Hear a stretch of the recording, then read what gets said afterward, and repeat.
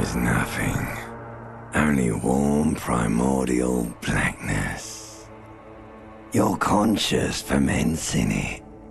No larger than a single grain of malt. You don't have to do anything anymore. Ever. Never, ever.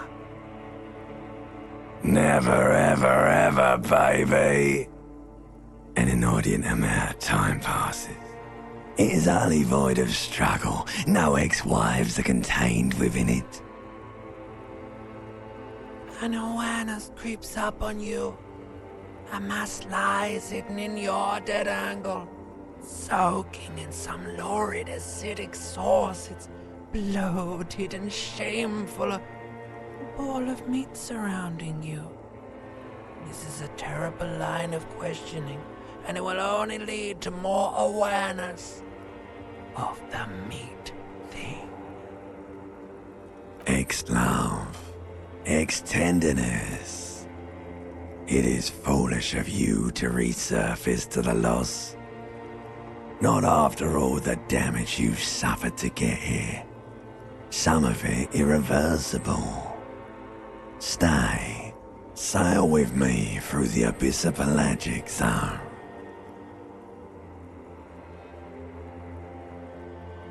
Do you really?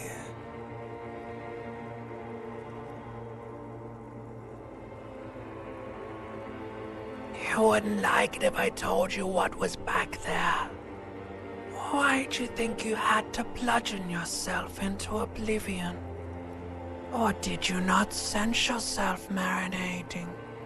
Poured so much on yourself, got a bit carried away, did we, Chef? Fear and apprehension. You should ask what's out there first.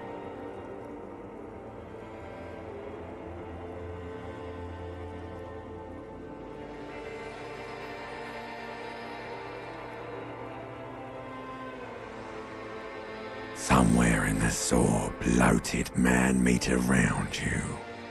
A sensation. Like a fly to the ointment, your conscience sticks to it. The limbed and headed machine of pain and undignified suffering is firing up again. It wants to walk the desert, hurting, longing, dancing to disco music. You can take it. You're a champion.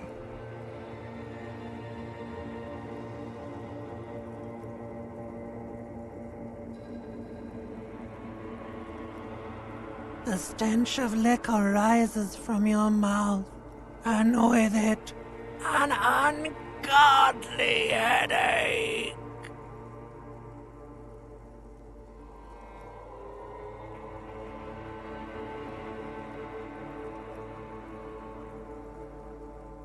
A fiery streak penetrates your skull, trying to force your eyes open.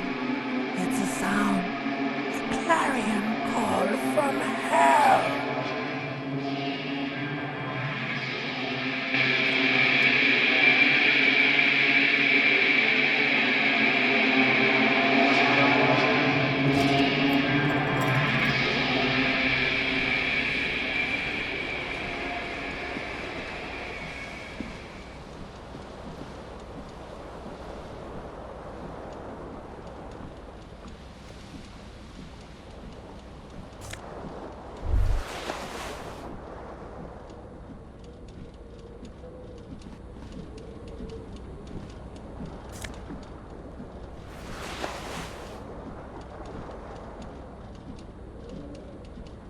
You hear a jingle.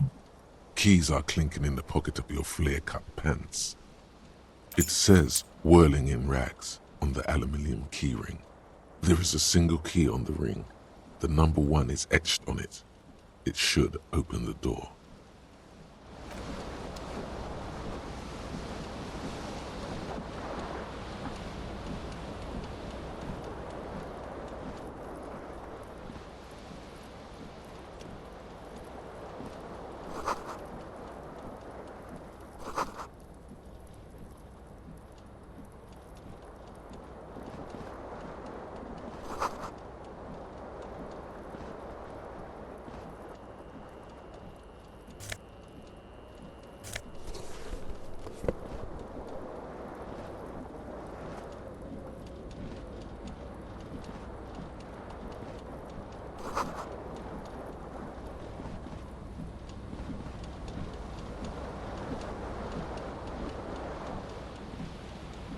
This fan has two chain pull switches. One ends in a tiny fan, the other in a light bulb. A truly horrific necktie has somehow attached itself to one of the blades. Or has it been consigned there as punishment? You feel as though this creature is your friend and wants to reattach itself to your neck so that you may continue your adventures together in this strange world. A terrible mistake. Turn the lights off immediately. You can practically feel the photons burning a hole in your brain. The lights are off. The blades come squeaking to a halt. It should be easier to reach the tie now.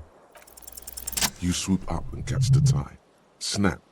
It's released from the blade. Warning, warning, the necktie is no longer contained. What you have in your hand is a fantastically colorful tie with 4 or 5 different patterns. The knot reminds you of a noose.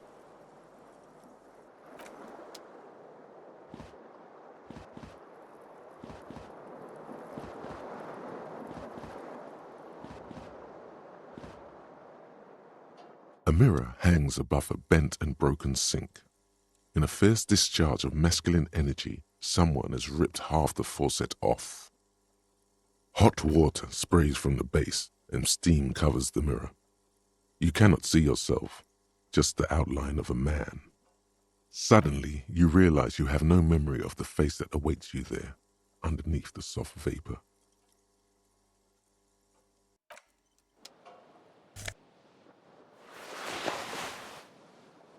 A mirror hangs on the wall, covered in... Really, all recollection of the person you are, the people in your life, and even the world you're in has drowned in a sea of blood alcohol. This was no mere night of drinking. It was a deluge of world-ending proportions. As you slowly reach your hand towards the surface of the mirror. Abort. You clearly have not thought this through.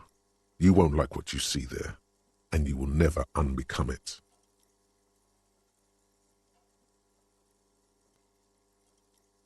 Behold. You have no idea who this thing is, do you? It appears you're also dead. There's clearly rigor mortis on your face. Oh wait, is that an expression? Are you trying to make an expression with that face? Why?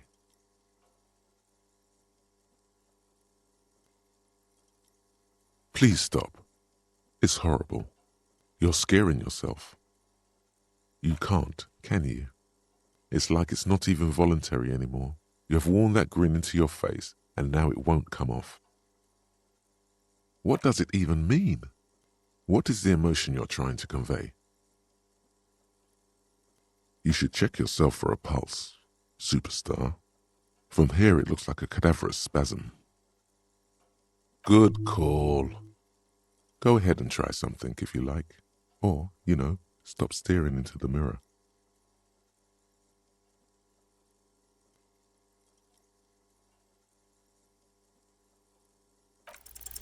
It belongs in the new, the 3rd decade of the current century. Enough time had passed from the failure of the revolution that, for a fleeting moment, free market economy seemed like the ultimate, uncontested way of life for our species. Things were good.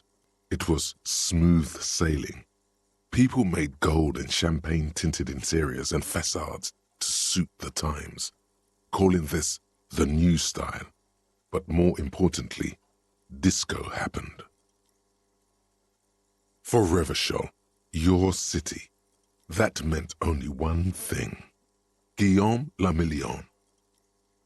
Out of the dazzling swirl of disco music, in an open-air boîte de nuit, somewhere in Revachol West, Guillaume's blonde mane appeared on the screen. He sang some bullshit. Then he made the expression.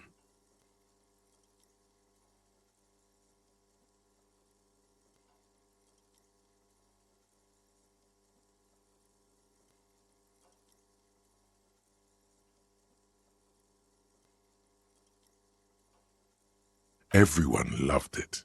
Maybe you thought some of the stardust would rub off on you. Maybe it did. Either way, it's all gone now. Only the grimace remains. The click is used to spur on a horse. It also features heavily in Guillaume Lemillion's regional mega hit, Don't Worry, Your Pretty Little Head. Some 20-odd years. There is a vast ocean of time between right now and the expression, looking good on you, or anyone. Humanity has run aground in that time. It's a different world now. The expression is a relic. You have some understanding of the recent history of disco. The rest is darkness. It doesn't have to be. You can swoon over Guillaume and his champagne-corked smile whenever you want to. Maybe some of the stardust will return. It's too late. Like an image on film.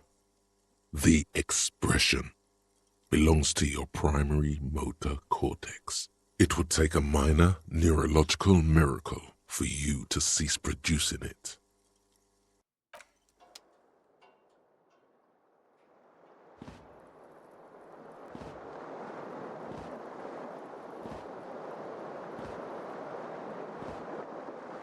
The window stands broken in its frame. Cold wind blows in. The morning light hurts your eyes. It's hazy, but you see the ocean and some war-torn buildings. What do you mean, assess the damage? How would you do that? What are you even trying to do?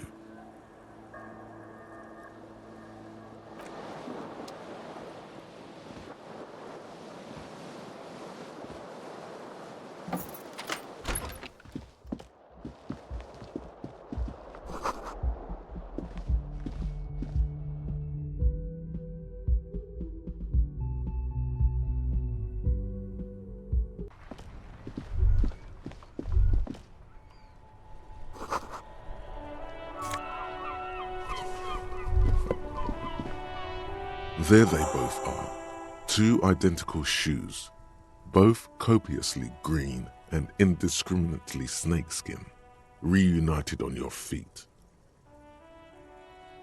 Good, they're balanced, comfy. Feels like the only good thing about you right now, truth be told.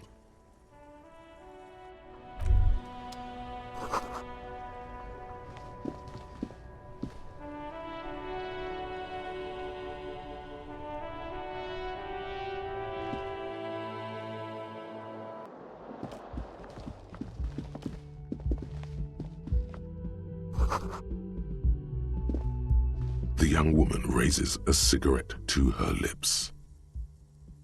Her eyes are brown and her face is speckled with birthmarks. She can't be more than 28.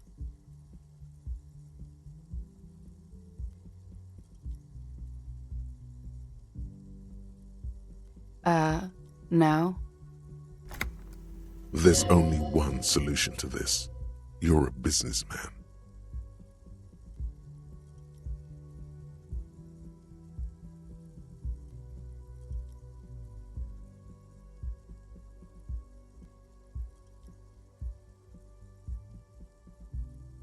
The young woman shakes her head slowly.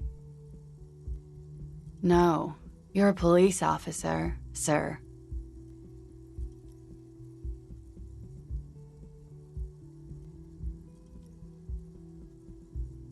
I'm not. Unless you've been shitting us all this time.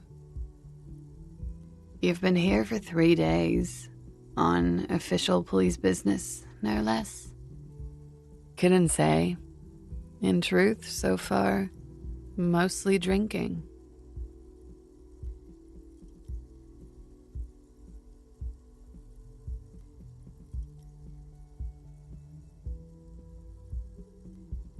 Could it be because of the drinking? Don't be so harsh on yourself. They let almost anyone be a police officer. A glib remark. Don't let it stand. Assert yourself.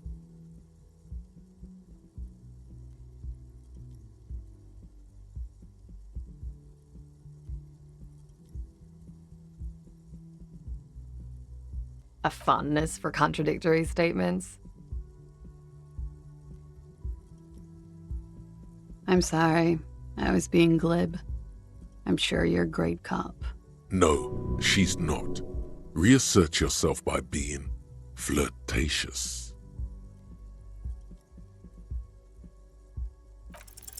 The words have already left your mouth. What was that? That's not even how words are used. What did you say? Come on, say it again. No, you see, that's not what you said. You said... Come on, man. Pretty, please. One more time. Goddamn right you did. You crazy asshole, you. What kind of cop are you? Okay, that's cool. Or if I can just maybe ask you to elaborate on that superstardom a tiny bit.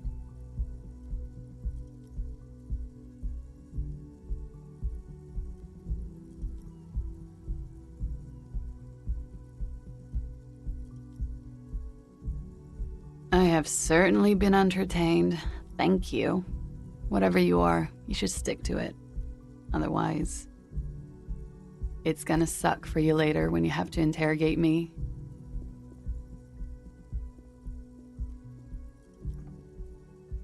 And for the record, no, I didn't do it.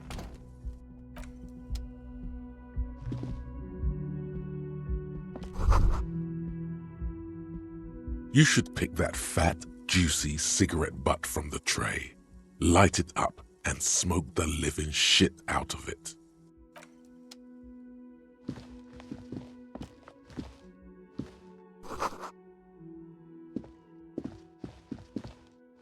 The door is closed. There is no answer. You hear the shower being turned on, somewhere inside. A tremendous loneliness comes over you. Everybody in the world is doing something without you.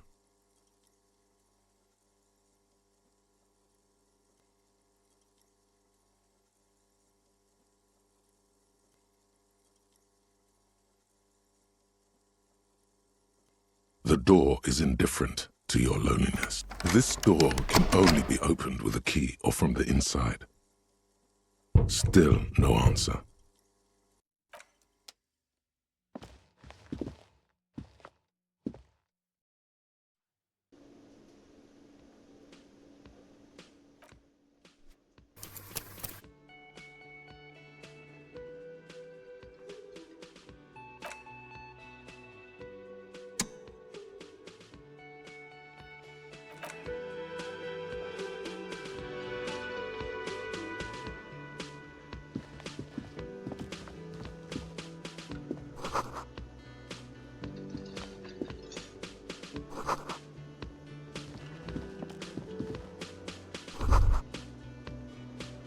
You should totally sing karaoke here, the first chance you get. Your emotions need to be expressed. People need to know your vast, oceanic soul. Utterly. And it needs to be heard. Through a PA system, by other people.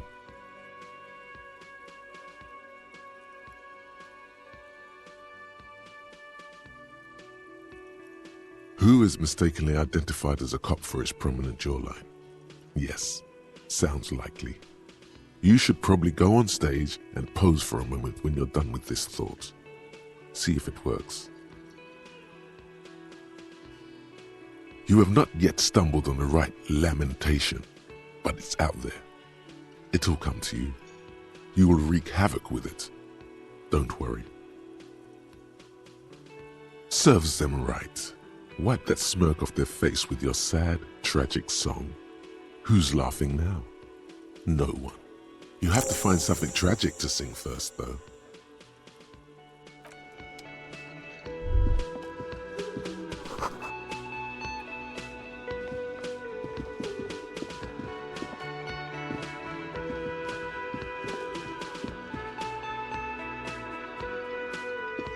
A bespectacled man in an orange bomber jacket is tapping his foot on the floor.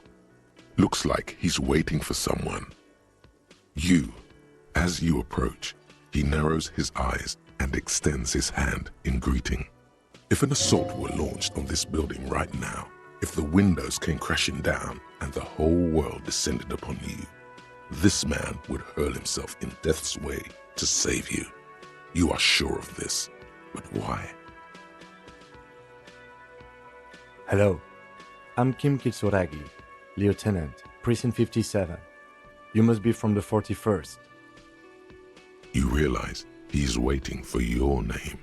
This is your chance to come up with a really good name for yourself. Get creative. Conceptualize. Concentration makes you squint your eyes. Your name should be deep gold and orange, like a forest fire looming on the horizon, but mixed with the stench of liquor rising from your breath. You're 2 steps closer to it, but there are still many to go.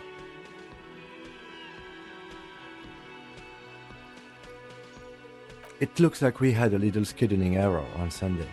Saturday too, actually. Have you had time to talk to the manager here?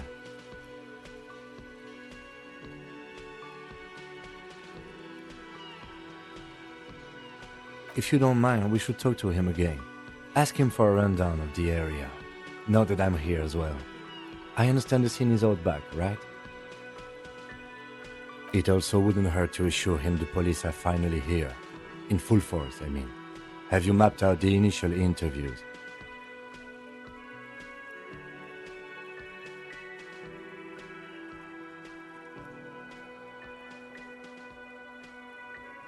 Okay, we'll have time for that after we take a look at the coroner's case. Have you removed the dead body from the tree?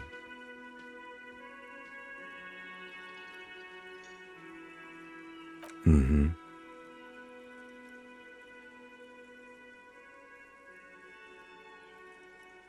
So, the body is still in the tree.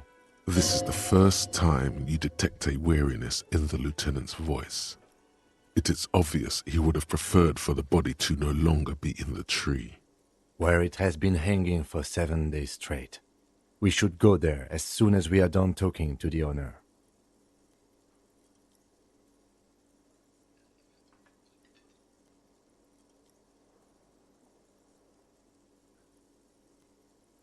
After you, officer. If you're about to embark on an investigation, shouldn't you have a badge? You mean you don't have a badge?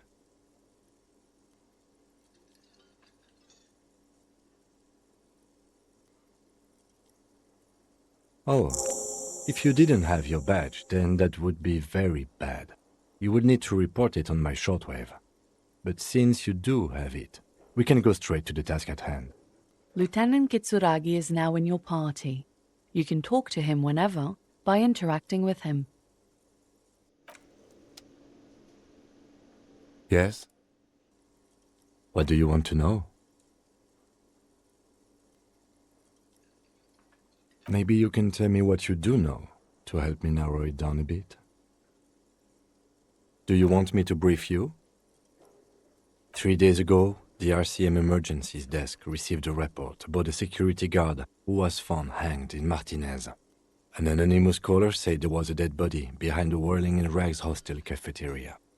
The cadaver had been there for 4 days. No one had come to investigate. During that time, the victim had been stripped of his belongings. The caller did not identify him, but used the word lynching. There is an ongoing labor dispute between the local dock workers and the logistics company Wild Pines. I was told we should approach the death as part of this dispute.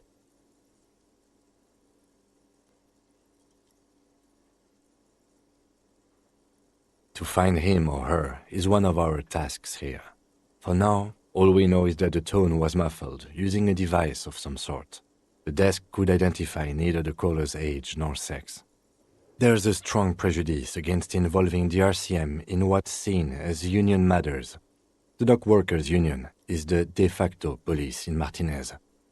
Now it appears they've started executing too. We cannot allow that.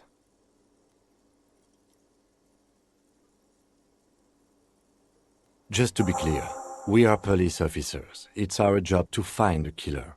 That's the case. Uncover and arrest the killer. No, it's not a particularly mysterious case. The deceased is a security guard for a corporation involved in a labor dispute. It doesn't take a DeLorean polymath to put the pieces together. I just don't see the case getting more mysterious than that.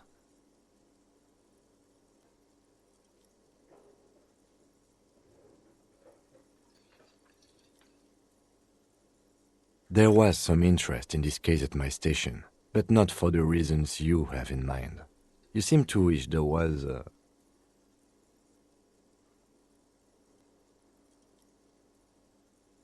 Good point. Martinez is famed for its occult sex murder rites. We'll get on it immediately. The weary tone is the surest indicator that the lieutenant is being sarcastic.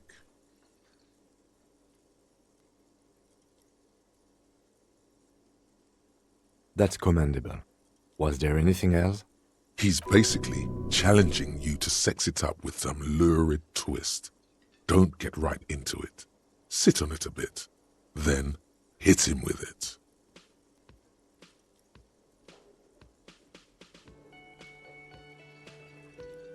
I'm afraid you and I are pawns in a pissing competition. His disdain is clear. This man would not use such an expression otherwise. You don't know? I assumed you were in on it.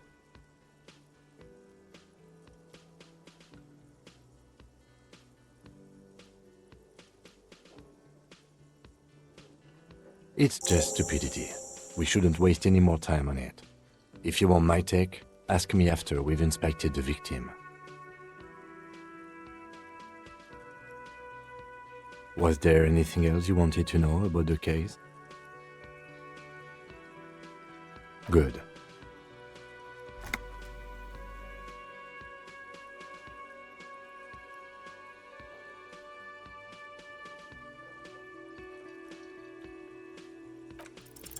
Only banal things strike you. At the core, you're a very banal person with a very small soul, one you should be ashamed of. It's no wonder the soft one doesn't want it back. It was right to abandon you.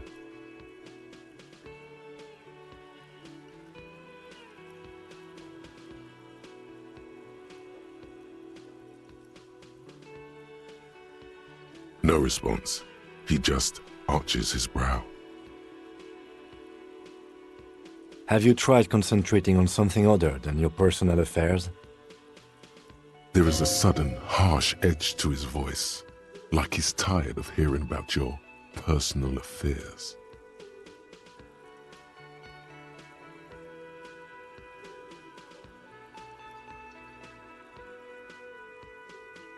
Fine.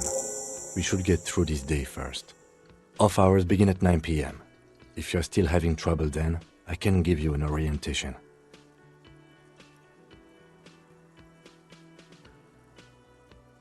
Try work, the case at hand. It can work miracles.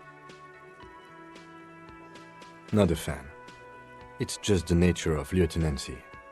The RCM deploys a self-styled structure called the Decomptage as its chain of command. Every lieutenant is responsible for 2 sergeants and 8 officers. That means the average lieutenant has to deal with quite a few personal affairs. Even you know this. Focus on other people's troubles, not your own. That is a relief. A moment passes. The lieutenant glances at the sports watch on his wrist. Me? I don't see how my life is pertinent to the investigation. That's a fair point. All right, for the good of the investigation, what do you want to know?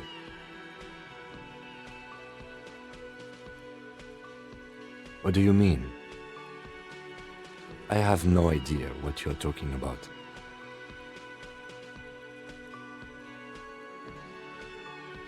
I can't say that it does, no. When I need to think, I just use my notebook. The lieutenant produces his small blue notebook and idly thumbs through a few pages. That's where his conversations with himself take place. You're super lucid, yet psychedelic. You don't need office supplies to connect to your nervous system. You're special. That's correct. You feel a slight urge to put the lieutenant down for this, but you can't quite muster enough testosterone.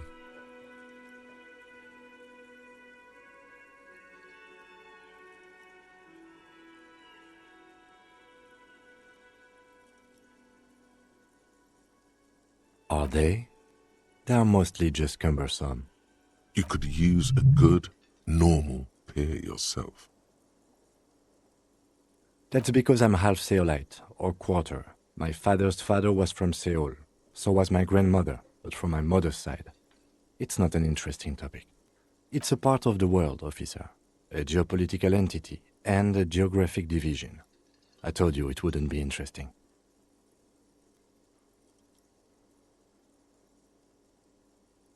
You're barking up the wrong tree. I don't speak a word of Seolite. I've never met either one of my grandparents, and I've never been to Seoul. I'm a regular Revacholière.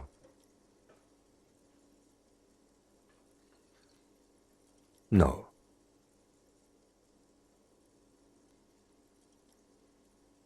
Your brain sends the signal to your lips, but they refuse the order. Something is paralyzing them.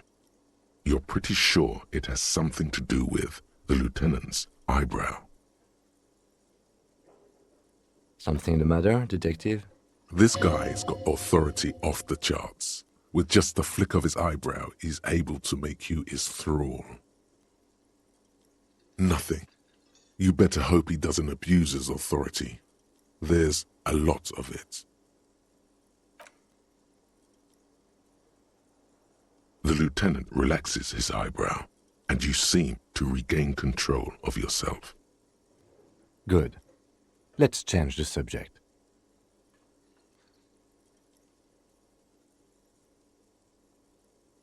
Excuse me?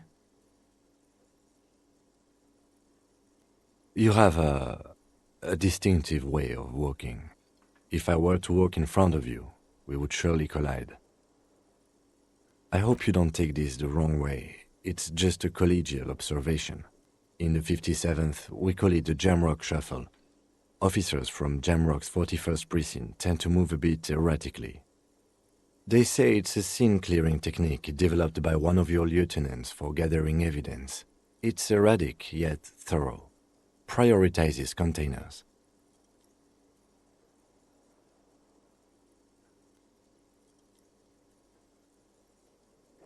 I don't know. Containers contain, I guess. I'm making assumptions.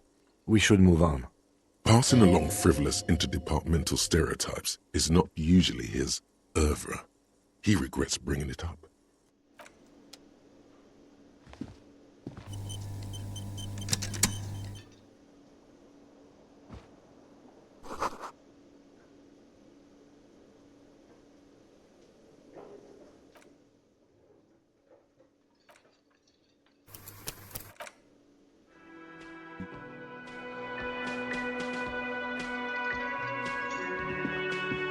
Hello, sweetie. Wait, who's Sweetie?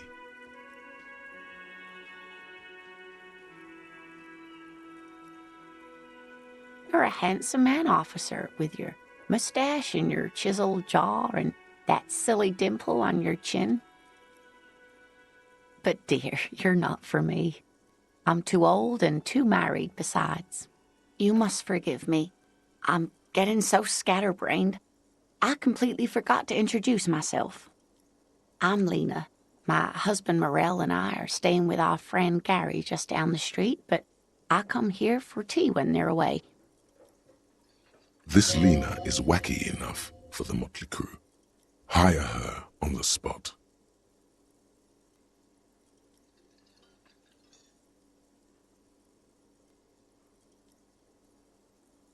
Yes, officer. You look rather dazed. Like a stunned fox. But surely things can't be that bad.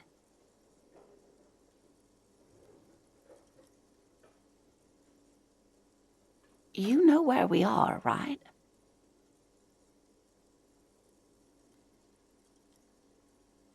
That's right. In a hostel called the Whirling in Rags, to be precise.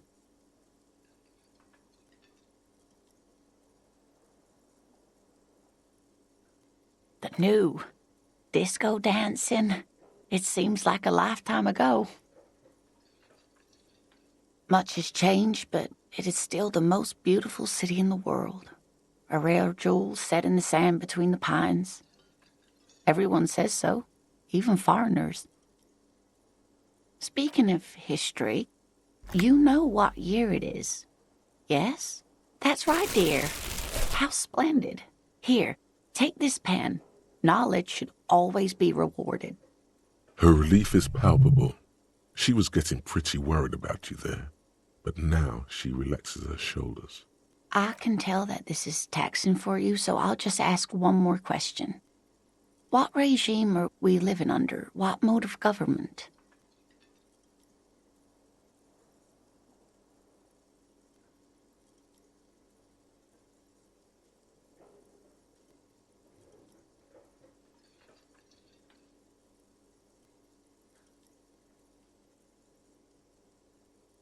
Oh, sweetie, it's really not.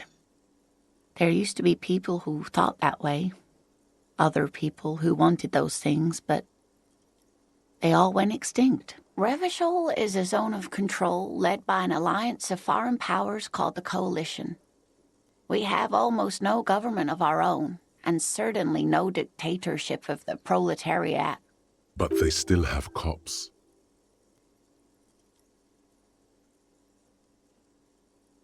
Oh dear. And you were doing so well. There aren't any cops in Revachol, not in the traditional sense. The status of law enforcement has been a complicated matter since the revolution. But we should stop for today, sweetie. You look like you need a break. Besides, I'm not the best person to explain the big things to anyone. She's scared now. She's realized you really are brain damaged. A defeat, I'm afraid.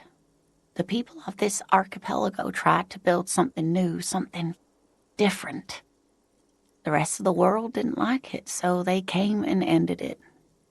This was 42 years ago.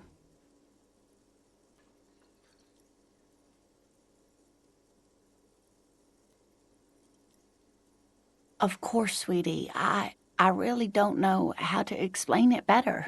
I'm just a poor woman, she thinks. What do I know of these things? And how can I help you? Someone more educated in sweeping matters. Maybe you should ask. No, I'm not an encyclopedia. I won't be a guide either. I'm a detective. Of course. Then I don't know. Someone rich, maybe? Wealthy people are educated. Though I don't know where you would find a wealthy person in Martinez. Yes, dear. I'm a paraplegic. A paraplegic is someone with limited or no ability to use the lower half of their body. Paraplegia is caused by spinal cord injuries, like falling from a great height, or a grenade explosion.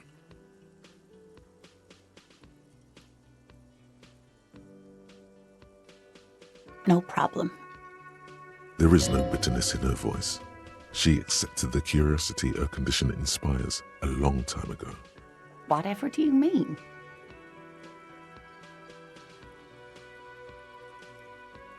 Ah, yes. Probably Roll With Me by the Fletchers. People often quote the Fletchers at me. Morel says it's my theme song. Of course, dear. Good luck with your case.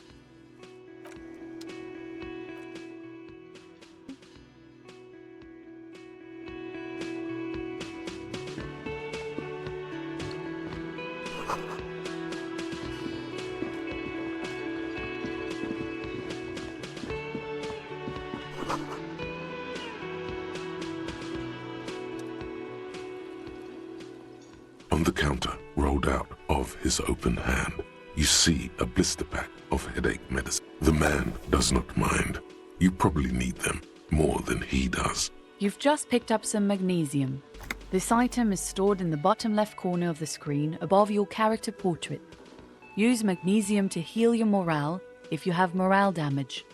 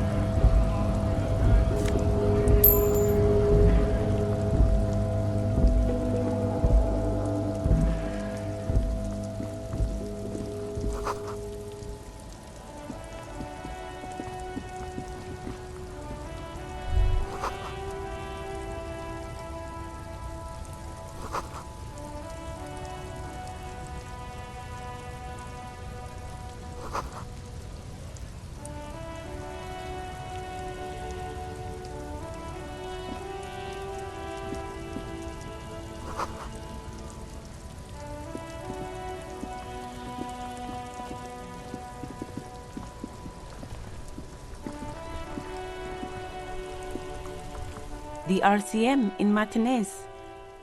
What can I help you with? Of course. What can I help you with? Of course. Where to?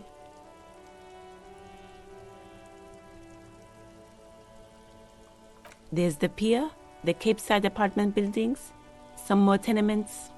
Not a lot, really. What do you mean?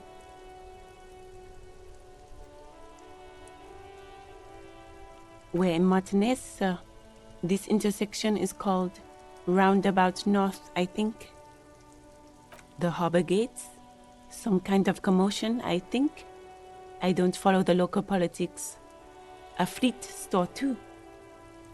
Some shops and a bridge. The canal bridge leads to the coast, but it's broken, I think. Some just coast. There's a little fishing village there, and a fish market. But that got closed down ages ago. It's just water. No, actually, I think they call it the Martinez Inlet. There are some islands in the bay, but they're hard to reach. No problem. Me? I am just a gardener.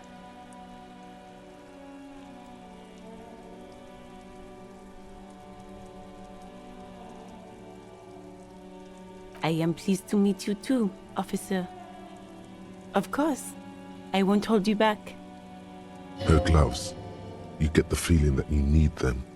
You have a dead body to deal with after all. Sure, keep them. I have another pair.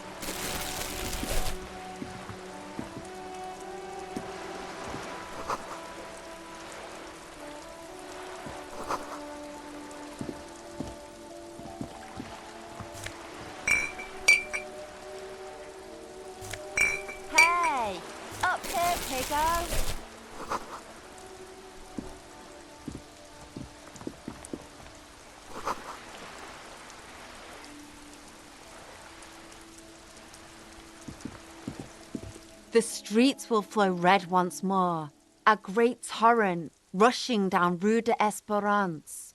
You wait and see. The streets will not flow red with anything. Who are you? I'm Cindy the fucking Skull. What else do you want to know? Date of birth, blood type, the last time I was tested for Hep C.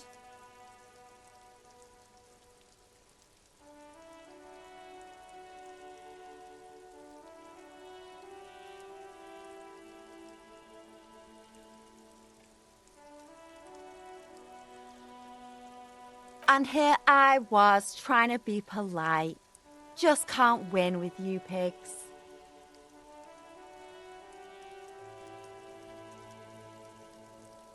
The lieutenant furrows his brow at another one of your eccentricisms. Hatred, disgust. It's difficult to tell which of the two is more present in her girlish features. The woman on the boat does not notice her staring. That is on her. Someone's got to keep an eye on her. Probably the Wild Pines rep. We should talk to her. She's a professional negotiator, though. I have the feeling she will be very cooperative while telling us nothing. You should take the lead. Ask her unexpected questions, you know? Do your thing. Don't be afraid to get a bit wacky. Throwing her off is our best bet. Good idea, piggies. Run along now. Fuck her shit up good. Impound that boat while you're at it. I'd like to watch her swim back to us on. I ain't no snitch, pigstein. Go forth and forage in someone else's shit. No shortage of squealers in these parts. Actually, there is a shortage of people who talk to us in a normal, calm, informative manner. We weren't put on this earth to make your life pleasant, fucko. Can't you tell? I'm painting a beautiful mural, an aereo graffitio visible from low orbit. I haven't really started it yet. I'm waiting for the right words.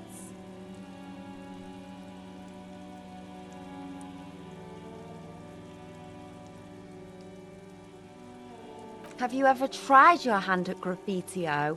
When faced with a blank wall, most people write unimaginative stuff, like pigs go home and Mona was here.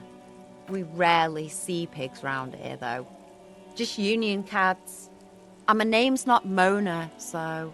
She wants it to be something true and total. This place is severely lacking in havoc. Not even the occasional trash can fire to break up the tedium. I thought I'd mix it up, you know, summon the forces of crime and social chaos with a wall-sized invitation. Yeah?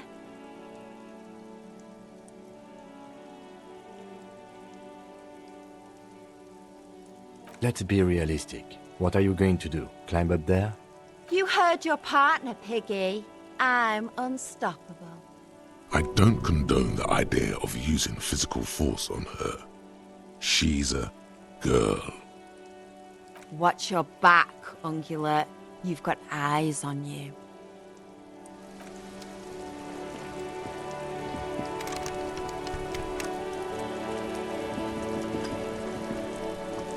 A sturdy metal door guards the southwest entrance to the apartment building. It's locked. The door rattles against your knuckles, but there's no response. The door rattles again, but this time you hear an elderly woman's voice calling out from inside. Stop banging on the door! I'm not letting any more strangers inside. Ha! The police? Everyone knows the police don't come round here.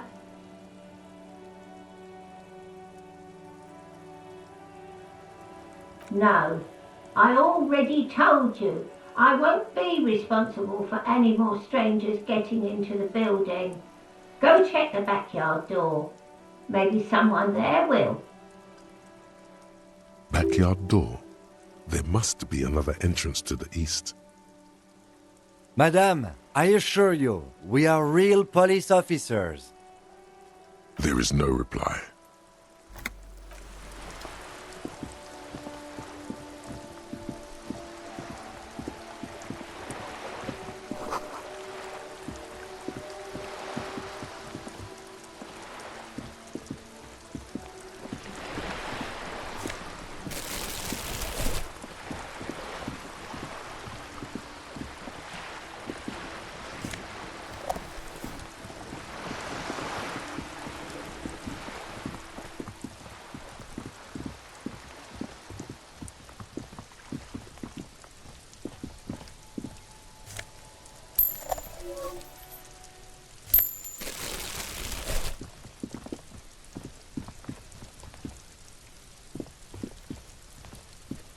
You see a young man on a balcony nursing a cigarette.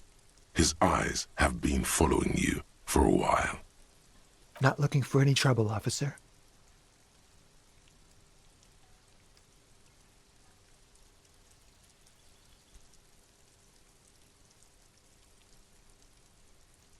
I don't want to be seen talking to the gendarmerie if that's okay. I just want to finish my cigarette. Don't let him go. This could be your witness. The balcony has a great view of the whole thing.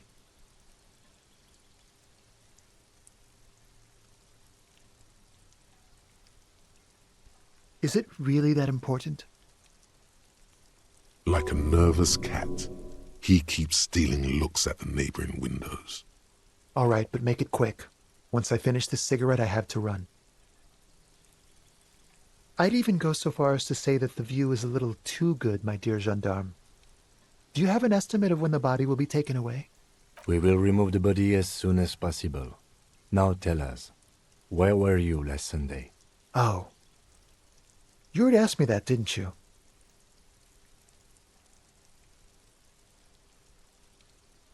No, not you two. Some more muscular type. And when did you speak to this more muscular gentleman? Last week? I don't know. Look, You didn't answer the question. What were you doing last Sunday? I had a friend over. It was my Sunday friend. A Sunday friend. How intriguing. Makes sense. Friends are nice on Sunday. You don't have to work. You can just spend time with pals, watching rugby and drinking beer. He doesn't reply, gesturing no with his cigarette. My name? My name is Martin Martinez. Martin Martinez? Good local name. Let's go with that. No. We won't. Now, if you'll excuse me, I really need to get going.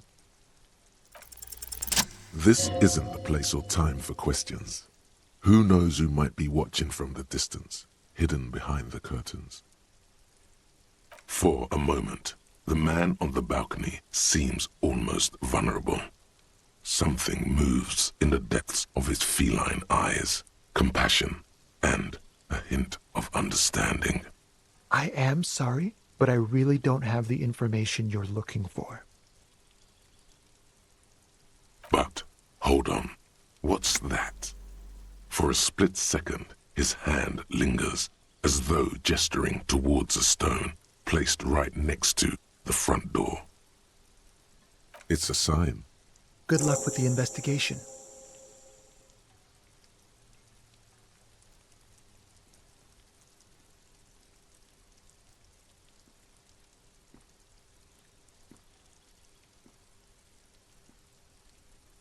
He's gone.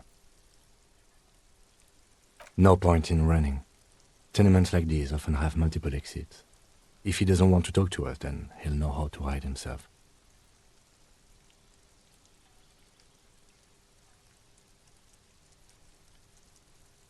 He could be a witness. Him or his Sunday friend. Either way, we need to look into that muscular type who's asking about our case. He did leave us a sign. Did you see that? He wanted to draw our attention to that stone right over there. If we find a way inside the building, we can ask around for his apartment.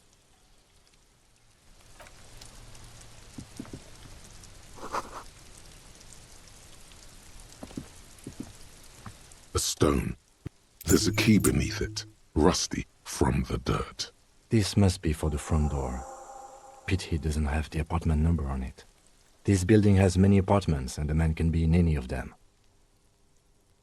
We'll just have to go in and see.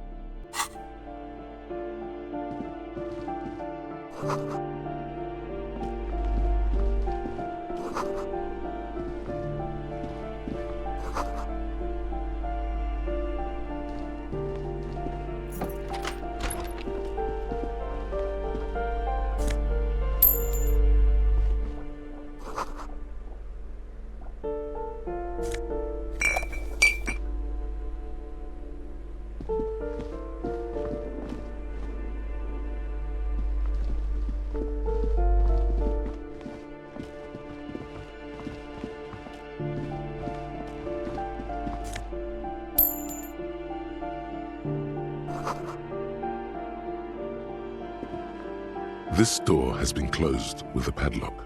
A chalk-drawn number on the board says number 11. It's a solid lump of metal, but the shackle is deeply corroded. A solid pair of chain cutters would make short work of it. Why would we want to break into some random citizen's apartment?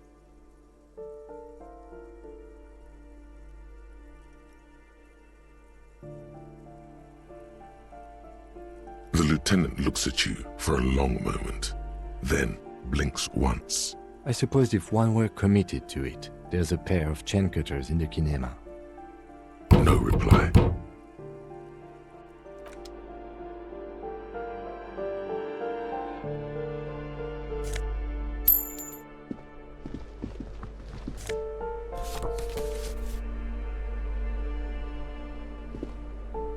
You hear someone walking around inside, rearranging the furniture. The number on the panel said, the walking stops abruptly, but no one comes to the door. You can feel tension on the other side. A poor communard from the looks of it. The room is barely bigger than a closet. Do I have to open the door? Do you have a warrant? I'm not obligated to open the door if you don't have a warrant. Let's go. We don't have a reason to get inside that apartment.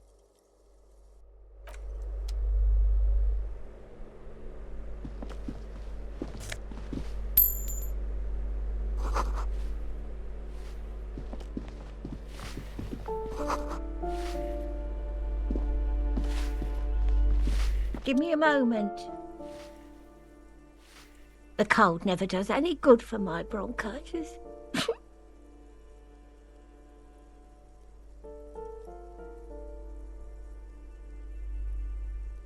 I'm fine. Fine. Don't you worry about me. You're still worried. It's very worrying. Now, what do you want from me, policeman? She's the cleaning lady. She knows the floor plan and the residence. Ask away, policeman. People come and go. I don't keep an eye on everyone. No one lives there. It's been empty for months. Impossible. I would know if someone had moved in there. Maybe it's those countercultural people again, breaking into a house like it's a public space. You're a policeman. Be good and take a look, will you? Great. Young people. They're worse than rats. You know, always littering the hallways with trinkets and empty beer cans. Oh, that one is a scientist, a future scholar. I think he studies astrology at the community college. Education's good. I always tell them to study. Something to do with all those stars around his door. He asked me to leave his drawings up on the wall. That's what I said. Astrology. The lieutenant shakes his head, as though to say, let it go. Come on, people. Try to keep up any standards here. It's not about stars. It's... forget it. The artiste? Nothing I can do about her, I'm afraid. She ruins the walls faster than I can clean them. Still... she leaves an old lady to her business. More than I can say for others. She mumbles some kind of a response. I'm no one. Just an old woman who cleans these hallways. If you can call it living. I have a little room upstairs right next to the coal room. It's barely bigger than a closet, but I don't complain, no. I have my bed and my aching bones to keep me company, and that's all I need from this world. Oh, you'll find plenty of Martins here. Don't you worry.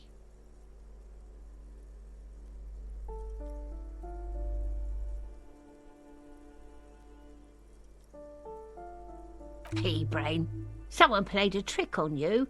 Martin Martinez is a name for anyone who comes from Martinez, like Tim Jamrock or Raoul Ravachol.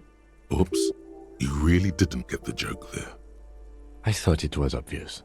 Anyway, officer, we don't have the witness's name. Yes, I know who you mean. The scrawny boy who's always smoking like the devil, right? Somewhere in the building, a child starts crying. You hear a radio tuned to a talk show and someone taking a shower. What's he in trouble for? Talk? He lives upstairs in room 28. Go to the balcony. It's one of those doors there. He's usually home in the evening. Thank you. We should go check out his apartment on the balcony. See if he's home.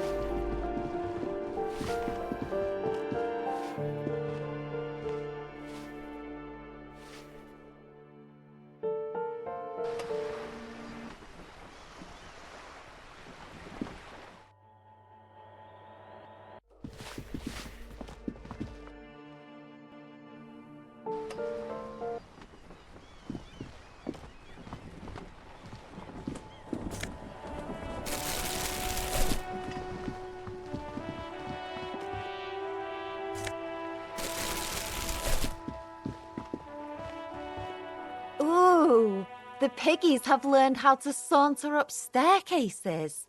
I didn't think you could do that with hooves. But here you are.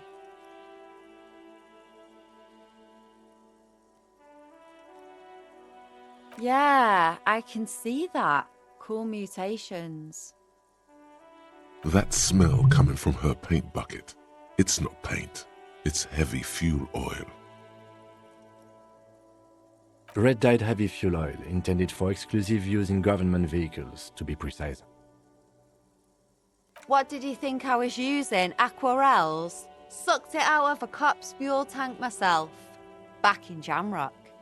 She really did it. She's proud of it too.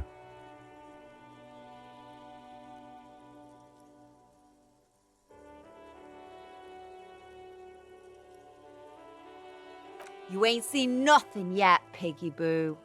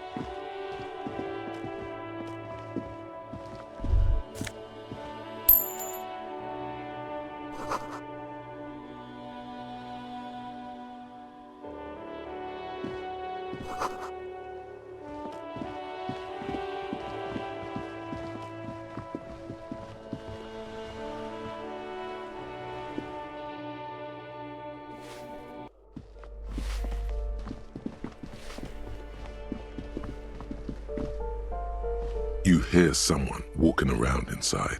Rearrange. Excuse me? Of course not. There's no sweet talking your way in there. Be official.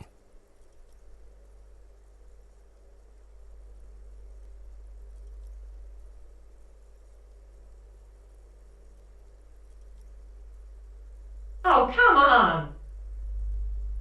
That was smart.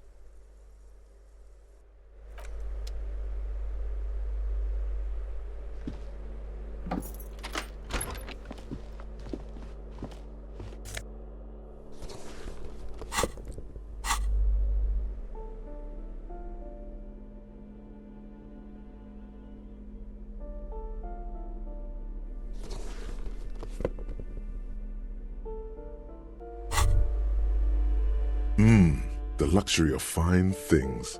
Just look at those black monk straps. After spending an entire day hustling, who's to say that you didn't deserve a pair of ridiculously expensive shoes on your tired feet?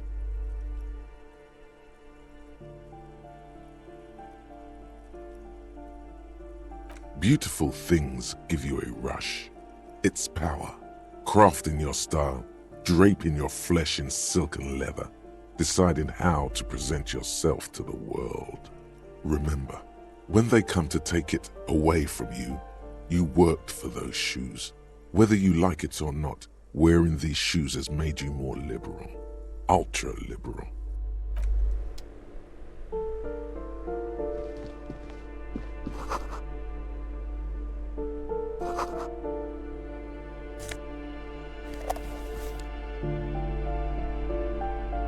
Satisfied? My name is Marielle Charpentier, and I'm an agent with Martinez Realty Associates. I am not breaking in, as I have every right to be here. The keys, see? Boy, there are a lot of different keys there. More than 20, at least. Her voice is really cheerful, despite her obviously hating you. Do you want to see my ID as well? You can't legally ask for it, but why not? Want to see my residence permit too? Very well, but please make it quick. I need to be back in La Delta in an hour.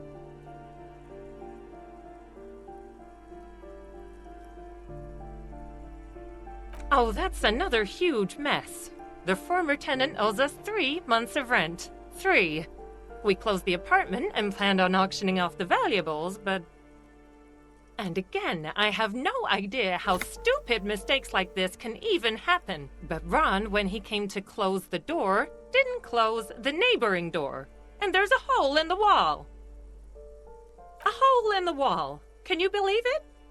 And then the tenant ran off with his stuff. He's gone. The money's gone. Just like that.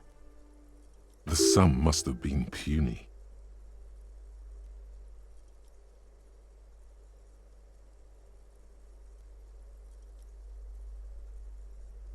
These apartments are perfectly fine. They have gorgeous architecture, a million-real view of the bay, good ventilation, neighbors, life, spark, and they are affordable. I'll tell you, Martinez has a future.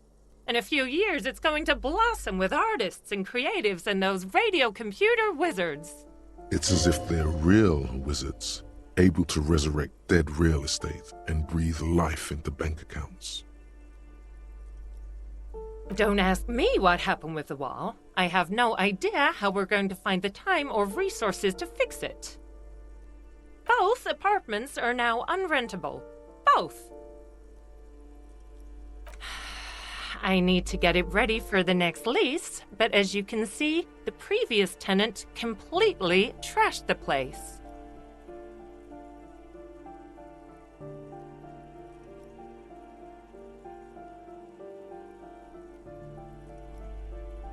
It was some kind of a moribund old man who used to be a business owner.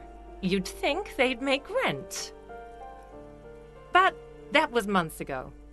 Anyway, was there anything you wanted, or is that it? I'm in a hurry. Of course.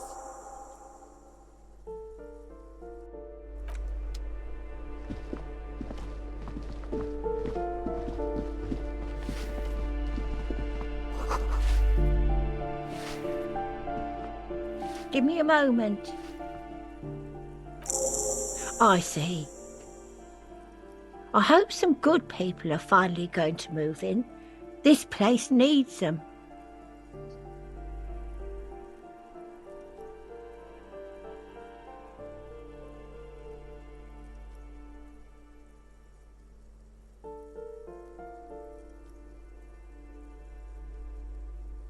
Oh, I do like wizards, and people like that in general. They have a lot to tell us about our fates.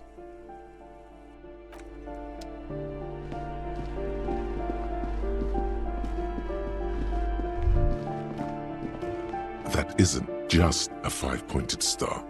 It's an inverted white pentagram cradled in a wreath of antlers, the iconography of communism, in other words. I'll keep my armistice handy, detective. The star and antlers was developed in the 6th decade of the last century and quickly adopted by Mazov and the communards during the revolution. Even today, half a century after, the star and antlers retains the ability to evoke hope, disappointment, and fear in equal measure, to symbolize the toppling of the old order.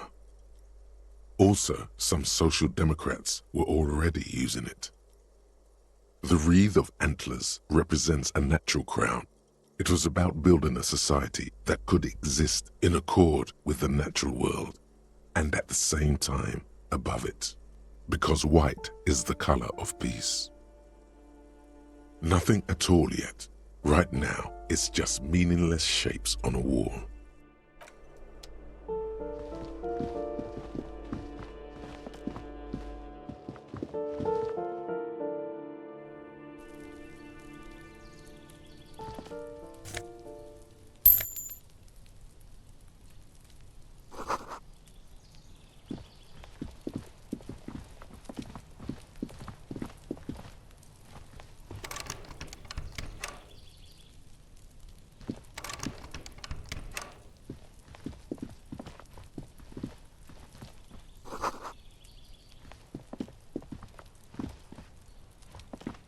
This door is made of metal and appears to be reinforced. Someone here really values their security. Number 28. This is where the cleaning lady said the smoker on the balcony lives. Let's see if anyone's home. Knock on the door. No one answers. Looks like the young man we are looking for isn't home. I think our best chance to catch him is in the evening. We should return tomorrow after we have finished with our day's work. How about 9 p.m.? Sound good? Tomorrow, 9 p.m., right here. Apartment number 28. Good, let's go. Damn. Turns out it's quite tricky finding someone in a big apartment building. Don't worry, you'll get him. Remember, tomorrow, he's probably gone for today.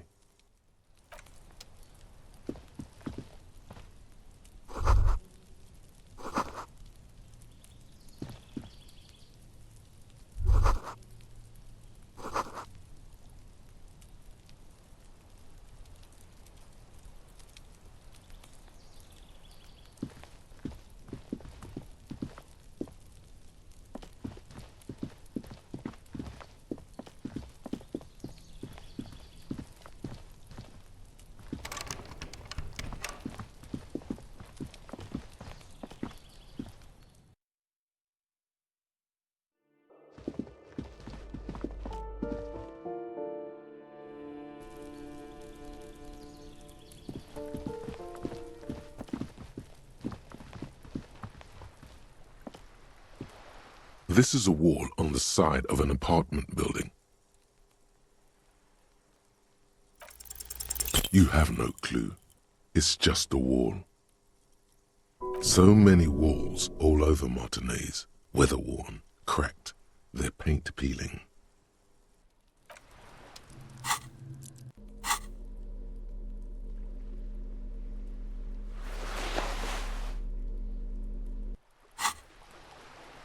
Just an ordinary wall, nothing to see here.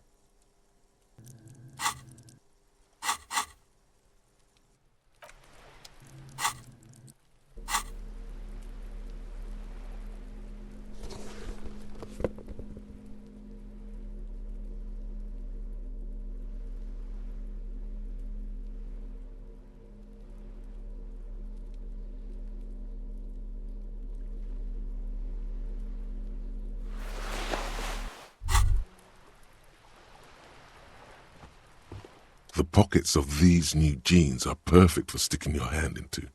Makes you look cool, calm, and collected. As your hand enters the pocket, your fingers brush against something, soft, yet crinkly. Hey, it's a chewing gum wrapper. It reminds you of the fruity juice of apricots. You should inspect it closer if you have time. Something about the wrapper's texture is familiar.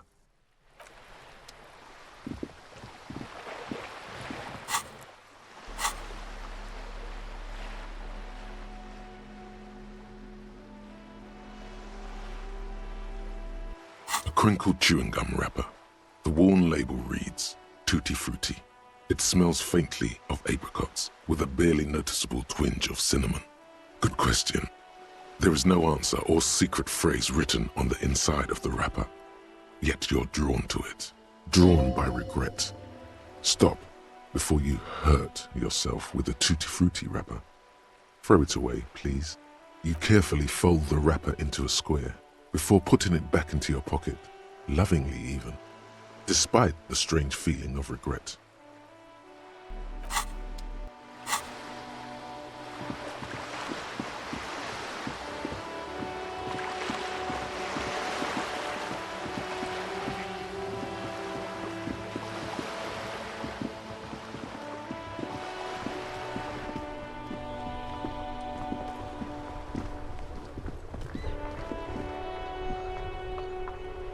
This Post-Lavatorie mail collection box has been heavily vandalized with graffito. A closer inspection reveals 2 bullet holes in the front.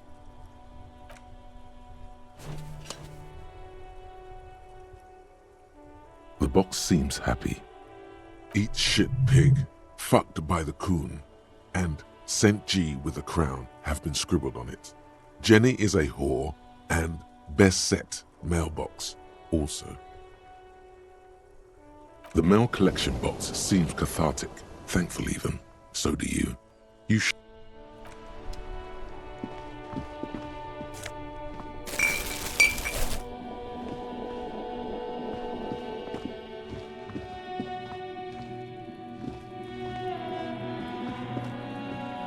see a set of tire tracks in the brown slush that covers the plaza mosaic. Cop habit. You look at everything. This isn't case-related, you think. Hard to say. Your vision is blurred and you're having difficulty concentrating thanks to your relentless hangover.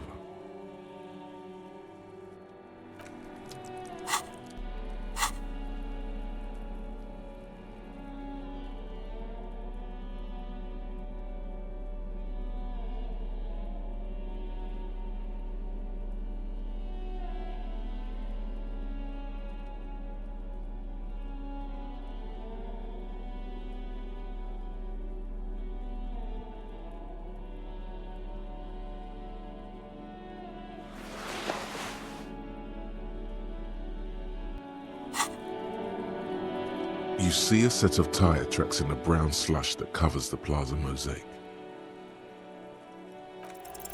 The tire tracks were left here by an unknown event that took place some days ago. It's a message, written in the language of burnt rubber. Some of that rubber stuck to the tiles right in front of the whirling in rags. This is point A. The driver started there and then accelerated straight into the fence. The driver proceeded to back out of the yard, barely stopping before hitting the adjacent building. Before heading south, must have been in a hurry.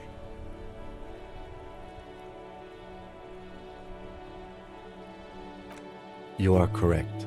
This is a rather motor carriage-friendly city. Somehow that makes you feel scared. You don't know why. I'm not sure. There are plenty of traffic accidents waiting to happen in Martinez. With the jam right here on the roundabout, I would keep them separate. You could follow the track south. There seems to be a canal there.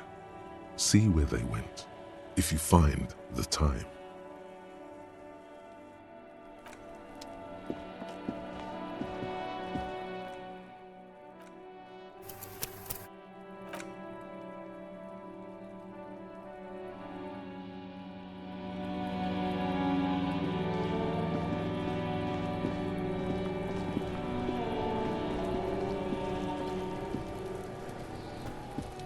This trash container is locked. The sliding lid has a padlock that says, whirling in rags. There's something in there, not necessarily connected to the case, but still. Well, it is a container. Maybe you're prioritizing it. Trash? Food waste from the cafeteria? They lock these containers to keep the derelicts from flocking in. Could be evidence, too. What do you mean, feel?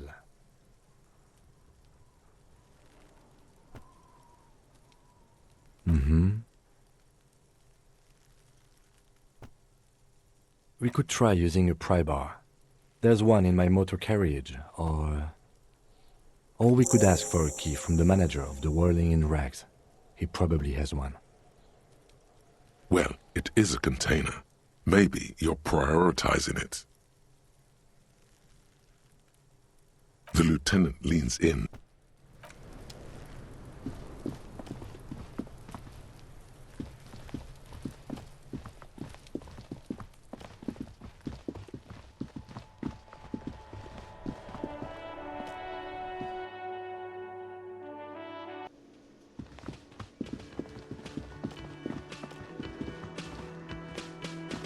A man in his late 20s with a thin, unimpressive beard notices you approaching. He drops the ledger he was holding and turns to the lieutenant.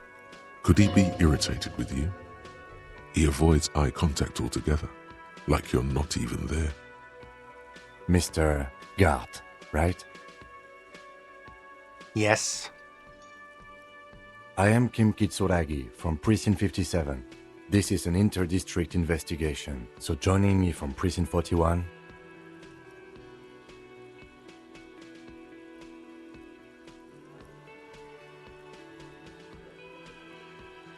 Fantastic.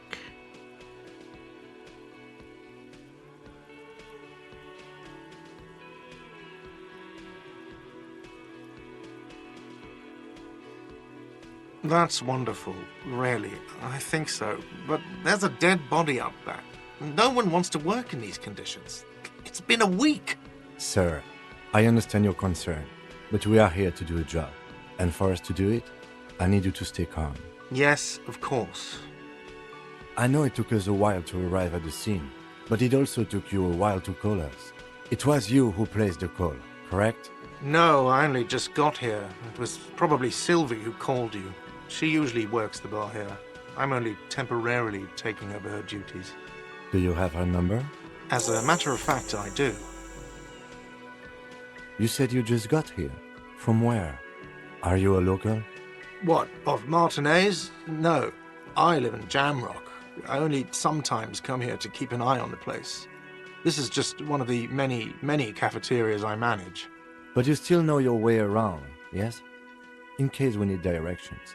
Yes, I know where some things are, but as I said, I don't live here. I just used to work here. And I'm not going to start working here again, if that's what you think. I didn't imply that. Detective. I have everything. You?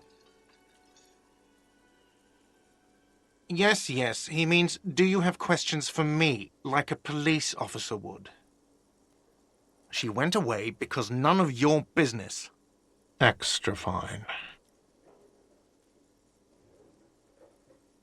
No, I'm not the bartender. I'm the cafeteria manager. He's very animated all of a sudden. This is clearly a touchy subject for him. I hope it is.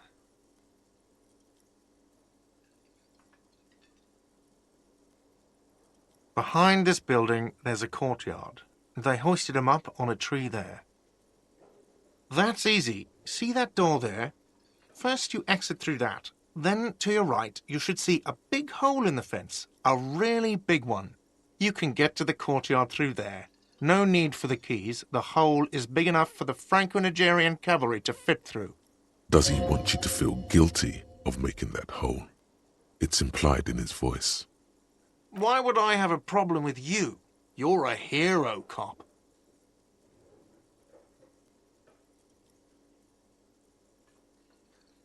Yes, you are. A real decorated hero. What did you not do? First you took the body down, then you solved the murder, then you didn't trash my hostel room. Maybe you even negotiated the strike.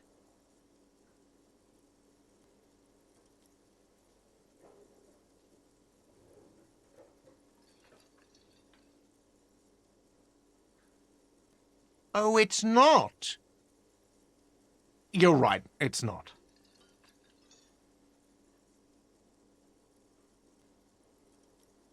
She went away. Extra fine. Let's go. Not so fast. You owe me 130 real. No one is saying the multi-pattern necktie you found tied to the ceiling fan can talk. No one. It must be merely imagination. But Let's bail! Time to push the eject button! Sounds like a responsibility! You don't like those!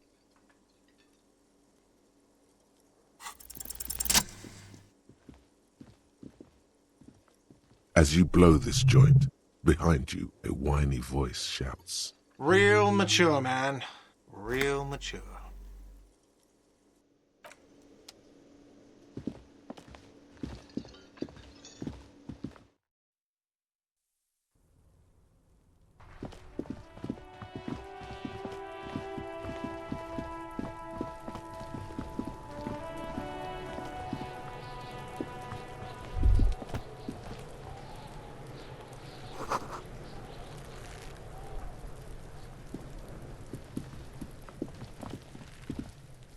There are several footprints in the mud, left by work boots. Heavy workers' boots with reinforced toes and hobnails, all over the yard. Isn't this something an industrial worker would wear? Noted.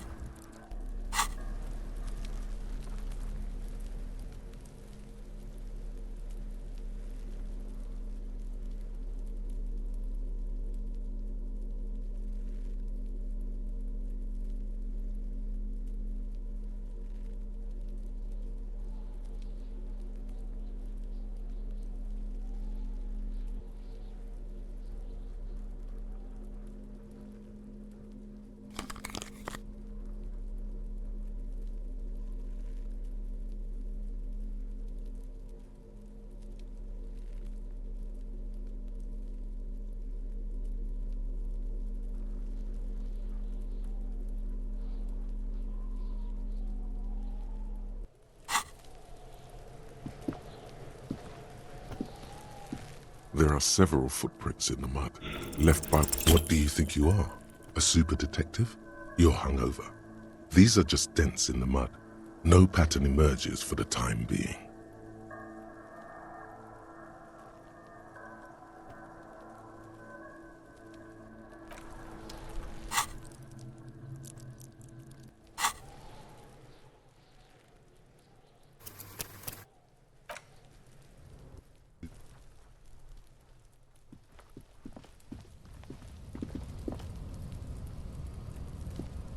An inconspicuous pile of the roofing material, Eternite. Because there's a secret door hidden behind the panels of Eternite. That's why they're too orderly. There it is. You see a shabby little door.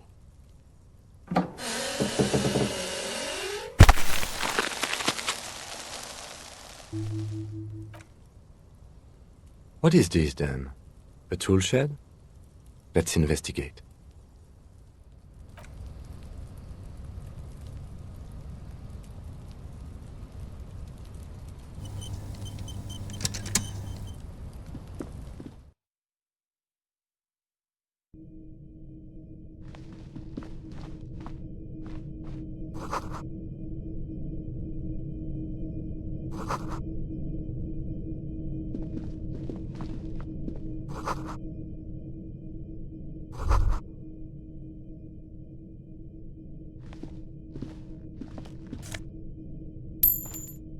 Be still, my beating heart. It's amphetamine, sweet amphetamine. The lieutenant isn't studying the powder in the mirror. He's studying you.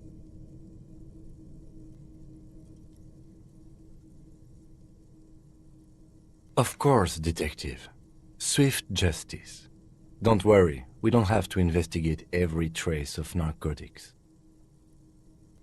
Yeah, swift, lightning justice.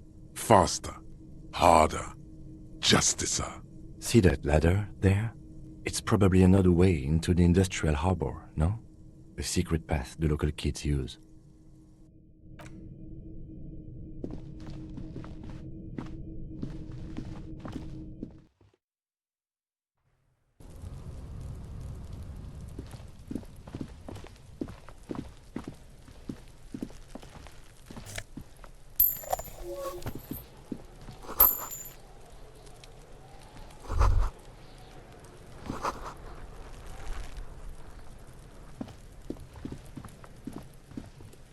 There are several footprints in the mud, left by work boots. Anywhere from 6 to 12 pairs have walked.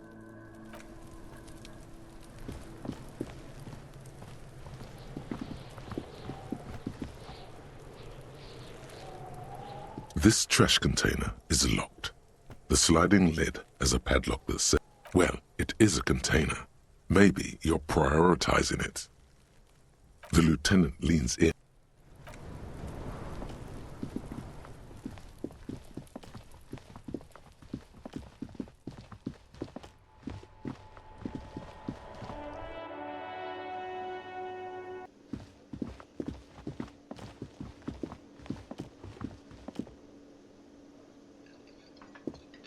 Real mature, man. What exactly were you trying to accomplish?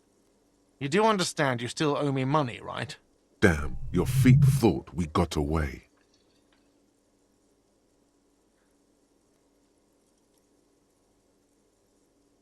You know what? The stupid drinks you've had are on the house. You know why? Because I know you can't pay for them. Not because you ran away. Now, I still have to charge you for 3 nights and the broken window. That's 100 square. Don't thank me yet. You still owe me 100 real. If you don't have it by tonight, I can't let you up there. Now, what the hell did you want? I assume you wanted something to come back here.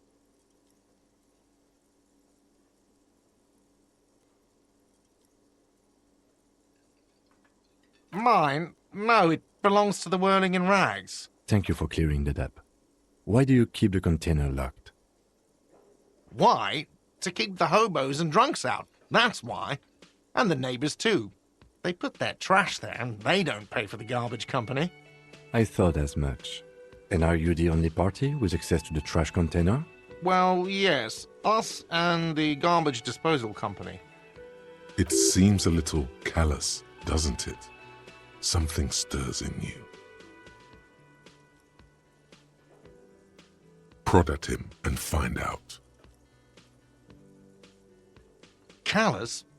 What are you, Kras Mazov? Almost all establishments in Revachol keep their trash locked. The Whirling in Rags is not special in that regard. What do you need them for? It concerns the case. Please cooperate. Just bring them back once you're done, please. What thing? Yes, not the whole damn union, thank God. Just the nastiest and loudest faction. They come here in the evenings. Dumb, unruly types. Think they're big shit. But they're good customers. They place big orders and always pay on time. He hates the union, but grudgingly recognizes its power over him. So he's directing his frustration at you instead. Retaliate. I don't. I'm simply providing a service, or really facilitating the offering of services to paying customers, and it doesn't matter. I don't have to explain myself to you. We should find out who this Lord faction is, occupying the booth. Loudness means talkative, and we need info. We don't. We have to wait. They'll show up sooner or later. Men get hungry, even striking men. If not today, then they'll be here tomorrow. What? By the way, you should come back to this thing-based questionnaire if you see anything interesting in the Whirling later. Another thing. Great. Yes? Absolutely out of the question. Absolutely in the question. First we find a sad banger. Then we sing this place to shit. By the way, where is home? The address is coming up blank, and this place sure isn't it.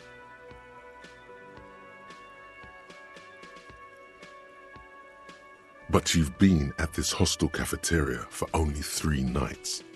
Where were you before? You had to be somewhere.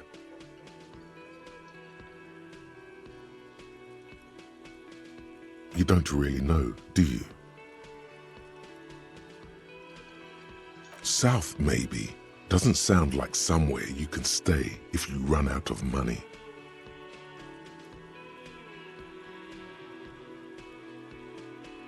You can try. Run some addresses in your head when you get the time. Maybe a street or an apartment will appear.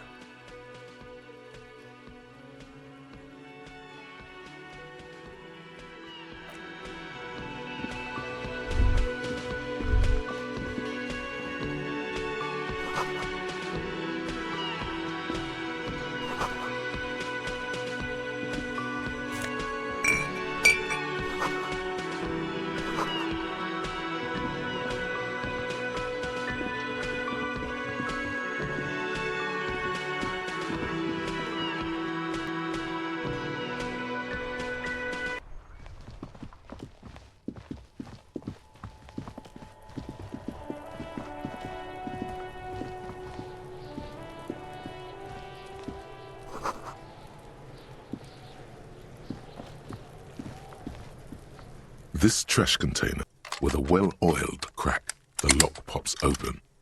It should now be possible to simply raise the lid. Don't. Maybe you shouldn't. The smell of rotten food rises to greet you. You see soggy cartons, dirty rags, and organic waste. We're just in time. This hasn't been emptied for over a week.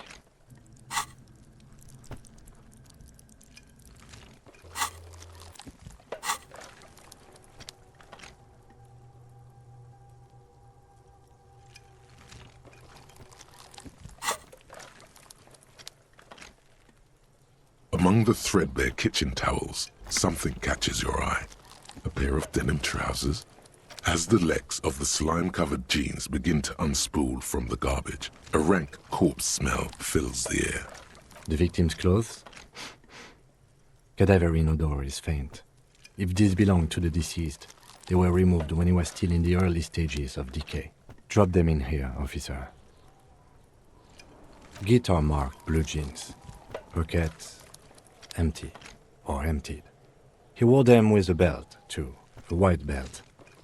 The loops appear stretched, but the belt is missing. That's it. Do you see anything else in there? I have another bag here. Something slimy catches your eye. A drab, long-sleeved shirt, olive-colored, appears from the food waste, dripping with pus. This is a military-type overgarment. No label or serial number.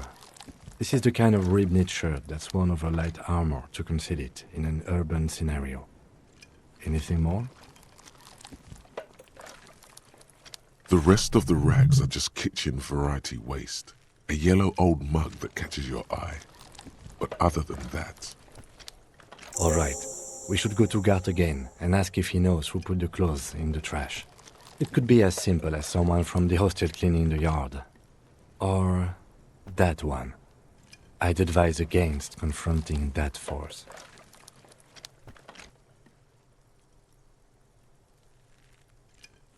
Not really. All we know is the victim's clothes are in the trash. The lid was locked and his establishment had the key. It's just a small loose thread. The fuck's he on about, kids? You hear that, Kuno? He thinks you're an infant or something. See? The lieutenant nods, then looks back into the trash container. It's just organic waste, cold and slimy on your hands. Apple and potato peels, mostly. Unidentified sludge. and the occasional chicken bone thrown in for good measure. But hey, nothing. It's nothing. Nothing more to see here. What's this? A blue piece of plastic sticks out from the apple peels. It's shiny. Looks like the corner of something. Something larger.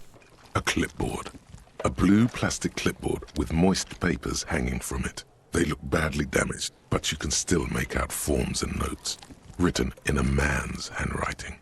Officer, is that your paperwork? It is. Look. The plastic has the RCM street grid on it.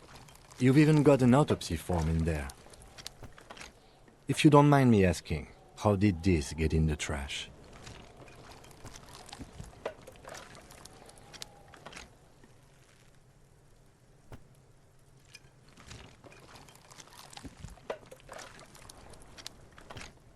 Understood. Be untroubled. If anything, this small moment has made him respect you more. You see, milk, an egg rest with one broken egg in it, some pasta wrapper. Picking up the soggy packages somehow feels familiar. You've done this before. The movements are recorded in your elbows, the methodology in your fingers. You're used to this. A box falls into pieces in your hands.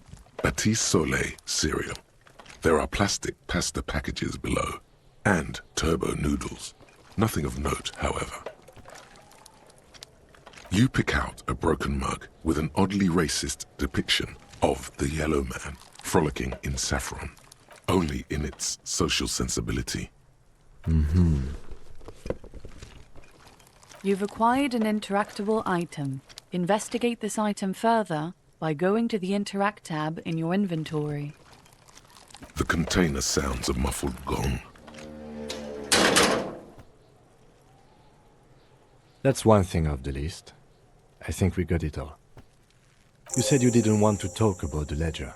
However, now that you have it back, it would not hurt to start taking notes on the case, officially.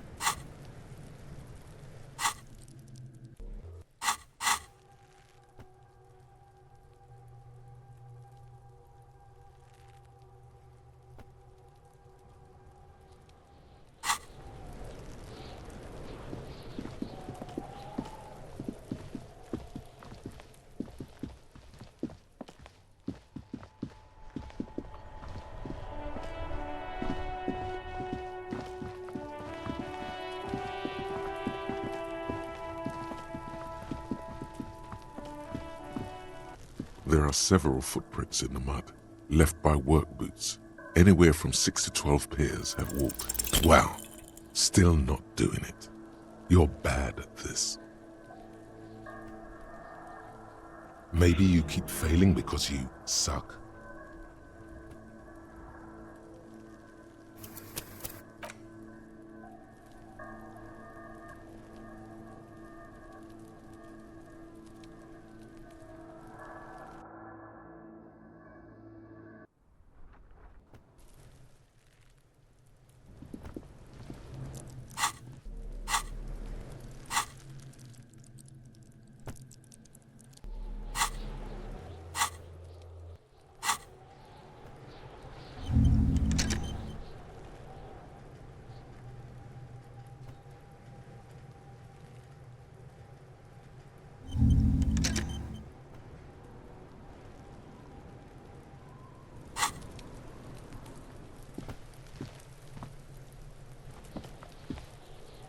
There are several footprints in the mud, left... Wow, still not doing it.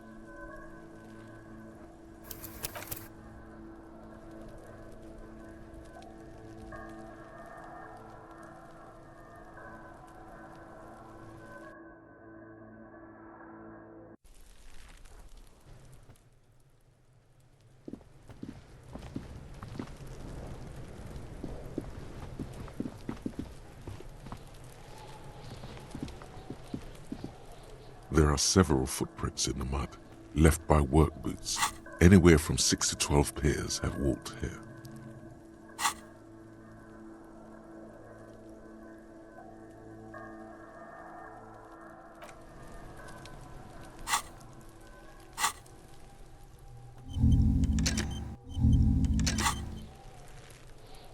There are several footprints in the mud, left by work boots. Wow, still not doing it. You're bad at this.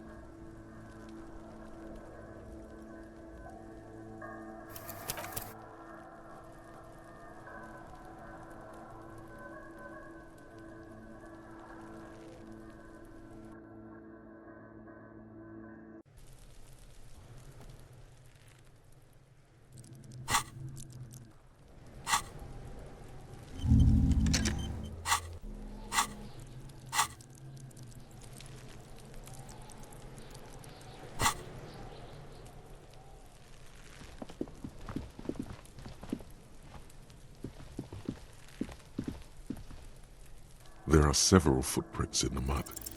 Maybe more than 12. No, 8 pairs of boots have shuffled back and forth in the mud. 1. Standard work boot, steel reinforced toes, number 46. 2. Standard work boot, steel reinforced toes, number 44. 3. Hobnailed work boot, steel reinforced toes. 4. Standard work boot, number 45 or 46.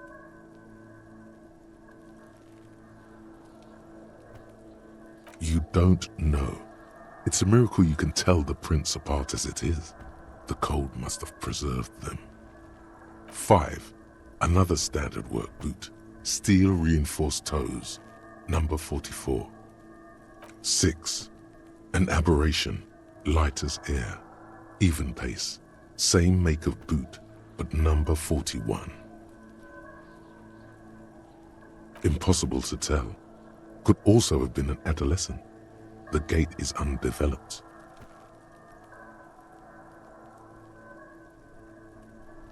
You're not bad. It's as if the whole world darkens.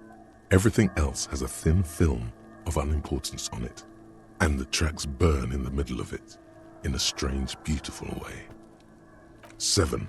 The glowing outline of a standard work boot, number 46, but the imprints are twice as deep as the others. The weight exceeds 200 kilograms. 8. And yet another standard work boot, number 44. There's an aberration in the pattern of the sole, however. The right sole is smoother, more worn. How many? I was pretty off then. I counted 20.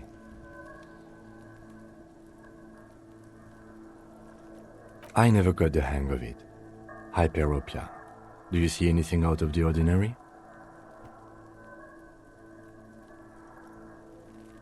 A woman or a kid? Okay. How do you know?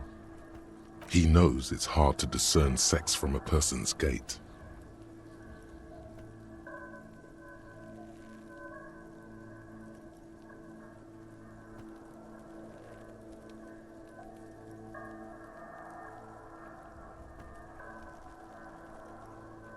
Understood. Anything else? 200? Could it be the combined weight of 2 people, one carrying the other who's tied up? Let's say a heavily built worker carrying a similarly built, soon-to-be-dead man. He might be right. 200 kilograms of living weight is unlikely.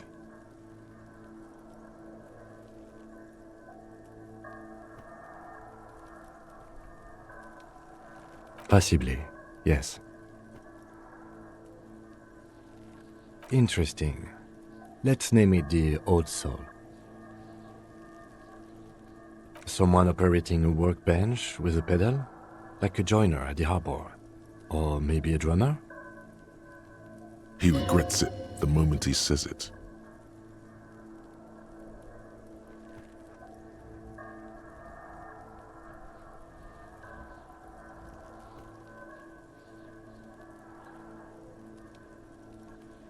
I don't know why I said that.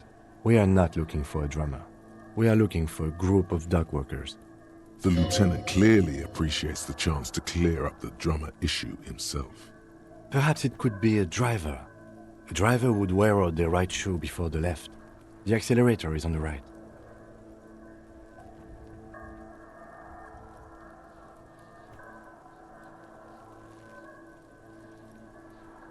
He doesn't seem to hear you, looking south toward the traffic jam instead. The machines are silent. The engines are all turned off. We should keep our eyes open around the traffic jam. See whether anyone strikes out as a potential suspect. Seems prudent, no? Mm-hmm. A week, maybe? 7 days would fit the time frame provided to us by the caller, who reported the hanging. It is not impossible. I pulled last week's forecast for coastal Havashol. 7 days below freezing. The day before, the day of his hanging, was the last warm day. Correct again. Sub-zero temperatures would preserve the tracks in a good state. The commotion here could have taken place a week ago. What do I think? A mob of people brought something heavy to the tree. One of them was carrying the victim. They shuffled around, especially under the tree. Then, after hoisting him up, they stood in a semicircle facing his direction. At first glance, this appears to be a lynching. Indeed. They all stood in a row here and looked at the tree.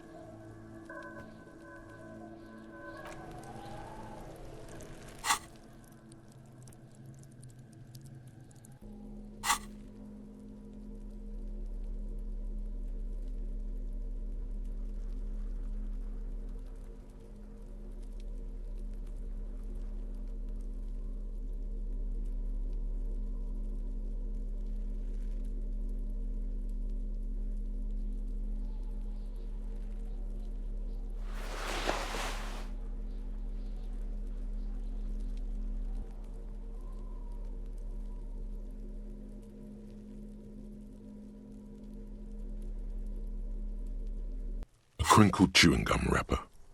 You carefully It's the ledger you found in the trash. A pitiful cabbage of white and yellow papers hanging from plastic board, barely held together by a metal clip. This sad display is made complete by the faint smell of urinal cleaner. There's a piece of toilet paper, or is it cleaning tissue? No, it's toilet paper, desperately sticking to the back of the blue plastic clipboard.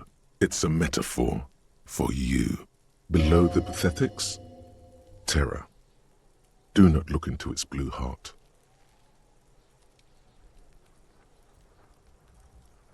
An aluminium block runs the width of the board, biting down on the paperwork. Its crocodile teeth are the only thing keeping the papers together. A regular pencil, the tip worn down to nothing, has been attached to the clip. The surface is interrupted by a silvery sticker. It's rectangular, sparkling with iridescence. You don't know how you didn't notice it before. What? That thing. It's a halogen watermark. We use it for adding information to RCM property. Any capable light with the right wavelength will do. All RCM vehicles have headlights designed to reveal halogen watermarks. Mine too. This means you can read the watermarks if you just turn the lights on. It depends. Aside from an anti-counterfeiting stamp, mine has my station number and address. The information varies by date of issue. How many years you've been on the force, he's thinking. It'll have that. Okay. While a bunch of sodden paper.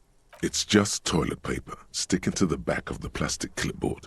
You can take it off if you want. Still wet, the toilet paper peels off the plastic easily. All you have to do is shake it off with your finger and voila! The ledger now looks marginally better. The acidic stench of rotting food is rubbed off on the cellulose. It now forms the base of the experience. This base surrounded by a faint air of spoiled meat, the stuff of death itself, and then sprinkled liberally with the citrus zest of toilet cleaner. The lieutenant observes you, raising and lowering the toilet waterlogged mass under your nose, trying to get a good whiff, a good analytical whiff. Excuse me, I just have to ask again. How did it get in the trash?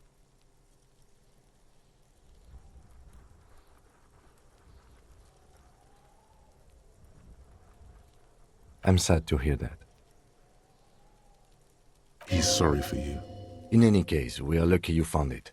Make sure it's all in there. Official notes are... well, they are dangerous. They contain confidentialities. Now, if you'll excuse me, that thing has filled me with the sudden urge to make sure mine is in perfect order. Needless, it looks great. Unlike yours, which is an unholy mass dripping with excrement. It's made of dark blue plastic, hard enough to beat someone to submission with. The edges are rounded, however. The U4 size board feels thick and heavy in your hand. Light shimmers on its wet surface. On the back you see the embossed letters, RCM, blue. The blue heart. Don't look into it. Something rattles inside, ever so lightly. Is there a hidden compartment? The plastic shimmers like lapis lazuli, but it is not see-through. You cannot see to its center. With your hands, U4-sized pages hang from the clip screwed to the top of the board.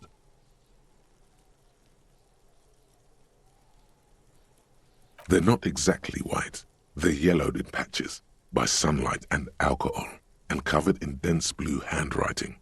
Ink escapes into watercolor patterns, reaching its tendrils across entire pages. The paper itself is checkered with faint red lines forming short paragraphs. Once in a while, there's a red stamp that exclaims, "Case files commit to paper." The case files themselves are plenty. You count more than 100 sodden, crumpled up, earmarked pages falling apart in your hands. They appear to be sufficiently organized and extremely dense, if mostly illegible. Work, strife, poverty, the Jamrock Quarter. These are handwritten logs of investigations dating back to January 51, this year. The exact number is hard to estimate due to missing pages and an odd naming convention. But there are at least 20, maybe 30 cases undertaken, not completed, mind you. There is, for precisely one more. 15 pages near the end remain untouched by the damage. The checkered grid forms a structure of passages, breaking the case into subtasks to accomplish.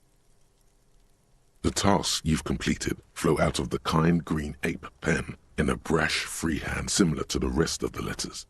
The wording comes easily. It's almost robotically simple, a language developed for mental rigor and simplicity. Inspect the victim's body.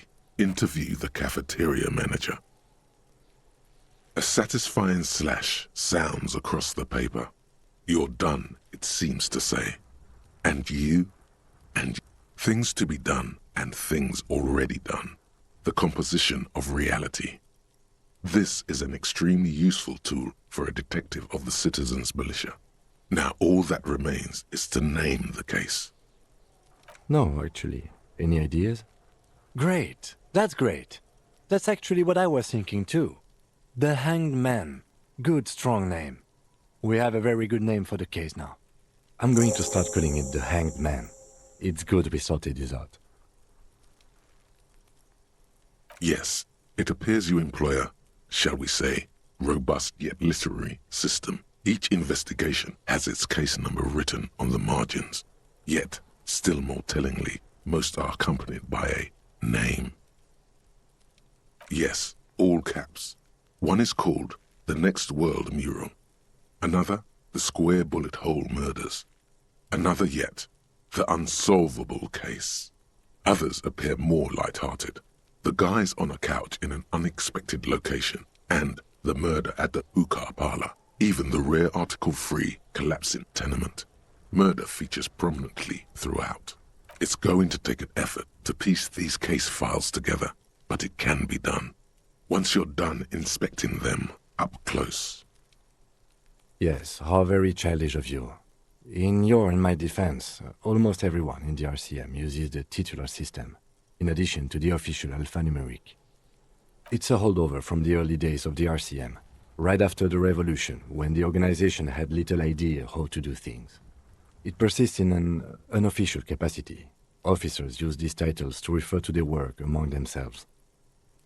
Again, in your defense, I seem to have named one the man with the hole in his head. That was a real person. His death was real. Still, I named it that, to amuse myself. I pray his loved ones never find out. Rail spiked through the head. He died.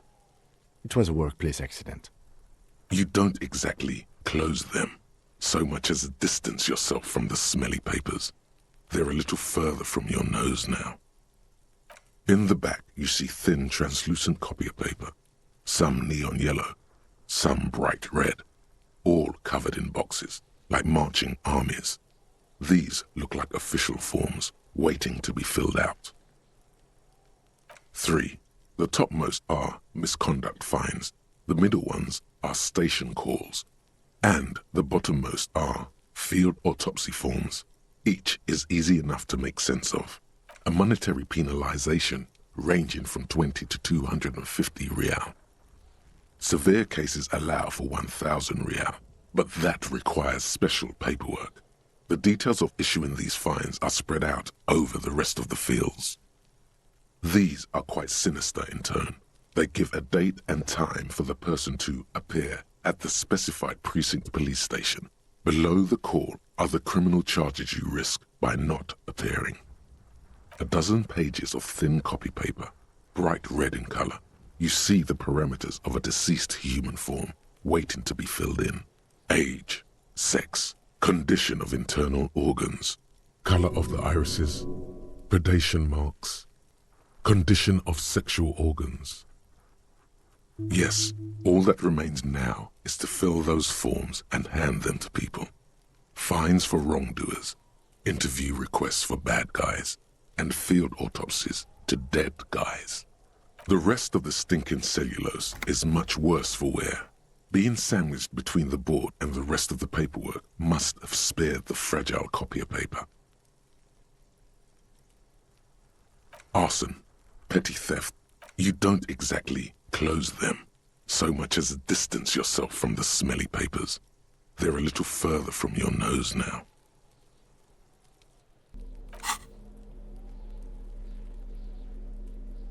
It's the ledger you found in the trash, a cabbage of papers hanging from the board, with the permeables drawer inside.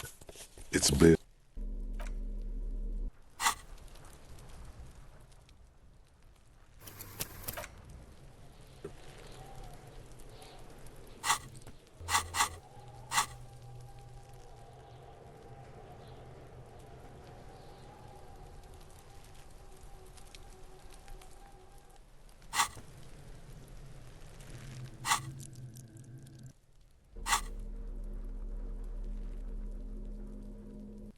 It's the ledger you found in the trash. A cabbage of papers. Yes, you can piece them together using the alphanumeric code on the margin. It always begins with HDB 41. Then, date of initialization and time of arrival on the scene, followed by the title. For example, HDB 41120111700. The Next World Mural. Why, yes, your precinct number is 41. Every last alphanumeric in the files begins with it. And these are your case files. It's safe to say HDB are your initials. I got nothing here either. Logic really isn't the best faculty to have this conversation with, but it's the one you got. So sorry. Yeah, we're staying out of this business for now. HDB is bad news from yesteryear. It's shit, honcho. It takes about half an hour to piece one together using the system you've devised. Where do you want to start? Not much has changed in the meanwhile. A bunch of sodden papers still sags from the clipboard.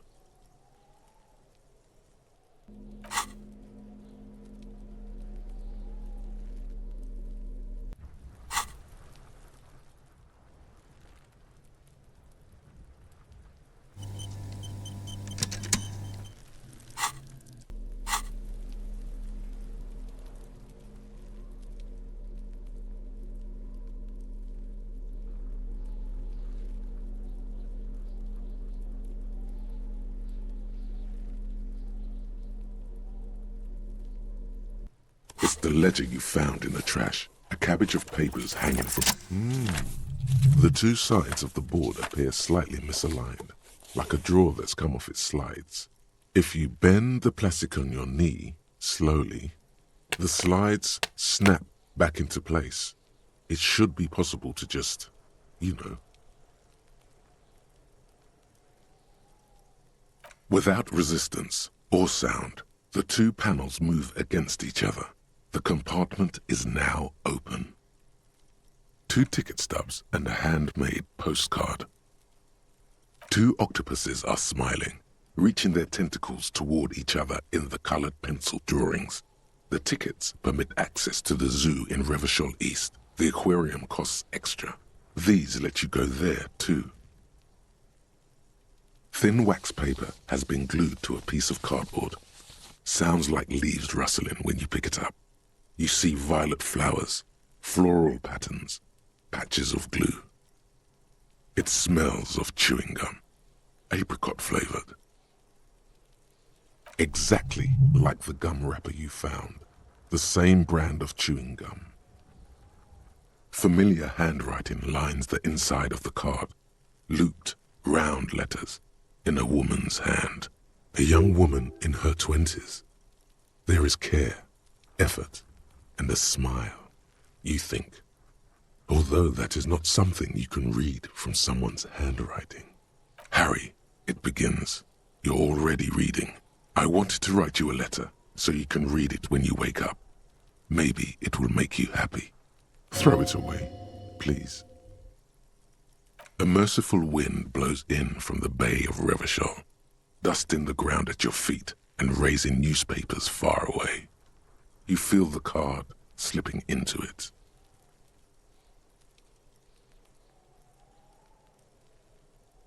Your hands shake, holding onto it. Every morning when I step out and you're asleep behind me, it says, I find a little piece of sadness in me. I carry it in my chest down Voyager Road. Every step I take, it grows. By the time I reach the fuel station, it has filled me entirely. I step onto the light rail and look back. Sparks fall from the bow collector. I know it will be like this until late afternoon, when I get off the 42 and walk back to you. You. Every step I take will get lighter. It almost makes me run. Sometimes I do. I can't believe I met you. I can't believe the happiness I feel with you. You have a vast, vast soul, and I will always, always, always come back to it. Kisses, kisses, kisses. You feel the air sucked out of your lungs and the blood sucked out of your head. Everything around you gets dark. Small white dots appear. You feel the ledger slip from your hand. No, hold on.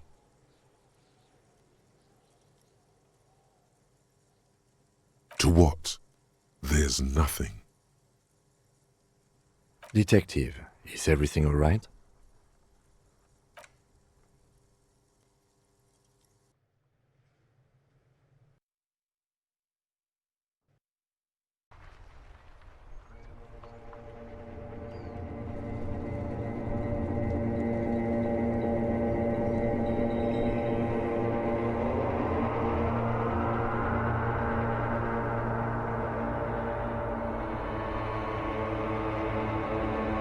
There is nothing. Again. Nothing sad, brother. No treachery, just blackout. Well, almost nothing. There is the ground below you, that's still there. And the small light that's on, fluttering, somewhere in the basal ganglia. That's me. Blue eyes, that's me. Who was what? He speaks of the sickening longing, the unwell emotion. Even in the darkness, he's grasping for it. Still trying to hold on to the great sorrows slipping in the water. Slimy. Here in the paleo-mammalian cortex, we call it the shadow. Because it's always there.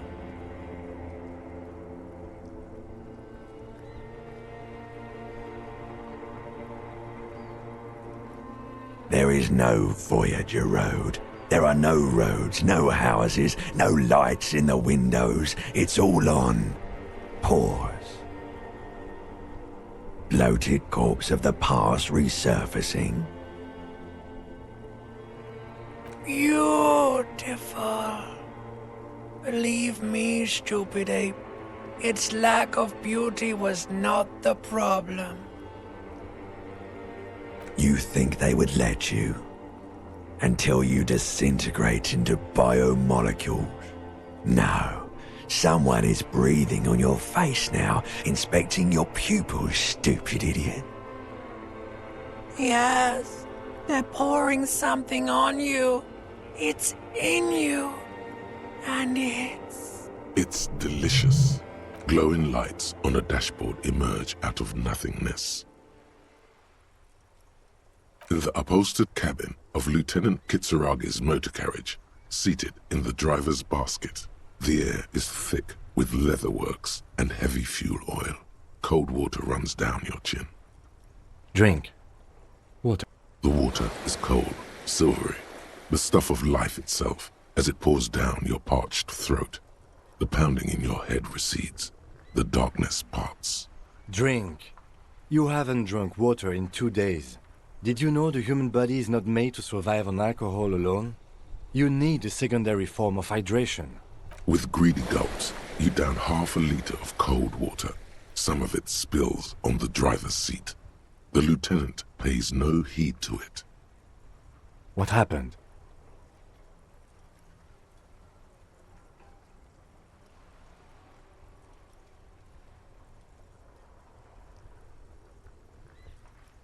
That does sometimes happen.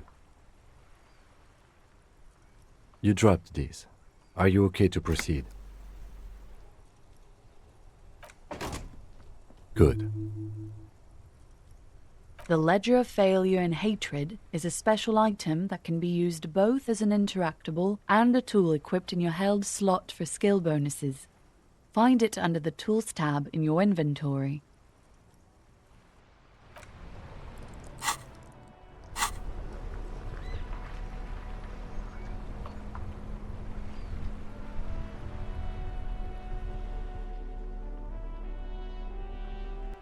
It's the ledger you found in the trash, a cabbage of papers hanging from the board. With the without resistance or sound, the two panels move against each other. It's slightly, ever so slightly, different.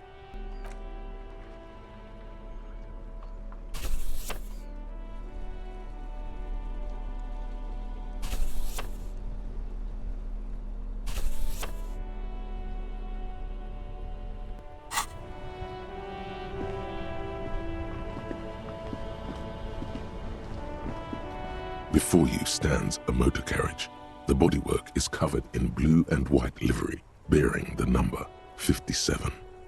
Vapor emanates from the large engine on the back of the vehicle. It hasn't had time to cool off yet. In the cabin, you are welcomed by a set of steering levers, a radio microphone on a hook, a pull-out toolbox under the seat, and the soft glow of the fuel preheater gauge. A metallic drawer slides out from under the seat and clicks into place. The tools inside are neatly organized. Take what you need, officer. It's going to be a long case. I'm not protective of my tools, like some men are. He's clearly a little protective of his tools. But what can you do? Work is work. The pry bar feels nice and cold in your hand, heavier than you'd think. Cold and heavy, like truth. You feel like you're reunited with truth once more. Useful for opening all sorts of doors and lids. The handles are long and sleek. Snap, snap, go the cutters in your hand. You can do good work with these. Cut chains, locks, and ropes, especially belts. It's robust, weatherproof, and well-made. Police issue, blue. Lets you see things in the dark you would otherwise miss. The pull-out toolbox slides back into its nest. Preheater gauge casts a warm glow on the steering levers and the radio on its hook. The white suede feels luxurious under the touch, and the metal clutch handle so very familiar in your palm. All right, ready? I turn, you press start. It's next to the preheater. He's downplaying his excitement.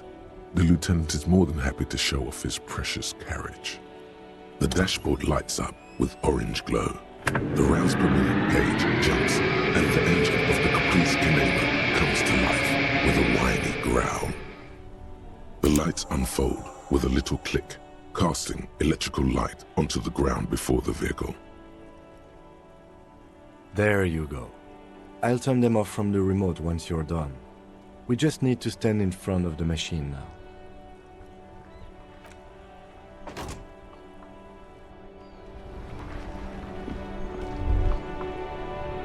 As you hold your ledger's clip under the headlamp, an iridescent hologram appears. A street grid and the veins of a great river. A familiar sensation washes over you. There she is, Revachol West. Around the borders of the watermark are dozens, no, hundreds of micro-perforations. There are many of them, and they are divided into 3 separate rows. The first row has 18 dots. Not bad for what? You don't even know what it means yet. The next is the longest. It runs all the way around the border, and then some. There are so many, it's hard to count. More than 150, at least. Maybe even 200. The last row has 3 perforations. That's it.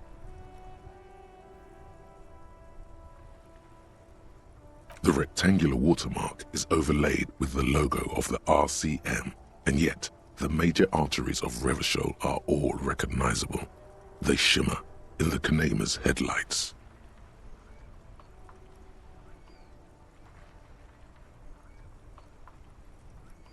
A rat brazenly darts past you and disappears amongst the stopped lorries.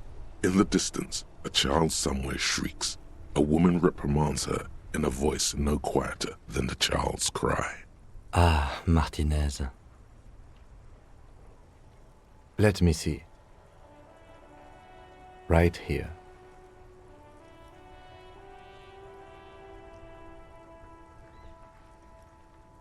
No, it does not. Those are perforations. They represent your record as an officer of the RCM. They are your statistics, as it were. I should have guessed you'd keep a record. Officers often do. Let's take a look. Son, here is where we score your life performance. You better hope it's good. The first row represents your years of service. 18 years. Okay, not bad at all. What did you do before you volunteered?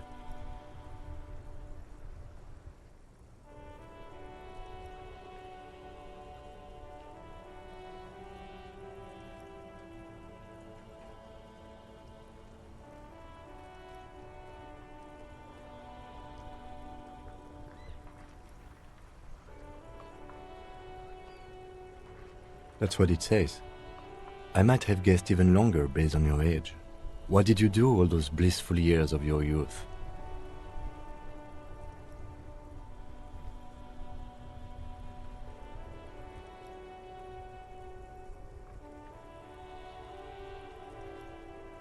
No shame in working a regular job, detective. Sometimes after a long day of doing this, I even envy it. Let's move on, shall we? This next row, the one that wraps all the way around, is your number of closed cases. Closed is good. It means finished. You've got, let's see... Wow, more than 200. It's quite a lot, even for someone who's been on the force for nearly 2 decades. Usually, clearing more than 10 cases a year puts you in the 90th percentile of all RCM officers.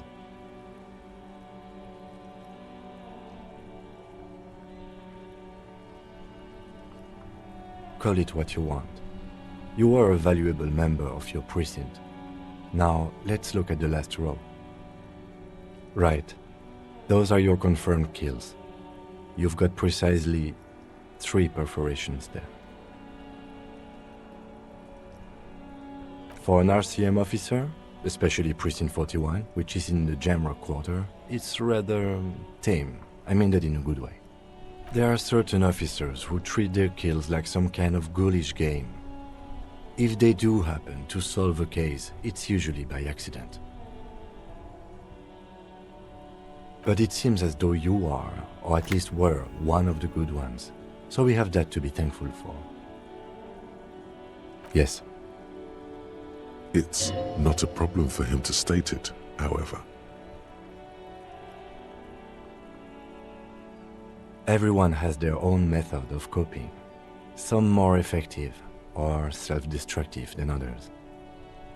Personally, I find it helps to keep up a few hobbies. Oh, this and that. Let's not get into it now. Why not gardening? You've already got the gloves. It's meant in earnest. Please don't mistake it for a jab.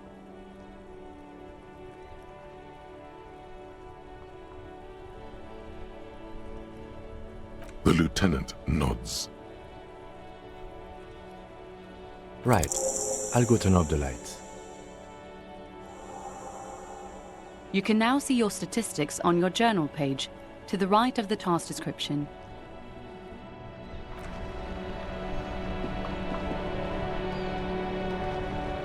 Inside, you see a set of steering levers, a radio microphone, a pull-out toolbox, and the soft glow of the... This is the Kupris Kinema, my motor carriage. You can use the toolbox and the radio if you'd like. Motor carriage, motor carriage. Something bad with a motor carriage. A dark lump rises in your throat.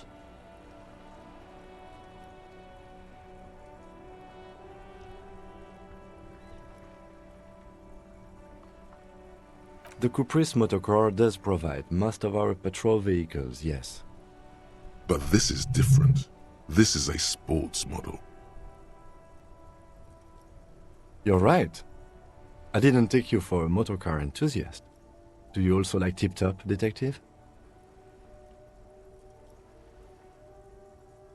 An interstellary racing series. You should definitely give it a go if you like motor carriages. It has fantastic competition.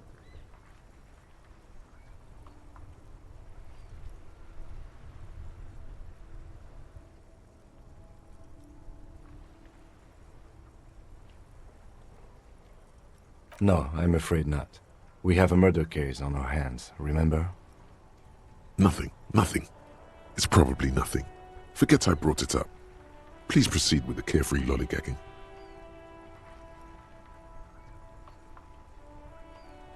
In the cabin, you see a set of steering levers, a radio on a hook, a pull-out toolbox, and the soft glow of the fuel preheater gauge. The frequency tableau lights up, and a green button labeled Prime Line glows like a feline eye.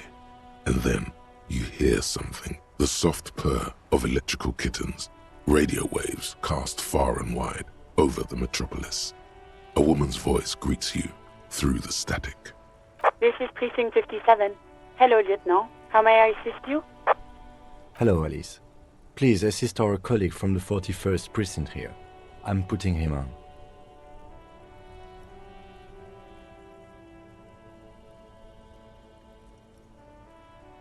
This is Officer Alice Demetri, Precinct 57. How may I assist you?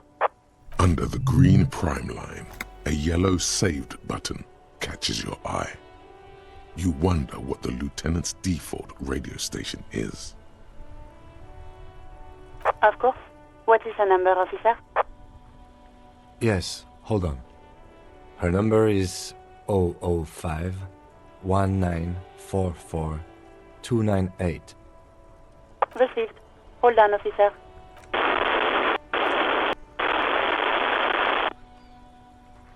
Lieutenant Kitsuragi slowly begins to tap a little rhythm with his right foot. Quite a lot of time has passed. Officer, I have Sylvie Malaika on the line for you. Yes, hello?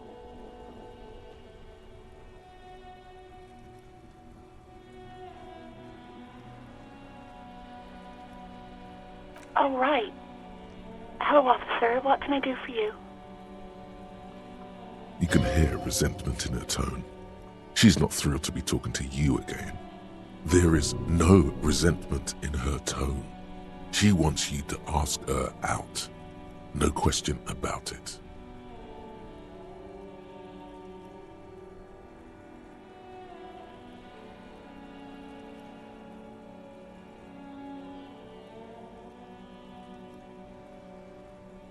Well, you tried to jam it down the toilet, sir, clogging it completely.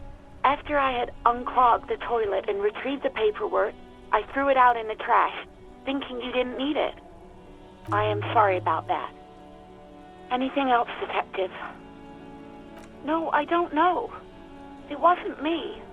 I haven't been out there since. I was terrified of the stench and the corpse. No, not me.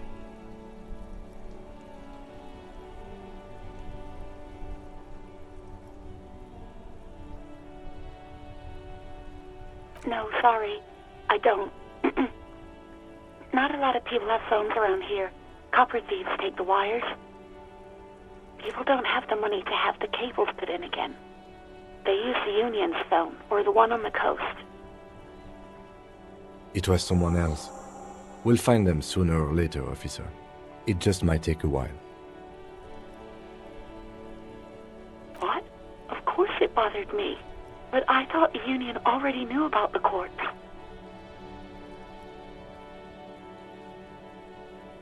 No one calls the police. The Union would get angry. You know, what the Union says goes. People listen to them and they take care of their own, which is like everyone here.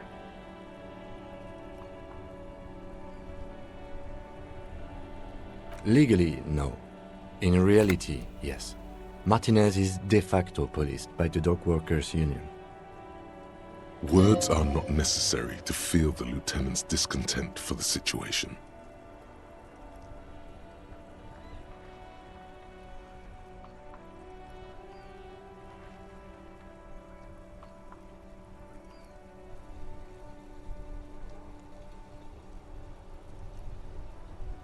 Mm-hmm. I didn't want to get in trouble with the others. Push her further. Show her the error of her ways. No, don't push her. It sounds as if she's about to cry.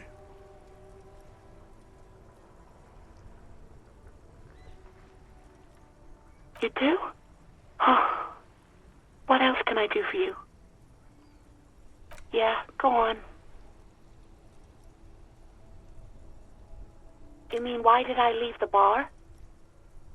Honestly, I'm not really comfortable discussing it with you, sir.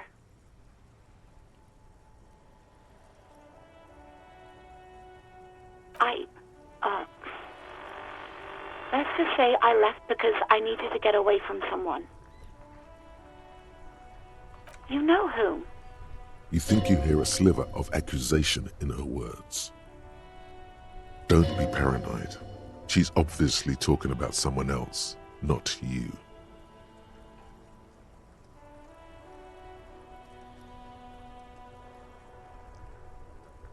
Maybe, I don't know. I just know I have to take some time off right now. I do hope so. Please, don't call me again. Bye. No, she doesn't have a problem with you. It must be someone else she's angry about. Some other guy, like Gart. Trust me, you wouldn't want to be the guy here. You know how it is. Yak, yak, nag, nag. No, you're the guy. You're Lieutenant Love, matchmaker extraordinaire. Help the poor girl out, lest she turns into a spinster.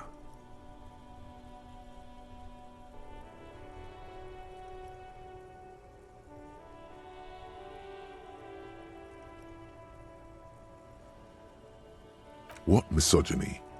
I'm just telling things the way they are. Can't a man be honest in his own head anymore? You have to act, Lieutenant Love. You have to calm that hysteric down. Tell it you've got everything under control. Then go and have a little boys' talk with God himself. Think you can do that, Lieutenant Love?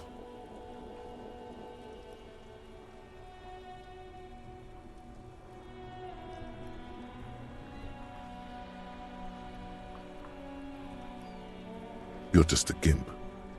What? You want to be more empathetic? Call was terminated by the other party. Anything else, officer?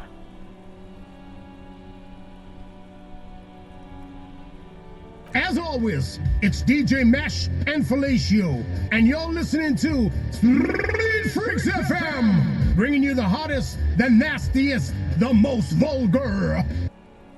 Right away, the lieutenant reaches into the cabin and turns off the radio. He's not looking at you as he says, Someone must have been messing with the radio, or maybe picked up a random frequency. You wanted a prime line, right? He's still avoiding your gaze, and his ears glow red.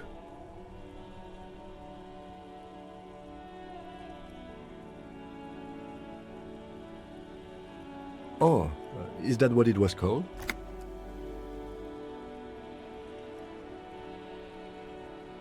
Nothing to get into, really. But sure, let's focus on the important things. This is Precinct 57. Can I connect it to someone? 57's over and out. In the cabin, you see a set of... As you tap on the gauge, the indicator pin jerks as if startled. It's in the large orange sector, indicating the engine is warm. Next to the gauge is a red switch labeled heat. Now, that's enough fun with the foldable headlights. I know they are mesmerizing. They are also fragile. I'm not going to turn it on for you again.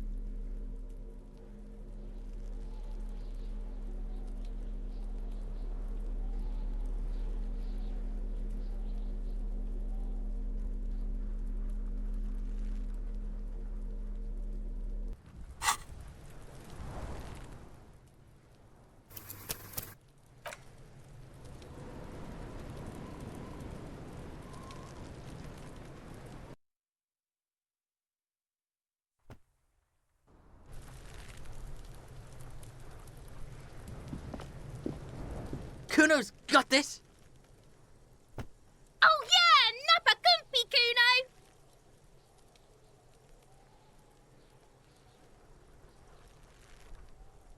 Can't talk, pig. Shit's coming up strong. Throwing rocks. Shit coming up strong. That sounds good. Joyous. You should hang out with this kid and see what that juicy shit is all about. I mean drugs. The kid's on drugs. Yeah, Kuno, ride the lightning, Kuno! Kuno's riding it, see? The rake, Kuno! You should throw the rake at him, Kuno! The fuck does Kuno know what a rake is? Kuno's not a gardener. The fuck are you talking about? He's calling us Kuno! He says we're fucking each other! Alright, entertain the Kuno. Show me what you got. What you got there?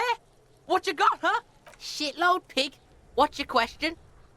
Don't tell the pig shit, Kuno!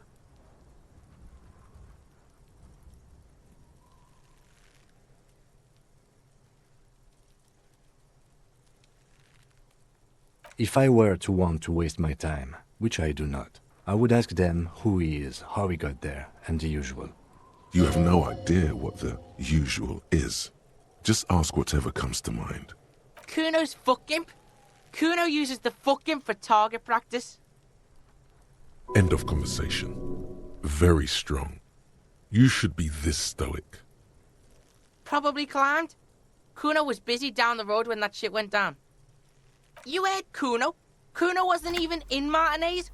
Kuno wasn't in Revachol. Kuno wasn't regional. I don't know. Some fucking... Mesk or I don't know. Some other place. Night City. Kuno was in fucking Night City. Yeah. Kuno didn't smoke him if that's what you mean. Just a couple of pigs sniffing around in the dirt. That seems pretty fucking suspicious to Kuno. Yeah, you tell the faggoty, Kuno!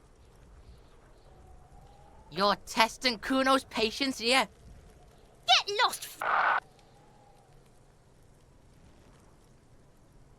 Right, pig. This is where Kuno plays with his little wooden choo-choo. What do you want with it?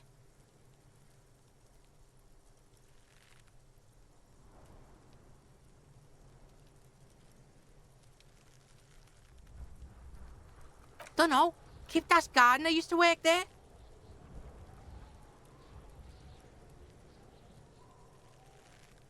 Look, Kuno doesn't explain shit. Kuno just says shit. Yeah, her.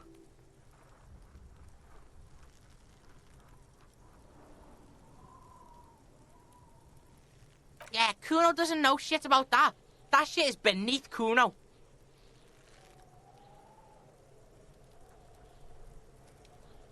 Listen. Kuno doesn't care about this small-time shit. Just listen. Kuno saw what you did there, dumpster diving. Sad shit. Kuno could hook you up with some sweet rags. Shit like Kuno's wearing. Your size, good price. 500 real.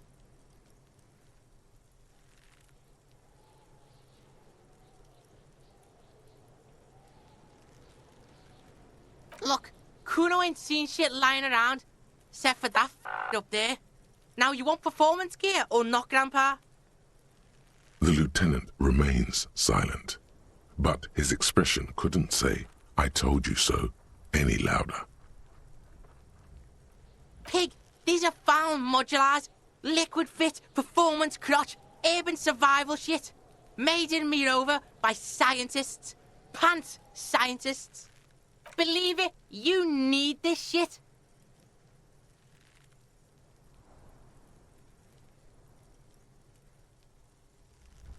These could drastically improve your chances of survival in the urban wilderness. Coach Physical Instrument endorses these pants. They are tartan ready.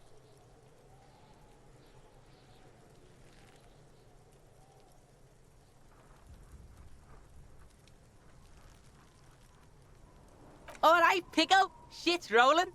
Don't do business with the pig, Kuno! He's gonna steal all your money, Kuno! As you can see, Kuno and C don't trust you. Can't do business without trust. There's more to his distrust than being a Pig. He feels threatened by something obscure in you. What that is, however, remains a puzzle for now.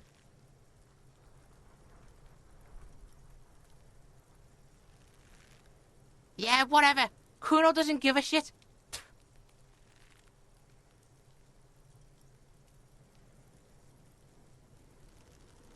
Kuno's Kuno, Pig?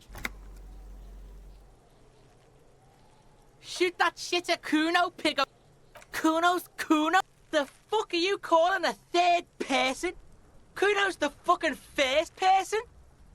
He looks slightly confused, but proud he came up with that retort. But right as he's getting distracted, you hear a malevolent hiss from behind the fence. Watch out, Kuno! He's trying to fiddle you! He's gonna put his hands on you! Help! Pig's got Kuno! Help! Rape! Help! He's got the Kuno, help!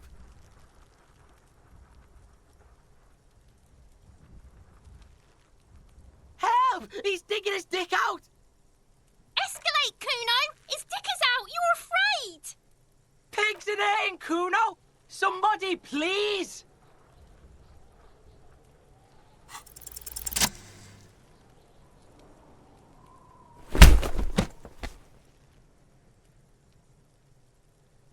Thump. The blow connects surprisingly well, leaving your knuckles tingling. Kuno feels it. This was no light tap. What?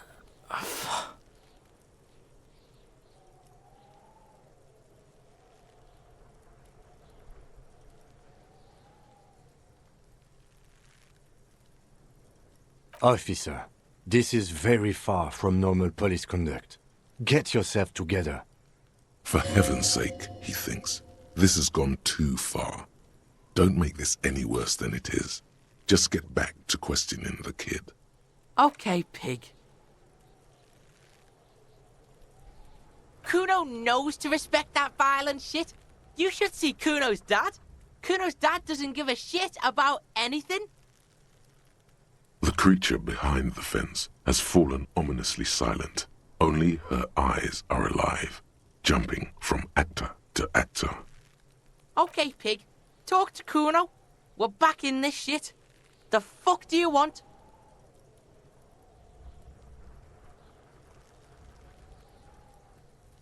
The fuck about it?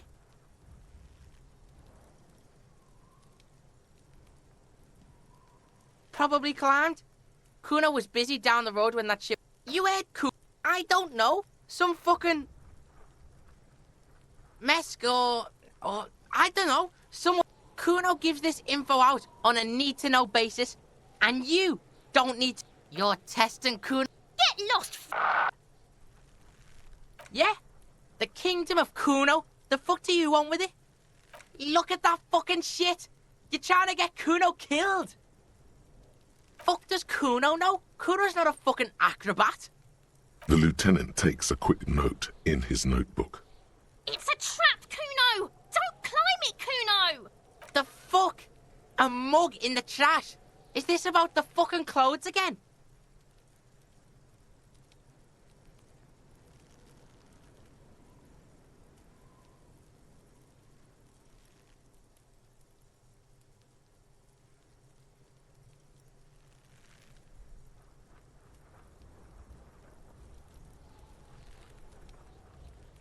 Yeah, Kuno sees where this is going.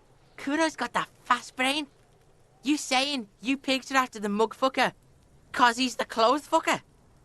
I can't hear you, Kuno! Speak louder, Kuno! Shit, that's tense. Someone's going to the beat-down basement, huh? Mug guy gonna get tied to the radiator. The kid may have something there. He's already come up with an interrogation technique too. Kuno doesn't know who put that shit in there. And if he did, he wouldn't squeal. But if you find out, maybe you can... Stop turning into a pig, Kuno! They're trying to get you hooked on the snitching! Get away from my Kuno. Yeah? Get your bacon shit away! Kuno doesn't like to be seen with the popo. Get your shit done and out of Kuno's face. Yeah, whatever. Kuno doesn't give a shit.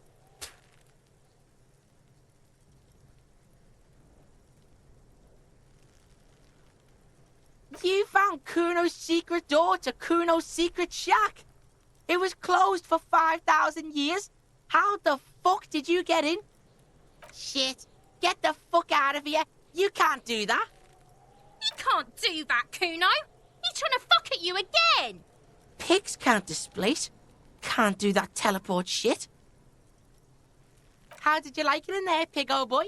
Kuno's got a lot of cool shit there, right? Course you fucking can. How do you think Kuno made all the docky boys his gimps? Just got a fly, pig.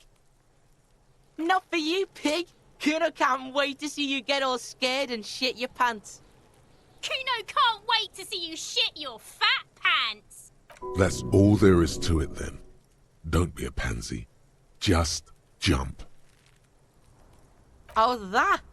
Kuno decapitates pigs. That's just a Kuno demo tape. Yeah, to the both of you, watch your ass in Kuno's town, or Kuno's gonna fuck your head off. That's where Kuno gets his daily hit of electric. Kuno Shazam. Kuno rides the fucking lightning in there, pig. Bet you'd like to ride the lightning too, wouldn't you? Oh, that? Kuno decapitates. What? What is this shit? Fucking on yourself. This is weird level shit. Kuno doesn't go there. Fuck your shit back to normal. What is this? It's a vitamin, pig. Don't you know anything? You could use some. Okay, whatever. You fucking need that shit to stay on top of your game. Kuno goes through like a tube a day, and you look like you could use a bottle. Oh, don't teach him, Kuno. He's gonna use it against you, Kuno. You're not getting this, pig. It completely takes away the hangover. It's like you didn't do anything. Like you stayed home playing with your choo-choo. Fuck you, pig. Don't do mag. You're gonna OD and you're gonna fucking die. Good call, Pigmeister. Don't come and talk to Kuno about his kingdom.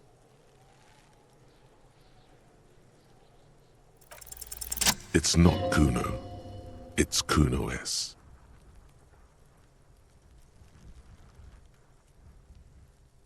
Kuno S is by far the worst of the two. Kuno has no problem being near you, but the other hides behind the fence, afraid for her life, like she's done something very bad. She came up with that psychopathic scheme of screaming for help before. Kuno just wanted to talk to you about his name. Kuno S was the one who wound him up and directed him. All in all, Kuno respects madness. You cannot hope to outdo her on that front. You must win yourself a few minutes with him alone. Fuck you whispering about? He's whispering too. He's going with it. But watch what happens. Fuck you whispering about. If Kuno wants to whisper, he's gonna fucking whisper, okay? Let's whisper, pig. This is it. You've got him. But be careful. You can still fuck this up. Don't make Kuno look bad in this.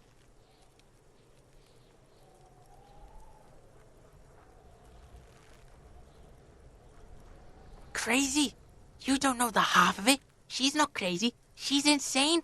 Dangerous. She's smoked a man. She's done people in. Probably even pigs. Stop talking to him. Kuno, I'm fucking warning you. You're gonna get us into shit. She understands what you're trying to do. Yo, see? Did Kuno not tell ya? Kuno told ya. Kuno talks to whoever he wants. Talk, pig. Kuno's got it under control. You did it. They're separated. He's even turned his back to her so she can't read his lips. Kuno means she killed someone. That's right. She's a killer. Like, actually a killer.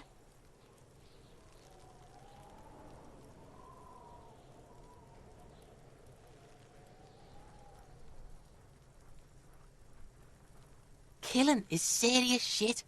Kuno's always serious about the 488. She's probably killed a pig too. I mean, I'm pretty sure she has.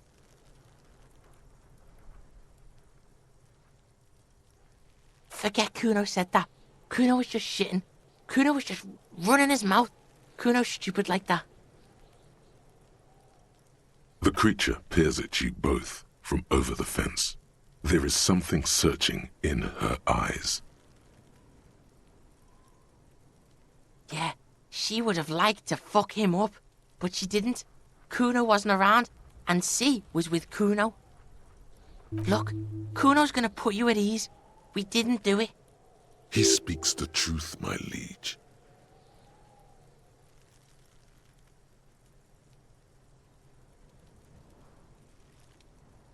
Yeah, she's psycho.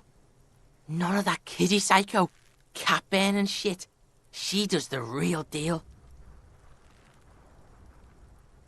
Snuff radio shit. Believe me, pig, you don't want to know. Fuck knows. She says it's the song of her people or some shit. Crazy people. The fucking Nakis. I don't know. Some things are too awful to dwell on. The Nakis and Runkaris might be some kind of defense mechanism. Fuck no, she's not me sister. She's just a stray who got in, like a mad dog or some shit. Yeah, she was just there. What was that, Kuno? She was in the hallway, dripping wet, by the fucking shoe rack, in the dark.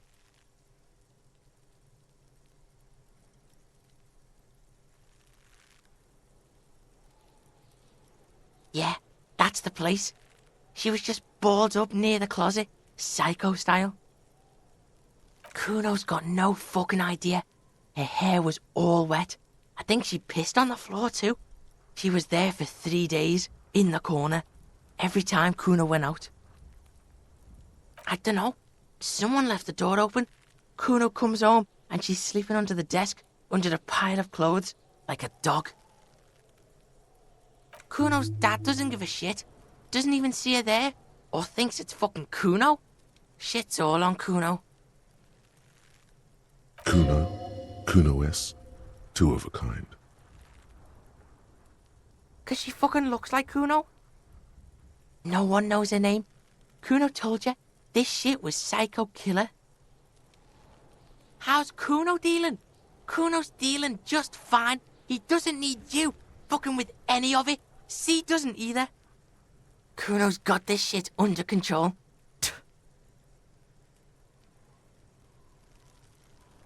Listen, listen.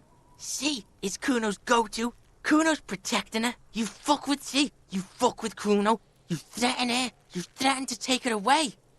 This is what it all comes down to. He needs you to take him seriously now. I'm going to kill you. I'll run when you put the cuffs on her, sneak up on you later, and fuck you up. You understand?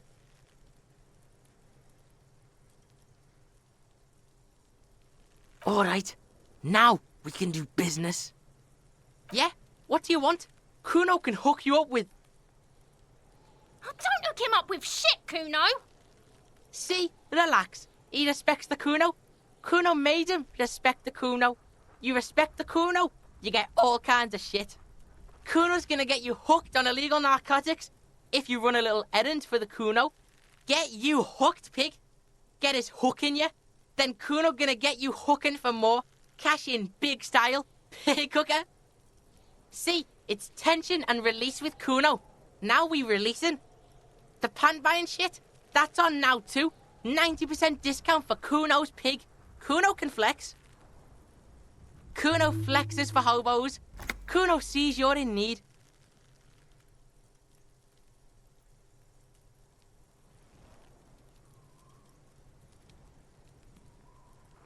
Kuno doesn't fucking care.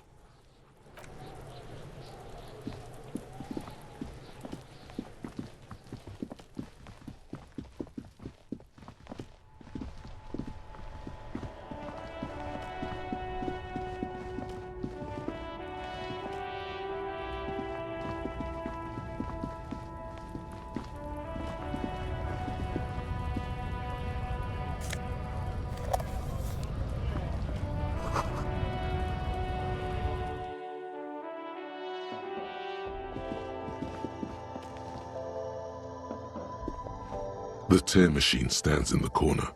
Your bottles clunk into the machine, and the money appears with a satisfying jingle.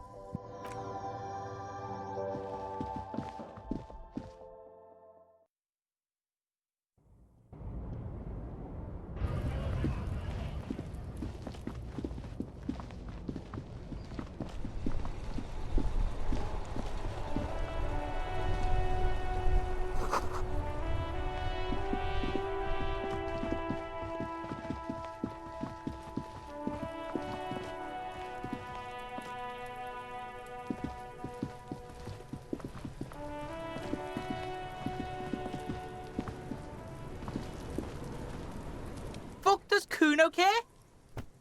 Here, pig. We're falling now. Performance buddies. Kuno can already see you soaring through the air like a fucking eagle. Pig's in Kuno's debt now. Money debt. The fuck do you want with it? Good call, Pigmeister. Don't come and talk to Kuno about his kingdom. Kuno doesn't fucking care.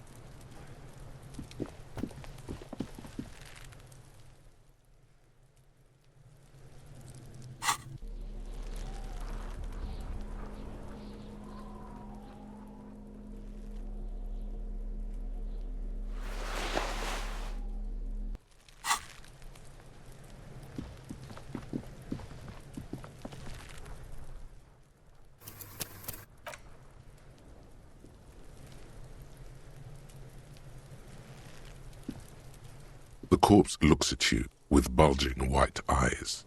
The face around them does not look human. It's swollen and ready to burst. His lips are fish-like and his tongue like a ball gag in his mouth. You seem to be holding your breath. A cargo belt twists his neck at an unnatural angle. The body below appears stiff. It's letting out an ungodly rot. The smell seeps in, even through your clenched nostrils. Active decay. It's okay to throw up, officer. No one is judging. He's about to blow! Cop's gonna blow, Kuno! The smell is repulsive. It pushes in from your mouth, more instant and more familiar than anything you'd expected.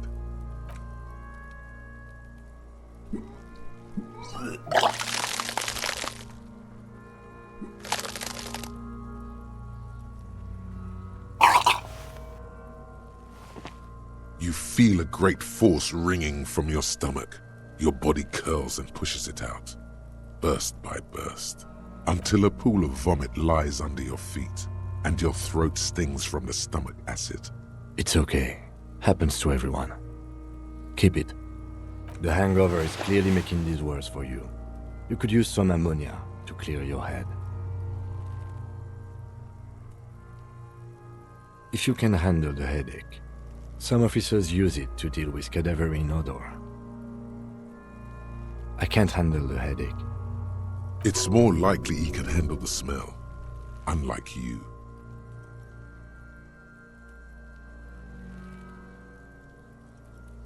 There is Frit nearby, east of the hostel. They usually have a small apothecary. If they don't... There's a greenhouse here, and a gardener with a wheelbarrow on the corner of the whirling in rags. If she works here, she might have something for the smell. Acquiring ammonia will provide a modifier to the white check. Modifiers make checks easier and allow you to retry them.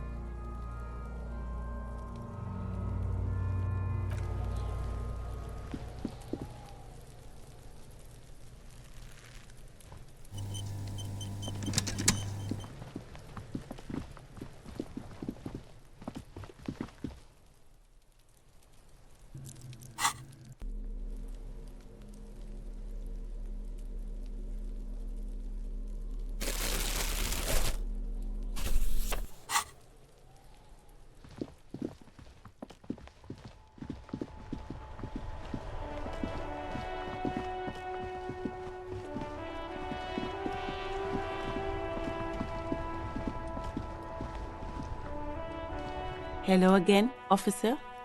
How are... Sure, I'm done with it. Go easy on that stuff. It gave me a terrible headache.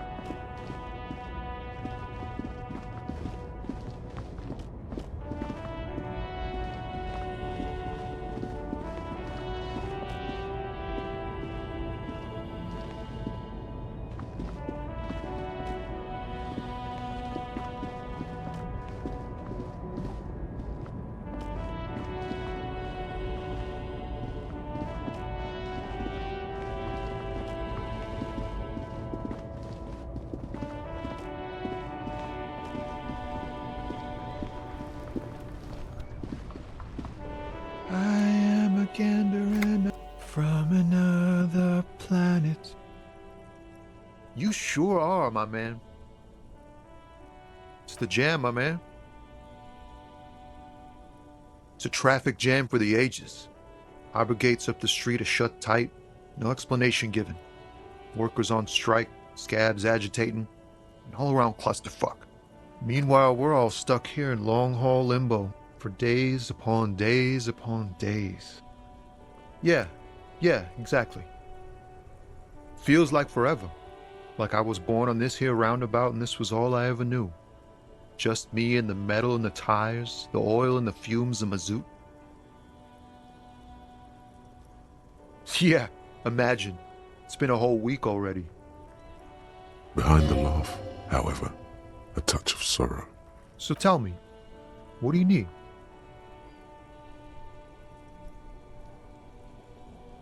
He ain't one of us drivers. I know that. All accounted for. Otherwise, I haven't really asked about that. Been wasting time right here. Keep him busy. It's easy to see he's telling the truth. He's kept his nose out of the dark stuff. Analyzing the fundamental structural and psychological conditions of being stranded in the midst of a sea of motor lorries and their sad, despondent chauffeurs. A sense of surprise there ain't more bodies hanging from more trees.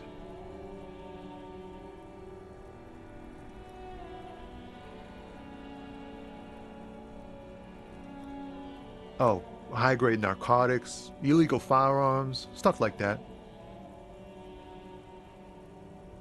Ha! No, I'm joking, my man. Found runs a nice, clean business. This haul of cargo is mostly sporting goods. You know, tracksuits and that kind of thing. They usually get shipped to Grad and the Occident, though we've been making headway in the Il Moran market lately. We're pals and all, but I can't just freely hand out the merchandise. The bosses won't be happy. There's no denying it. Your body needs to feel the touch of some good performance wear.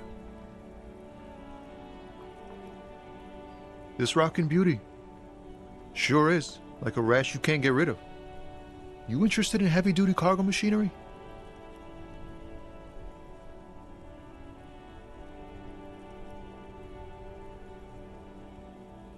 Yeah, it must be. Your job's to know all these little things, isn't it? Well, my job is to deliver tracksuit trousers.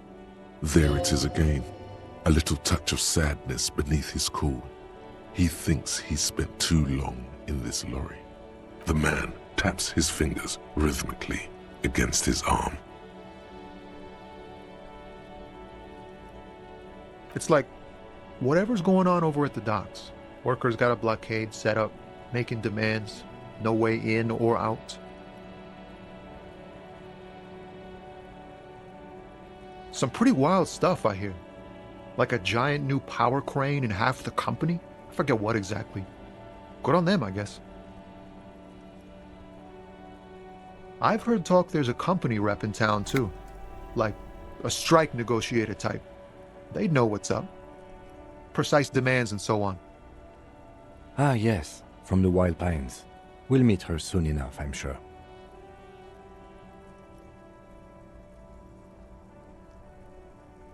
They want to keep that money flowing in, my man. Ka-ching. Anything else? Yeah, this ain't really my area of expertise. I just do my job and get paid. I have things to do and places to be. All of us do. Us lorry drivers. Camionneurs. You still hang around here waiting for this mess to end. Most have scurried off somewhere to get drunk or high. Or laid. Not that I blame them, really. Not my thing. Chasing transient pleasures is a drag these days. I prefer the examined life now. Thinking, reflecting, observing. Don't be a stranger.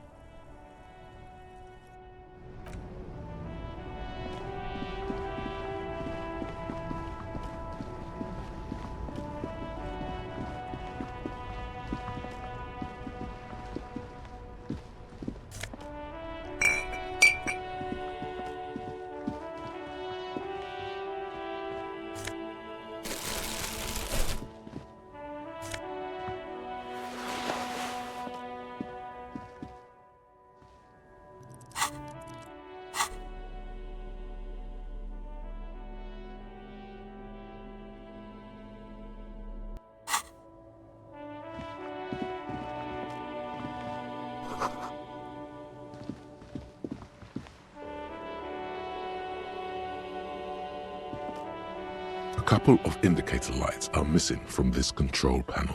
Loose wires dangle from the now vacant holes. In the middle is a lever. Beneath it, a small metal plaque. This panel usually closes the waterlock, turning it into a bridge that lets you cross the canal. But there's a crashed salmon and butter sign in the way. Pulling the lever probably won't do anything. You pull the lever all the way up until the metal clicks against the contact pins. You hear a soft clunk. Then, nothing happens. A spring brings the lever back to its original position. You still need to close the waterlock to get across the canal, some other way. Wasn't there a sign over there saying functionality will be restored on Wednesday morning? G'day to you, officers. A burly man hangs out by the waterlock, carving up a generous serving of salami with an old hunter's knife. His eyes are fixed on a man stranded on the other side of the waterlock and on an enormous billboard that has fallen down into the canal between them.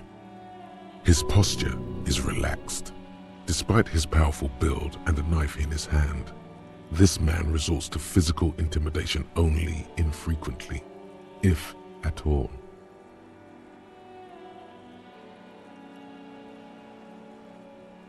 I wasn't here to witness it, but those look like tire tracks on that sign. Weird, huh? Then again, plenty of daredevil drivers in Revachol. The words daredevil driver sound ominous to you.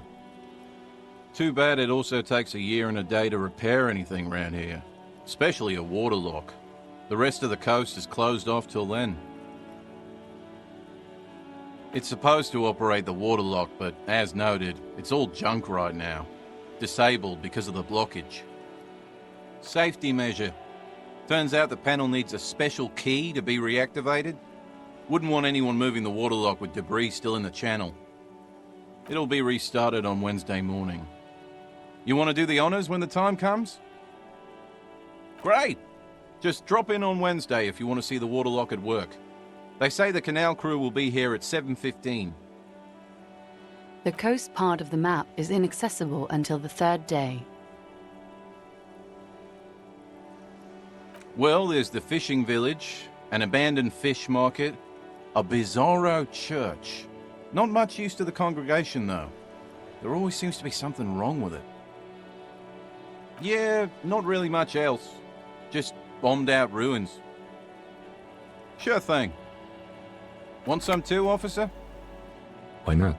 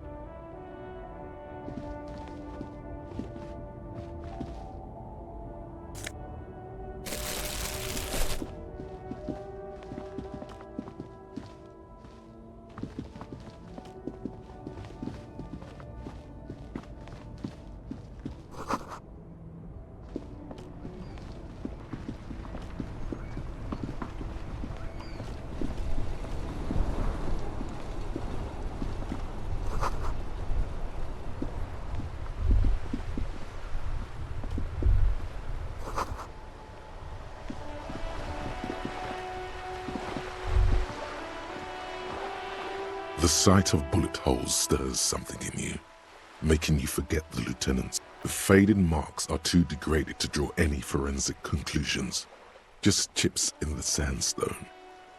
They look pretty ancient. Where? There? Those are old. Yes, the one that happened half a century ago. Those bullets were fired during the revolution and do not warrant an investigation by officers of civil law. Not much. I don't have a fresh perspective on it. Shall we go?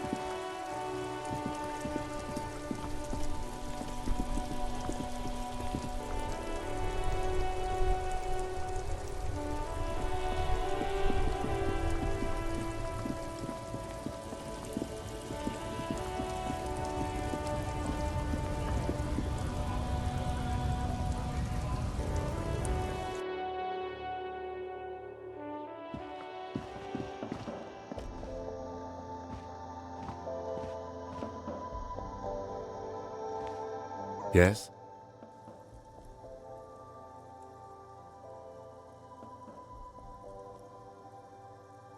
What do you want to know? Good.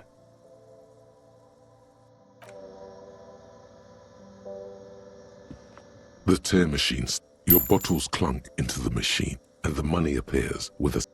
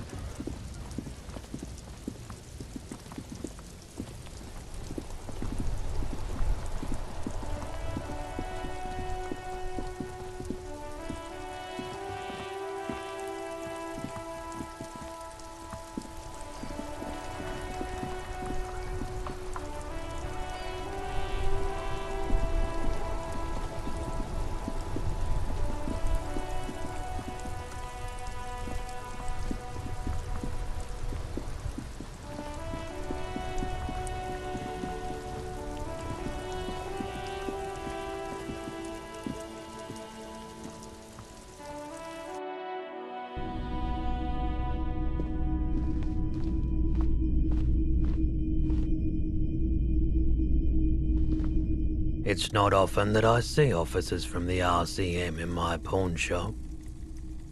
What can I do for... His courtesy is not insincere. but he prefers being alone with his projector, just watching the movement of light across the walls of the shop.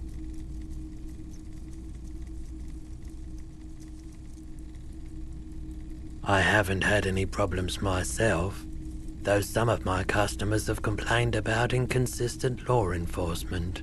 Who are your customers usually? All kinds of people come through here.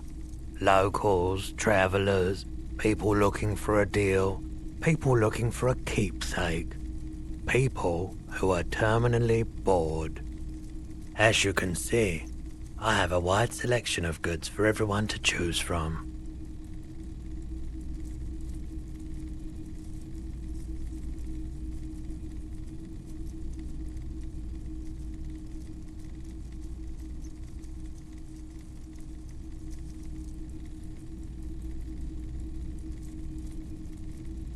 It keeps me entertained. Let me have a look.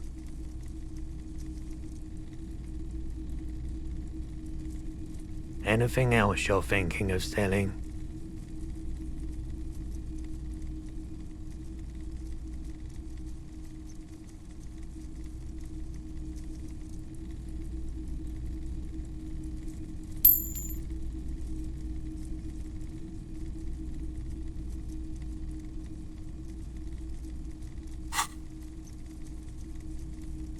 I'm not purchasing any more clothing at the moment. And especially that tie. It swallows photons around it. I have no need for necrotic objects. Your mother is a necrotic object! I'm fun! Look at me sparking in the light of the projector! Anything else you're thinking of selling?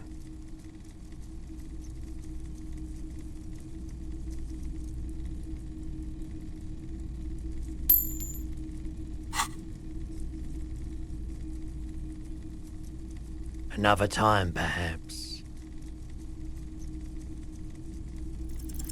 Okay, he definitely is high.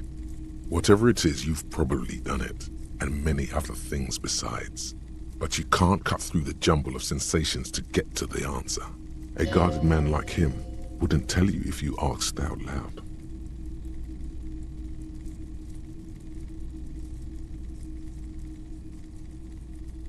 I doubt it, but I can try and answer any questions you may have. I do my best to keep my distance from all manner of butchery. Bad for business, bad for everyone. The pawnbroker's gaze is already fixed on the dancing colors.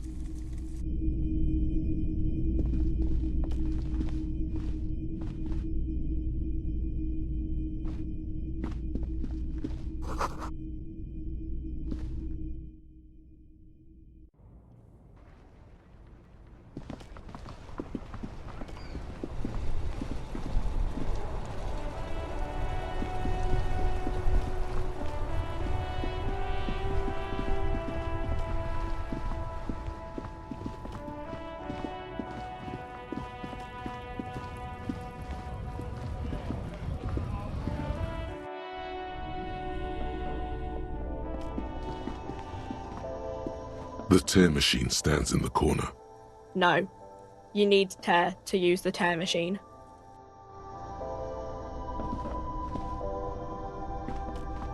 You see several packaged raincoats fill a low shelf beneath a display of croissants and juice bottles. The raincoats are transparent, except for the big Fritta slogan on the back. The packages are small, discreet, sloppily stacked, making them easier to take unnoticed. No need to worry about knocking over a display. Here you go. What is what?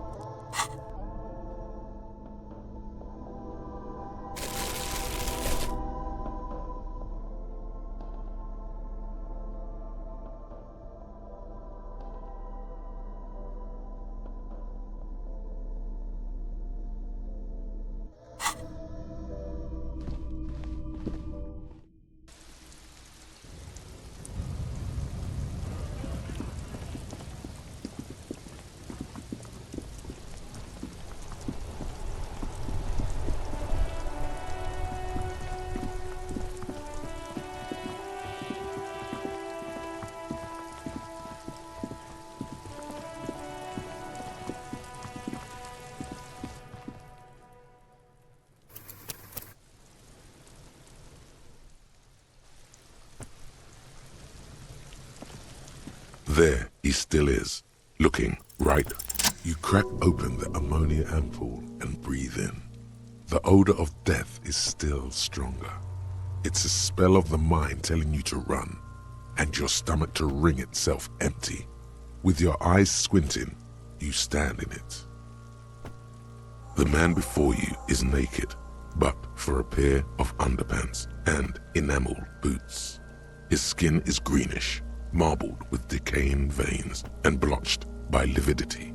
A fading web of tattoos covers his chest and shoulders. The cargo belt used to fasten him to the branch above appears industrial in strength. The material appears to be ceramic. Its clean white stands in stark contrast to the decaying flesh above the knee. The man wore thick polymer socks, probably for padding. A fine array of interlocking plates covers them. Delicate and fragile, they feel alien to the world around you, out of place somehow. They are armor, no boots. Technically speaking, these are sabatons.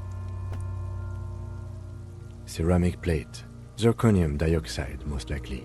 This is where the make would be. Under the heel, Fairweather model T500 VE. I'm guessing that's vitreous enamel. This is advanced stuff. Piece by piece, he's been out here for 7 days. It would be odd if they didn't. We should keep a lookout for these species. The armor could yield information. This is one thing he might actually know.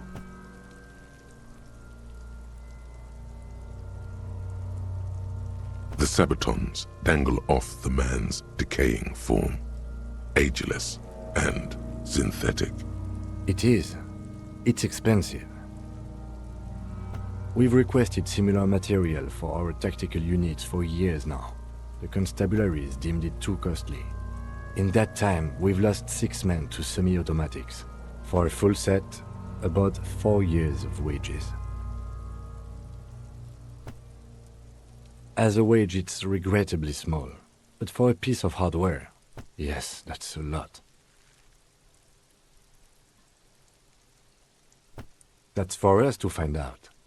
My initial report on the area suggests he was a security guard for the harbor company. But that's just hearsay. I agree. This equipment is way beyond what a guard can afford. A small bell-like sound fills the air, like tapping on the side of a porcelain cup. Suddenly your biceps coil up, your elbow is sharp and cocked for a punch. It's anything but. This material is a kinetic redistributor. It spreads kinetic energy horizontally, from plate to plate, dissipating it entirely. See? Faint, organic lines cover the plates where they separate into smaller ones. These plates then divide into smaller plates until there are hundreds of them altogether, like the scales of some ancient white monster, cracked and pearly. The cadaver slowly twists on the cargo belt. The hangman's knot is pulled tight by the weight of the corpse below. Yellow, hard-edged polyester cuts into his neck. Above, a sliding buckle ties the belt to the branch. Industrial strength, the kind used for tying cargo to lorries. Like in a circus, when the circus leaves town and they tie a black-spotted giraffe to the wall of a carry pen. Yes, it looks like they use whatever was on hand, paying no attention to not incriminating themselves.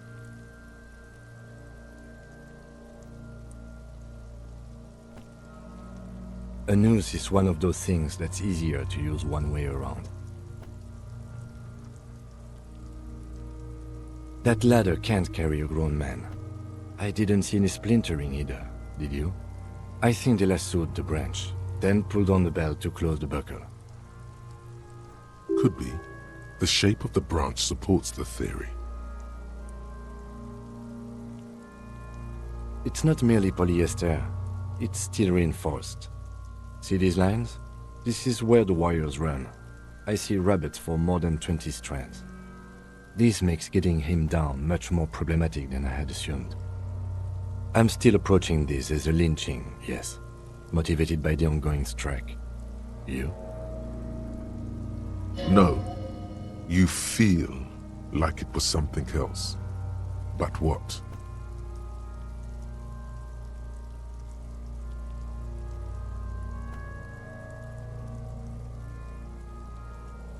Yes, it often is. This bed worries me. The cadaver hangs from the cargo belt. An intricate web of blue lines stretches across the torso, from the right shoulder to the solar plexus. Each time they intersect, a small white star is formed in their crossing. Hundreds of fading asterisks riddle his skin. Their concentration is highest around his heart. His corpse is marked by stars, alcohol, and heartbreak. Your fist clenches suddenly.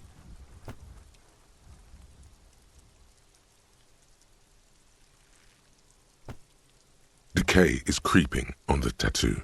Already, most of the canvas that's holding it has darkened. Now, it disintegrates slowly, letting out a stink. A map of the stars. I do see some similarity to astronomical charts. Great Century Messinian, maybe. But this seems more particular. Customized somehow.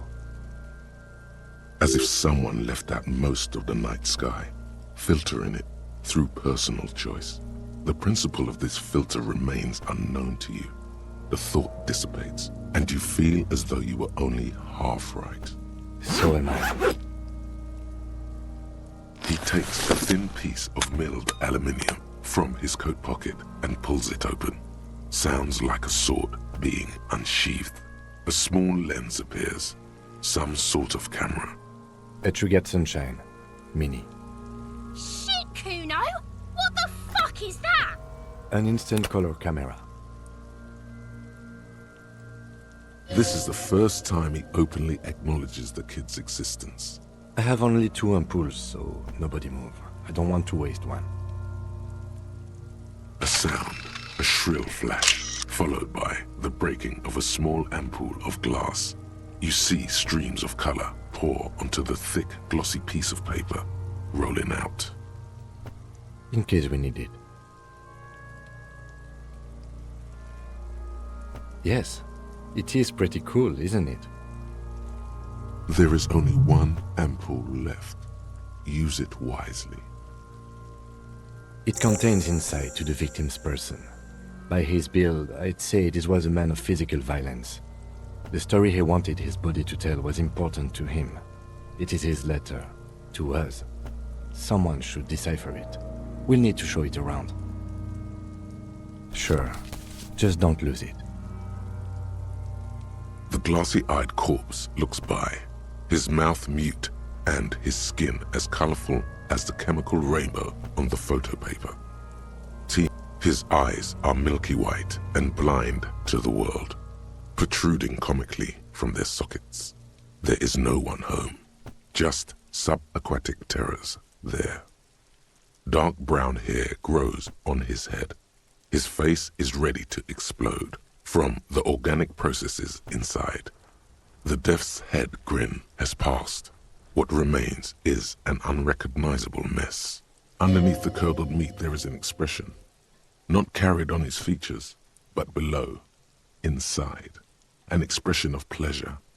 This man was experiencing joy at the moment of his death. Why do you think so? There are no supernatural reasons. I'm gone. Into the wild pale yonder. In the past, way out in the west. Into the wild pale yonder. In the past, way out in the west. I'm a joke. Look at me. A killer. A motherfucker. And a killer. Go ahead, Cobbo. Into the wild. In the park. What do you mean? It's the power of your imagination. Yeah, man! Don't be crazy! Inanimate objects and dead people can't really talk to you. Your wild imagination is doing this. Ask some more of those questions you love so much. He loves those. Because you're a copperoonie. Look at all of them go. Do you want more questions? Coming right up, copperoonie. Fuck no. You're no Rooney. Between you and me, your name is probably Harry. You might be onto something there. Because you have love did me in, Brother Copo. It was love all along. Sure, Lobo. I can ask you a question. Why are you doing this? Looking at my face, motionless, looking into my eyes, standing here. Why are you investigating my murder?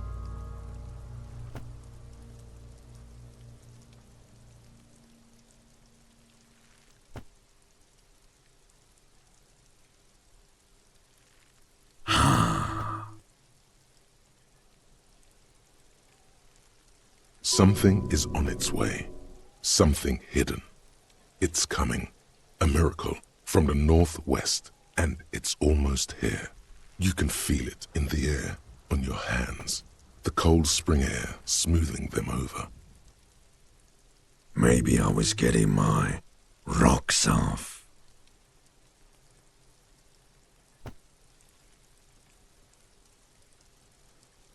Do I look like an erotic auto-asphyxiation type to you? Captain Copperdromo, I fear we are drifting away, fixating on sexuality again. Let's go with a simpler question. Do I remind you of someone?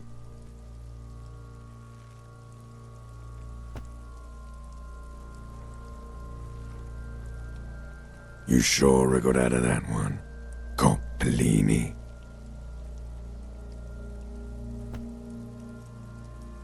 Do I remind you of someone? There you go. Look at that bright kid. We're birds of a feather, you and I. Soon you will be just like me. Just keep drinking and having a good time. It's a matter of weeks. Feeling nausea, vomiting, tenderness or pain around the liver area, tiny red lines on the skin above waist level, more like days, Coppo. The clock is ticking. Your liver tells you so. Come back later, Coppo.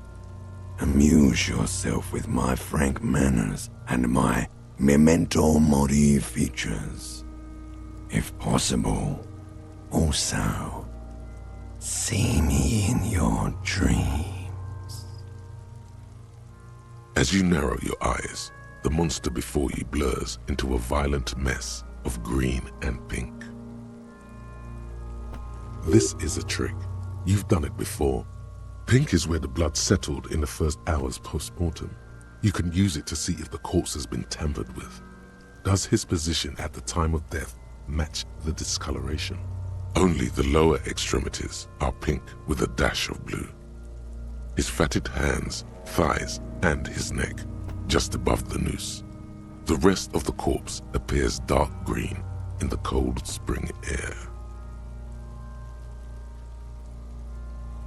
I see it. His neck too. The lividity goes right up his chin.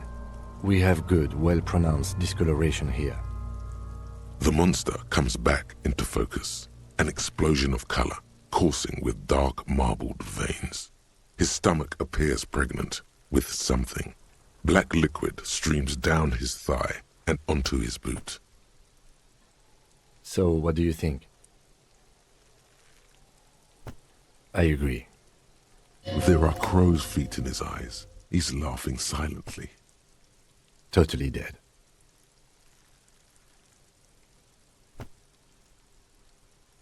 Dabadoob-doob dead.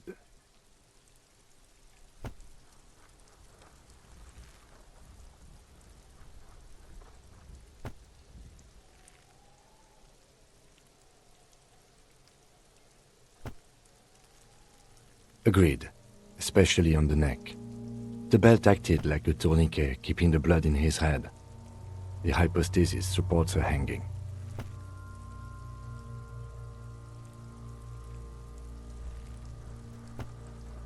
There's always a chance. We should check for ligament marks on his neck to see if they're in tune with the belt. We'll have to get him down first. A pool of blood and feces has eaten into the frozen mud below the man's feet. Purge liquid is dripping into it, drop by drop. The victim appears to have contained no more than half a kilogram of digestion at the time of death. The fuck he's saying? Talking about shit.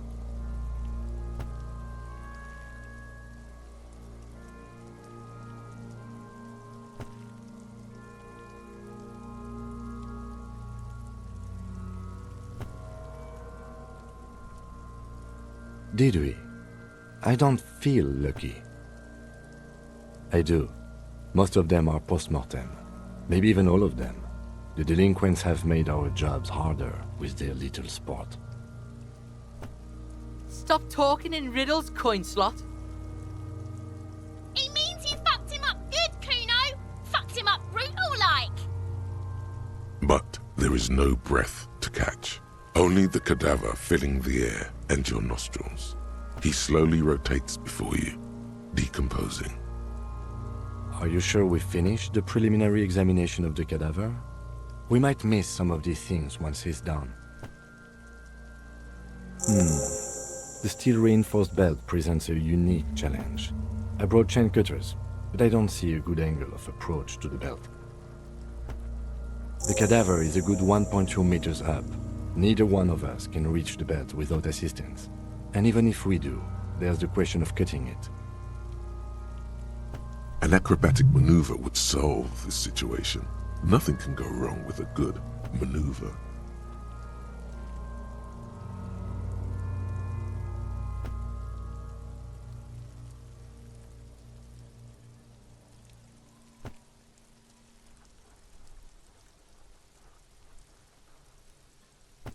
I have thought of that, yes.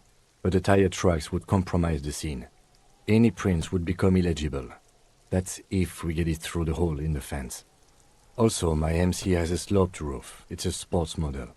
The roof is slippery. An all-around bad platform to stand on. He could come up with at least 4 more reasons why not to trample on the roof of his sports model motor carriage.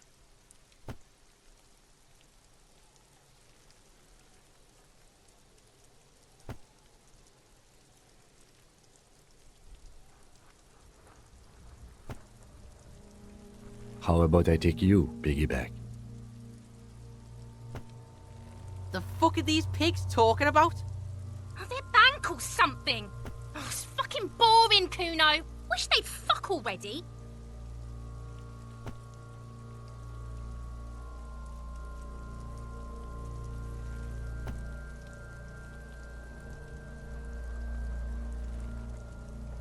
I wasn't actually implying I would. I meant it's a bad idea. It's a fucking hilarious idea. You two puskapas get on top of each other and fuck.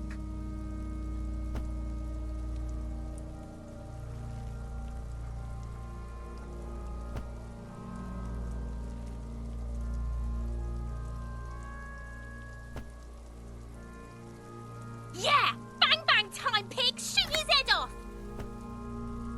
How? With a buckle ties the rope to the branch. That's a good spot to aim.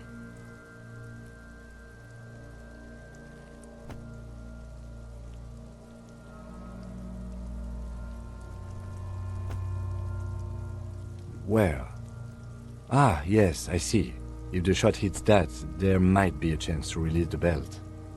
Yeah, now we're talking. Entertain a Kuno with some shit.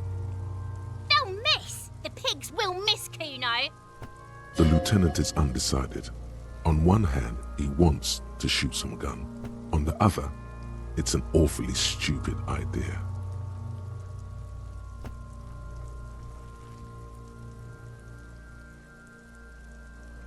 What else can we do?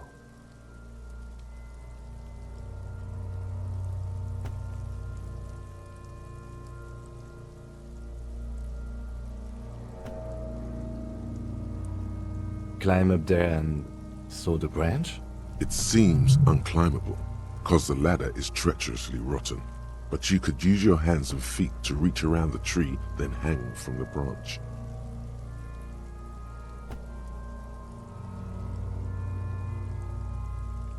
Honestly, I prefer a non-acrobatic solution to this.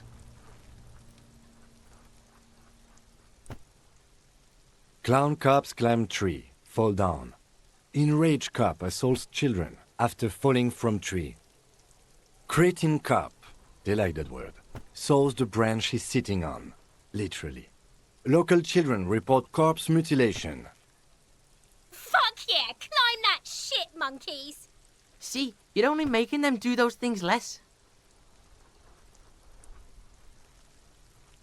No, I do not see the future. I made those up using 2 decades in the Revacholian police force as a reference point.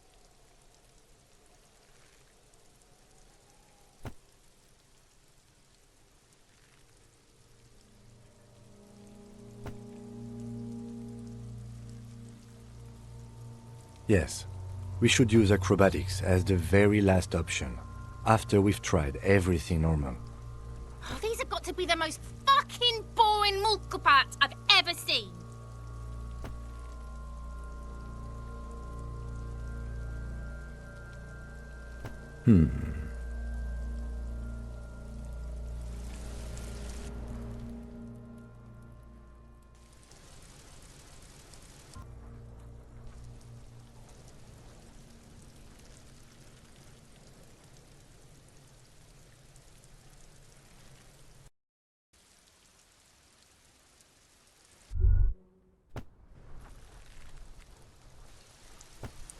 The man before you is naked, but for a pair of underpants and white boots. Yes, we do.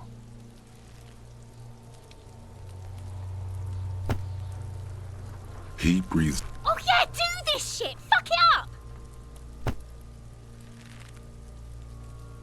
I'll blow his head off. Take it. Take the shot. Yeah, take the shot. Kuno wants some of that shit. Silence.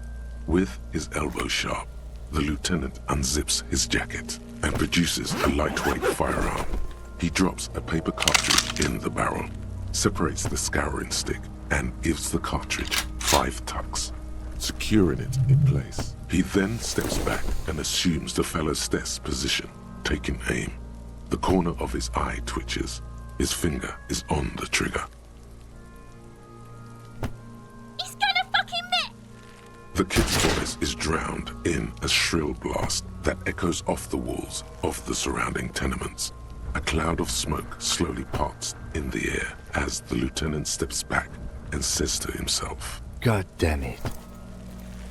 He feels bad about his eyes mostly, just having bad eyesight, probably from a young age. Whatever you do, do not console him. Fucking idiot! Mulka-bat asshole! Kuno could have hit it easy, but then Kuno's not fucking handicapped, is he? No, we are lucky as it is. We didn't break anything, and the victim remains uncompromised. Any more mistakes could put us in an unfortunate position with the locals. We have eyes on us. I didn't do us any favors with that. I have to say, it's beginning to look unlikely we can get him down without assistance.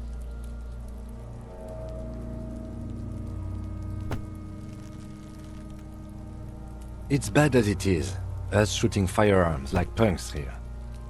Go ahead, I'm not stopping you. Just don't hit the victim. They only have one gun. Oops. This is the sorriest pair of pigs Kuno's ever seen. Officer, why do we only have one gun?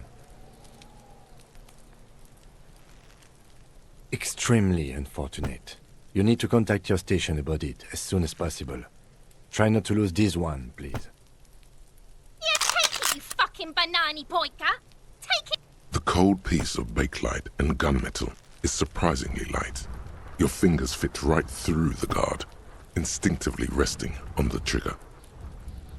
The fuck are you waiting for, Kuno? Tell him to shoot himself in the mouth. The buckle comes into focus in your sights. You stand with your feet planted firmly in the ground and your left hand supporting your gun arm. Why don't you just shoot yourself in your mouth? At least you won't miss.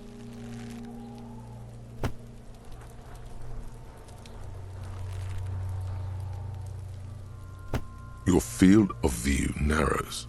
The branch slowly moves, becoming entirely two-dimensional.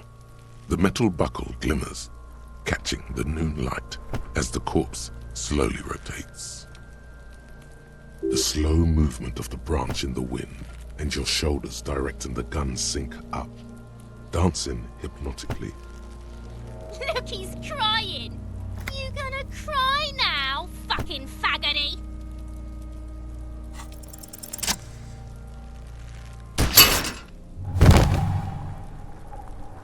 The buckle explodes into tiny pieces, coming loose with a whir.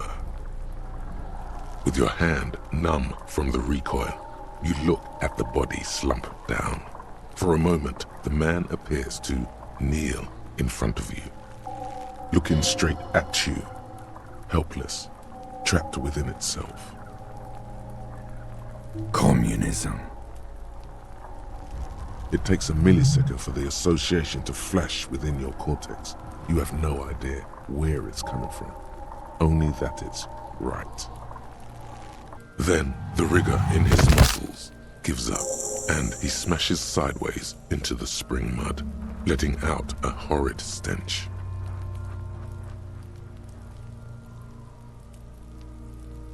Fuck you, Kurpale! Ace is high. The Ace is High, a custom invented by the aerostatic brigades during the revolution, is used to celebrate success in Revachol, especially in sports. The gesture is spread across the world despite the defeat of the revolutionaries themselves.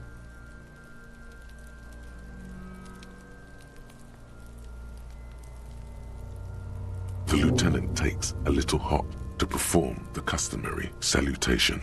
Your palm hurts from the slap. It's precise and down to the point. I knew these guys were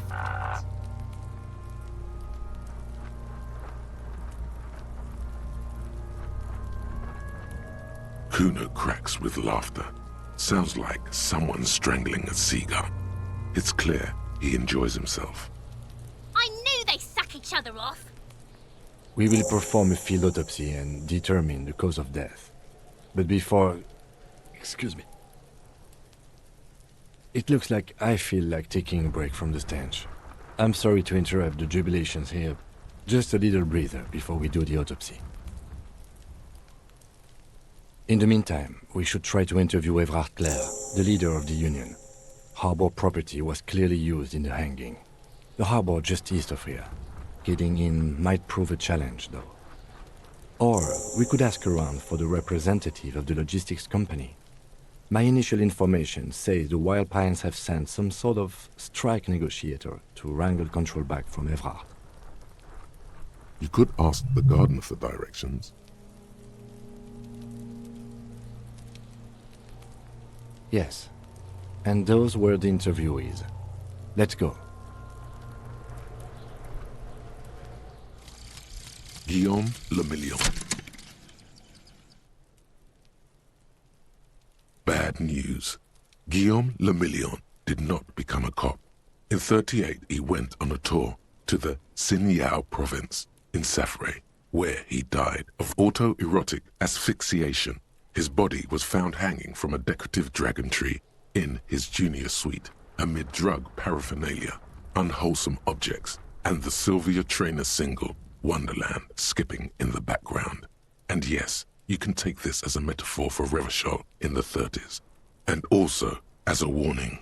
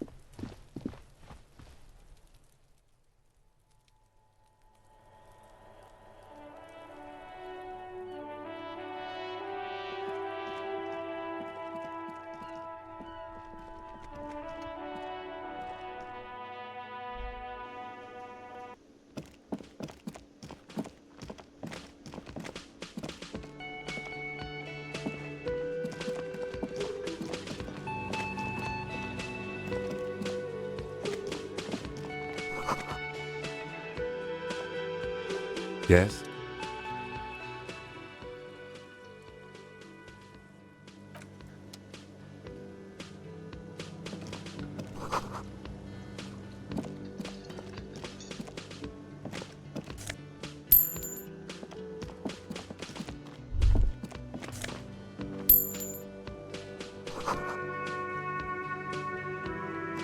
A thin man is smoking below an exhaust hood, occasionally sipping from his mug. This must be the Whirling's cook. As you step in, he nods toward the table and says something in a completely foreign language. The only words you can make out are Garancy and Quebec. It must be his name, Garancy Quebec. The man puts his cup down and replies something, his left hand drawing arcs in the air. He smiles and bangs his ladle against each of his pots. You see a heavy steel door with a prominent dimple lock. It's painted blue. You immediately feel drawn to the color. Blue is for mystery. The cobalt blue surface feels rough to touch. The stainless steel door is flush with its frame on every side. Old cobalt paint, rough on the fingers. The door does not budge. You do? It's a door in the back of the kitchen. Why do you care where it leads?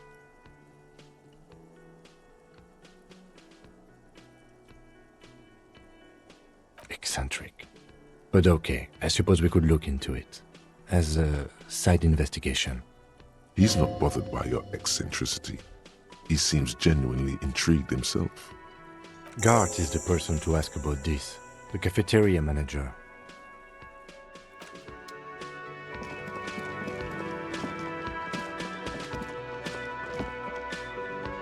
can I help you?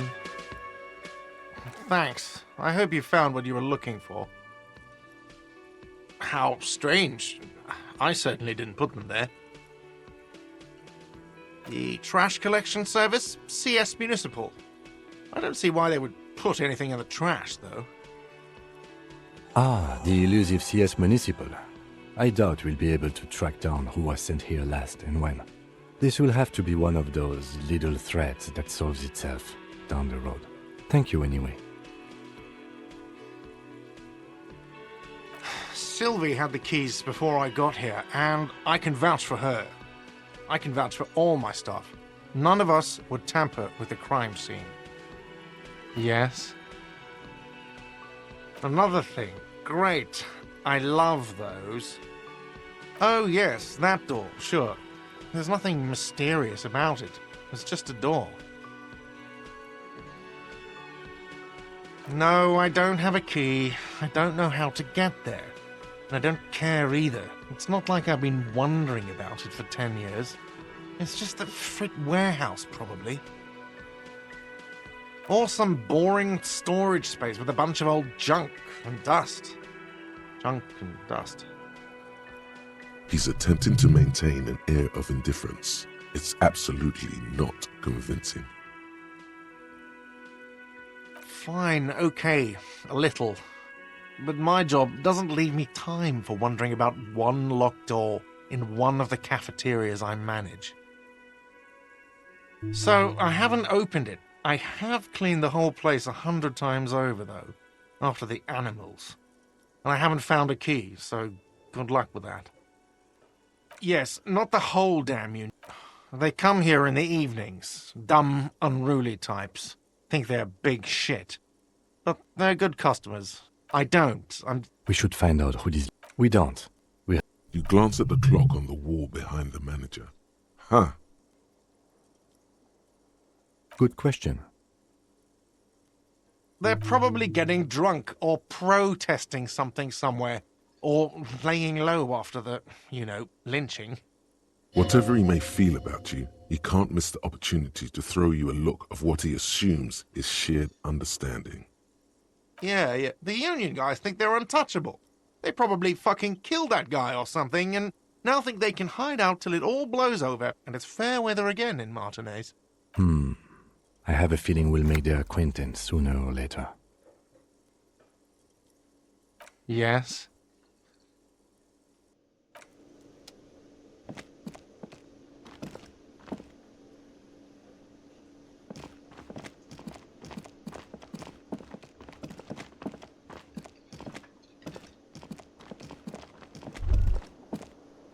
That sugary black rum stain on the counter may... Oh, excuse me.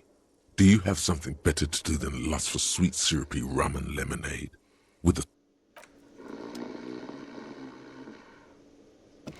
the worker is in a deep slumber. Perhaps he's on his way to where you just came from, into the primordial darkness. A colorful piece of plastic is dangling from his carabiner. It's a dock worker's ID, doubling as a shift card and a job permit. A young, able-bodied man stares back at you from the photo. Santiago S. John. Your fingers find their way into the shackle, flicking open its spring-loaded gate. The metal loop holds the plastic ID and a leather-bound pocketbook. The man emits a loud snore. Is he about to wake up? Doesn't look like it, but you never know. Better be quick. No, he's looking the other way, perhaps purposefully. You find a black paper note with a woman's profile on it. Seems like this woman lived centuries ago. The note says, 5 real. It feels nice and greasy. Yum yum. Money. Think of all the things you can buy with this. The synapses in your brain fire with glee. You slip the plastic ID card out of the loop and pocket it. The man continues to snore. Just for the record, you look nothing like the man on the document. The sleeping dock worker has little to say about your actions. He remains silent. There is only one way to wake this bone idol from his slumber. Roar like a hurricane. Rip the buildings from the earth. Why the yelling, man? Wait, what? I was just sleeping. What do you want, officer? That's the name of my employer. I work in logistics. He doesn't sound too enthusiastic about this. How's it going?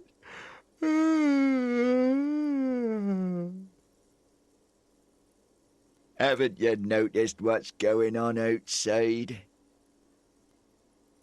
Good. Then you understand the gist of it. We would all be better off without the employers and their employment. For one, I could get some goddamn shut-eye. Nate got it. Majoret's got it. He's guarding the gate. I'm just getting some sleep. Or was. The way he says Measurehead implies ultimate trust in this head reckoner's physical prowess. He seems like a worthy rival. You should slay him. We are. The workers. The union. We know what we need. What's right for us. Okay. I guess there's also Everard. He's in charge of the union. He's smart, knows how to negotiate. He's got our back. Yeah, what about it? You know, people die here every day. Someone's found in a ditch, another one falls in a manhole, a third one gets eaten by stray dogs. If someone has decided to die on top of a tree, then how is it my concern? I can tell you this. You have a pretty solid feeling that the man's not just mouthing off. He's strong, but even he has reasons to be cautious here.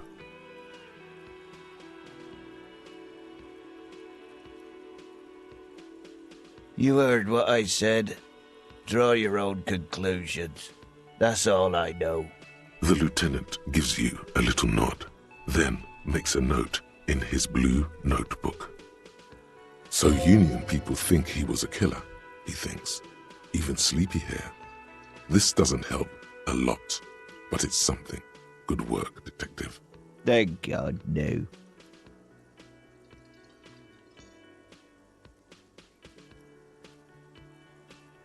The worker stares at you, his eyes dry from sleep. A web of wrinkles covers his tanned forehead. I don't know what you're talking about, kind sir, but when I'm out, then I'm really out. No corpses, no mausoleums, just quality time. A little me time in the abyssal pelagic zone. You can never return to it now. Only detective work remains. Wakefulness and detection. The dock worker doesn't answer. His head is already back down on the table, in sweet sleep.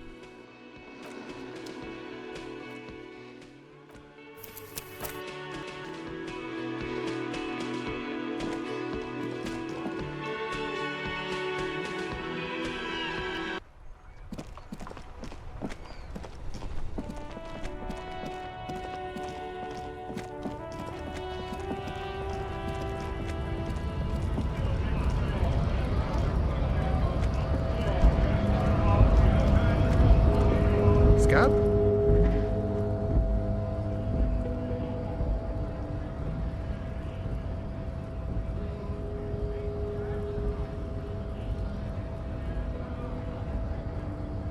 I was just messing with you. No one's ever seen a cop scab.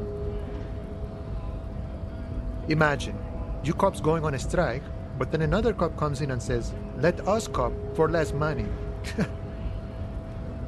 Speaking of, what brings the RCM here, to the Wild North? Come to see the strife?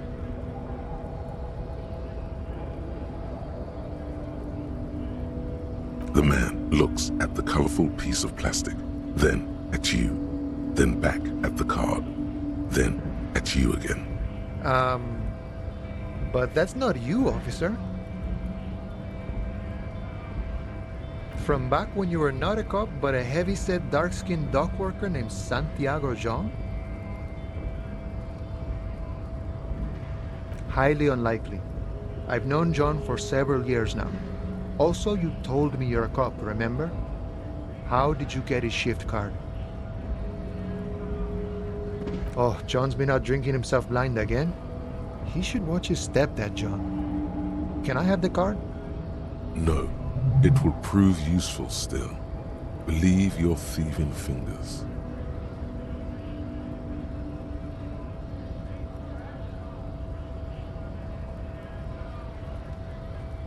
Oh, is my friend in some sort of trouble? Who knew?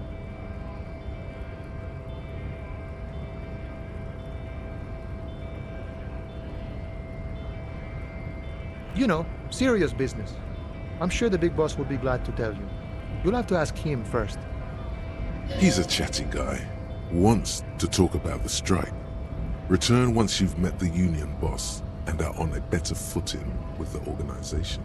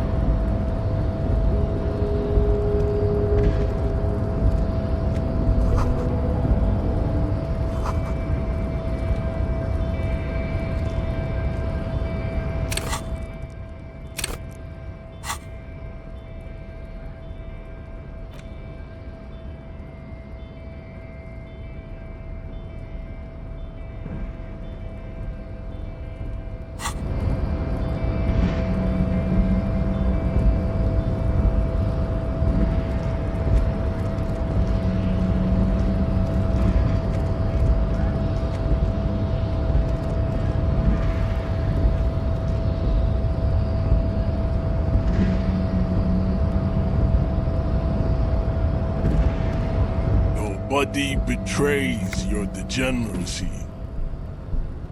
Yeah, Measurehead. His body totally betrays his degeneracy. Are you admiring my morphophysiology? It must be frightening to stand in the shadow of this racial pinnacle. Be calm, I'm Sandwich. You are not in danger, because you are not a threat to me.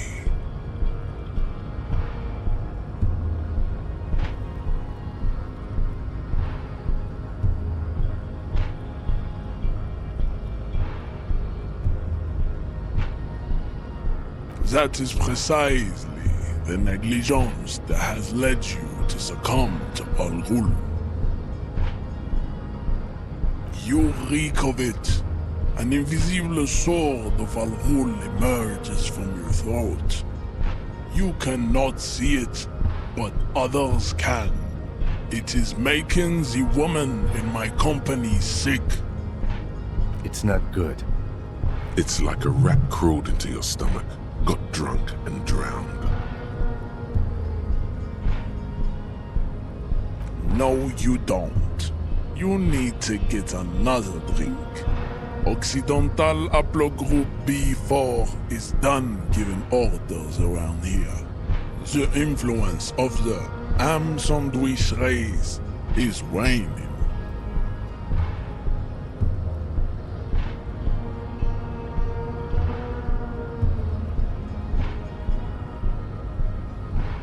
Jerking motions, signs of a late-stage neurodegenerative disorder. How far the Occidental Haplogroup has fallen. You were once a noble and powerful race. You gave the world eugenics, electricity, and powerful weapons of war like missiles and aerostatic aircraft. You made great gains in metallurgy, race theory, and statecraft. You dominated lesser cultures. like the deformed Hemians and the inexplicably potato-obsessed Koikos. But now your ascent to the genetic summit has halted. You are obsessed with sadness and with frivolous pop culture. You will be superseded. Isn't that right, babe? It is, baby, yeah. You know it. There is a button right behind him, just out of reach. It must be the one that opens the door to the harbor.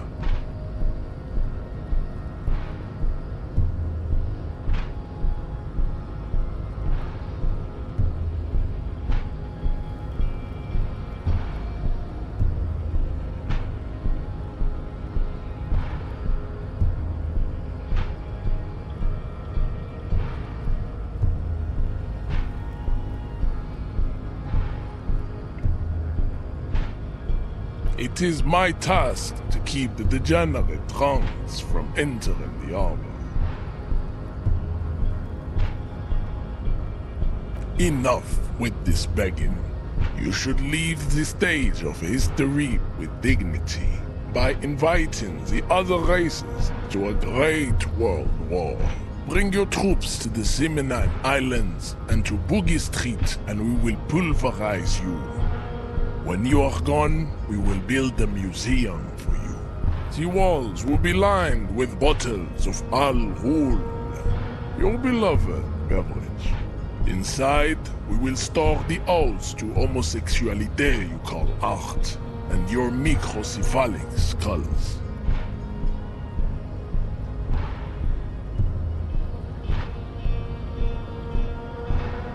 Don't be vulgar. White or not has got little to do with this. The race enigma runs much deeper than that. Mr. Clare is a man of vision and means. He has the will to confront international capital, which is something your race naivistic communists never did. Also, to serve is noble. It takes discipline. Your petulant individualism has only contributed to your race failure. It is lax and moronic. Idiotic communism is the single greatest contributor to your race descent. Everywhere around you. The fruits of its failure to challenge the world order. Individualism, rock and roll music, sexually transmitted diseases, above all, rampant multinational finance still reigning large. Tell me, where have you gotten your love of pathetic communism from? Degenerate youth culture? Rock and roll music? Offshoots of the Seminoles people invented disco while having sex under the influence of cocaine. It is a shame upon my race. But what is done is done. I am not surprised you enjoy it so much. This has happened to many of the side products of the inevitable cultural victory of the Seminoles race.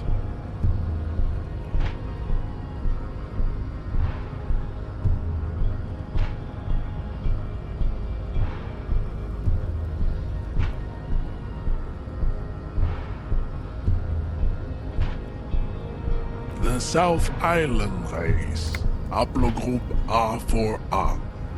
We are the rightful masters of the Insulindian archipelago. We descend from the Areopagites of ancient Pericarnassus and arrived here 4,000 years ago. Millennia before you. We are the future. That is all you need to know. I am a descendant. The narrow streets of Ulimbuir are with me in my genetic dreams. I see young Seminoles women walk into the grey mass on Ile de Fantôme. waiting on immaculate conception from the pale. No, I have heard about it on the radio. He would be appreciative if you did not further chase this line of inquiry in front of the women.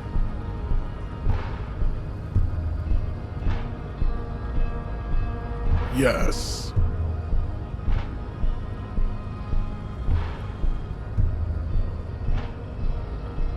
Racists are generally not very good examples of their race.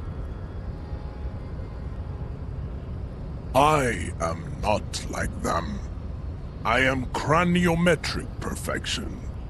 I have taken the trouble to permanently draw a phrenologic grid on my skull and features. This should dispel any doubt. True. That is a noble cranium, but you got a hard noggin yourself.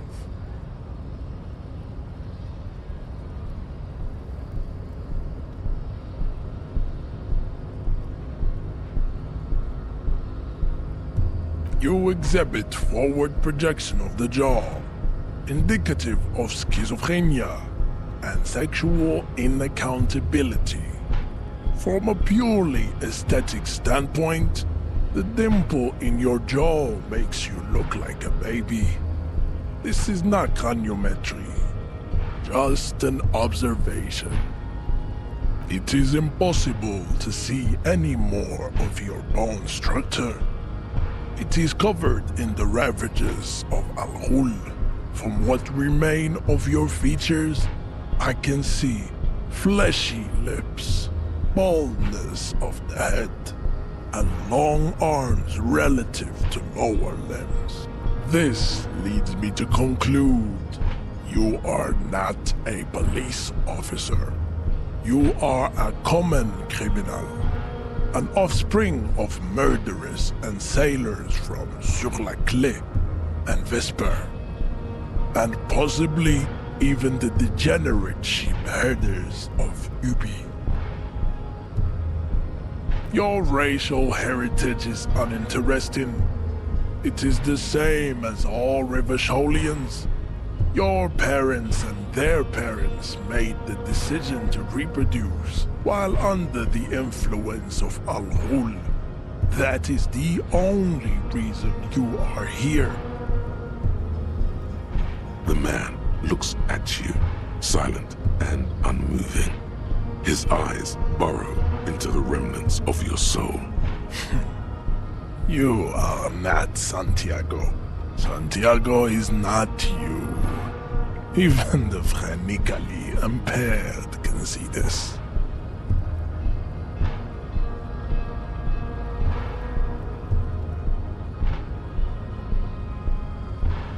I don't think anything about this. We are wasting our time having this conversation. Your pedomorphic friend is right. You should leave here with your tail between your legs. We still need to get into the harbor. There's an interview to conduct. There must be another way.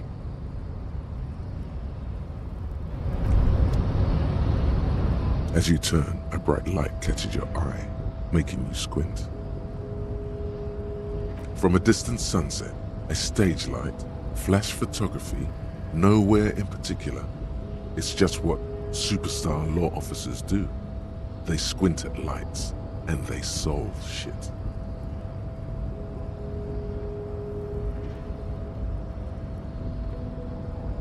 What are you, deaf? They're perfect, like rock star politician and drug addict teacher. Embrace the superstardom you've worked so hard to establish. Yeah, you have. You're a big dick cop, Dick Mullen, Salam Rocky Baye, badass on the edge disco cop. Time to recede into a ludicrous fantasy world. Here we go. Camera, lights. With a sudden flash, the world freezes around you, and you along with it. In an iconic monochrome solution, a black silhouette against a rasterized orange world. It's on.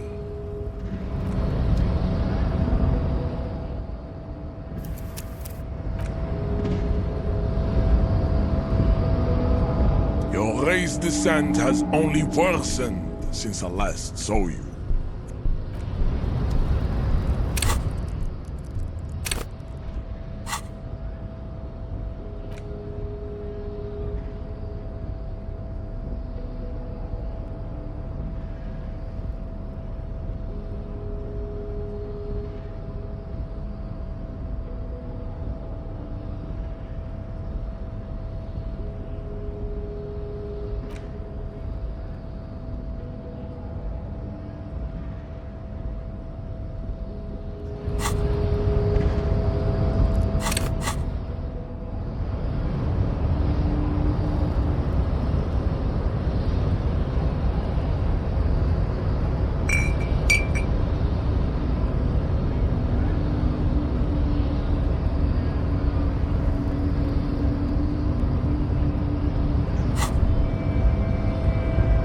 Well, hello. Someone seems to have found himself a bottle of alcohol. Here's where the magic happens. Oh no, you don't. Not this one. That's not you. You, light reflects off the green glass of the Commodore Red. The gods have been generous. Better pop it open before they change their minds. Wow. The gods of mass production have made this alcohol container laughably easy to open. A child could have done it. Fine. We're not worried. You'll crawl back to this bottle soon enough. We'll give you another chance. Booze always gives you another chance. Yes, it's merciful that way. It's your friend. Come back to it. We're all rooting for you too. You've passed up your chance to start drinking alcohol for now, but don't worry. The option to start drinking becomes available again in 2 hours. Your race descent has only worsened since I last saw you. You have really let yourself go.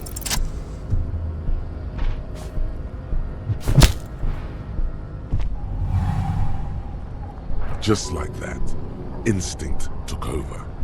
A solid strike straight into his throat, into the cartilage. You could swear you felt the soft palate break. The man is reeling, gasping for air. Time stands still around you. In the distance, the sounds of the harbor are falling silent. All you hear is a small gurgling sound as a trickle of blood appears on the man's lip. Now's the time for a spin kick. He expects the 1-2, not the 1-360. No, don't be a fucking ballerina. Rip into him, right hook. Get intimate with him. Bring the hurt closer.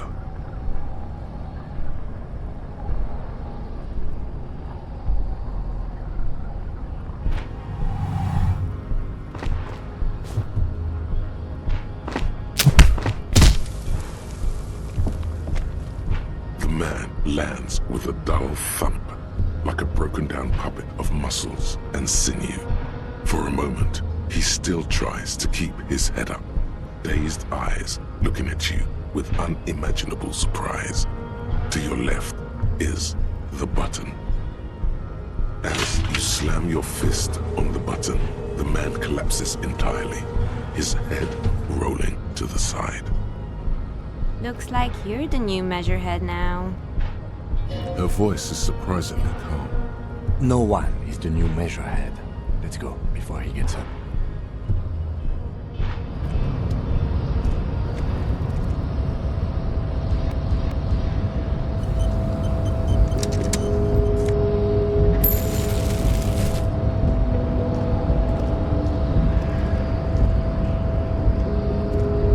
The man is still knocked out. It'll take a few moments for him to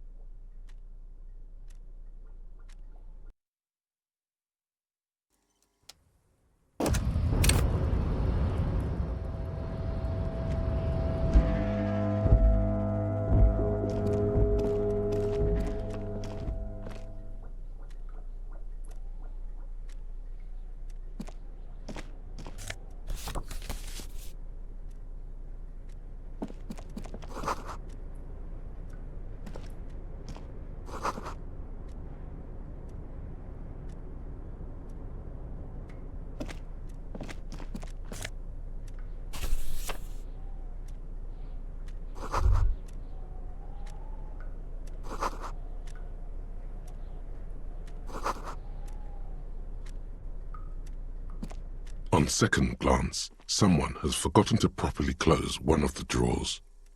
It's unfortunate for the Union to just leave their paperwork lying around like this. Let's see what's inside, he thinks. The drawer opens smoothly. Inside is a well-organized selection of brown folders, hundreds of documents containing logistical data. Two kinds of transactions stand out.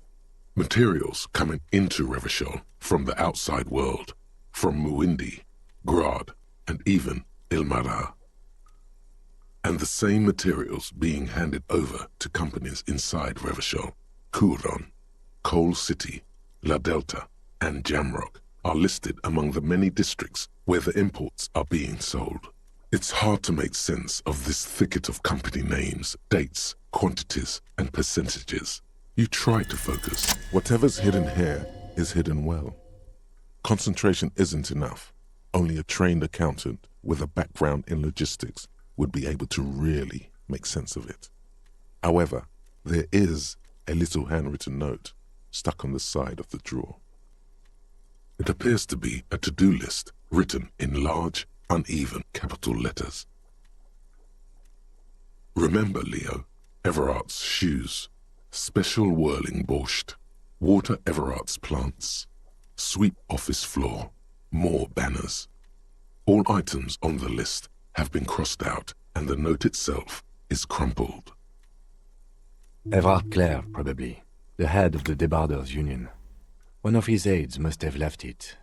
Nothing incriminating here. Remember, Leo, Everard's shoes, special whirling borscht, water Everard's plants, sweep office floor, more banners.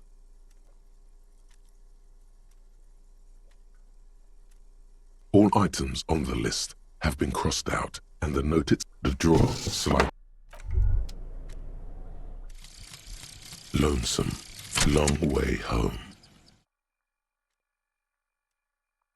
Here we go. Home awaits. Walk past Station 41 and through the market, past the Boogie Street spearhead to the other side of the lake, the frozen eye at the center of the district. Then past the video rental store on the corner. There, at the end of a street lined with pine trees, a small house no larger than a matchbox, 11 Voyager Road. You no longer live there. Those times are gone. And so are those people. Why did you come here? Why are you still here? And where's the dealer? You have to get back to work. That's all you have now.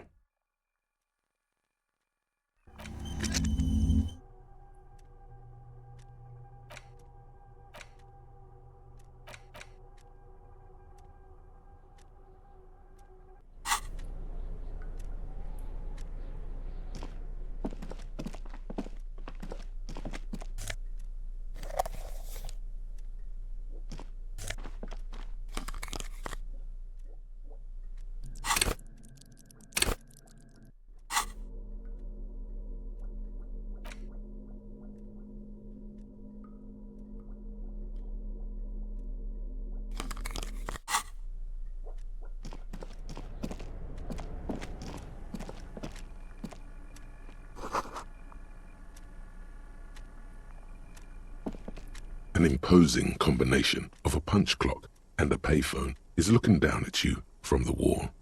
A note on the side says, "Tokens unavailable due to strike. Use change."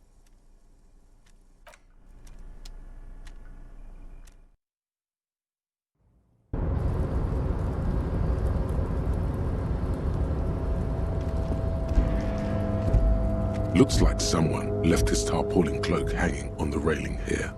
There is a white rectangle clearly visible on its back. This is your cloak. You can feel it. Yes, it does bear the RCM insignia, and we are the only detectives in Martinez. The service cloak issued to you by your station? Yes, I do.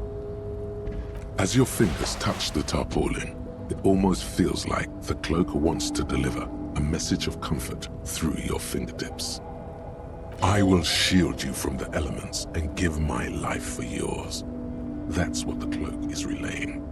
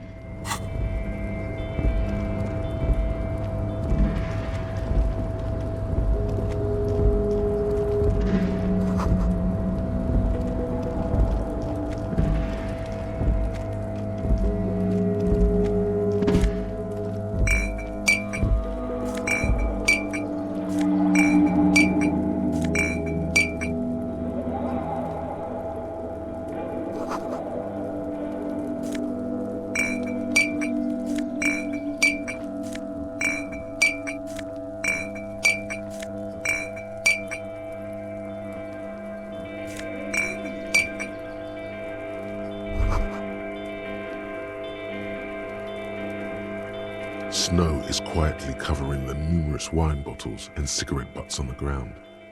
Someone partied really, really hard here.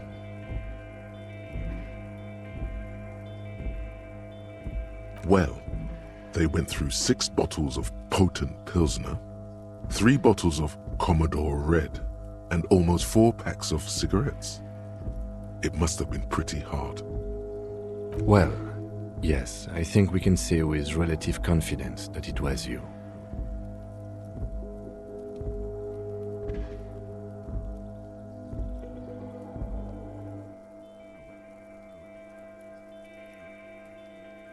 I am, but it doesn't matter right now. Let's just move on.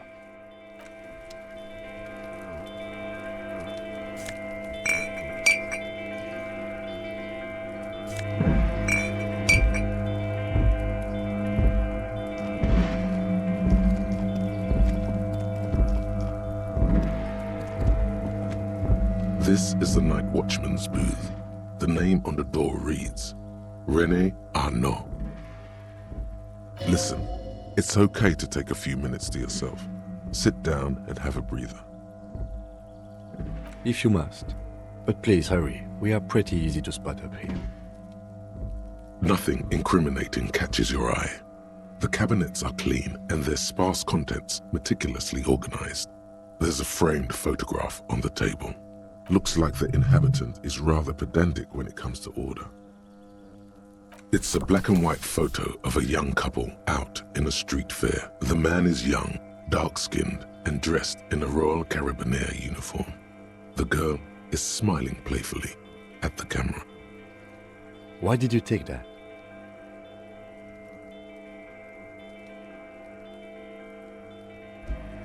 Fine, but let's move. I don't want to be seen snooping around here.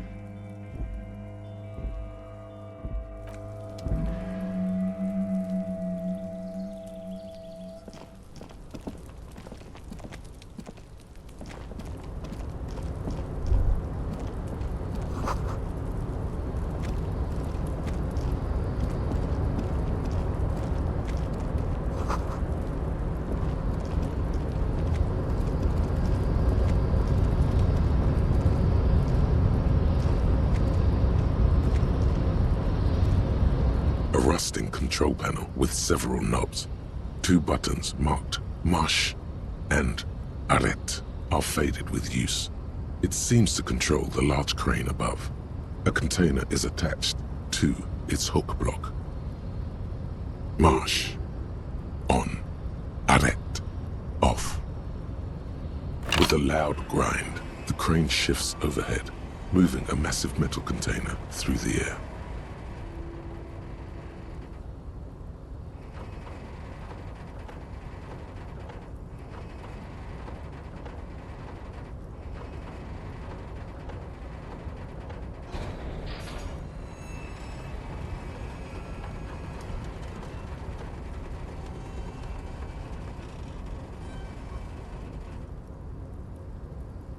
With a surprisingly quiet thunk, the crane places the container down. This crane was built with a purpose, which has now been fulfilled: to move this container. Who can say? All you know is, it's special. I can't see how that was worth the ruckus, except for seeing the crane in action, which I admit was satisfying. The crane does not return to its original position. It does not move at all.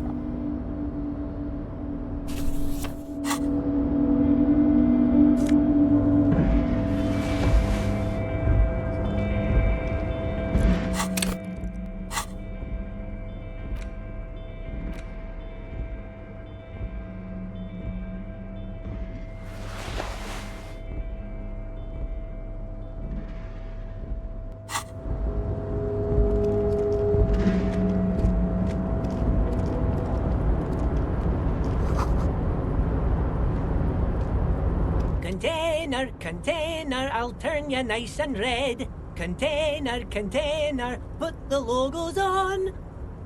The accent is so thick, it's impossible not to notice he's Ubi, from the vanishing peninsula of Ubisunt on Muindi. Container, container, used to be Wild Pines. Container, container, now belongs to Everard. Everard, Everard, Everard, he looks after everyone. Huh? Well, hey there. How can I help you, mister? The look in his deep blue eyes is as sincere as you've ever seen. Kind of makes you feel like an arsehole for no apparent reason. I see you are not a union man, mister. Did you get lost? You're not one of them scabs, are you? I mean, I don't personally mind. Folks is just folks, you know, and folks gotta eat. Just some of the other guys don't look too kindly on the scabbing kind, if you know what I mean, mister. Oh yes, born and raised in Arish, mister. Mum had to leave my dad after he got a bit violent. Took us here to the new world. I was about 10 then, too old to lose my accent then. People say us Ubis are up to all sorts of trouble with sheep and other animals and whatnot. I just want you to know there was never any of that where I come from. No sir. Those are just nasty rumors. Thank you for clarifying that, sir. Oh, I'm just making some covers for them containers here. Yes I am, yes I am. So it's easier for the crane operators to spot them.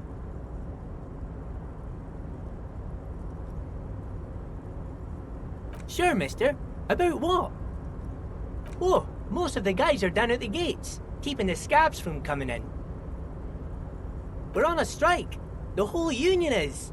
You don't have to work when you're on strike. Ha! We haven't worked for 2 months now. So no one is working? Not everyone is down there, of course. Mr. Everard is in his office, where he always is. And Jean-Luc is guarding the gate. But Titus and his boys got into some drunken trouble and Everard sent them on a nice vacation. For a week or so.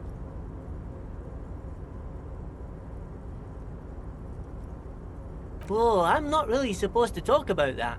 That's union business. Him and his boy stirred up something in town. Probably drank too much and got into a fight or something. I heard Mr. Everett telling him to take some time off. Don't go all bad cop on this simple, friendly fellow.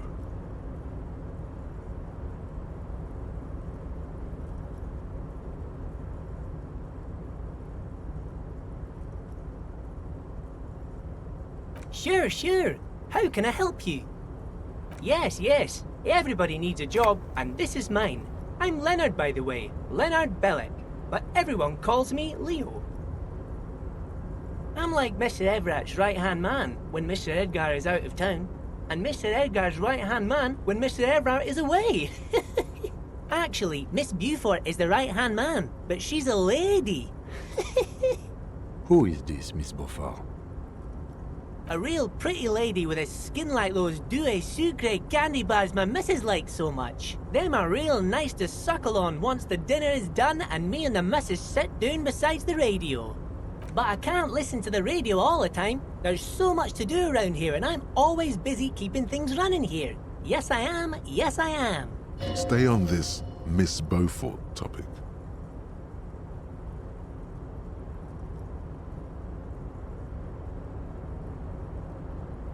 Oh, Lizzie, she is a real sharp tool. Mr. Everett put her through some fancy school and everything, east of the river. 4 years she was gone, and when she came back, she was all fancy and lawyerly. But she's a real nice girl. Grew up in this here neighborhood, knows everybody and gets along with everyone. Real pillar of the community one day, I'm sure. For a fraction of a second, there's sadness in his eyes. If me missus and me was to have a child, I'd be real happy if she turned out like her. But she can't have kids. Dr. Lemaitre said so, and she knows about such things. Been a doctor for almost 50 years she has.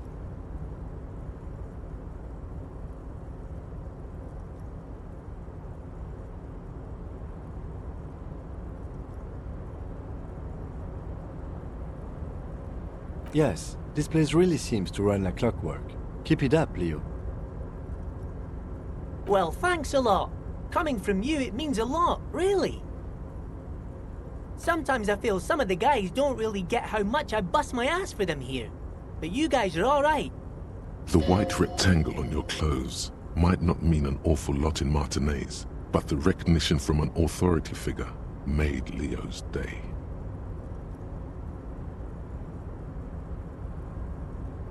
Oh, yes, yes. I leave all kinds of notes for myself. That old head of mine ain't so good at keeping things in no more. I almost forgot about the borscht. Oh, yes. I've been taking special whirling borscht to the men every day since the strike started.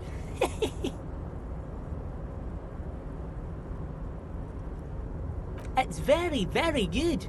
Makes a man feel so warm and happy. I feel like I could take on Mr. Renadan's boar dogs every time the lunch is done.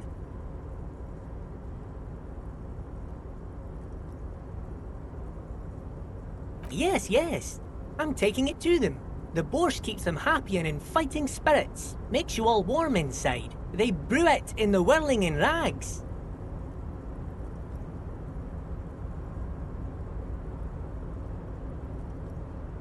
Oh, sure, mister.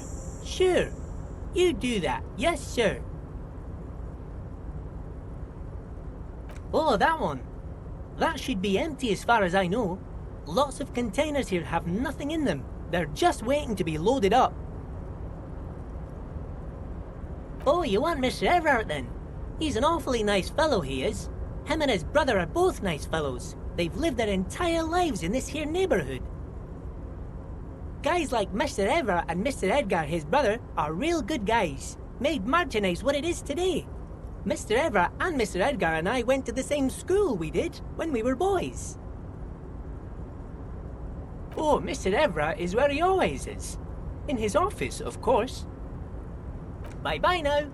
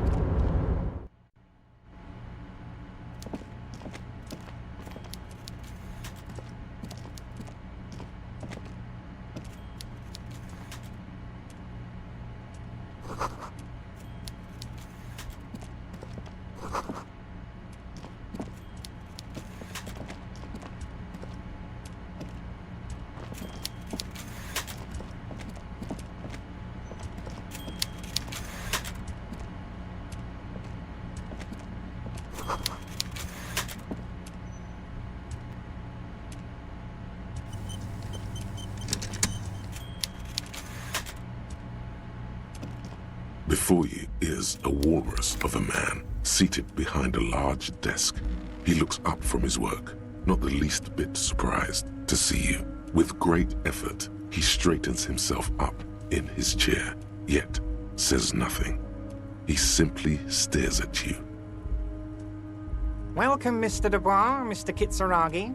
It's good of you two to stop by. Please, have a seat. I'm Everard Clare, head of the Debarders Union here in Martinez. I'd offer you my hand, but unfortunately my health prevents me from getting up. You understand? He looks extremely comfortable. The tiny folding chair, on the other hand, looks like a torture device. You go ahead, detective. Whatever he has in store for you, it can't be good, he thinks. I'll do my best. Forget about that. What's with this Dubois stuff? You're getting some seriously bad vibes from that name. Please, Mr. Dubois, let us converse in a civilized manner, as equals. Take a seat. I insist. It's nothing. Yes, that's probably right. It's nothing. Forget about it. Filter it out. Very well, Mr. Dubois. I respect a man with strong convictions. I, too, have convictions. One of which is that I will not engage with any man who won't face me at eye level. Should you find yourself more amenable in the future, I'd gladly resume our conversation. But until then, I'm afraid I must ask you to leave. You're no Titan of Felician, buddy. He's got you in a fork. Sit down or leave.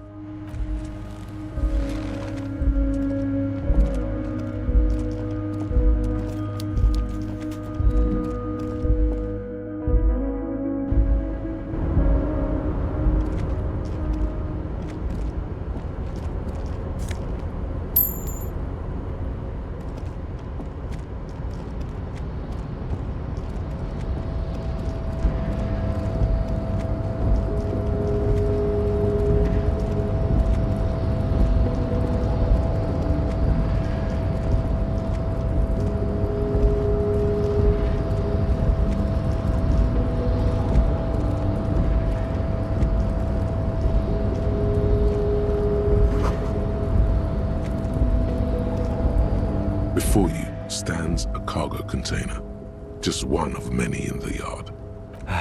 Is this like your thing with that wall again? You do? Because I don't. There are a million containers here. Why are you fixating on this one? You just picked one out because you wanted to interact with a cargo container. We are not here to interact with containers. We are here to interview the Union boss. No reply. You attempt to turn the handle, to no avail. The doors seem to be mechanically locked. To your left, the lieutenant considers your actions with some puzzlement.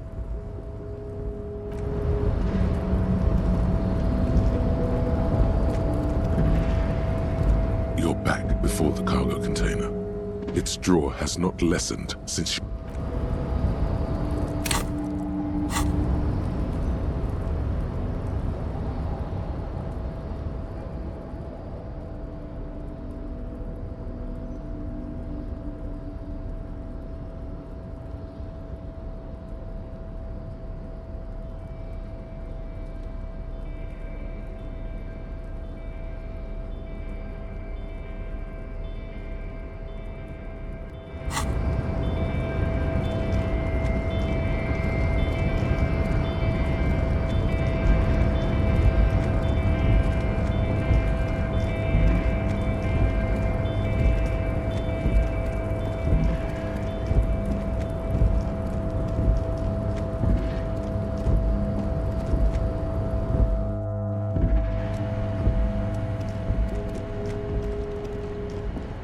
Yes?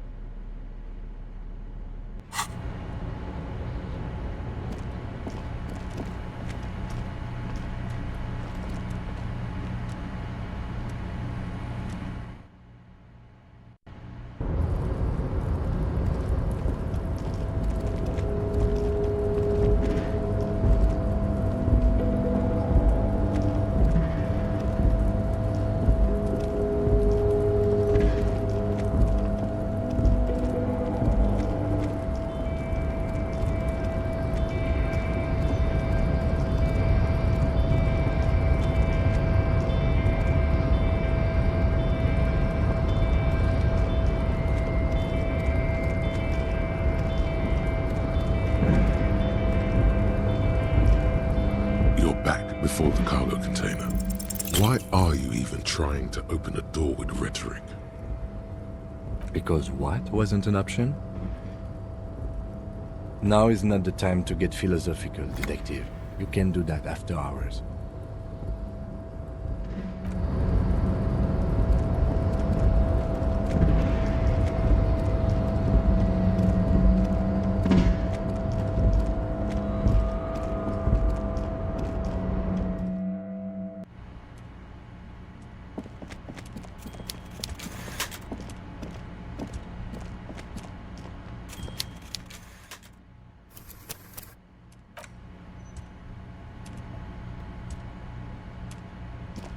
Mr. Dubois, I hope time is on your side this time. Please, take a seat. Please, Mr. Dubois, let us converse in a civil... Very well, Mr. Dubois. I, too, should you find... You're no Titan affiliation, buddy. Mr. Dubois, I hope time is on your side this time. Please, take a... Excellent, Mr. Dubois. I can see that you are a reasonable man, and reasonable men can be of great use to one another. So tell me, how can the head of the Debarders Union help a representative of the Revachol Citizens Militia today? The chair you're sitting on has got to be the most uncomfortable chair in the world. It's violating your backside. Oh, by the way, I heard you got a rather rude reception from a certain Lawrence Gart. Some people have no manners, it pains me to say. This should take care of that nonsense. It should be sufficient to cover your expenses for a few days and patch over your differences with a cafeteria manager. Go ahead, take it. Wow, that's 25 real. That's good money. You need it.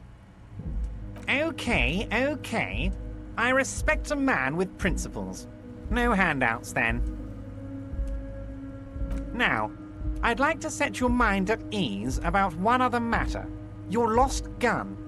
Let me assure you, Union people are on it as we speak. I've got my best hounds looking for that lost gun. His slug-like lips move, but all you hear is an echo. Lost gun, lost gun, lost gun. The world is swallowed by a black hole of fear. Only 2 words escape its gravitational pull. Lost and gun. Are you all right, Harry? You seem anxious. Don't be. Everything's going to be all right. It's not like you left it loaded. You didn't lose a loaded gun. Local children aren't out there playing with it right now, pointing it into their own mouths. It's in a safe place. I just know it. I have a feeling everything's going to be all right. It was loaded. There were 2 bullets in it. You always keep at least 2 barrels loaded. God, you're sweating. Your knee is jerking. You're about to cry, aren't you? You're about to cry because you lost your gun and those children are gonna shoot themselves with it. You want to cry? God, you're weak. Whatever you do, don't cry. You'll think you're disgusting. Mr. Dubois, you don't look so good. What is this, Mr. Dubois? He keeps repeating. What is he trying to pull here? You need to cool the fuck down. Chill. Mr. Dubois! Mr. Dubois! Harry! Mr. Dubois, are you okay? Can I get you a glass of water or something? Are you having some kind of medical emergency? Maybe you could use your hands somehow, in a kind of throw-in motion, like you're throwing that Mr. Dubois act right back at him. He's Mr. Dubois.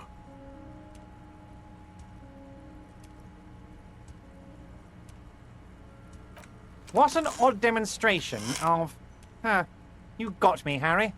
I don't even know what. As entertaining as it was, I'm afraid we're wasting our time. And I'm an extremely busy man, as I'm sure you are too. Okay, enough. We are here to ask you some questions pertaining to a murder investigation.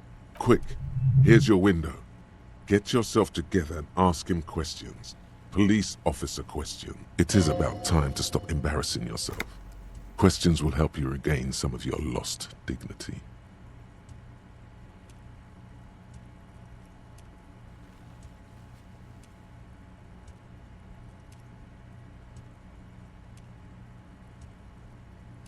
Oh, of course. That's your main thing here. That's why you're in Martinez. I know everything that goes on around here, and I would love to discuss it with you. I mean, it's no secret that the lynching is connected to the strike. So much to talk about. Honestly, it's been weighing on me so heavily. I understand you need to interview me. But there's a thing that's been keeping me up at night. I want to talk about the hanging. I mean, if we could just calmly talk, exchange information, we could blow this thing wide open. Yes, that sounds good. Let's do that. But I can't think straight with this thing weighing on me. You're police officers, aren't you? I have a crazy idea. You guys are basically door-opening machines, incredibly talented at opening doors.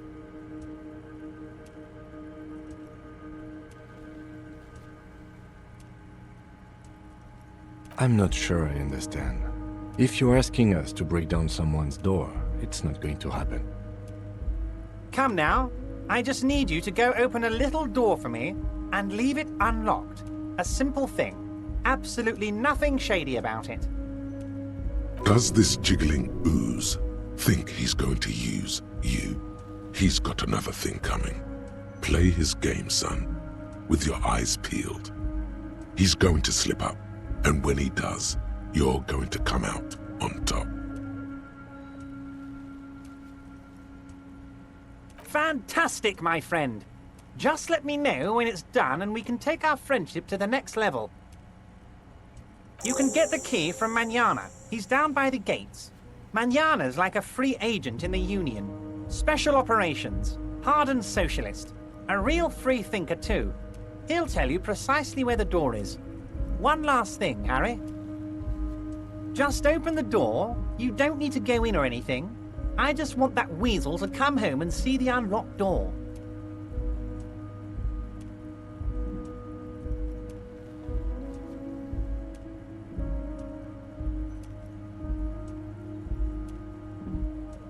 My dear Harry, there are literally millions of containers in this harbour. I couldn't possibly remember what's in all of them. Harry, you smooth-talking son of a bitch. Time is a precious resource, and I don't have enough of it to count containers with you. Smooth talking. Maybe that's the way to go about opening the container. You should at least try convincing it.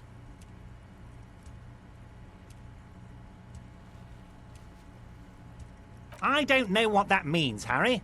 Shady brew? There are so many moving parts in my operation, I can't keep track of them all. You know what? Don't even tell me. Whatever it is, do it. Surprise me. Just one thing. If you can, make it even shadier. Of course. Let us dispatch with the formalities. You call me Everard, I call you Harry. That's what the hanged corpse called you. Harry. My God, so it's true. I didn't want to believe it, but you are a fantastic science fiction amnesiac cop, aren't you? What are the odds of that? I think the odds of that are very low.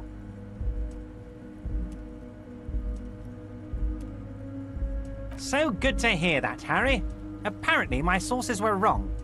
However, if you did have a spot of memory trouble, I could help you out. With my big fat folder. Are you trying to tell me you've gotten hold of some of our documents? Mr. Kitsuragi, would you mind? Me and Harry are talking about his lost identity right now. Ah, this? My friends in your organization gave it to me, Harry. I find that very suspicious. May I have a look? I'm afraid this is meant for Union eyes only, Mr. Kitsuragi. I'm sure you understand. Please continue, Harry.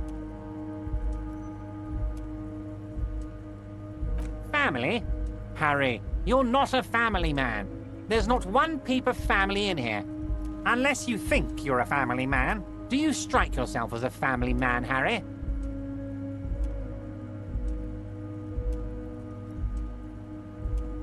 That's why I like you, Harry.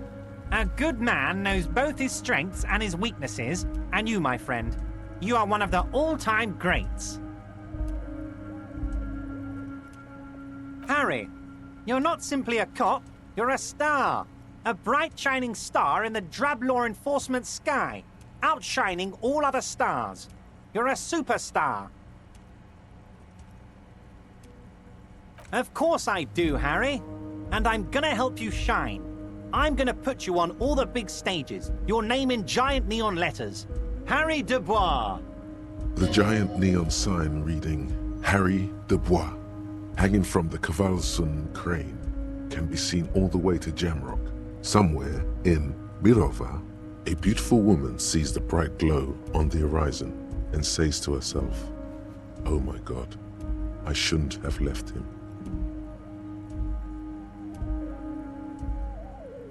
It's Harry. Harry Dubois. You feel like a Dubois, but you don't feel like a Harry. Strange.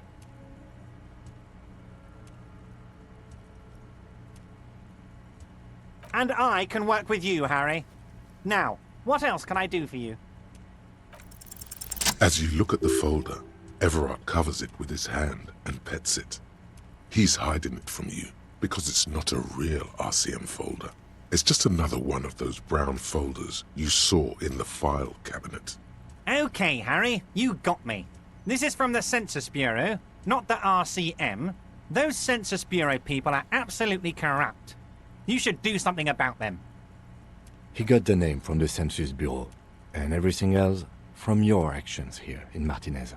Yes, Mr. Kitsuragi from the Census Bureau. Like I said, now I'm actually a very busy man, so is there anything else I can do for you, Harry? That means he doesn't really know anything about you. A pity. The mystery of you will have to remain a mystery for the time being. Yes, that's what I said. Try to keep up, okay? Let's move on. Am I going to ask? Hell, Harry. You spin-kicked my strongest man in the face. I saw it from my window. Would you ask a man like that how he got into your container yard?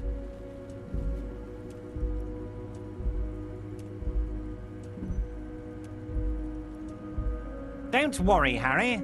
Between you and me, I'm not a huge fan of his race thing, but the Union did not get where we are today by frowning on eccentricity. Anyway, I assure you, I am a very well-informed man. Information reaches me before I even get the chance to request it. Wait, you need this to get in and out through the gate.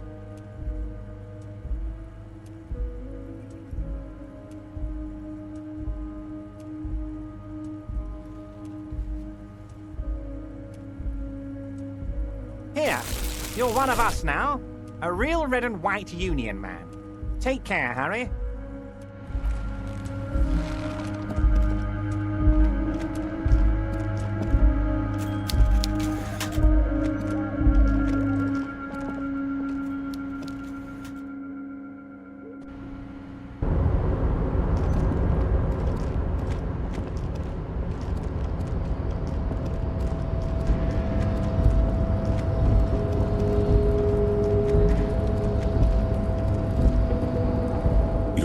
Before the cargo container. Its drawer has not lessened since you were last here. If anything, it seems to have grown slightly.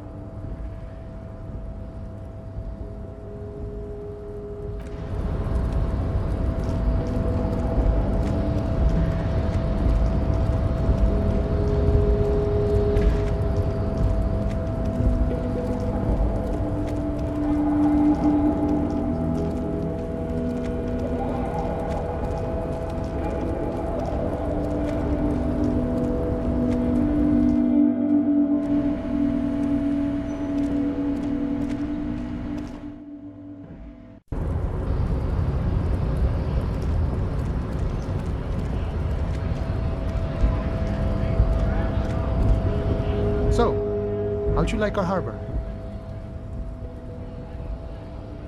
It's but a rest area on the path leading across open plains. Right. You talk to the boss, eye to eye. like men of the plain. If you have any more questions, I'm set to talk. A key, huh? What door is this key supposed to open? Oh, say no more. I got you. I got that key right here. And let me tell you, it's mighty good of you to help us out during the strike. Working class solidarity, as they say.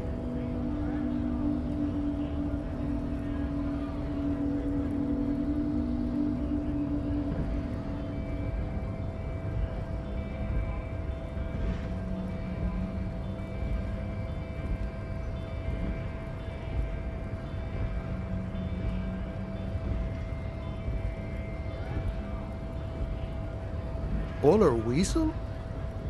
Oh, I know what you mean. I'm pretty sure he's actually Occidental, though. So you're gonna be committing fratricide, my racist friend. What you're looking for is a basement door behind the greenhouse. That's behind the whirling in rags. That's all I know. Our organization is what you call compartmentalized. Means we keep out of each other's business. Okay, but where did you get the key from? The janitor gave it to me. Nice fella. We talked about life and things that really, truly matter. None of this mess we're in, this jiving and juggling. What's it for? To feed our children, I guess. I'm more of a philosophical dock worker. I like to talk about the big picture stuff. Who I am, who you are, what we are fighting for. Who he is and what they're fighting for? This is interesting. We're negotiating our share. Aye.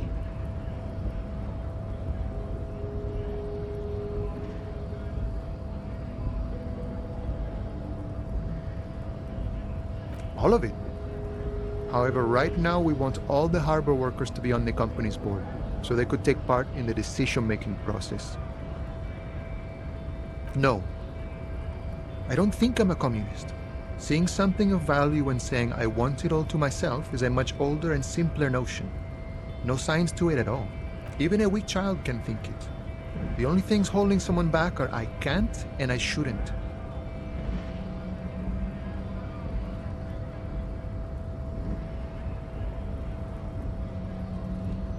Then how can anything ever be mine? But that's okay. We don't have to agree. The prairie is wide enough for all of us. I think it's best you make up your own mind now that you've met him. In my eyes, he is a capable organizer and a decent businessman.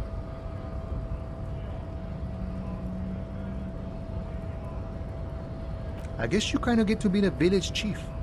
He oversees the harbor, makes deals with the owners or other relevant parties, watches out for his own. By that, you mean corruption? By heavens, why would he not be corrupt? We live in a harsh and disordered world, see? And in this world, the old man is corrupt for our benefit, and we know it. Appreciate it even. He is, personally, not too lavish.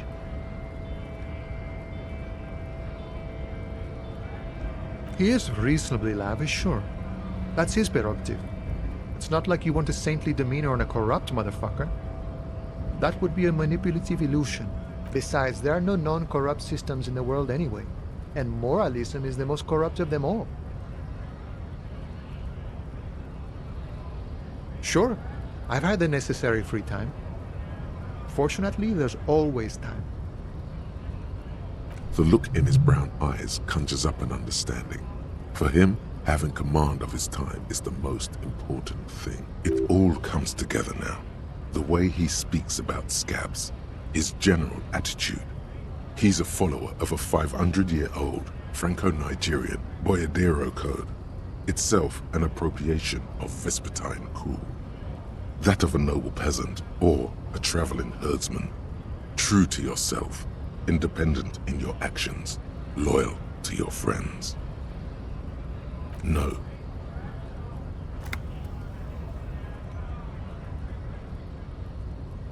No. The man sits on the railing, his hands reaching far and wide, yet it feels as if he could effortlessly go even wider, if need be, an endless torrent of time. The mercenary, eh? Who could have killed him? That's indeed the question.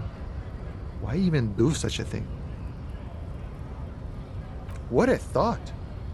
Why would noble workers resort to such a thing? Unless they were pushed, of course. Your dead guy was an enemy combatant. He was an agent of the opposition, attempting to undermine our honorable efforts. I ain't the murdering type, but that's just me. Large organizations like our union have all sorts of men, with all sorts of skills. He means a more violent faction could easily take care of such a thing. Understood. This has been of limited use. Still, thank you. No problem. I wish the best to you in your search. Sure, I'm glad it's not my search. Hey. Psst. Yes, you. Word on the street is you're ready to start building communism again. Yes, you're ready to start building communism again. You've built it before. They've built it before. Hasn't really worked out yet. But neither has love. Should we just stop building love, too? So, what about all that communism you've promised to build? Word on the street is you've woken up from 1,000 years of slumber, promising to erect a version of communism many times greater than any attempted before. Is that true? You keep saying things like, down with the bourgeoisie, eat the rich, sodomize the landowners, impale all people who have more than 25 real in their pockets, literally murder all human beings regardless of their political beliefs. That kind of stuff.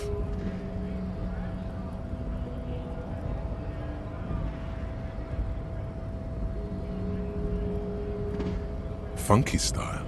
Very funky. So tell me, do you have any questions before we fire up the big communism builder? Or do we get right down to it? Oh yeah, get the firing squads and the animal wagons ready.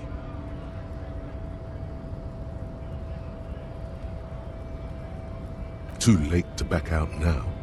You can't make an omelette without breaking a few million eggs.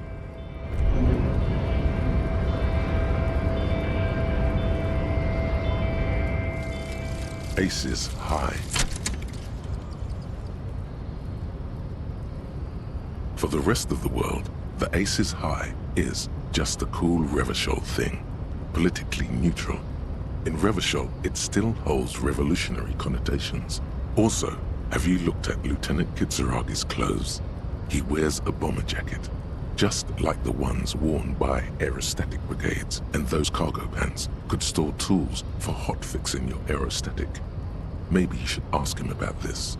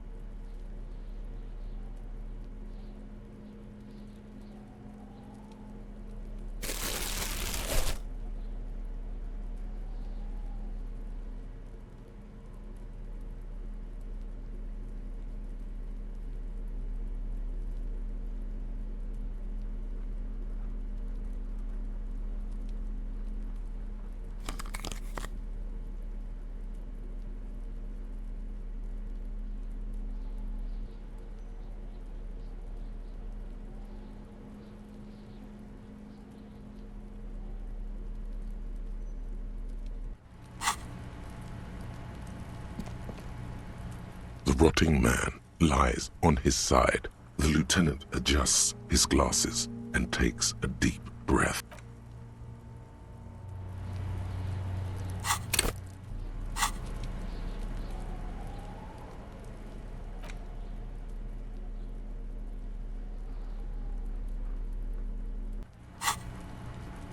The rotting man lies on his side with his eyes looking straight through you. The belt is still around his neck. His body is supine and open to intrusion by autopsy. The lieutenant adjusts his glasses and takes a deep breath.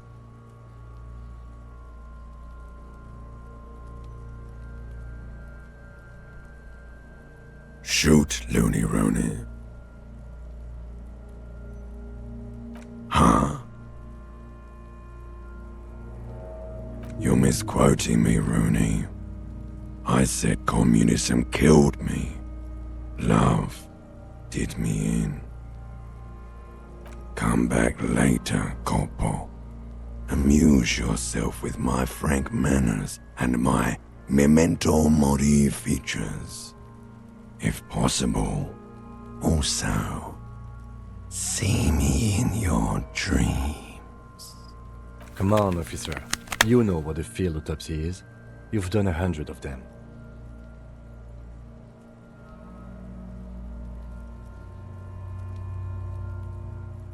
There truly is a time for everything, even for yellow gardening gloves. However, they are lacking hygienically. I suggest you get in there in limited capacity. I'll ask you when I need you to. For the most part, maybe I should handle the contact and you take notes? That's right. You knew it because you inspected your ledger. The lieutenant is relieved you know the protocol.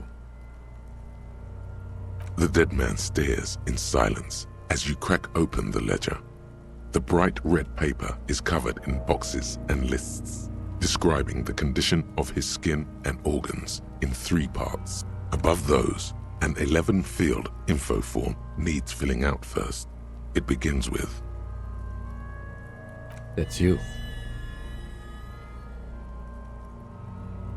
The corpse is indifferent to your scribblings, just lies there.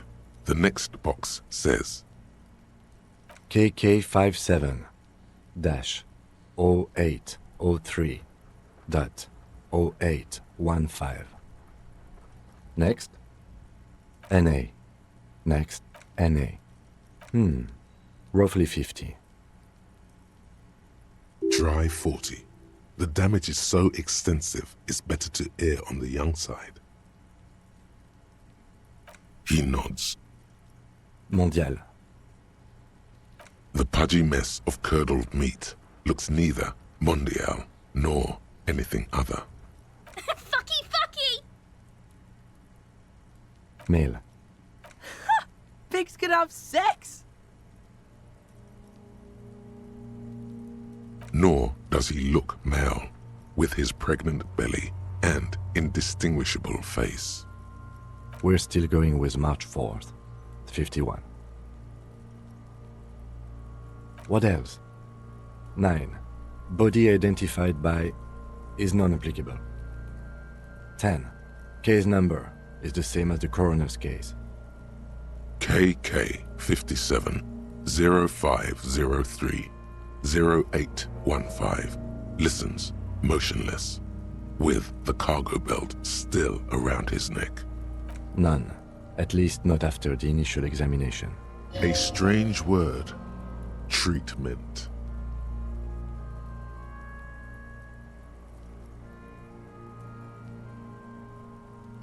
They'd have to have incapacitated and carried him over. This man was more than a match for untrained dockwalkers.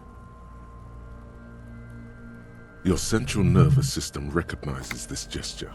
It's the stations of the breath. Ecclesiastic, religious in nature, a holdout from pre-DeLorean burial rites. It takes him 2 seconds to perform. Then, somewhere in Jamrock North, a small wood shed behind Rosencrantz Row, Lieutenant Nick Feuerbach puts his hand to the chest of a small corpse, no larger than a monkey. It's raining outside, light drizzle. There is darkness in the shed. Elsewhere yet, an obese female sits in a wicker chair, her silhouette bull-like against the window. Outside, Grand Coudon. The day is turning dim for Sergeant Mac Dawson. Hand extended, he approaches, to make sure she is dead more than anything else.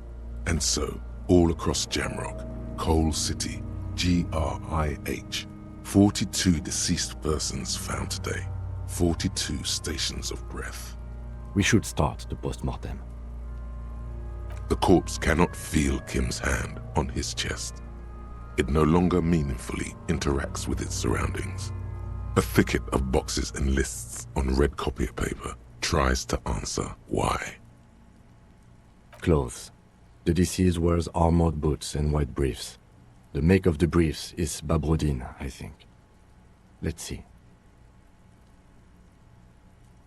See, it's happening. Babrodine, yes. Inexpensive. Size M. Color white. The disappointment is palpable. The red-haired thing was expecting something more lurid. The boots are ceramic, vitreous enamel. They are fused to his skin from blood flowing downward post-mortem. Removal of the boots is left for processing. Tattoos. The upper torso is covered in a single, continuous tattoo, resembling a map of the night sky. It reaches from the right shoulder to the heart. The ink is blue and white. The assistant has a color photograph of the markings, to be added to the case files as document A1. The photo is taken on the scene, using a triggered mini. The deceased has a cargo lashing belt around his neck, tied with a hangman's knot. Color yellow. Length 3 meters. There is a buckle on the other end. Well-nourished, athletically built, measuring 1.8 meters. Generally consistent with age 42. Preservation is good. Ambient temperature below freezing.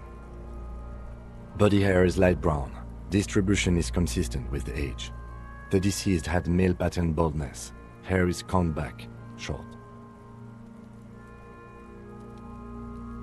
The hair under your latex fingers feels cold to touch, wet. The stench is suffocating. Strands of dark brown hair start sticking to the latex of the glove, like thread off a rag doll's head. There must be brilliantine in there. He's combed his hair back with oil.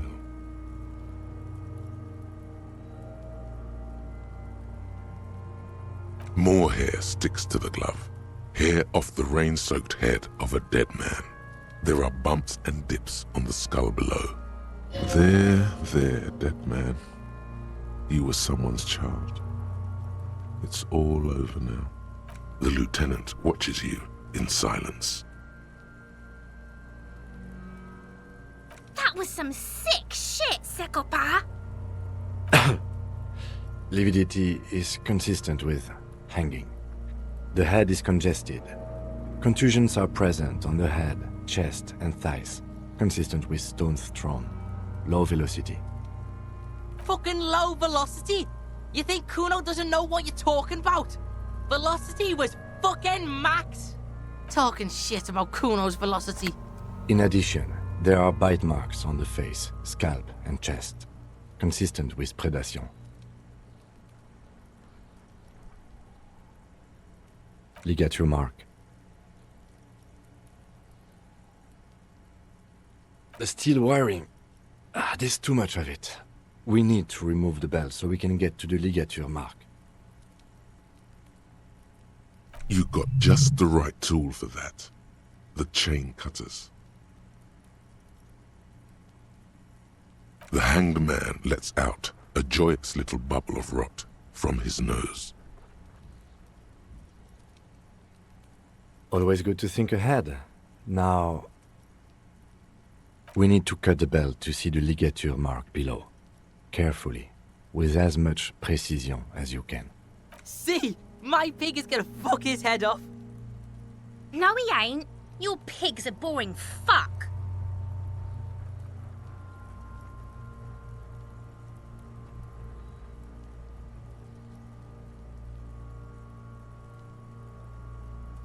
The belt is equally tight around the whole circumference of his neck, swelling over the edges like white bread rising from the east. The knot is the weak spot. The chain cutters fit in there, steady now, like a flower arranger. 2 cuts and it should come loose. After some deliberation, you sink the cutters into the knot tying the belt together. You squeeze the rubber handles together, sweat forming on your brow. Snap! The knot is slashed. Another cut and the belt falls apart like a flower bouquet, revealing the dead man's neck and the dark red ligature mark around it. The rope rises to a point, leaving a gap in the ligature mark. The suspension point is in the back of the neck. As it ought to. This is where its grip on the curdled meat is gentlest, pulling up. Hemorrhaging is observed on the skin, above and below the ligature mark. The mark is well pronounced, consistent with a drop from 1 or 1.5 meters. Chest is intact, normal contour, abdomen is protuberant, pelvis intact, genitalia... No! It's gonna happen, see! I fucking knew it! This is clearly what they've been waiting for, ever since the autopsy began. The lieutenant is trying to make it as boring as possible. Genitalia is male and unremarkable. No evidence of injury.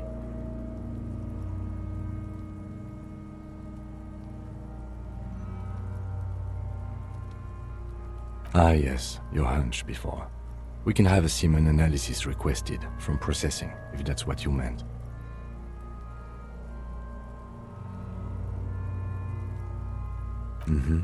Just write down that we request an analysis.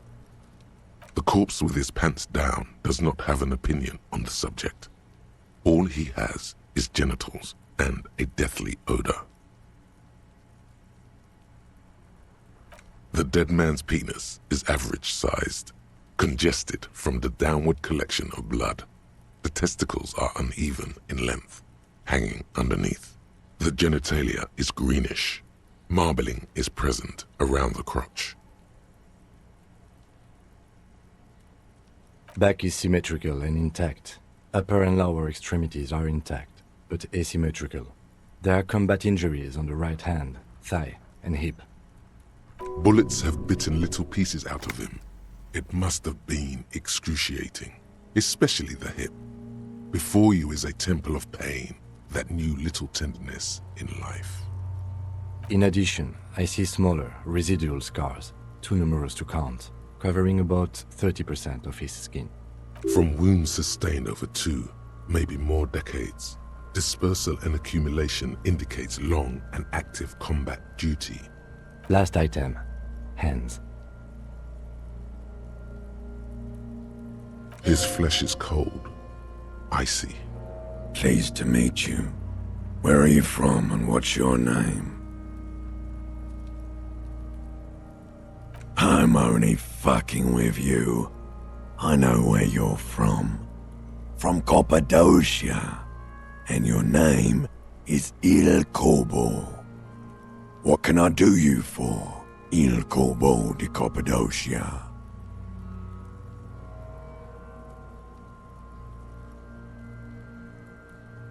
I did, Kobo. I did.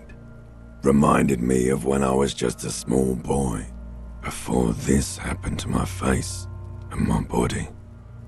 You did me a kindness there. We should do this more often. Be close like this, I mean.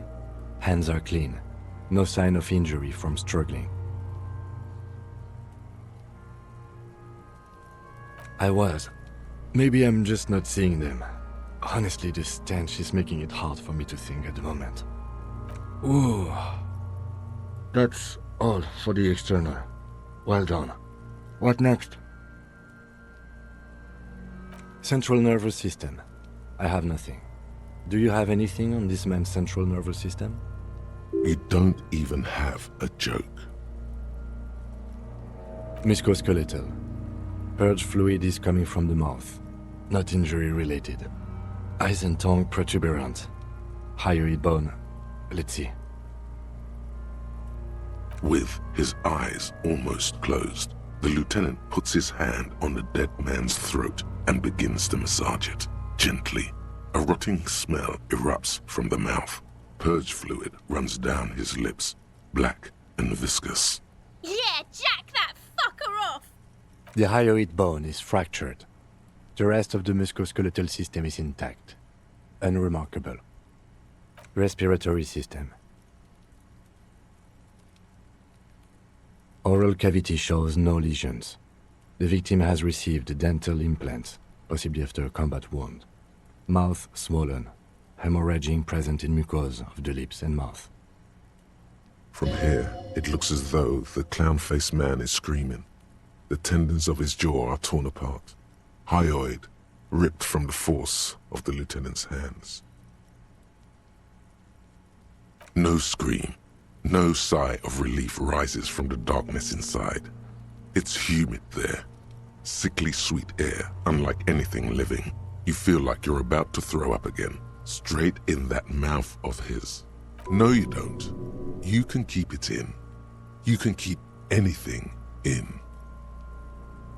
You manage to suppress the contractions trying to enter your stomach. All it takes is concentration. Through it, you see nothing but darkness. More meat and darkness. There are ancient mysteries down there, Kobo. Ask me later. Hemorrhaging present in mucus. Hepatobiliary, NA. Are you a hepatobiliary expert?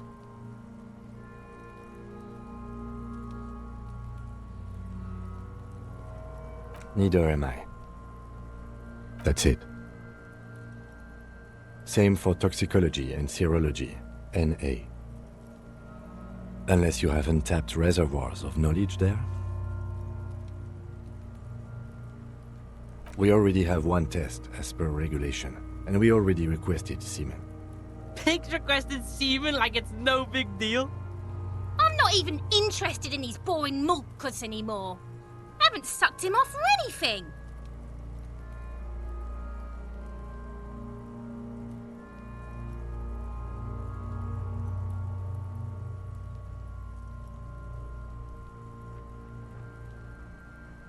Leave it NA, then. Cardiovascular. The body exhibits heavy lividity. Blood has gathered in the hands, feet, and neck. Hypostasis is visually consistent with the hanging. Gastrointestinal. Digested semi-solid food in stomach. Voila.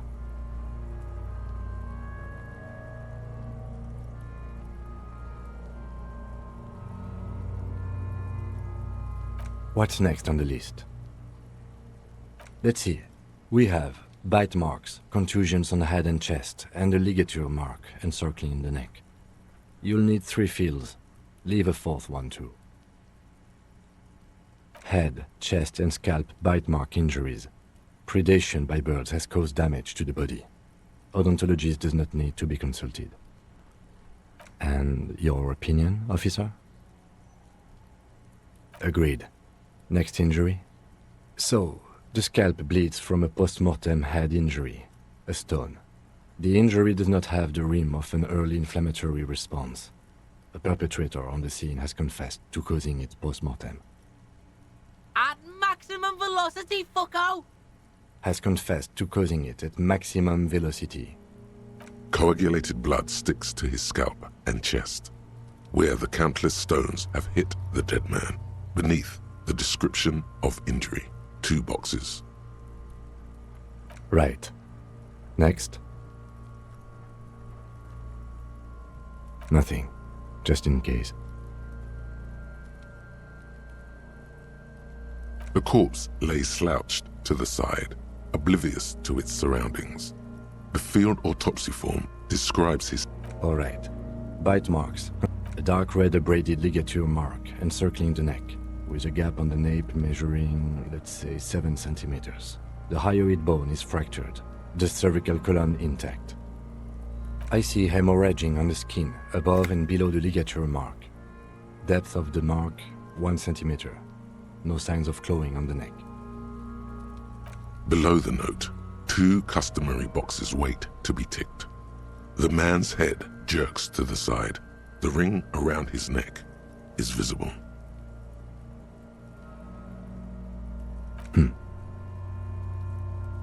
He is deep in thought, eyes fixed on the bright red ring around the dead man's neck. Why do you say that?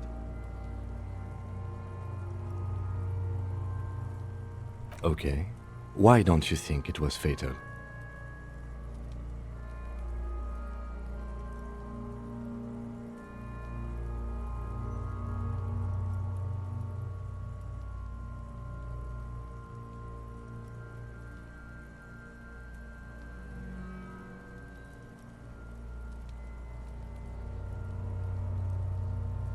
I'm not usually one to go for these hunches, but I think I agree.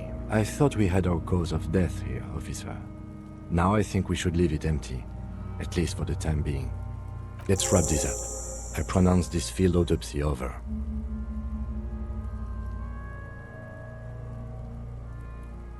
It was an irregular field autopsy. We did not establish cause of death, which is supposed to be the goal of an autopsy. But, personally, I do not see this as a parameter for success. We requested a test to be run on the genitals. That was the règle. The results should arrive in a couple of weeks if we are lucky. I will not hold my breath. We were thorough with the list of injuries too. We described them all in detail. What is there to say? Given the circumstances, it was a professional field autopsy. I need a copy of that autopsy form. Then I will drive him to Faubourg for processing. He's thinking, did I miss something? I'm sure we didn't get everything. There's always something.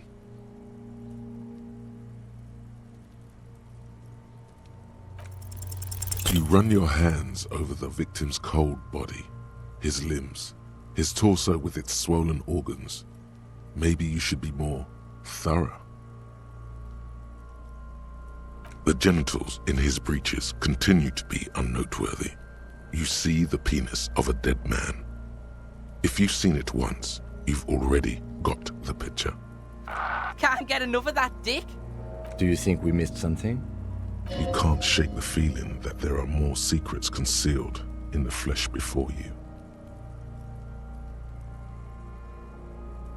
Okay, well, we are in livor mortis here. He is disintegrating. We need to refrigerate the body if we want to conduct another examination, and we need to do it fast.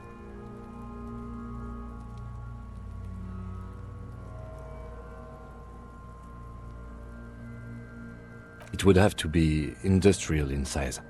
Let's start by asking Gart at the Whirling in Rags and the Fritz store down at the gates.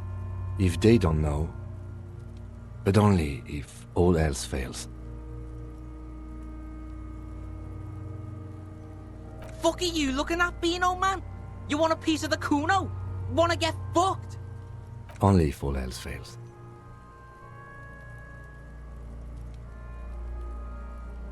Hurry. This is one task we cannot sideline. With every hour, whatever we are looking for will become harder to find.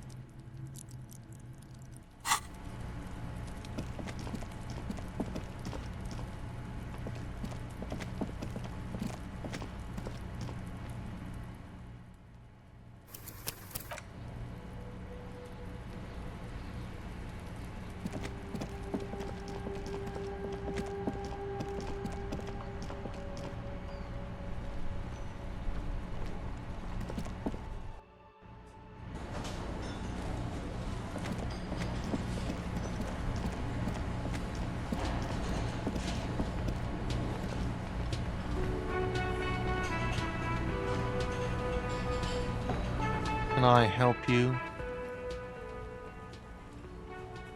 Yes, yes. For the dead body. You want to put a dead corpse into my fridge, right? Correct him.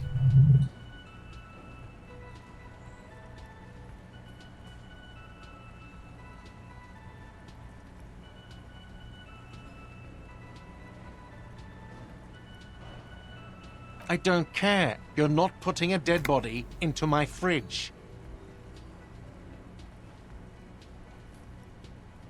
This is a culinary establishment, not a morgue. You don't have to ask me why you can't store a dead body in my kitchen. It would only be for... Lieutenant, you too? You're asking too? No. The answer is no. I will not turn this place into some kind of macabre circus. Let's go talk to the frit clerk.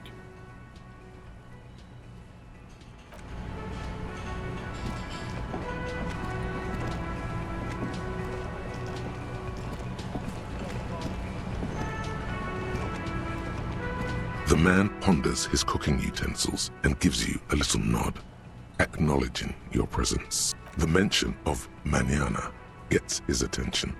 He smiles and delivers a whole slew of unfamiliar words and lively gestures. Then he falls silent. They're friends.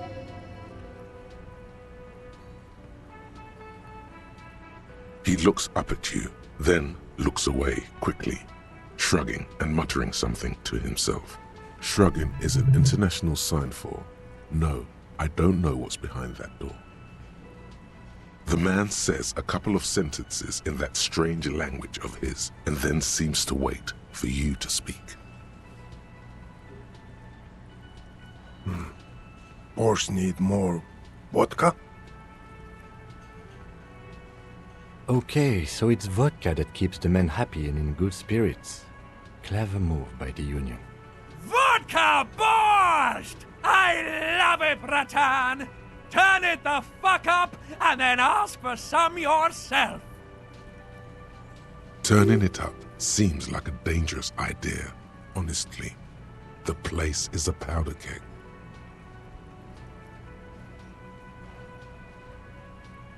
The cook gives you a long, disappointed look, then turns the stove off and seems to wait for you to speak.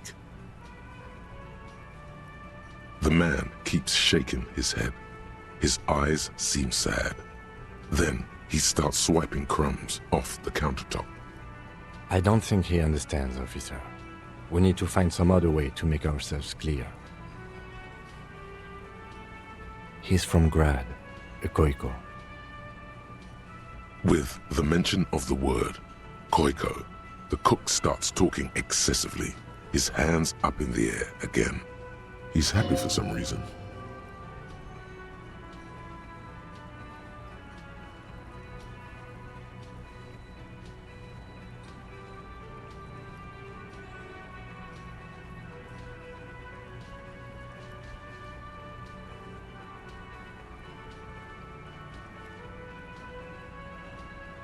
What are you doing? The cook looks at you doing the charade and smiles. The cook says something. It's quite animated, but you still don't understand. Why am I the corpse? Doesn't matter. I don't think he understood us anyway. He wouldn't be smiling if he did. Oh, no. What do you know, fridge? Fridge more.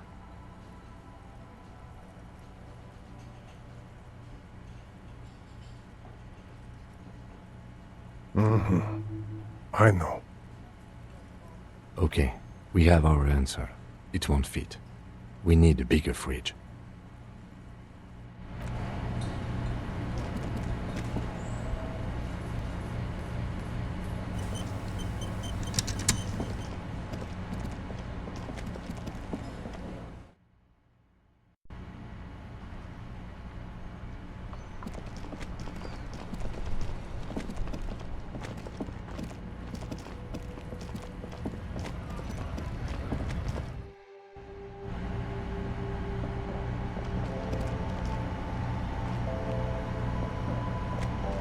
Welcome to Frit. Feel free to look around or something. Everything is out on the shelves. What's that magazine she's reading?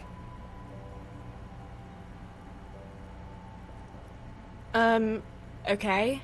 I'm not really supposed to be chatting to anyone, but... A warehouse? I don't know. Maybe. I don't really care what Frit does.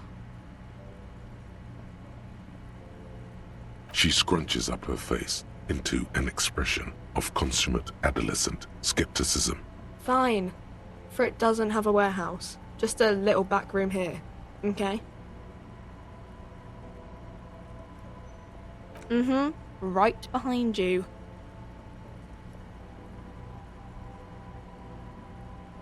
Yeah.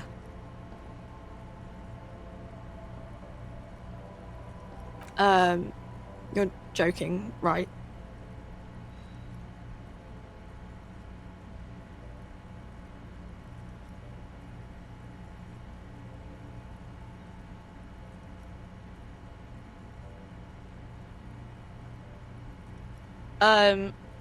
Okay.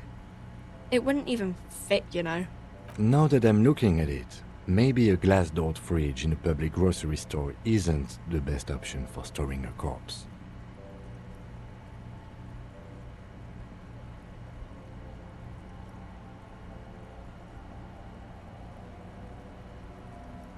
Yeah, I don't know. Reality? You mean, what reality? Economic reality, or... I don't know. What about it? Cool.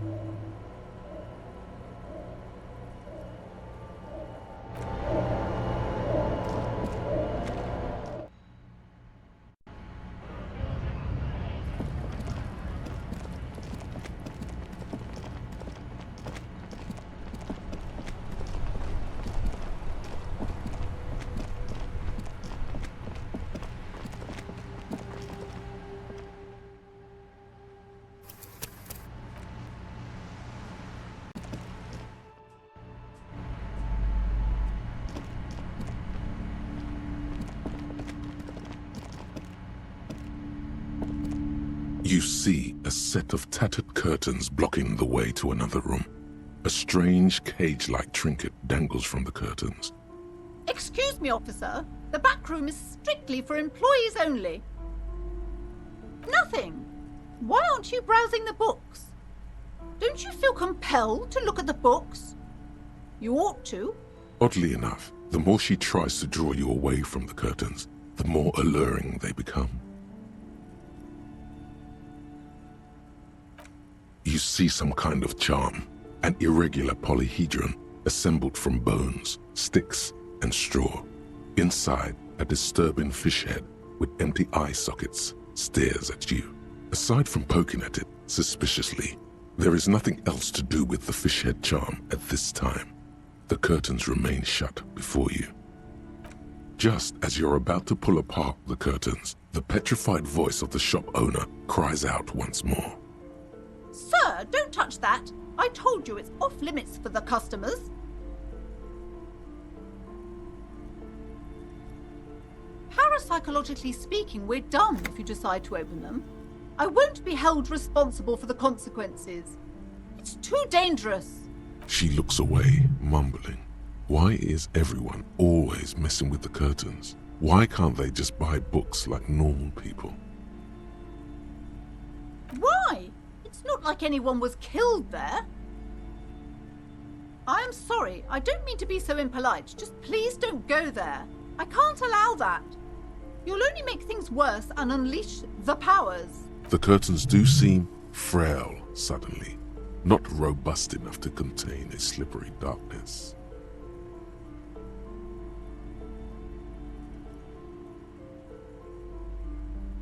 You do? My God, even more reasons not to mess with the curtains. Just step away, dear sir. No! Please just talk to me, officer. Come here and let's talk this through before you decide to do anything extreme. There is something mysterious about the curtains. Be careful. The curtains, tattered with age and covered in dust, hang before you. as if taunting you.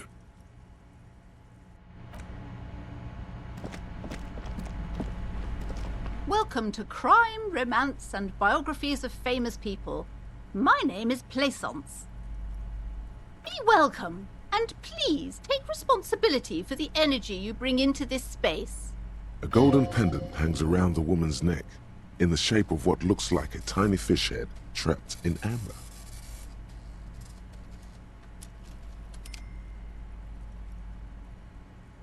I am the proudest owner of our little shop of culture. She has fine-tuned her voice to find the most welcoming approach for attracting new customers. It doesn't work.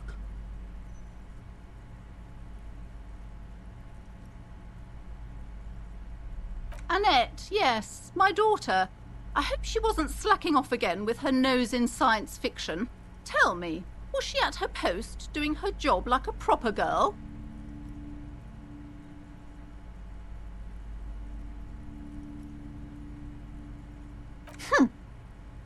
And what else can I do for you?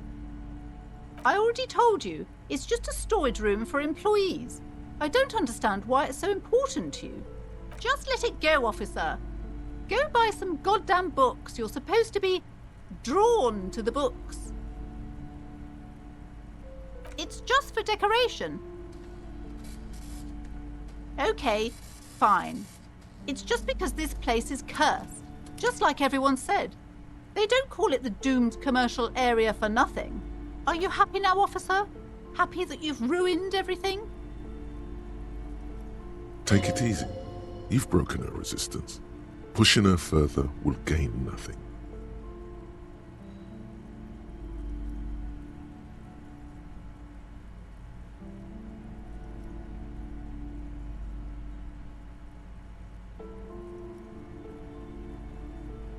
Yes, I've contacted numerous parapsychologists and even a pair of Simonese mediators. They provided me with the wards. The wards help to keep the doom at bay and protect us against the darkness that lies further in the building, even though now I fear it's not enough. Oh, this? No, it's a special Himian amulet, blessed by desert pygmy shamans, with a spell of compulsion. It's to compel people to buy books. There are numerous spells cast throughout the store. I had the books anointed with a different inducement spell, for example. It's guaranteed to boost sales 15%. The curse is so much worse than you could imagine. It's a disease, eating at the very foundation. It's the curse of financial distress, of ruin and bankruptcy. Didn't that curtain just move?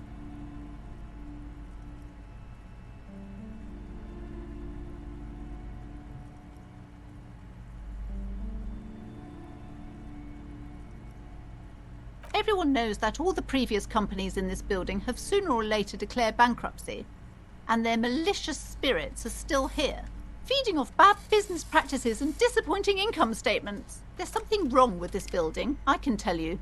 Ever since I arrived, I've sensed an eerie, lingering presence, as if I was unwanted here. Sounds familiar.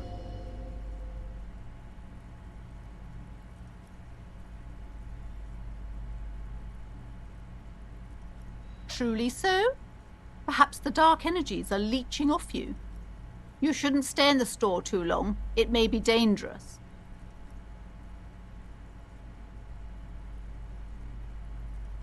Most certainly not. I don't want anyone who's not familiar with the psychic arts to get involved in this mess. Stay away. Leave the spirits be, so they can return to their slumber. Psychic arts? Sounds right down our alley.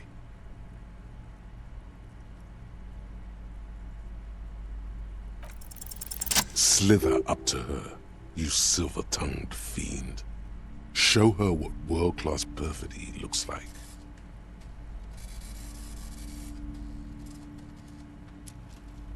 Are you sure? Don't think I haven't seen charlatans before. You're no para-detective. You look nothing like one. And you're clearly a drinker. Pardon me for being so blunt, but The lieutenant keeps his usual stony calm. He silently picks out his notebook. Go ahead then, rock her world, he thinks. I'll compose some notes.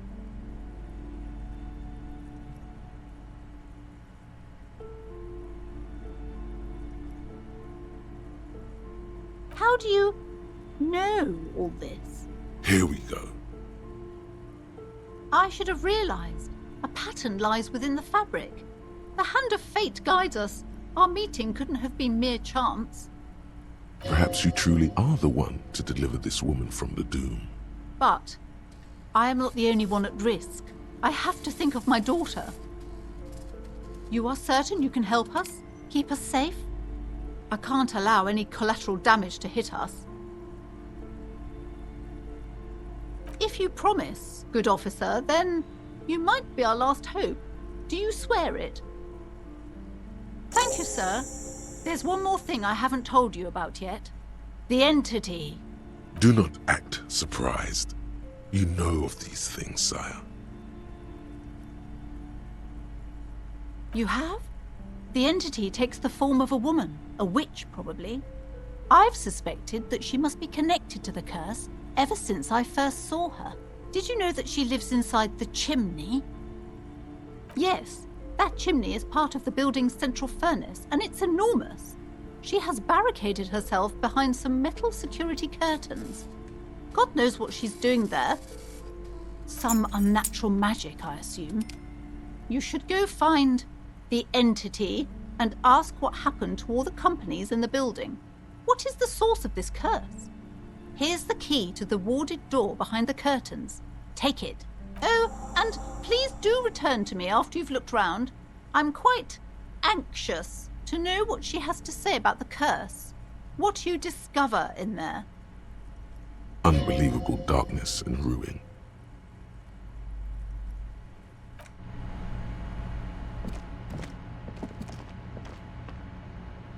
You see a set of You see a dimly lit room full of dusty furniture and trash. A doorway stands in the back, covered in dozens of scary little cage-like trinkets, your shadow looming over it like an omen. Oh!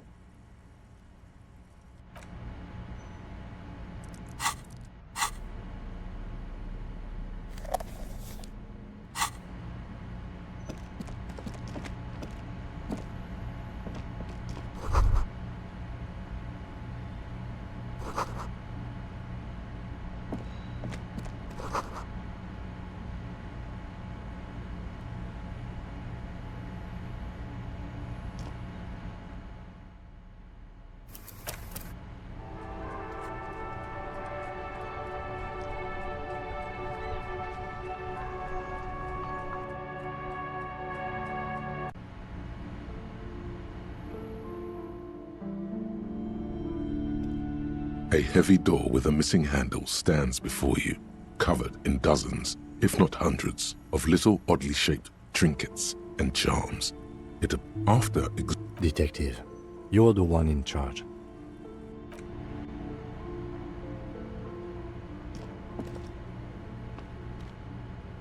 What is this place?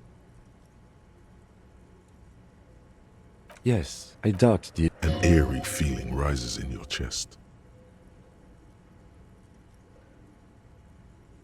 Yes, because it's closed. No need to look.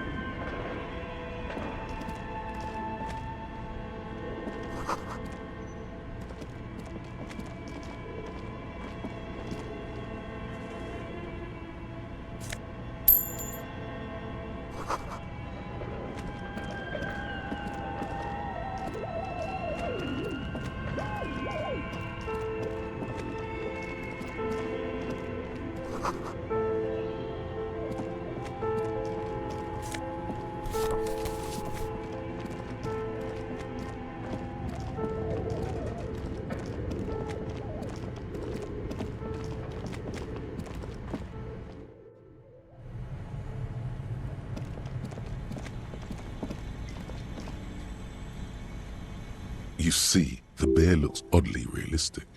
Is it taxidermy? The lieutenant doesn't answer. A gust of freezing. The lieutenant takes a peek inside. His hand has found the holster of his gun. Of course, just a giant ice bear shape. Let's take a look inside. The shelves are empty. All you see are crumpled ice cream wrappers with the brand name. You pocket the note and the little fridge magnets keeping it on the door. A friendly cartoon bear smiles back at you from a glossy set. Good question. It looks... I know. What is even... The fridge buzzes. It's certainly an eccentric choice. But the optics on your visual confirms you could fit 2 more bodies in the ice. Shall we go and get the body then? The 2 of you. The body is heavier than you expected and stinkier. It takes half an hour to get it down to the bridge. Then 10 more minutes to stuff it into the fridge. The lieutenant takes... Beautiful. A dead body. You've definitely earned a drink after this. Perhaps even some. No, not really. Look at that. Did we though? At least we've stopped the body from decomposing further. Inside the icy realm of the ice bear fridge, the corpse stands slumped, waiting.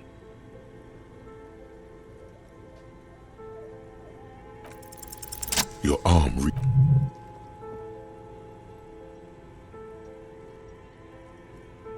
his face, his cheeks, his nose, his fat, swollen lips.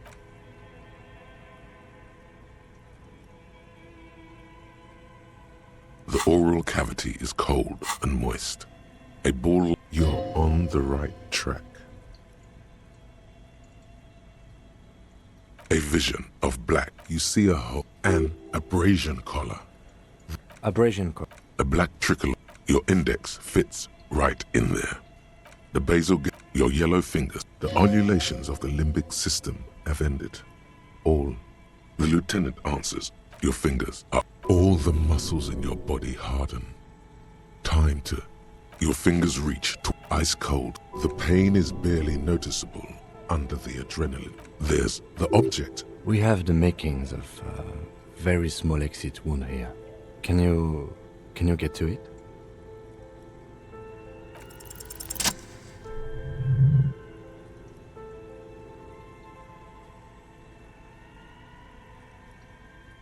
You pick the object between your index and... Good. The inside of the head feels cold and smooth, like a glove. Sweat dripping down your brow. Careful not to lose the prize between your fingers. With a plop, your hand emerges from the mouth. The garden glove is covered in blood right up to the wrist. Between your fingers, a small flower, a blossom made of lead. A bullet.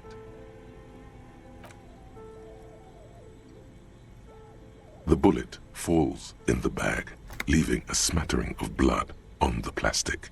He raises the bag under his eyes and says, A non-caliber, rifled, some kind of brittle alloy, fractured on impact. Of course, you deserve it. We need to add an item to the injury list. Injury number 4. Oval entry wound with an abrasion collar. Soft palate, back of mouth. High velocity. Temporary cavity in brain tissue. Small exit wound on the occiput. How does that sound? Opinion, fatal injury. And one last thing. We can now fill in injury number 3. Ligament mark. Opinion, non-fatal. Post-mortem. Treatment. He's proposing the bullet was the real cause of death, and the hanging an attempt to conceal this fact. Yes, and the belt around his neck, the hanging, even dragging him to the yard. All of it was done after this man was already dead. Dead. I have had my doubts since you showed me the tracks. Why did they carry him over? Why not march him, I thought. There was no satisfying explanation. There have been other signs too, small things. We were right not to assign hanging as cause of death, as the perpetrators expected we would. No such luck for them. We didn't fall for it, he thinks. There's pride in there. That's for us to find out. But this, it will make finding them just a little easier. To hide something. The real killer, the real motivation, what really happened here. Oh, you really do. I am glad to hear you say that. Your room in the Whirling in Rags should come with a bathroom. Be sure to make use of it in the evening. Yes, we should take a closer look at it. I am certain it has more to tell us. This little thing could reveal much about the weapon that shot it. We put him in a bag and carry him to the holding pen of my kinema. The body bag should contain the odor for the duration of the transport. I would drive him to processing, but it's too late to do that today. I'll do it first thing tomorrow. No problem. One more thing. This was really good work, Detective. Shoot, Looney Rooney. I like it a lot, brother. This really is your finest hour. You're a genius.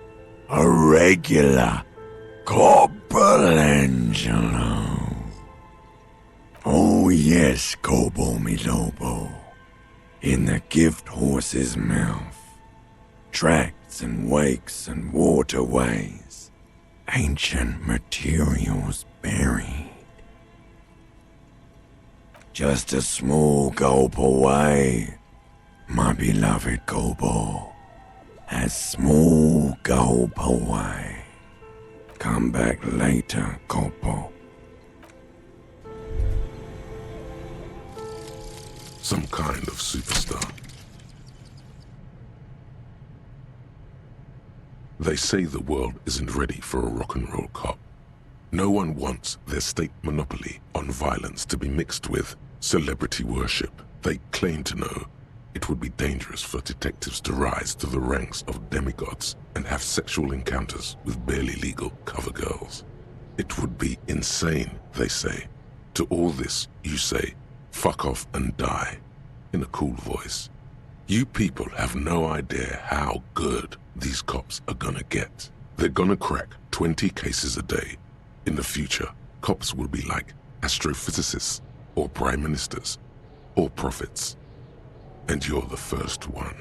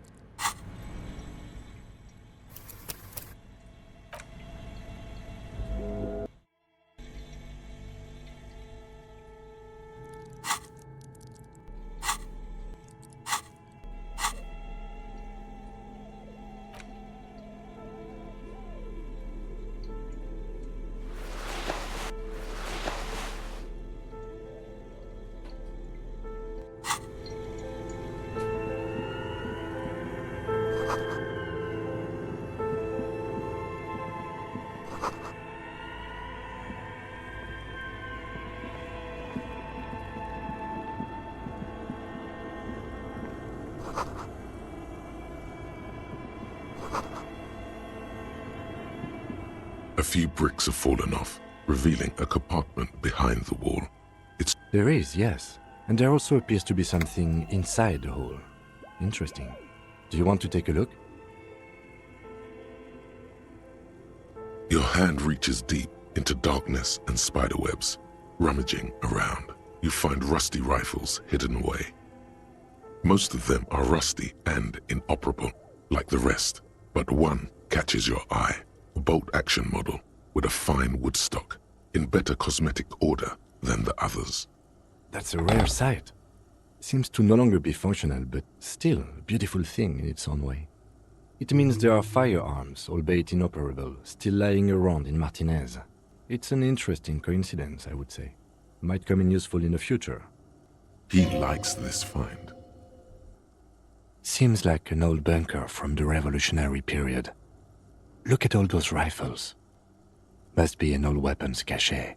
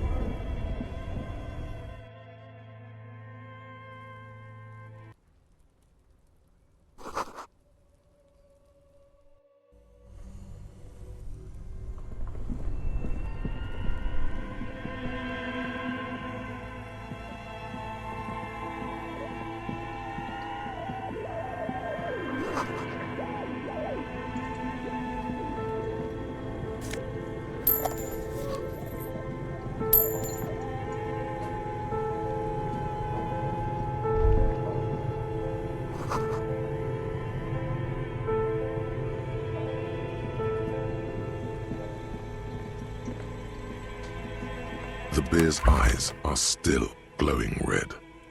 All right. I will need a little help carrying him. You take the hands, I'll take the legs.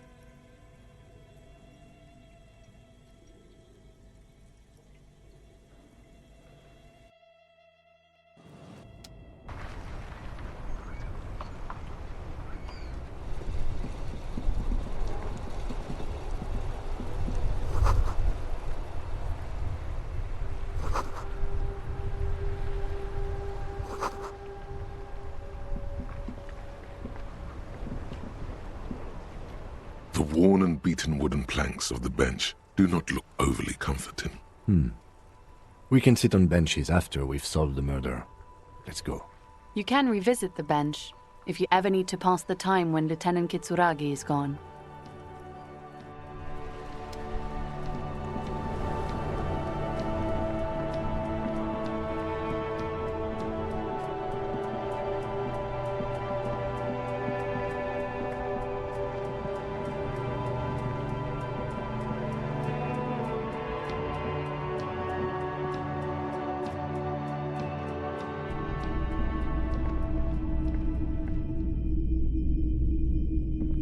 If you don't mind, please put the flashlight away. Some of us have photonic sensitivities. I do appreciate it.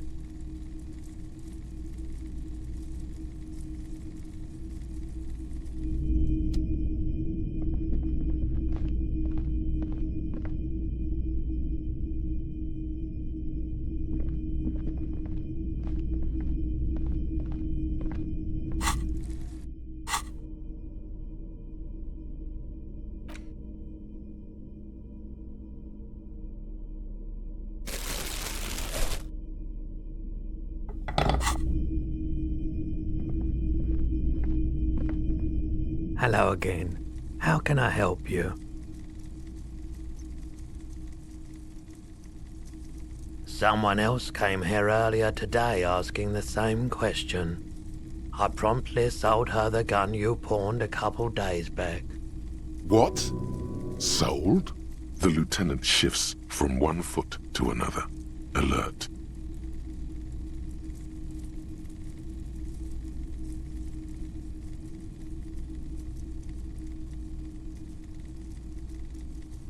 She didn't seem like a policeman, although she kept referring to herself as a pig, which was odd.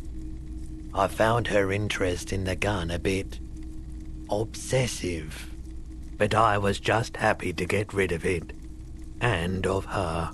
Truth be told, she was terrifying. Right, so let me get this right.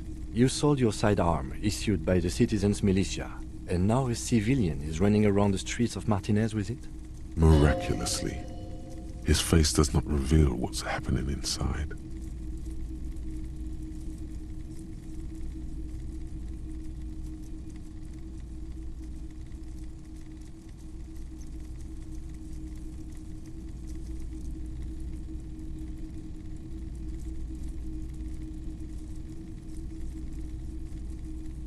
You're right that she could cast aspersions on the Force. We have to find her. My apologies, officer, but I have no idea where she was coming from or where she went. A needle in a haystack. There is nothing you can do about it now. You'll just have to hope you luck upon her somehow. Of course.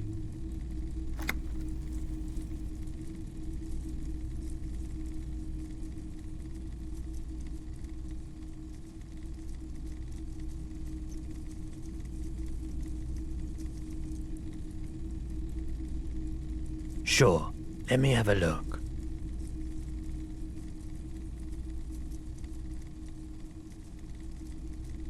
Anything else you're thinking of selling?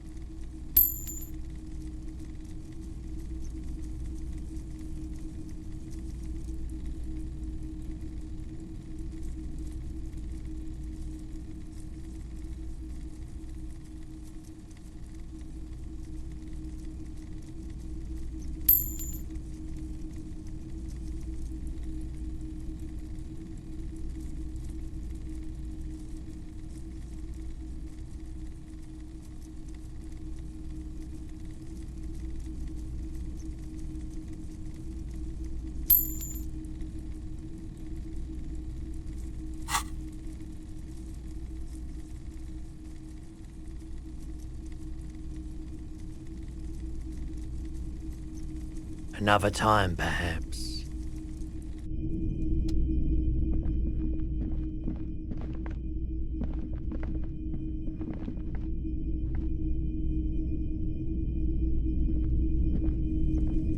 We should think about calling it a day, maybe.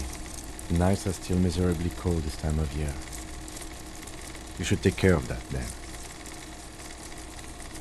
Let's talk to him anyway. An officer of the RCM shouldn't be sleeping in the street. We'll figure something out. Though he finds this situation frustrating, he is doing his best to not make you feel any worse than you already do.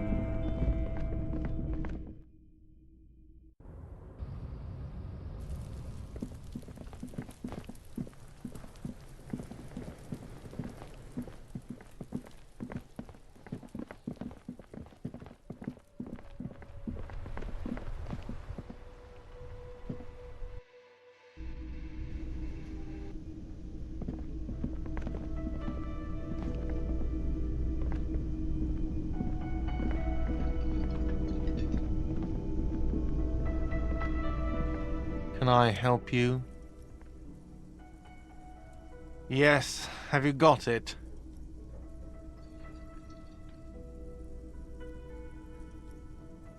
Does that arrangement include you paying me what we already agreed you owe me?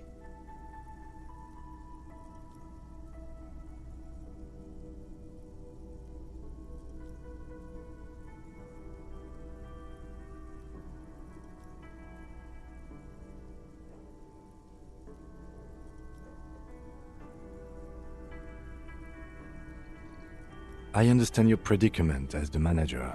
However, I feel I must remind you that we are here to conduct an important investigation that also affects your business. Forgive me for saying this, but your colleague seems more committed to drinking, and... I mean no offense. It's really nothing personal. I just have to protect the interests of this establishment.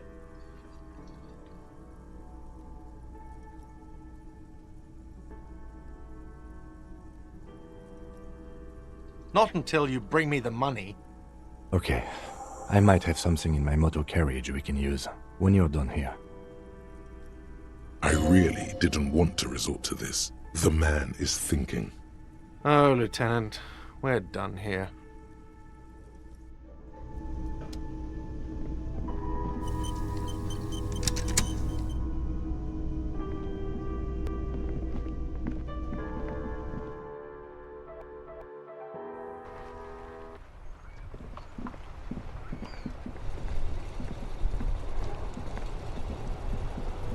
Inside, you see a set of steering levers, a radio microphone, a pull-out toolbox, and the soft glow of the fuel I have something here we could sell. Look in the back, in the suspect transport enclosure. Transport enclosure? Regular people just call it the cage.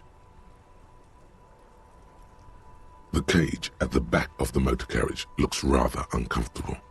4 shiny hubcaps are stacked against the seat. Their silver edges sparkle in the dark. I confiscated these 4 a little while back. We can take them to the pawn shop down by the Martinez Canal. There are spinner hubcaps, frivolous things you put on your wheels. When the wheels come to a stop, the caps keep on spinning. There's no real use for them, it's just for vanity. A vanity he wouldn't mind.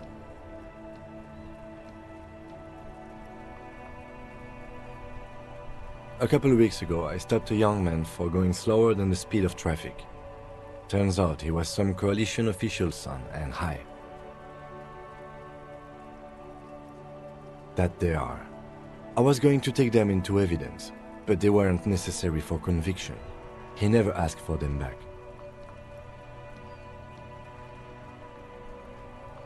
No, that would be silly. I don't know why I kept them. It doesn't matter. I couldn't put them on this MC anyway. A cop with spinners. That would be outrageous. He flashes a smile, barely visible in the dark.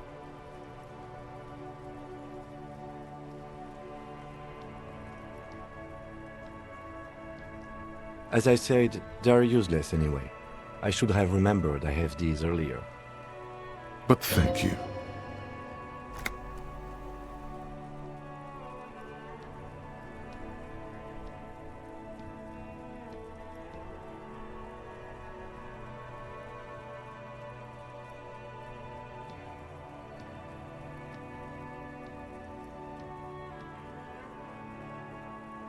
All right, let's not take them now. Then come back once we realize we have to. Have this conversation again, and then take them.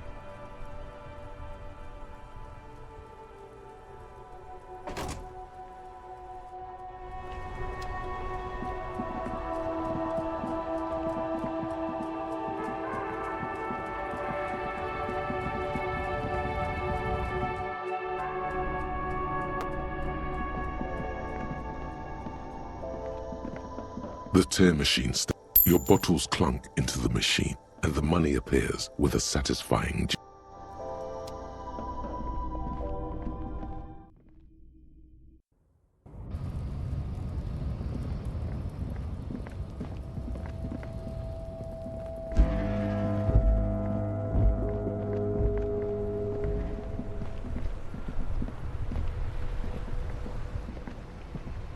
Inside, you see a set of steering levers, I have something here we could... Transport enclosure.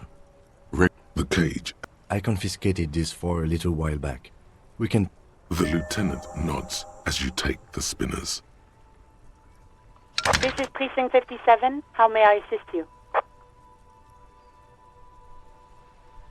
57. In the cabin, you see a set of steering.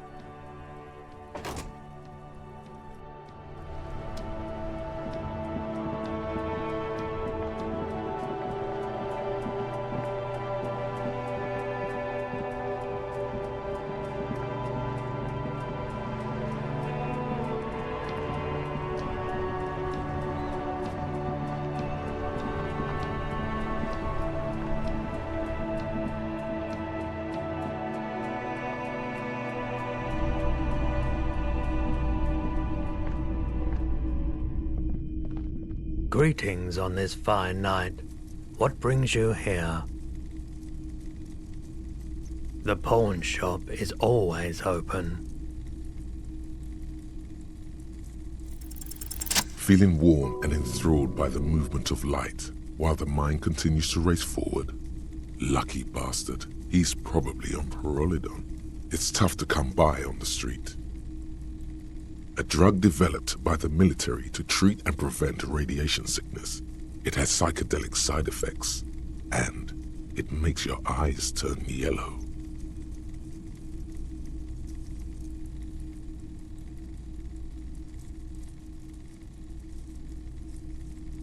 I try to keep the shop at a comfortable temperature. There's a note of indignation in his voice. Interesting. Those triangle patches on his vest, you have a feeling they mean something, like they're similar to the halogen rectangle on your jacket.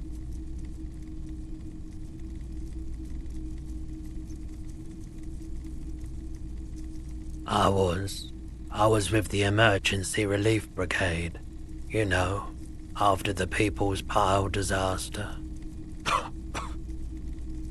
Had to take Perolidon for radiation sickness. That's what you were hinting at just now, wasn't it? He's taken it for mental and emotional, not physical pain these days. A bad idea.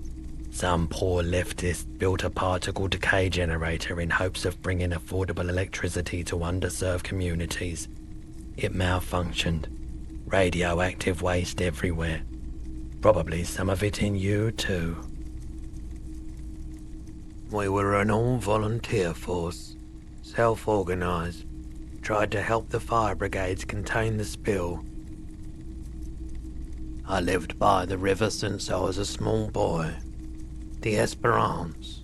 Didn't have the art to let it all go to shit without trying to do something to help out. There wasn't much the volunteer force could do, however. We wasted years in the river mud. Years getting sick. There's a reason why everyone's tried to forget any of it ever happened, and why no one has tried to repair or replace the pile. So much disappointment, and early deaths. Cancer mostly. And we knew all that was coming even as we were cleaning up as best we could. No one's. Everyone's. So much bitterness. A bunch of poor people built themselves a primitive nuclear reactor, hoping for the best. What do you think is going to happen? The cleanup happened 15 years ago. I was young then. Later, my second aunt died. Left me this shack and all the assorted junk in it. So I came to Martinez. People told me don't go there. It's a shithole. I said, people, we just had a nuclear pile meltdown. I'm gonna get as far away from Forburg as I can. Still in the same city, but... I like the theory more than the story. Outward movement, not vortices. Yeah, you gotta get in on those vortices, my man. Yes, we'd like to sell these hubcaps. Roy takes the hubcaps from the lieutenant and inspects them. The spinners appear iridescent in the dancing light of his pawn shop. Yes, these are very, very good. Did you defraud some foreign prince for them? Jump-a-mesk banger? No matter. I'll give you 200 real. No one was defrauded or jumped, I assure you. Of course, I meant no offense. 200 real for you, officer. Delightful doing business with you. Do come again. Thank you. Here's the 100 real you need for your bill. Do not waste it. The windfall is a small consolation. Anything else you're thinking of selling? Another time, perhaps.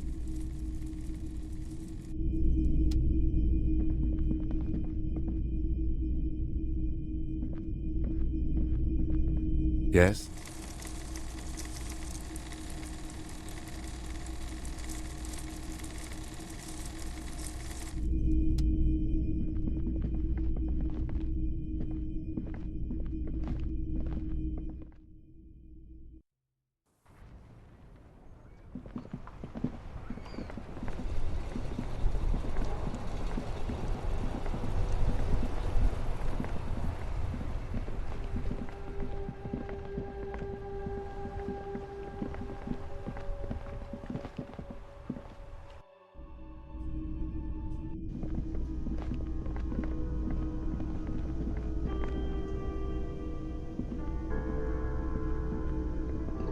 Can I help you? Yes. Have you got it? Well?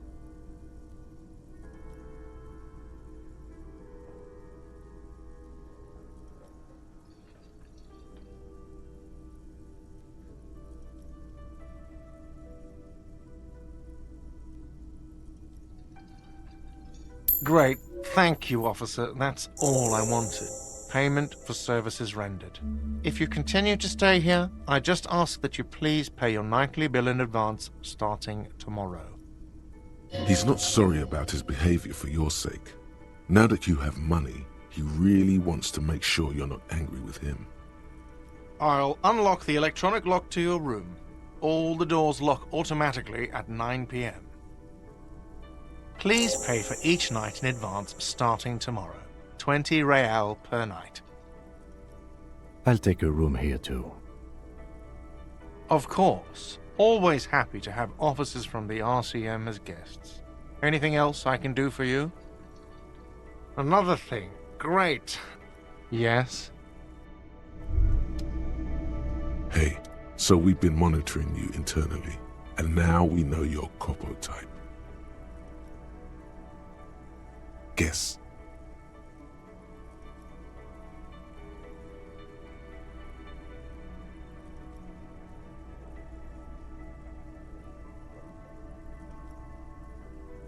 That is only a ludicrous daydream. Guess again. You're the... Yes, sorry cop. The cop who's sorriest. Let's make it official then, shall we? Huge lack of enthusiasm going on in here. Of course you are. It's okay. See if you can get something out of this, like info. Or maybe every time you say you're sorry, you get $1 million. That won't happen.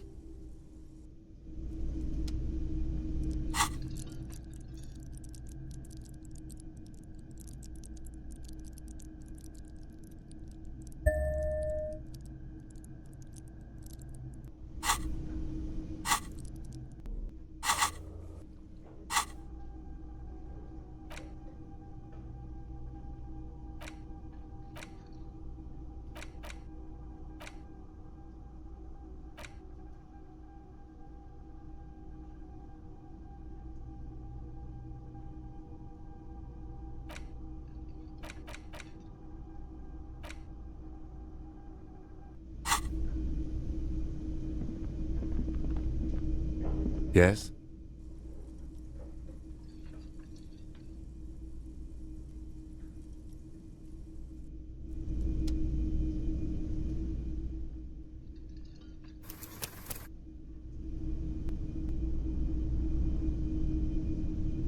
Yes? What if you did it? Yes, you killed him. And then, as part of the plan, you drowned out the memory. Forgetting was merely a matter of convenience. Very clever. Maybe this is why your chest feels so hollow. You did an awful thing. And you can't even bring yourself to acknowledge it. Are you sure you would have the strength to take down a hardened mercenary? You're not in the best shape.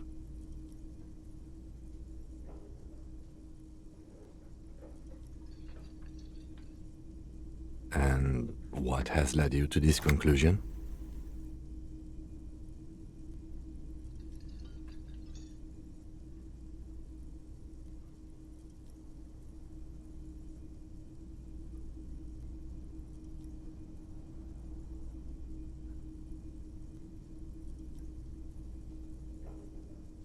Thus far, your memory loss does not seem to be convenient for you or anyone else, except insofar as you've managed to avoid doing any work. I find that highly unlikely.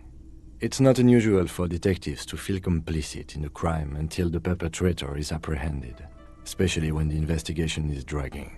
So let's get back to it, shall we?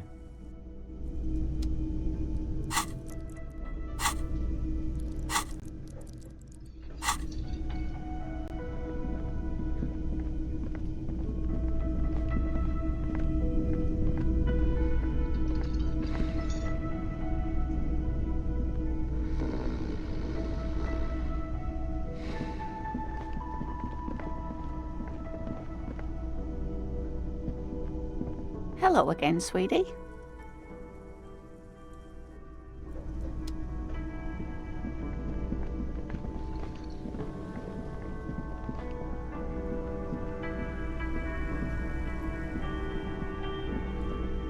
You see a heavy steel door. The door does not budge. The door does. The cobalt blue circle.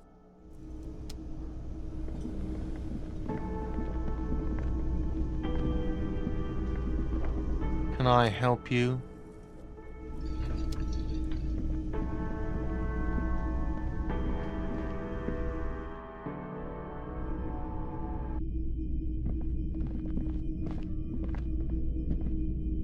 The door is closed. This door can only be opened with...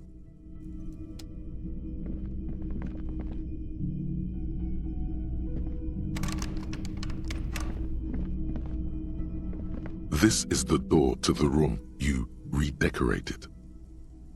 Just a moment. You had some questions earlier, I believe. And besides, we should discuss our progress on the investigation. Let's go out to the balcony.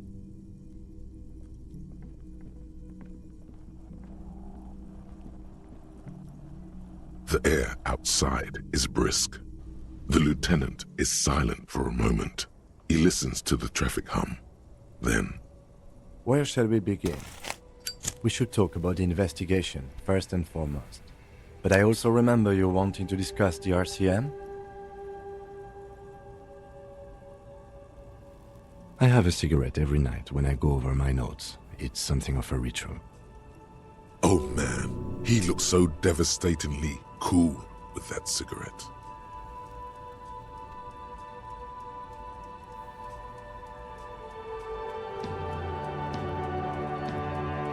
You mean this? This isn't cool. It's an unnecessary trial of will and unhealthy.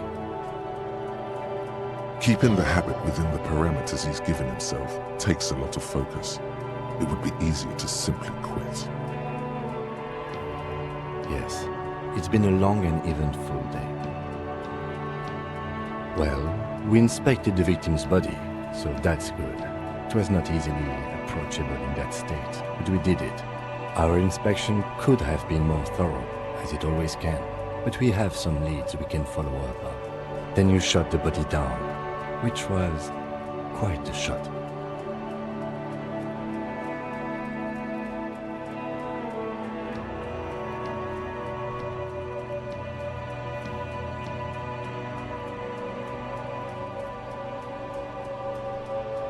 I admit I wasn't sure whether I should give you the gun, but I'm glad I did. Your shot enabled us to perform a field autopsy on the victim. We found some things we can really work with. Moreover, you found that the hanged man wasn't just hanged, he was also shot. That was some excellent detective work. And you managed to locate and pull out the bullet, so we can get ballistics, make off the gun. All this is invaluable. The rest is up to the boys in processing. Maybe they will surprise us by doing their job for once, but I wouldn't count on it. We also performed a thorough search of the crime scene. All in all, we handled the situation very professionally. Now for the interviews.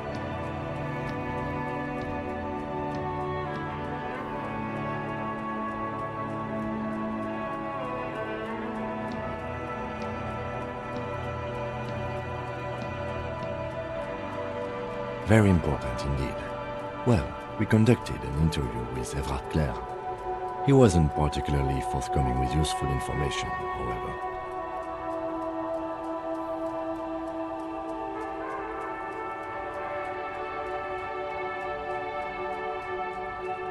Claire also helped you, how should I say, remember your name? That's a relief.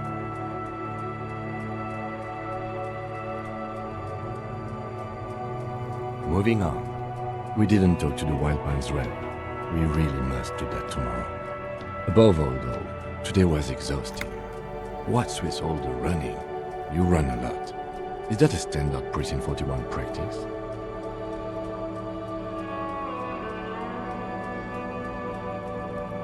It's impressive, to say the least. For a man your age, especially. Those are some stylish shoes too, by the way. Those loafers must be hard to run into like you do. They're quite limited, actually. The power officers of the Revachol Citizens Militia exercise most frequently is imposing fines of up to 1,000 real for offenses, in accordance with an interdepartmental schedule.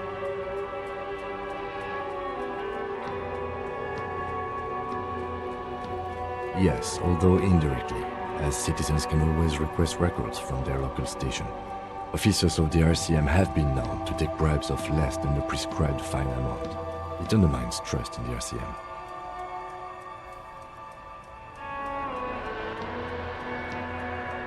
We can arrest people, of course, but rather than bringing someone in directly, it's preferable to serve a station cold sleep. It prevents confusion and overcrowding.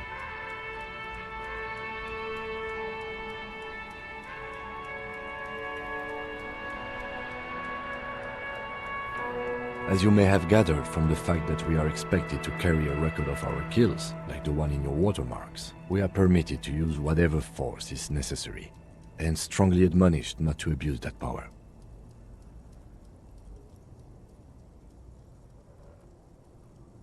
We don't convict. We arrest and send them to coalition government courts in Couron and La Delta. The prosecution works off our testimonies and records, which is why it's paramount to keep them. You have to supply compelling evidence for why it was necessary to use lethal force. In these cases, your partner is usually your witness. Not a good position to be in, by the way. Internal Affairs handles these cases thoroughly, by cross-examining you for inconsistencies. It is hard to cover for anyone, which is for the best. The coalition government, and the moral intern more broadly. The RCM was formed by the coalition government to restore order in the international zone after the revolution. So we did. Now we attempt to maintain that order. No more, no less. Or perhaps it is better to say we were allowed to form. It's a point of contention whether the citizens of Revachol or the coalition government founded the RCM.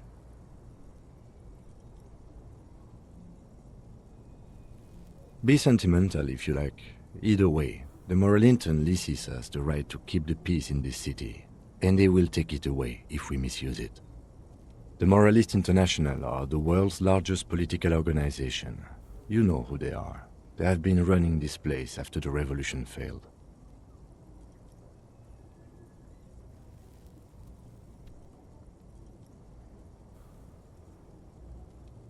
They're a union of center-left and center-right parties across the Real Belt. Our coalition government is just one of its many projects. They also run the ICP, EPIS, most intergovernmental organizations in the world. Interesting question. It's a blue forget-me-not. Their motto is love, compassion, self-discipline. I think you can gauge what they want you to think of them from that. Something ominous. What do they believe in? They are Dolorians. They believe they continue the humanist project set forth by Her Innocence Dolores Day 4 centuries ago. Others say they are just technocrats. A historic figure? The author of the modern age? You will have to look elsewhere for opinions. The subject of humanism is too abstract for me. For you, she is something painful, though it's hard to say why.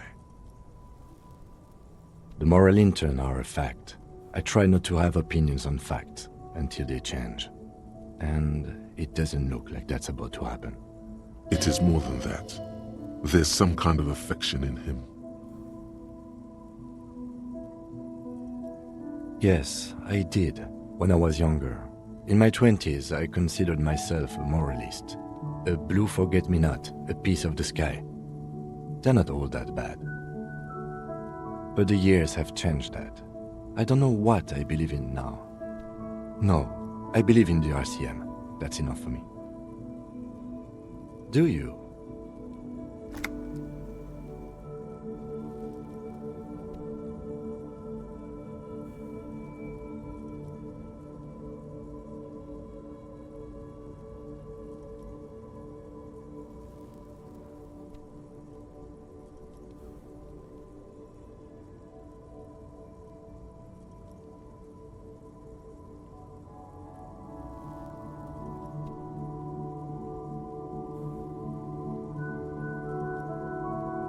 In fact, we would need them even if you didn't think that way.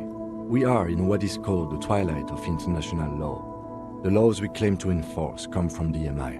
Without them, we are simply vigilantes.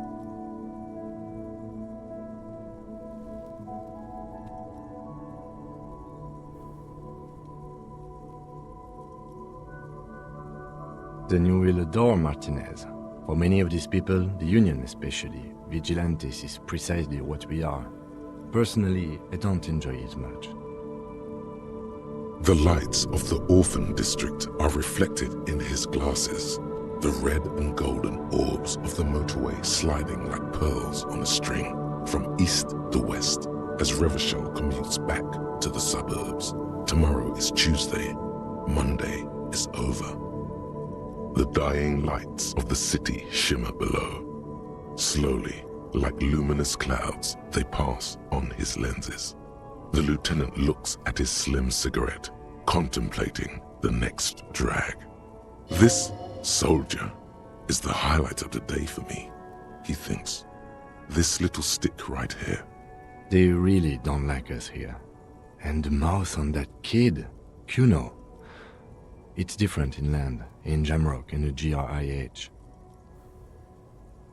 It's our fault for leaving this place to the dogs, to the Union, to the company, not daring to come here more often. This place has fallen between the cracks, the jurisdictions of our two precincts. We run this city. West of the river is RCM land. It's incredibly hard. Human beings are... But we are in control, and it's worth it. The organization works, our systems work. If they didn't, the city would disintegrate. Night. Captain Ptolemy Price steps into the yard. A piebald horse waits by the motor carriage, chewing oats out of an oat bag. Seagulls fly overhead. The sky is black. Captain Price wears a black suit and a standard patrol coat as he mounts the horse to head home. Rows of houses on either side, hunching over the sidewalks, and Precinct 41 with its dome roof growing distant. Around him, the streets are silent. A kid on the corner waves at the captain as he takes the turn on Petition and Main. The horse neighs. The captain nods back. Thanks, kid, he thinks. He's grateful. Me too. But I wouldn't count on any drastic changes in our lifetimes. Yeah, it's getting very cold now. Let's go.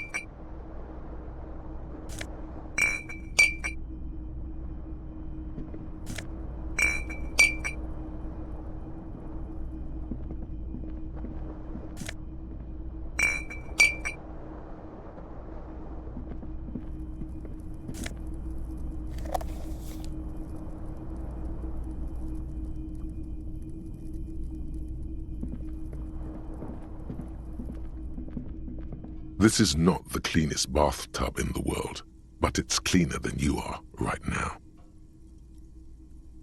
The bathtub slowly fills with water. The water beckons. The water is only lukewarm, but still comforting. Like amniotic fluid, a few beer cans are bobbing up and down along your flanks, like sad duckies.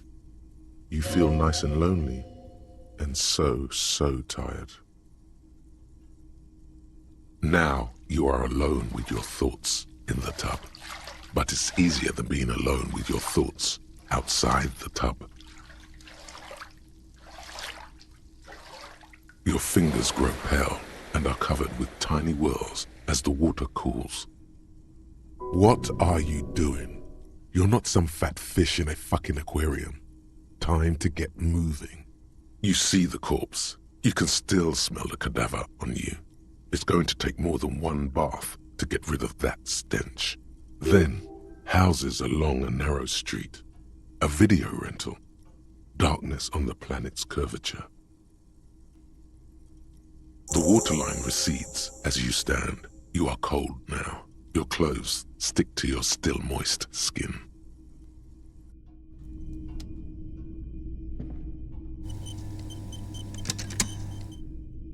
A mirror hangs on the bathroom wall.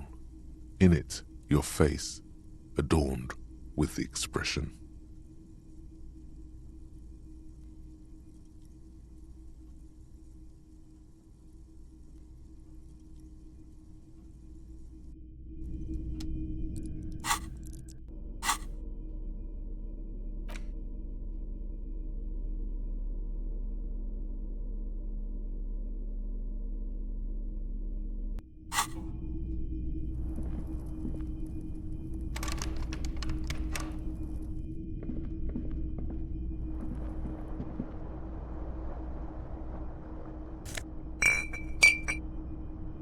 The bed is cold and not particularly inviting, but it's yours.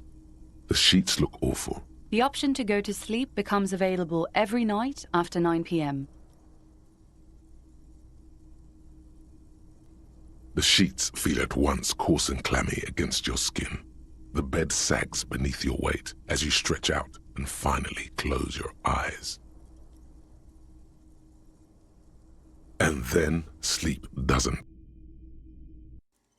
And then sleep doesn't come.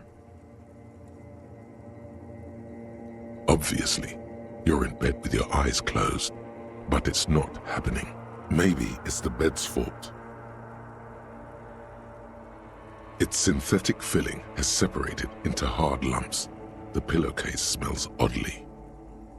It barely covers your toes, stretching over your soft belly. This is your body here, intimate and warm, breathing. Under your thrumming eyelids, you see a dizzying array of colors. You won't get off this carousel quite so easily. It's a little better. Colors, scenes, and half-formed phrases still litter your mind. Part of you is still trying to solve the case, isn't it? Something to do with, what was it that the lieutenant said? Union? And it's gone again. Your thoughts lost between the slowing brain waves. Your breathing steadies. A great silence washes over you until your eyelids twitch in your sleep and images start forming.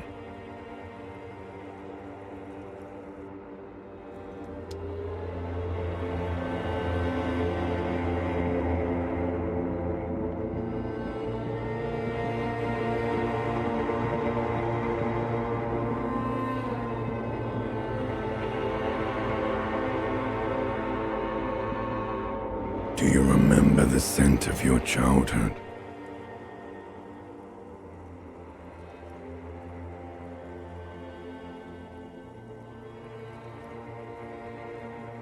You're not kidding anyone, Harry.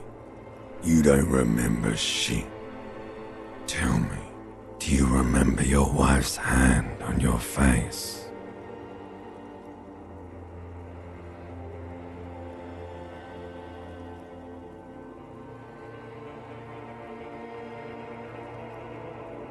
That's right, funky baby.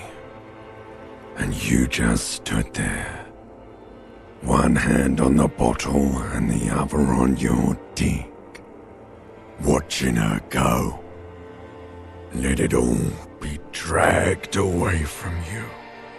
Tell me, where are your friends? Human beings have friends, Harry boy. Where the hell are yours?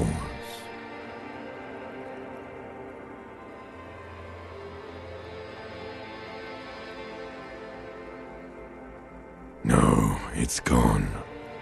3 times gone and never coming back. You failed.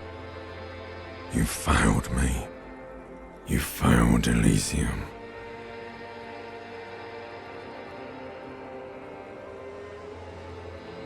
Everything. The Pale and the Useless. On the surface, the outer magnetosphere, burning furious truth. 8,000 years of written history. You really dropped the ball, Harry. 4.6 billion people, and you failed every single one of them. You really fucked up. You're not coming back from shit, thrashing around in that high conductivity state of yours, bumping into things and acting like a clown. Who are you kidding? Your mind is what now? I can't hear you. The rest is just a word dream. Jumbled up garbage. The pictures are gone. The bed rises to meet you. A thin, sleep-like state. More glass than velvet grinding in your head. So something is wrong. Sleep shouldn't be this bad, this dry, this unnourishing. There's something wrong with your thoughts. Some kind of new type of hangover. Oh yes, party boy, and it's worse than the one before. Just think of the shit you saw. Here it comes too, so soon already. A silent alarm goes off in your head like clockwork, barely let you sleep at all. Time to get those clothes on, Harry. Time to go to work in the shit factory.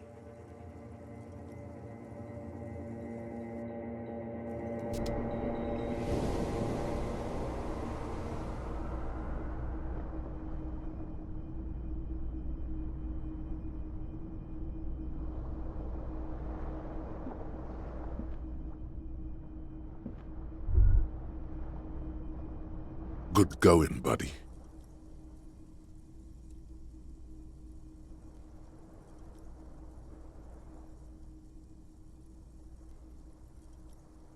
Really?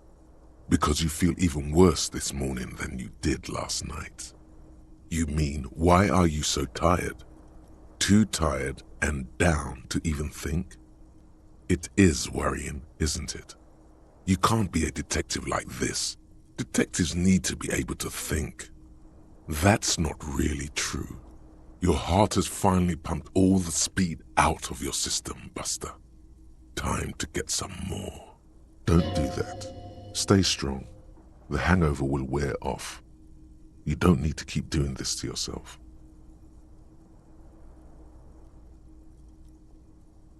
Are you sure? Ready to live as this pathetic shell of yourself for days? Basically, a week. Let's be honest, 2 weeks. Maybe 3. You won't make it. Half the town will be dead by then. You will be fired. Suit yourself, slow, sad shell man. See how you do without your spark.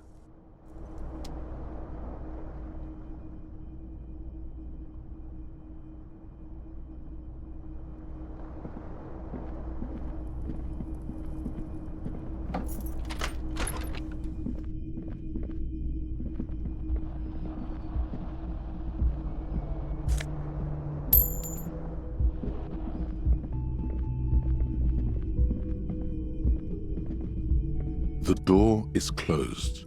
Still nothing. You should punch a fucking hole in it. The murmur in your ears recedes slowly.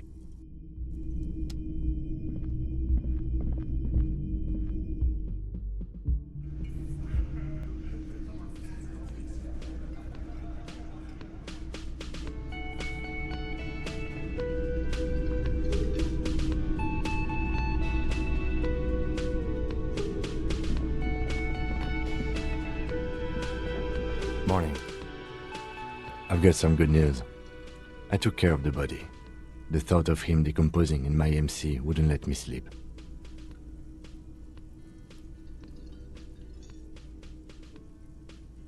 I'm just glad he's gone. We have other matters to attend to. The Union muscle finally turned up, and they look rowdy. We need to talk to them. I mean ungovernable. Martinez isn't exactly enthusiastic about the RCM being here. They prefer to be policed by the Union. These men here, men who drink beer for breakfast, there's talk of an armed wing of the Union called the Hardy Boys, who are responsible for said policing. I think it's them. I completely forgot. Sorry, I had a rough night's sleep. It's them by the looks of it. Loud and nasty, just like the manager said. One loose thread less to worry about, and one big problem to replace it.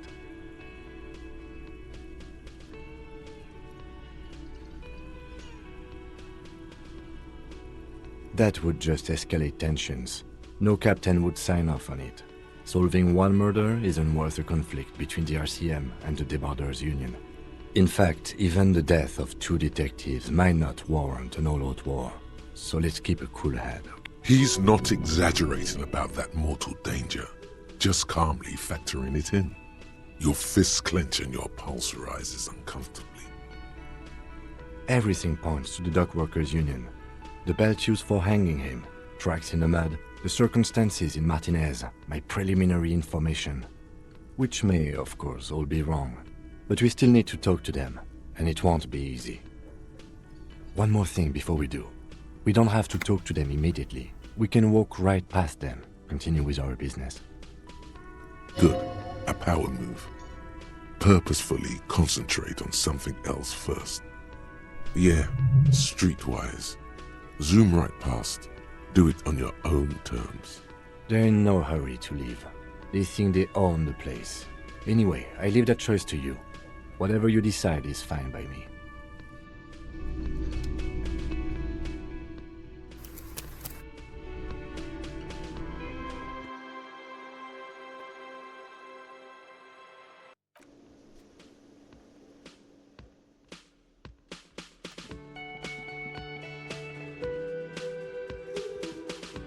Just a moment. And there's no public phones nearby? The closest phone booth is down the coast. Sorry for the inconvenience, ma'am. It's fine, I understand. Thank you anyway. The lady is distressed. Perhaps something more upbeat might cheer her up.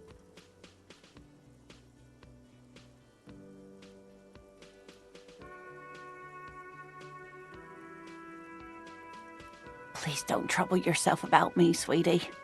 I was just hoping to make a call, but the Whirling's phone line isn't working. A faint smile tells you she appreciates the effort, but at the moment her mind is on more serious matters. The Union office probably has a phone, but I can't really get there, or to the phone booth down the coast. And Gary's phone is dead too.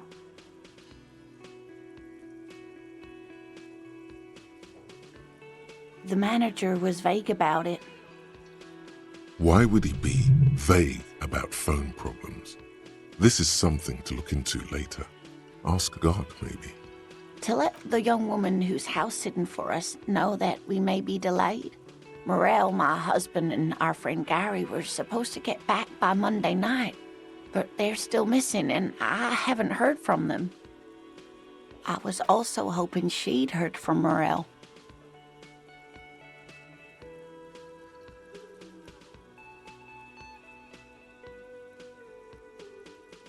That's just it. This isn't like him at all. He always plans his expeditions so carefully. A cold breeze hisses through dense thickets of reeds. Something sweet in it, somnolent. A damp chill goes down your spine. When you look around, you're still in the whirling in rags. But you have more important things to worry about. Just some field work, sweetie. Morel is a highly trained scientist. He and his assistant Gary are studying an extremely rare species of insect. But they should have returned by now. They were just going down the coast across the water lock to set a few traps. He said they'd be back on Monday. What could be keeping them? The water lock, that was broken. Could this be it?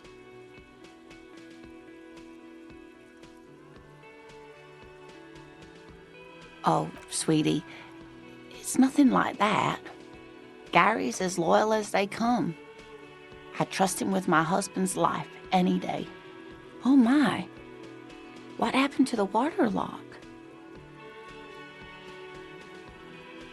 Well, whatever the cause, I'm thankful to both of you. You've spared me another sleepless night. You're welcome, ma'am. I hate to ask, but if your investigation takes you to the other side of the coast, please do keep an eye out for my husband. This will surely lead to a cryptozoological mystery with that extremely rare insect. And if you see him, let him know Lena is waiting for him here at the Whirling. He gets so tangled up in his work that he may not know the water lock's been repaired. And it's cold out there. Oh, you're such a dear. Thank you, sweetie.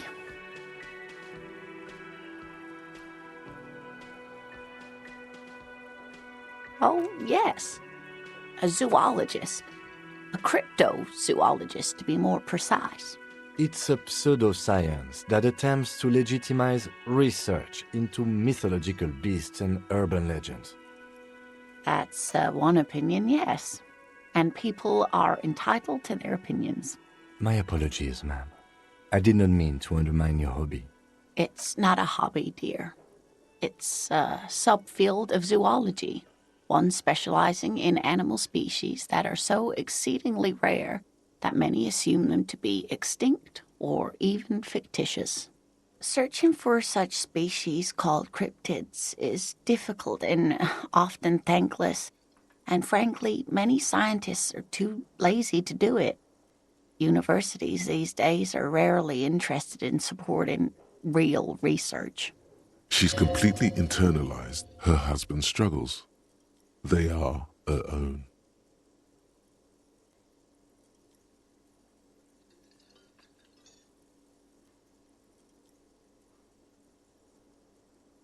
Oh, sweetie, it's fascinating. But I shouldn't bore you with entomological minutiae. The lieutenant gives you a sideways glance. Well, it's a phasmid, technically, but... Oh, yeah. Here comes the interesting. Where other phasmids imitate sticks or leaves, this one's a living reed. It disguises itself among the reeds here on the Insulindian coast. Hence it's named the Insulindian phasmid. Perhaps you'll end up co-discovering the phasmid with us, officers. There's a touch of awe in the way she enunciated the creature's name. I knew it. We're gonna be chasing made-up insects with cryptozoologists. It's not made up, officer. I can assure you. It's simply elusive, so much so that most establishment zoologists doubt it exists at all.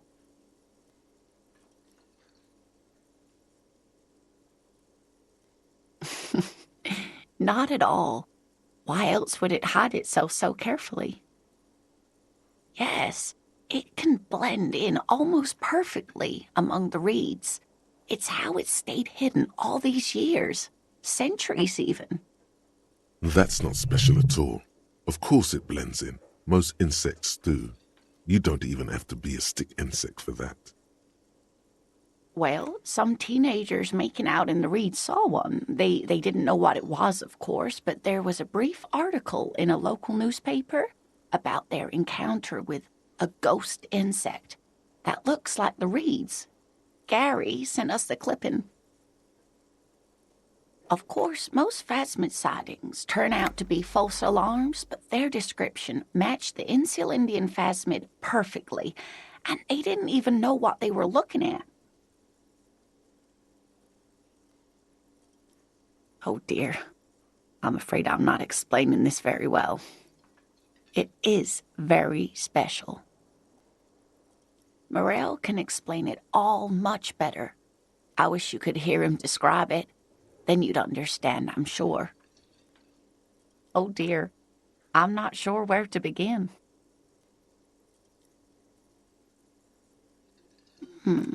Well, his expression is slightly grumpy, but his eyes are always bright and curious, like a small boy's. And his palms are quite coarse from all the field work, but he's quite gentle. It's always a challenge to describe the person you know best in the world.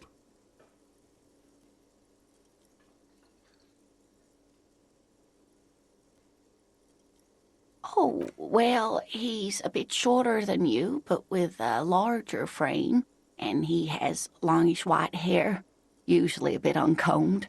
You might say wild, even. The lieutenant pulls out his notebook and begins jotting down the woman's description. One other thing, he'll likely have all kinds of field gear on him, even if he's not out in the reeds, you know, just in case. We'll be celebrating our 16th anniversary this autumn. Not the most numerically satisfying anniversary, but I like the less obvious milestones even more somehow. Via dating agency, I'm ashamed to say. I was looking to get back into the scene after recovering from my accident, and he'd just divorced. We hit it off, and, well, here we are. She's skipping over some important parts. Perhaps you'll find out more later. I hope I've been useful. There's really no point in manipulating anyone. She'd be only too pleased to tell you about her work. Go on and ask. Oh, I'd be delighted. Truth be told, I could really use the company too. One cryptid, not a couple. One. This won't turn into some kind of cryptid extravaganza. And I don't. Just one. Or he'll be disappointed in you. Ooh, tough choice there.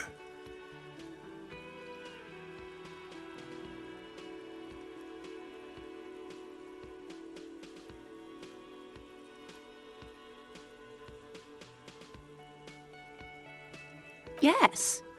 It's the kind green ape. Half war story, half undiscovered species in the genus Homo. Yes, it was reported by soldiers in South Safra during the war. The kind green ape would visit bunkers during the night, healing wounded soldiers with its saliva.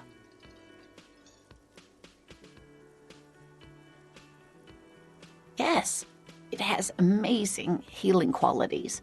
Some soldiers reported growing back limbs, regaining their sight. Indeed, there is.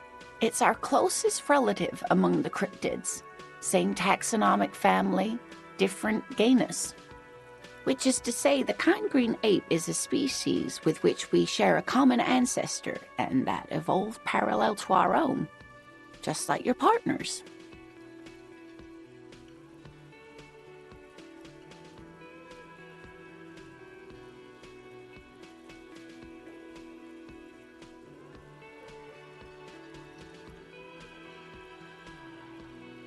The lieutenant looks at you, pleasantly surprised. Oh, no, I didn't mean to imply that Saolites are inferior to us in many ways. You are superior. For example, your earwax doesn't have a foul odor like ours does. A tremendous evolutionary advantage, I'm sure. But perhaps we've had enough speculative biology for today? Of course, dear.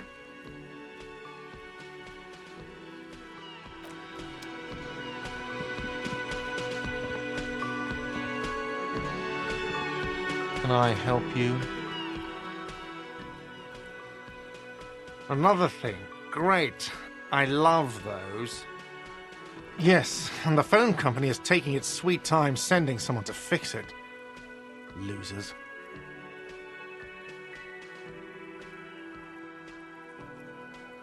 It's not strange, it's inconvenient. Who told you that?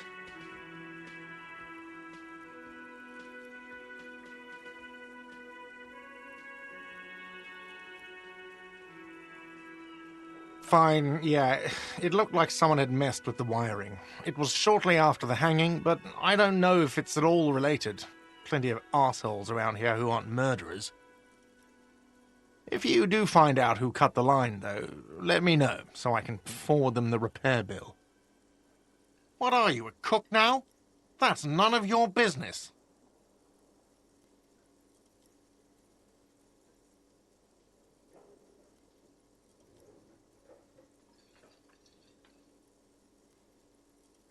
He wasn't pan-fried, he was lynched.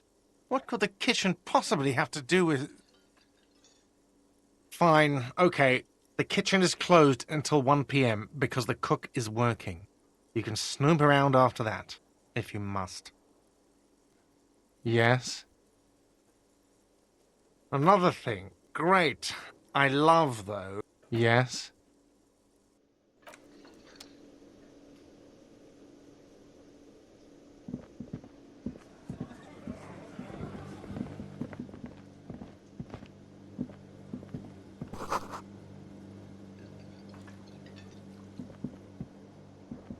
You see a heavy steel door with the door does not budge.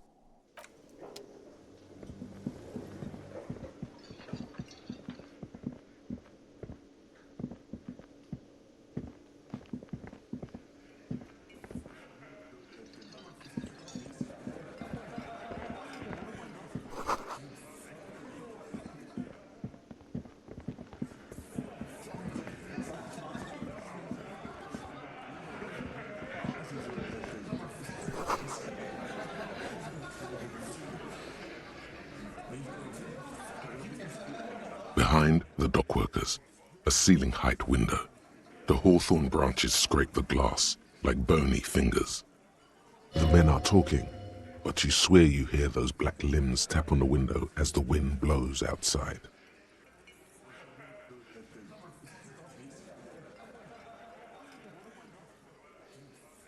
There's a little slide panel up there to let some air in. No need to open it in spring. It's still too cold outside. You're not so sure about that. Somehow you just know there's something out there behind the glass. Yeah, your mother.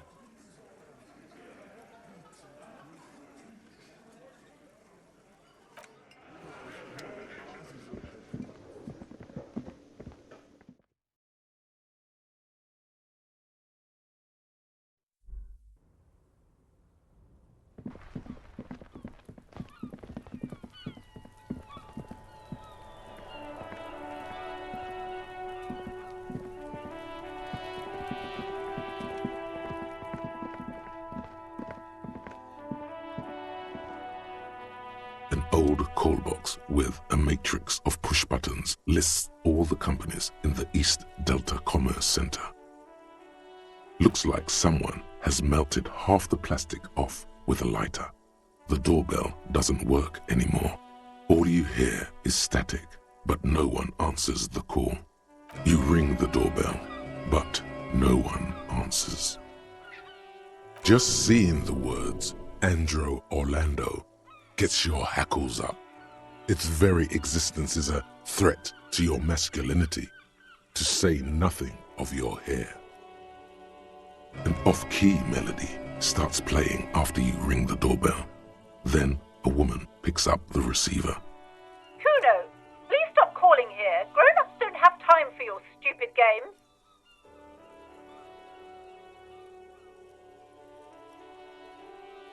Oh, I'm sorry, officer. I thought you were... But the doorbell is broken, and the bookstore shouldn't even be on the list anymore, so I can't help you. Please don't call here again. Thanks. A single beep indicates that the line has gone dead. You ring the doorbell, but nothing happens. You wait for a minute or two, but all you get from the call box is silence. No one answers the call. You hear static from the intercom speaker. It sounds as if someone has picked up the receiver, but isn't saying anything. Yes, hello. This is Tricentennial Electric. Have you come to place an order? My God. The lieutenant exchanges a look with you. It's you. Oh my God. I didn't think I would hear your voice. No, something's wrong here. Are you sure she's talking to you?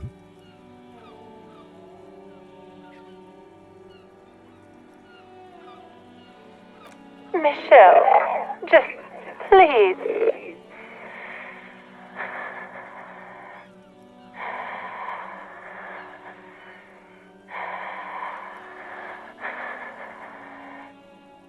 Sounds like a ghost.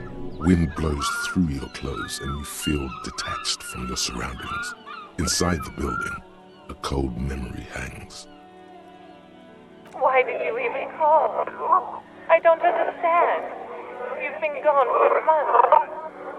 I thought you didn't care. Ever since I came to live here, it's been different. As if my mind's been wiped clean. A spot of static overrides her words. When she speaks again, it sounds like she's submerged.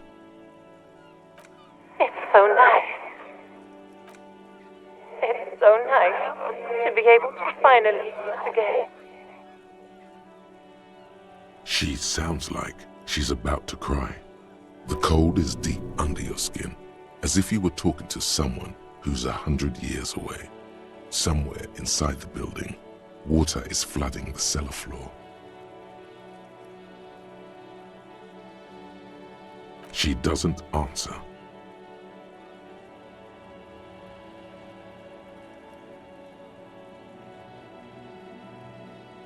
Silence. The only thing you can hear now is static and waves washing ashore on the bay.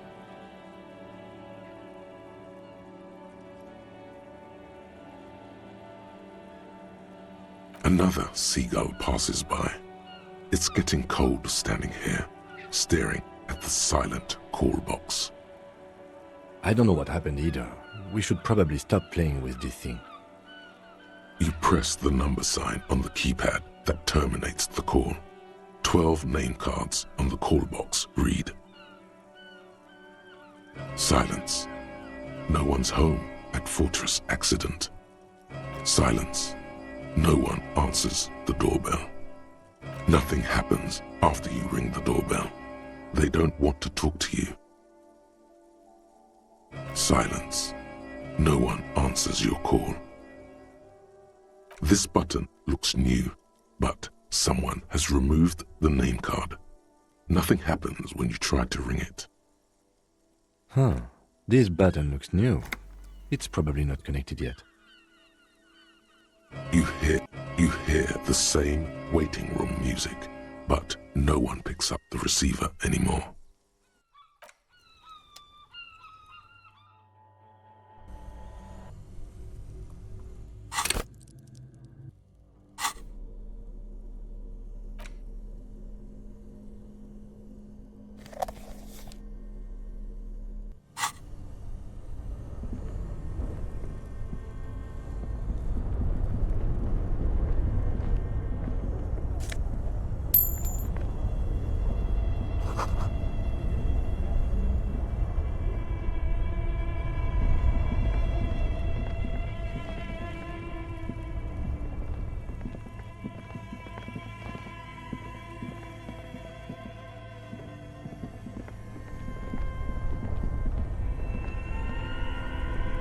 Two cables are plugged into the breaker box. The red one leads to the ice bear fridge and the black one to the ice cream maker nearby.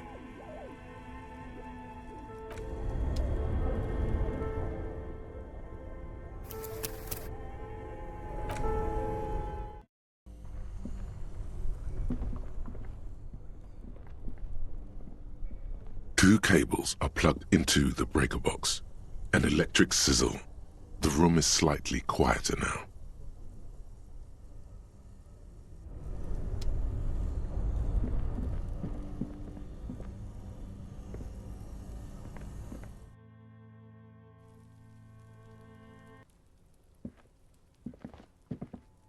An old call box with a matrix. Whatever she says, it can't hurt you. You're a different person now. Stronger, healthier, and... alright, maybe not healthier, But it's a bonus that you've drunk so hard you can't remember any of your past relationships. Oblivion's the ace in your corner. There's a light buzz as you press the doorbell, waiting for her to answer the call. It's cold outside, and you can hear the wind blowing into the speaker. A strange metallic taste fills your mouth as you stare at the intercom. Yes, hello. This is Tricentennial Electric. Have you come to place an order? My God. Here come the bad vibes again. Relax. Distance yourself from it. It's you. My God. I didn't think I would hear your voice again. Wait, is she... Michelle, just please. Why did you even call? I don't understand. You've been gone for months. I thought you didn't care. The voice from the intercom doesn't answer, but you can hear her breathing. Wind blows into your microphone again, crackling and echoing in the box. Your hands are getting cold and your breathing becomes visible, forming small silvery puffs in the air.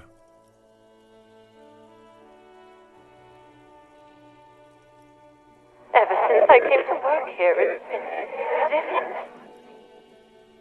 As if my mind's been wiped clean. It's so nice. It's so nice to be able to finally forget about you. And then it hits you. She tries again not to cry, and still doesn't succeed completely. Her quiet sobs sound old and distant, as if her voice is being played off a wax cylinder. Real or not, your mirror neurons react. It feels painful to be listening to this. Anger boils up in your chest.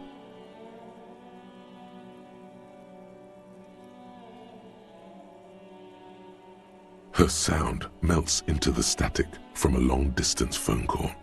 From time to time, you can hear people talking in the distance, but can't make out any words. This is where you hung up the call the last time, but the recording is still going.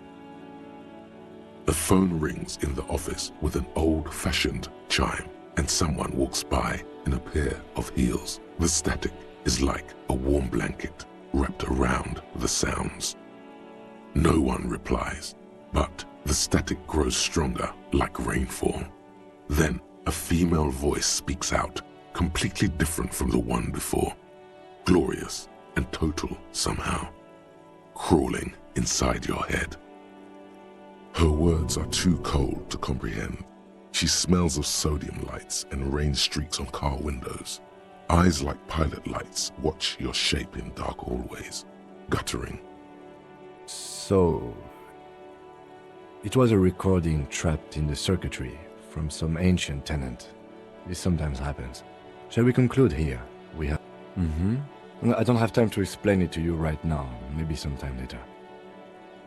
Don't take this the wrong way, but during our short stint working together, something weird is almost always happening to you. That is true.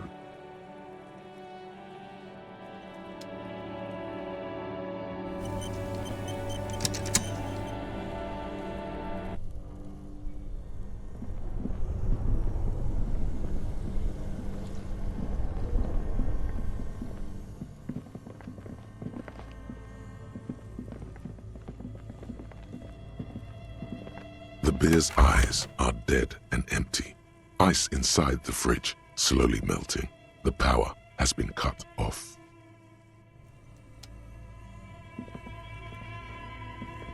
Yes? What do you want to know?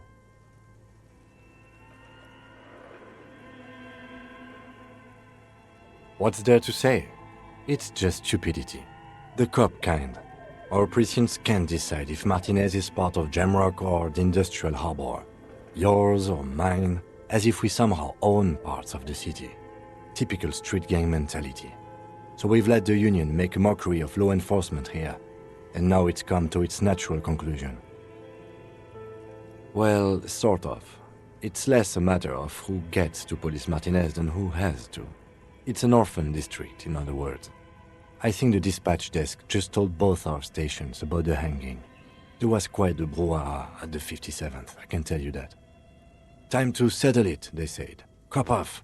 But I assure you, I am not their finest or toughest, with 102 cases solved. What I am is least interested in a pissing competition.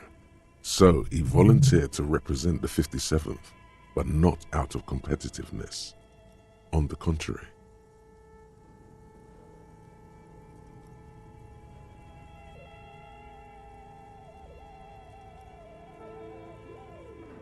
Martinez? Nothing. It's just a puddle at the end of some drain pipe. No one cares about this place. They care about sports. Most of our colleagues don't even know how to get here. North of the interchange doesn't exist. A tremble comes over you. Another after effect of ethanol poisoning, perhaps. Feels like leaves do when they rustle in the breeze, somewhere far away, below the turbine. The 41st and the 57th. The lieutenant was right. It's not about who gets what's north. It's about who doesn't. Yes. I'm an unrepentant spoilsport.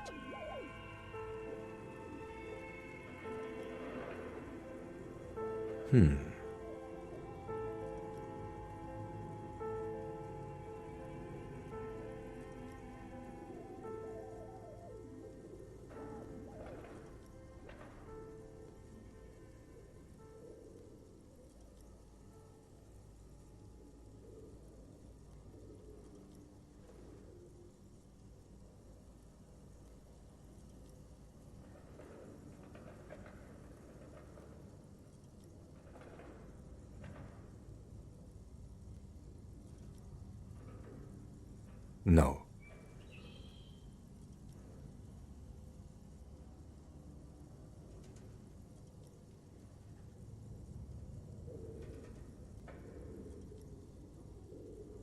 I agree. Too dark. Was there anything else you wanted to ask about the competition? Yes, it's a wholly pointless matter. Forget I ever mentioned it. He's actually glad it's addressed now.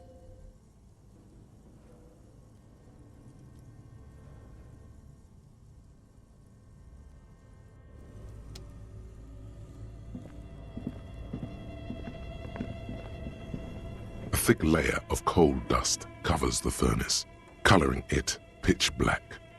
Looks like this furnace has a face, and it's a face of agony.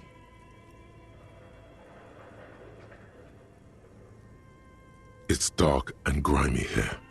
In the darkness you can hear chatter. It's coming from above. A voice or several voices talking to each other. Near the smoke chamber, upstairs. What are you doing?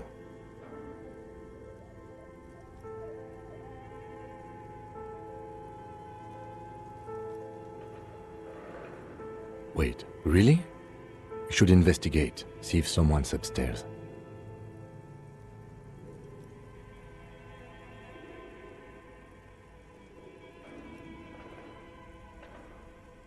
Looks like it. Looks like an old central furnace used to heat the building. It's connected to the chimney. No one has used it in ages. No signs of any recent fire. Only dead rats.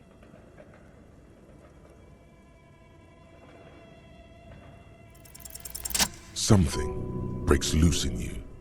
A mighty bellow echoes throughout the chimney's depths. The chatter of tiny voices above suddenly cease. Then, Hello? you've awakened the entity.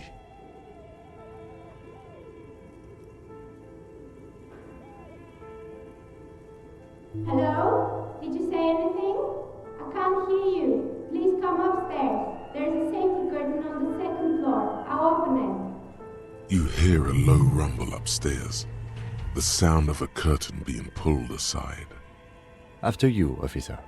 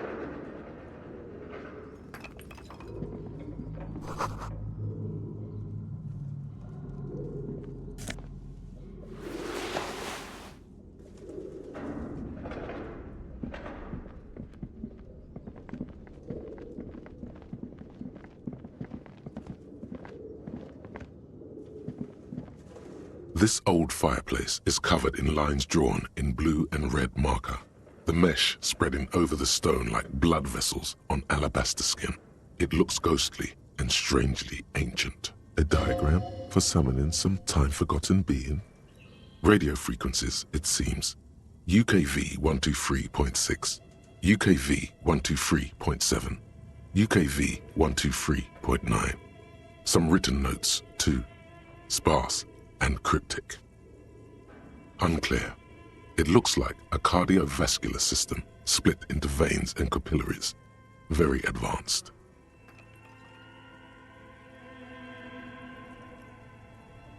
You think so?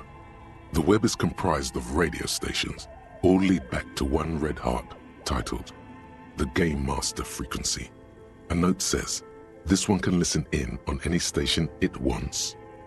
Looks like a surveillance program. Whoever decides to call in to a call-in station, it looks like. All of this is gone, left unrealized. There's no way a little basement studio working here could pull anything like this off. My God.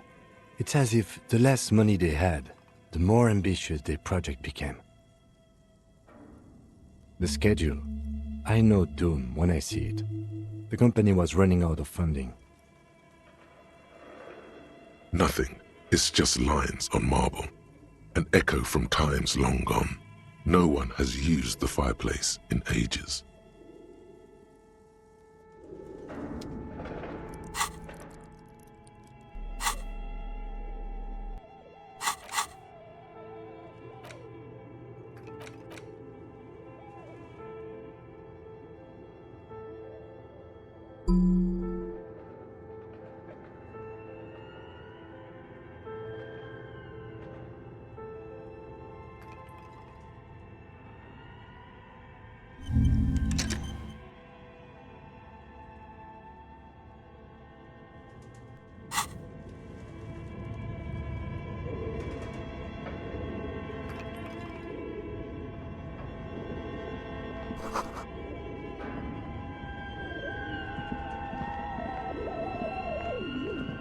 Your flashlight slides over an old green chalkboard covered in scribbles, sketches, and schemes like some ancient cave mural. Some of the writing has faded with age, but you can still make out sections here and there. Photos and drawings have been pinned to the board. These lithe, pointy-eared creatures appear to be different types of welkins. You make out autumnal candle welkins casting wax-based magic. Translucent welkins, with organs shining under their skin, and even ether welkins, hailing from the vast emptiness of sidereal space. Who are all those creatures? Fantasies of a tortured, feverish mind? One of the welkins, towering among the rest, appears to be different, however. It's Vara Hamira, a high welkin, his face white and scarred like cracked marble. This is clearly a Welkin supremacist. The note says, all non-Welkin races will be purged. The Haldor, the Twarg, the humans, and even headless men, all of them, purged.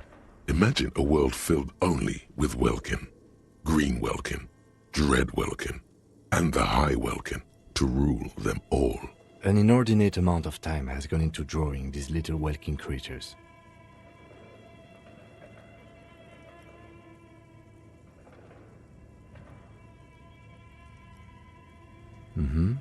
Political commentary. That one has a great beard, too.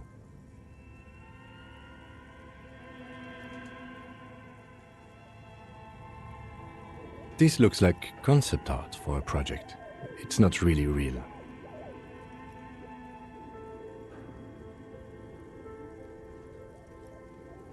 Some people really like building a world, I think, even if it's just for a game. Just look at those details. So much effort. And for what? Or the photo collage depicts barren, icy landscapes wrapped in perpetual night. You see permafrost and glacial landforms, dead trees grown in under the snow. Entire oceans have been frozen from shore to shore. There are pictures of settlements on dried-up riverbeds. abandoned in a storm. Animal corpses in the dark, carcasses and bones. Albeit dark and cold, this vision also feels cozy in its own way, like eggnog or morphine, a much-needed respite from our own world. A pinned postcard reads, "The heat-death scenario, a desperate fight for geothermal energy engulfs the world as Wirral becomes untethered from its sun, drifting through the universe." This is a monthly calendar from the year 50. Cryptic words like sprint, daily minimi, and GPI span the marker-drawn grid, the grand scheme of production and money. As time goes on, the numbers in the boxes grow rarer and rarer. The board becomes an empty snowfield in the final days. Only failure and regret dwell in this region. Looks like they didn't make it. A note in the bottom left corner of the chalkboard says, "See the prod schedule filament for details." The handwriting is only partly legible, but you can still make out 3 slogans: "Call in, tune out," "Wirral untethered," and "Heat death of the universe." Outside, a cold wind wraps the building in its bosom. Snowflakes in the wind. An old woman passes what the locals call the doomed commercial area. She tries hard not to look at the bookstore windows. It's unwise.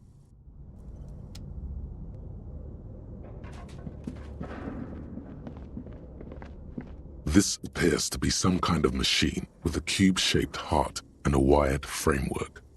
The keyboard has a rectangular on-off button. A piece of paper still hangs from the printer. A radio computer.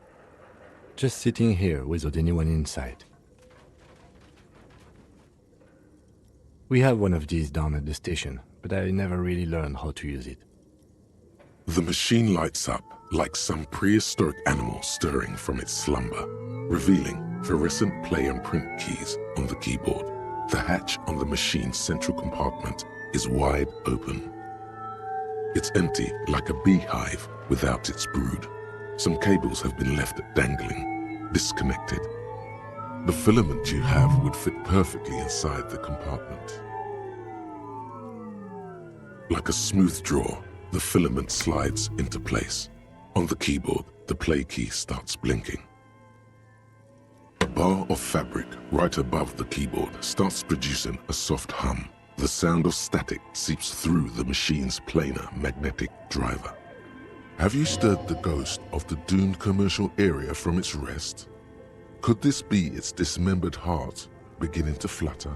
Oh no. It was already glowing and now it's also making a sound.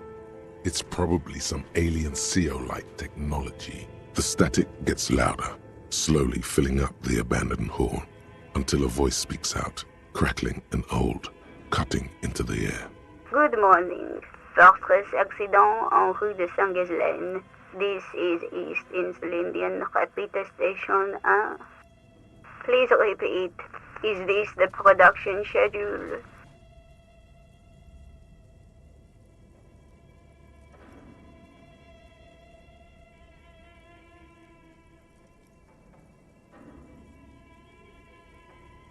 The filament you have inserted into the reader.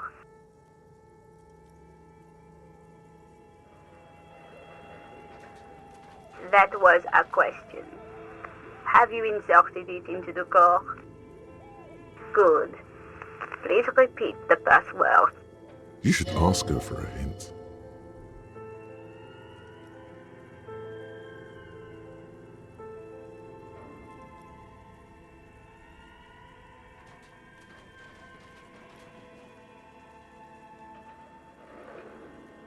No.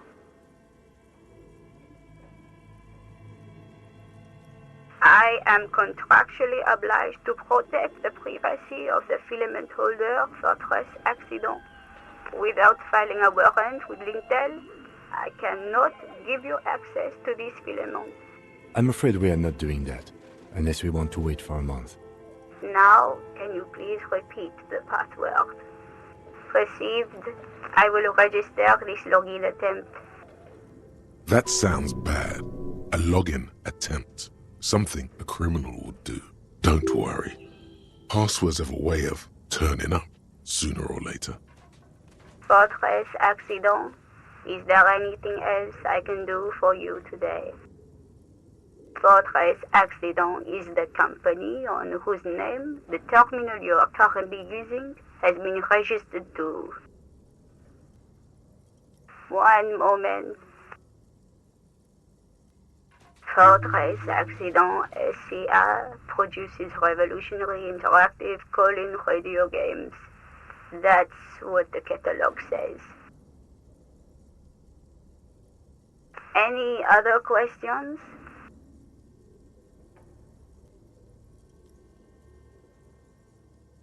Thank you, and goodbye.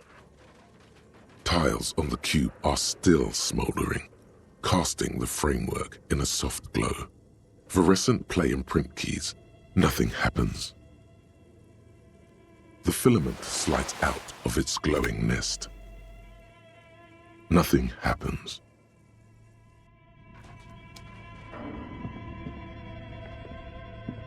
Okay, what do you think is going on with that computer, chalkboard, and fireplace?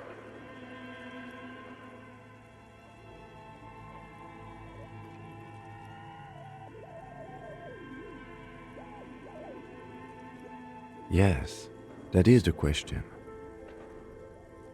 It looks like one of those popular pen and paper role-playing games, only these people were trying to automate it, make it work on radio computers. Utter madness, he thinks, as a compliment. Not to my knowledge. They make automated games in Grad, Messina, Königstein. You know, places with industry. But I don't think anyone has attempted to create an interisolary game before. We just don't have the technology. Indeed, those Welkins are a dead giveaway. Role-playing people love that stuff. The world looks like a modified version of the We World board game, with hit death thrown in. No idea. They stopped filling out the schedule on the chalkboard. Through call-in stations, none of the players have to be physically present. Anyone in the world can participate in the game, as long as they have a two-way radio.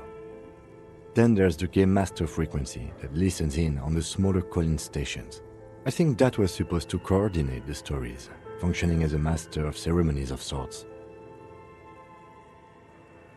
Indeed, it's ambitious and untethered from reality, but...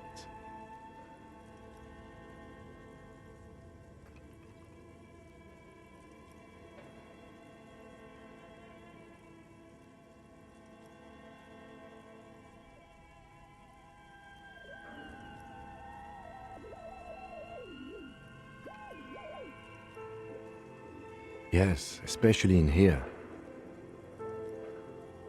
Okay, let's keep moving.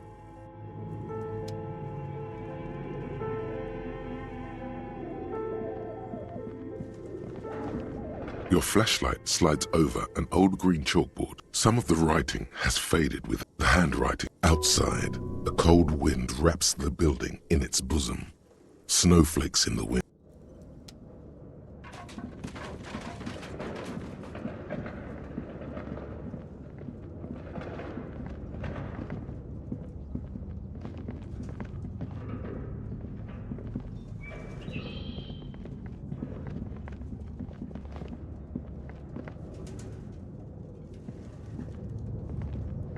A barbell lies on the floor.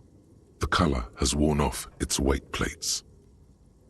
It's 60 kilograms. Your triceps hum at the sight of these weights. Show the world what kind of beast it's dealing with. Lift them. There are no collars on the barbell. This is a safety hazard. Why does it feel so familiar?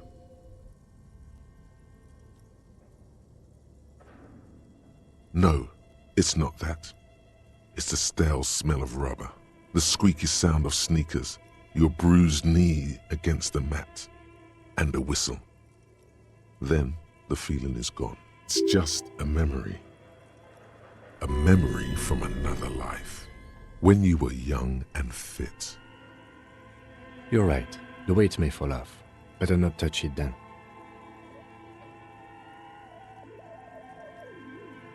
It would be a violation of EPIS safety regulations if the gym was still operating, but it isn't. No one's supposed to come here anymore.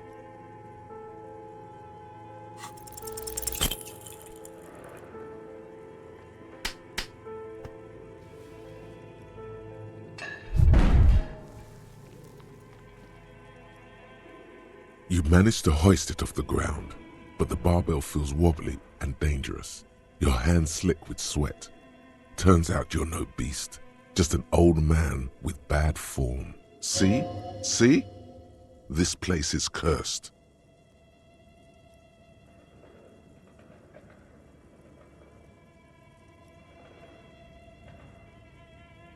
Weightlifting was never my favorite either. At the station gym, I mean. I prefer running. It clears your head. Mazovian Socioeconomics. 0.000% of communism has been built. Evil, child-murdering billionaires still rule the world with a shit-eating grin. All he has managed to do is make himself sad. He is starting to suspect Krasmazov fucked him over, personally, with his socio-economic theory. It has, however, made him into a very smart boy with something like a university degree in truth. Instead of building communism, he now builds a precise model of this grotesque, duplicitous world.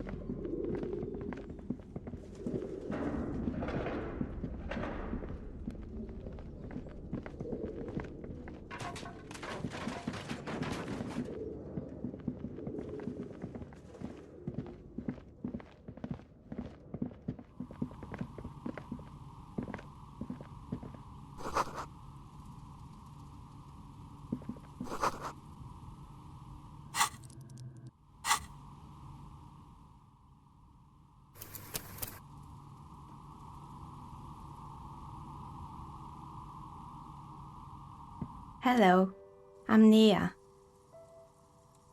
Did you try knocking on my window? I must have missed you. I've been listening to my Milius. So what kind of die are you looking for? Could this be the malicious entity? Perhaps it's wise to go along with this masquerade for now. She's got a direct view to the backyard. You should interrogate her about the lynching.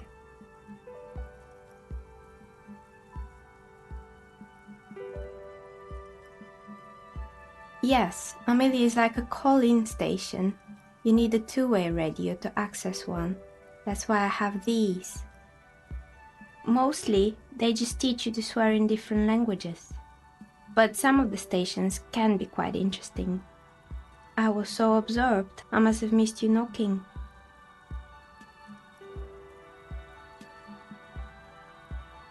Then how did you get inside? By the south entrance? You know what? It doesn't even matter. What matters is that you're finally here. Let's talk dice. Did you have something specific in mind? I'm a novelty dice maker. Tell me the name of your role-playing system and I'll make the die you need. That's why you're here, yes? As she speaks, her bone-like fingers fiddle with a ring. Her bones light, but her hands strong. Role-playing games? You know the one made by Fortress Accident. Does that count?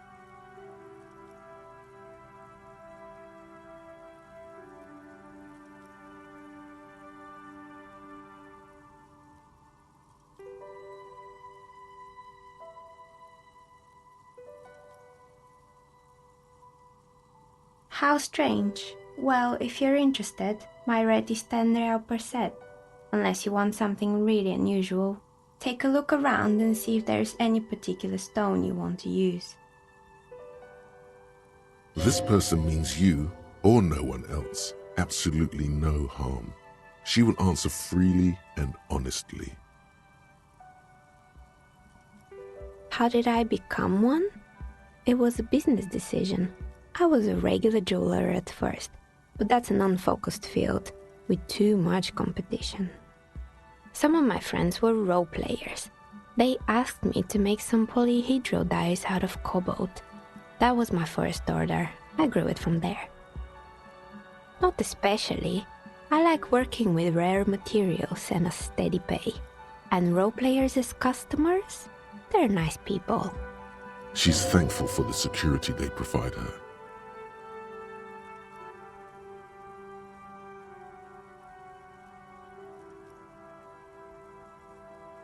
We're inside the chimney of an old central furnace. It's strange, I know.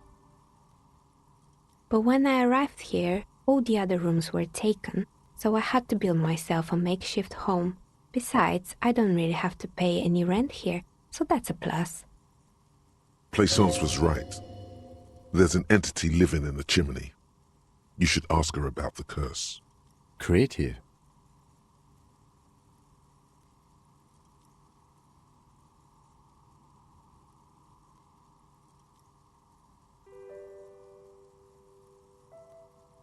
More or less.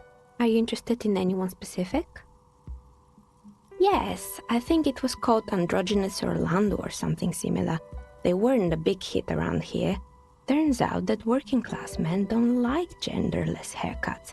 They're scared of that word. You wouldn't like it either. The others would laugh at you.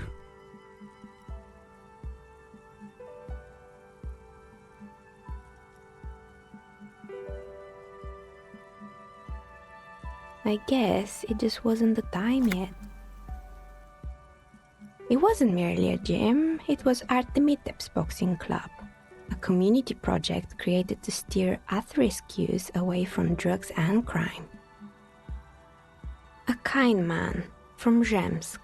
I heard he had some trouble with the law when he was younger, and that's why he wanted to start the gym, as his way of giving back.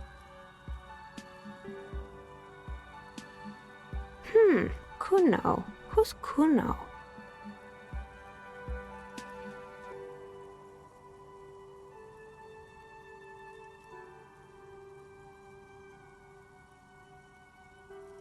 Oh yes, you mean the kid with the sailor's mouth. Yes, I've heard him yelling profanities in the backyard. I think it would take more than a gym to help that kid.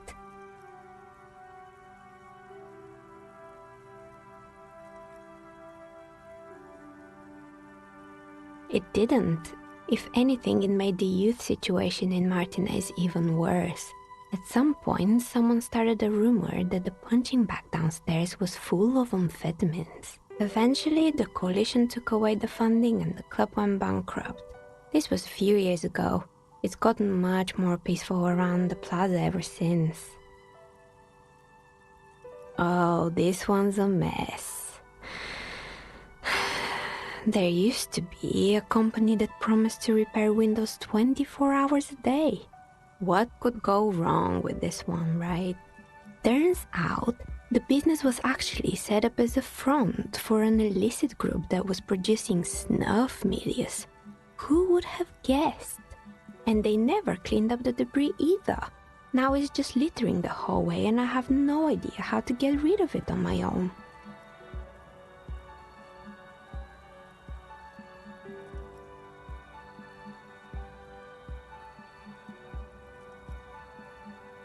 It's a sub-Rosa radio station that broadcasts real murders with real victims. Some people pay good money to get off on it. Don't worry, the ICP has a separate division that deals exclusively with unlicensed sub-Roses. This isn't our problem. Good luck with that. It's not easy catching those perpetrators. You mean Mr. Fabron, the taxidermist?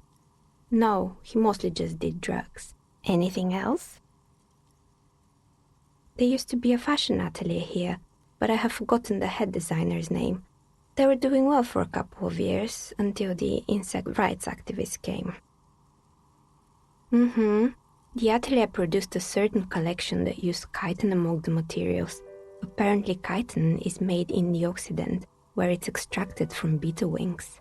And you know how all kinds of political movements are big in the Occident. The activists shut down the biggest chitin supplier, which of course caused the price to skyrocket. And, naturally, all the most fashionable tastemakers refused to be seen in chitin from then on. The atelier went bankrupt before they could finish the collection.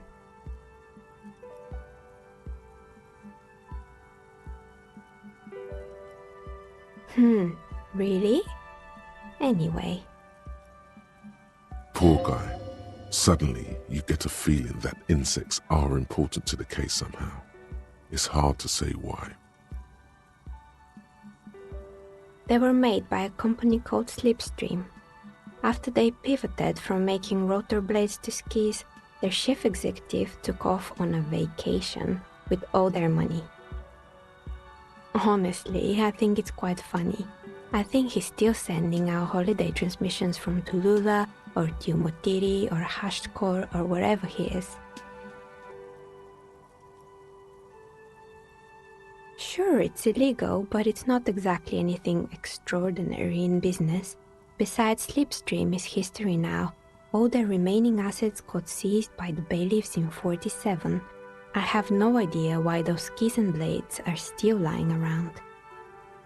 Fortress Accident, the radio game studio.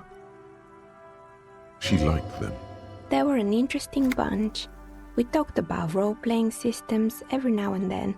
Once, I even saw two of them get into fisticuffs over Wirral.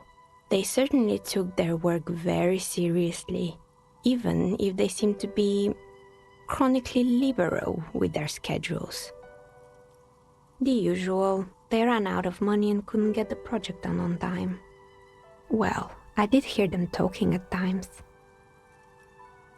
They seemed to believe they were historical individuals on some grand quest.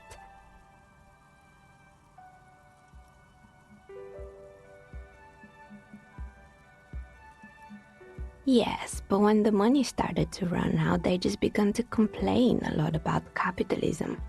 You know, how the markets are rigged to keep out new businesses and so on. In the end, they just didn't get it done. They didn't have enough willpower to produce something truly historic, and to show up to work on time.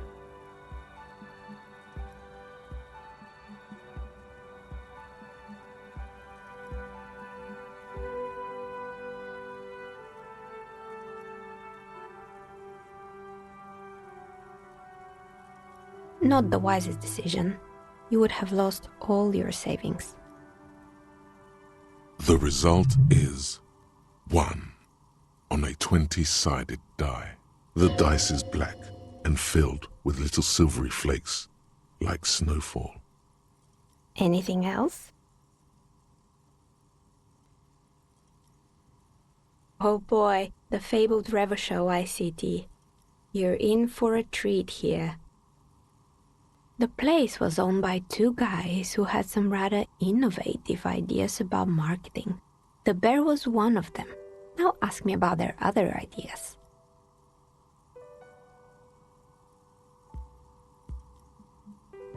There was really just one, and it involved picking out the prettiest girls in the neighborhood and paying them 20 cents per hour to man the booth.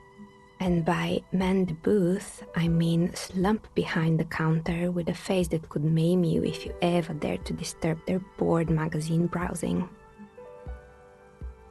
Sounds like she really didn't like those girls. Fritta does the same thing.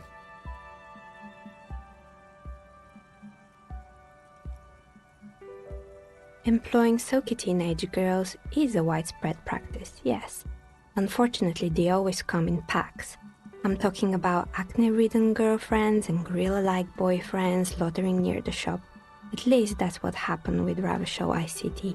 And they already had the bear. The bear. Of course not. The bear was terrifying.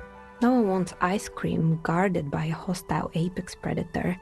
To make matters worse, the fridge didn't work too well either, and half the ice cream came out malformed and partially melted. Eventually, Ravishell Ice City lost the price war to its rival, Glacé 5000. Glacé 5000 sold caramel sundaes for only 5 cents a piece, out of regular fridges.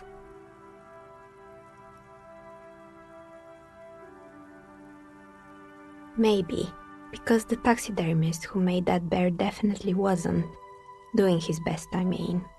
He said that the bear was his vision beast. He said he met his vision beast while high on desiccants. Called it Megatherion.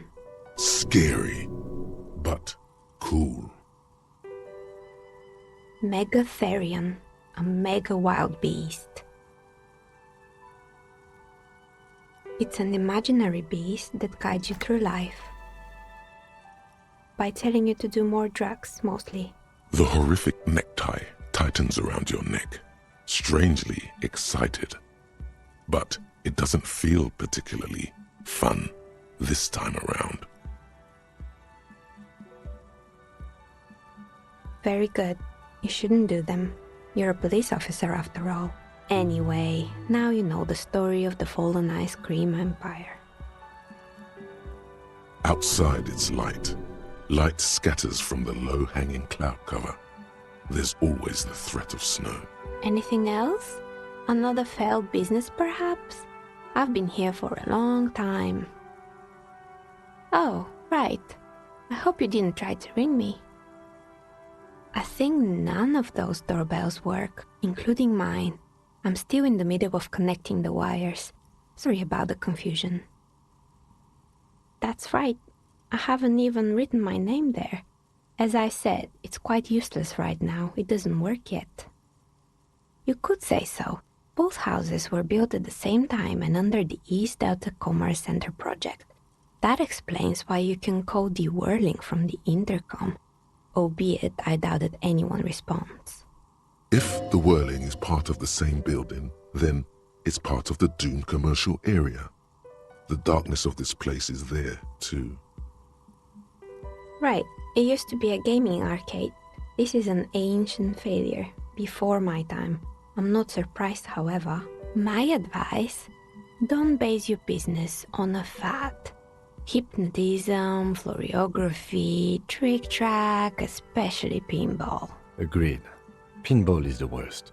His disdain for pinball could not be clearer.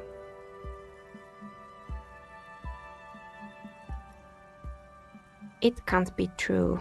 They don't work here anymore. They've been gone for years.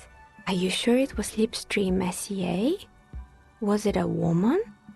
Maybe it was Plaisance from the bookstore.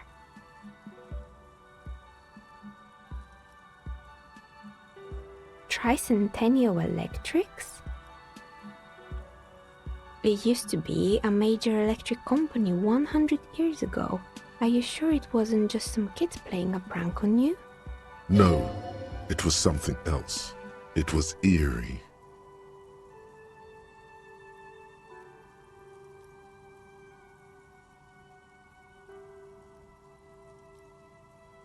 Pranks can be eerie. Oh, the kids these days. We were just one of them, and now they're terrorizing us. No solidarity. Why would Slipstream SEA have a 100-year-old recording as their doorbell message? Doesn't make any sense. I'm still convinced it was nothing more than some elaborate prank. My money is on electrical anomaly. I've heard of these, especially in an old building like this. Sure, I'm listening. I'm pretty sure it still doesn't work, but sure, what do you want to know? Sure, I'm listening. Good. I hope it clarified things a bit. What else?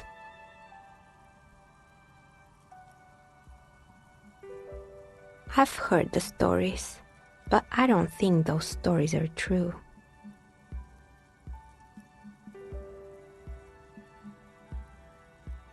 Plaisance, the bookshop lady? I've heard that her business is doing rather well. Have the energies spared her somehow?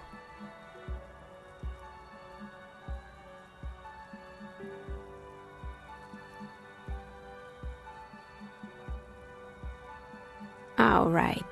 But it's not just the bookstore that's still up and running. What about the whirling in rags? Some people say it's part of the building complex.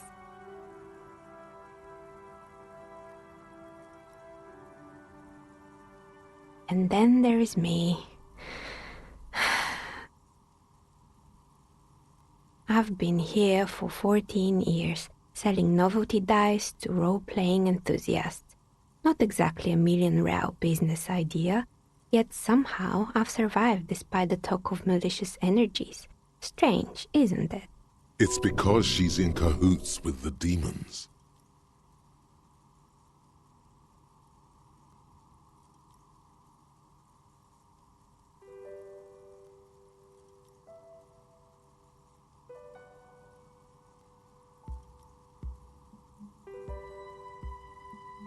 I was just about to ask, what do you think? Do you think the curse is real? The jig is up. The she-demon knows you've uncovered her true identity. Time has come to face the source. Fear not, for the forces of the universe are supporting you in this psychic quest.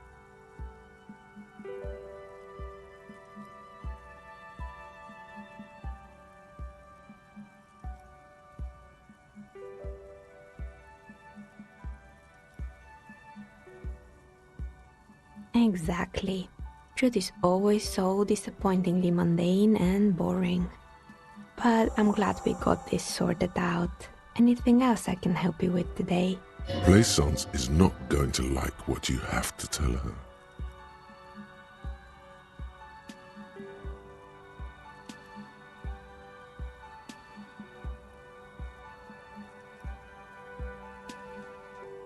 Nothing really. I didn't know him. The lieutenant looks at his notebook, then the woman under the large window. Your window looks directly onto the courtyard. You're saying you didn't see or hear anything unusual last Sunday evening? I'm sorry, detective, but as you know, I usually have my headphones on when I'm working. It shuts out most of the daily ruckus behind my window.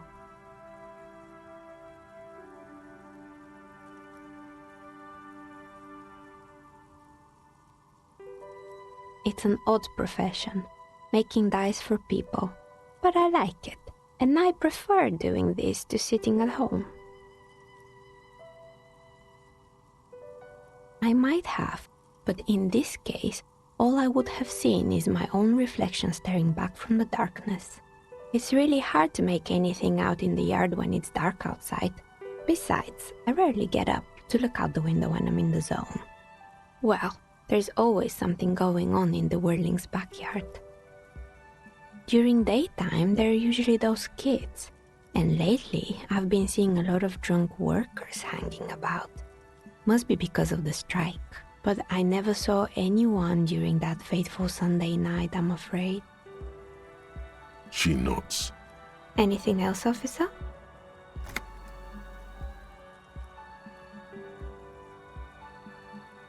Of course. Tell me what you have in mind.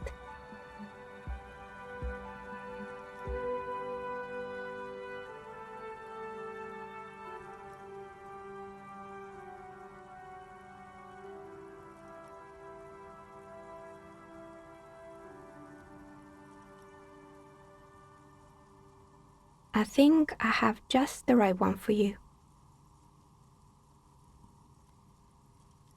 Police colours. Not the most original, I know, but sometimes the obvious choice is obvious because it's best. Here, catch. They're a gift from me.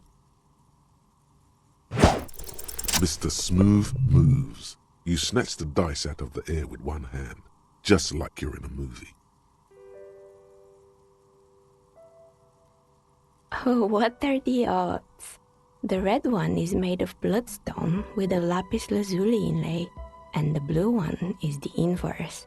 I believe these dice are your lucky charm, officer. She winked back at you. Can you believe it?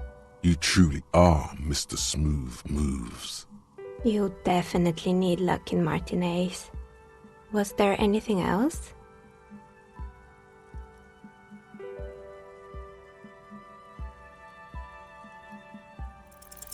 You feel nothing.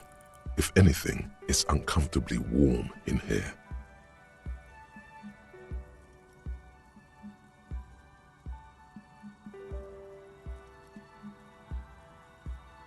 She has begun to idly clean one of her carving tools with a dirty kerchief, the tool's sharp edge shining in the light of her desk lamp.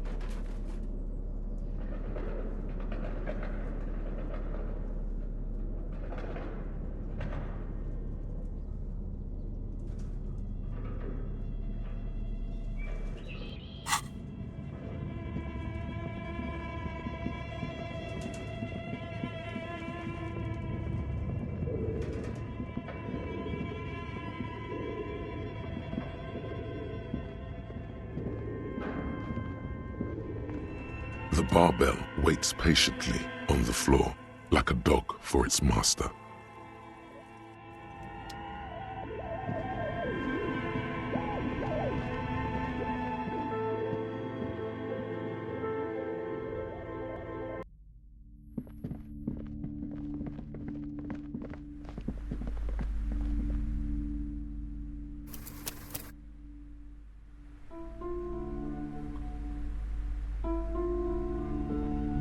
You're alive and well.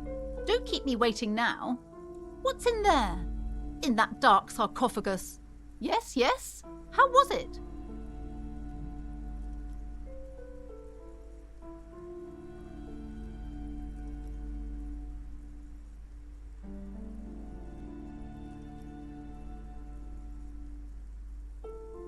But what else did you find? Did anything survive? No, of course not. Have you located the entity? A novelty dice maker? Well, spit it out. Why does she need the dice? For some kind of sorcery? Sometimes they use the ankle bones of sheep.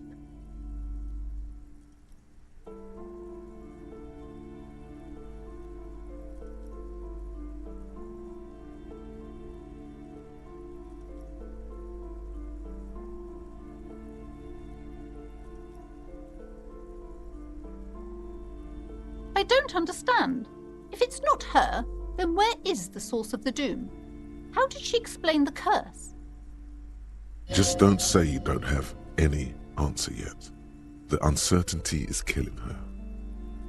To hell with it. Perchance you ought to just lie, sire. You've come this far. You know how to end it. There is an entity behind the entity.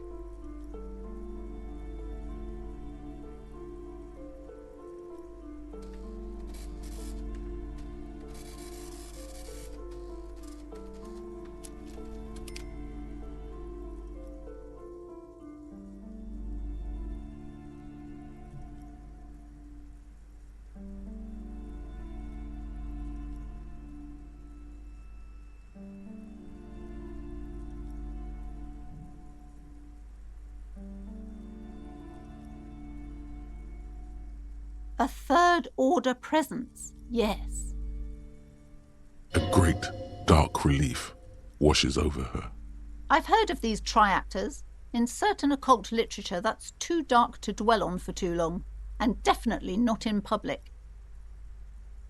I understand everything, sir.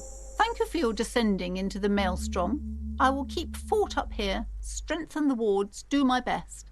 And if you happen upon the third entity in your travels, may the Lord be with you.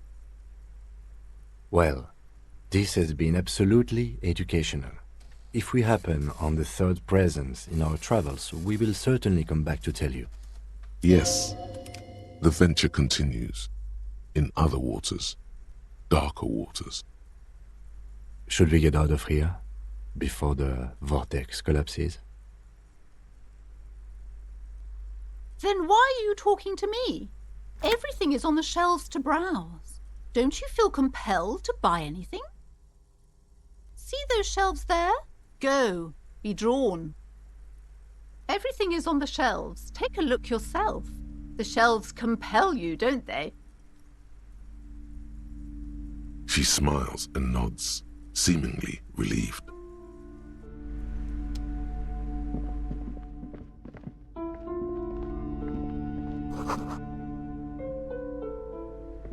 The display rack is brimming with worn paperbacks featuring an extremely muscular, sword-wielding barbarian on the cover. Nearly all the titles contain the word Heimdall somewhere. Rows and rows of Heimdall men blur your vision. You make out some titles. Man from Heimdall and the Mammoth Riders. Man from Heimdall, Return to Heimdall. Maybe 100. Man from Heimdall and the Sages at the End of the World. Man from Heimdall and the False God. Man from Heimdall and the Scorched Earth. Man from Heimdall, the Heimdall colonies. Man from Heimdall and the Swamp Beast. Man from Heimdall and the Snow Crabs. Those snow crabs are worse than they sound. Not even close. Man from Heimdall in Hell. Man from Heimdall and the Forest of Slaves. Man from Heimdall under the lake. Man from Heimdall, Heimdall burning. There's even The Trial of Death, a pastoral combat gamebook set in the world of Heimdall Man, and so much more. Oh, Man from Heimdall. A very popular series of adventure novels. They're awfully immoral and violent books. Blood and violence, scantily clad women, epic narratives, all those mystical things he encounters. They're bound to grab those with little imagination and nothing to do. What does it matter? They're all the same. However, the customer is always right, they say. If you're a novice of the series, I'd recommend Heimdallaman, the Man from Heimdall. It's supposed to be a good introduction to the series. A twinge at the back of your head makes you flinch. Your eye starts twitching. Your hand reaches toward a book with glossy cover art of the very muscular Man from Heimdall in chains, kneeling in front of a staircase leading to a throne. A woman sits on the throne, leering at the man. She's laughing at him, belittling him. Between the throne and the Heimdall Man lies a bonfire, casting shadows on the wall. The shadow of the woman's headdress looks like a pair of devil horns. The title reads, Man from Heimdall and the Devil Woman. The display rack before you is burdened under piles of Man from Heimdall novels. It is a bestseller for a reason.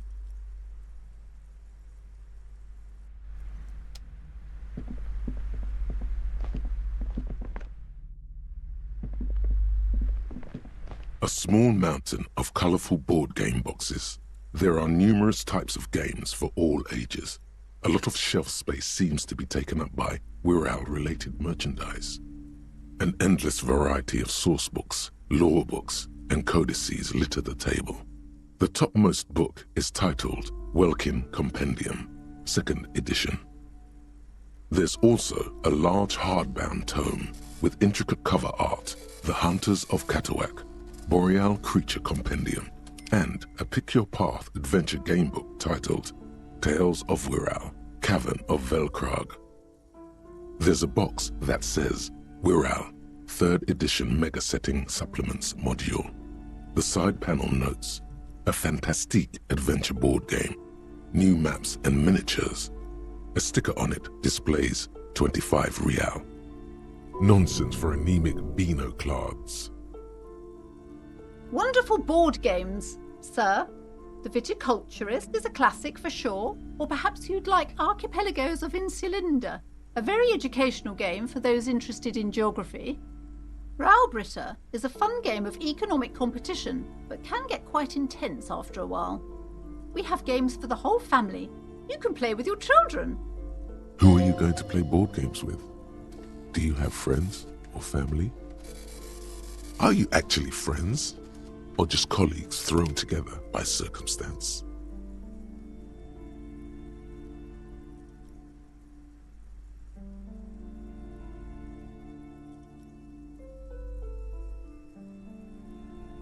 Friends are technically like family. For playing with friends, I'd recommend Suzerainty. It's a civilization building game where you build a civilization, then set off to brutally colonize and repress other civilizations. It'll cost 12 real. Lousy auras there. No, role-playing games are popular among those types. You know, who are into those kind of things. Personally, I don't like it. Not at all. I've heard they turn people into occult enthusiasts. That they have rituals where they try to summon entities. Highly immoral stuff. You can still buy them, though.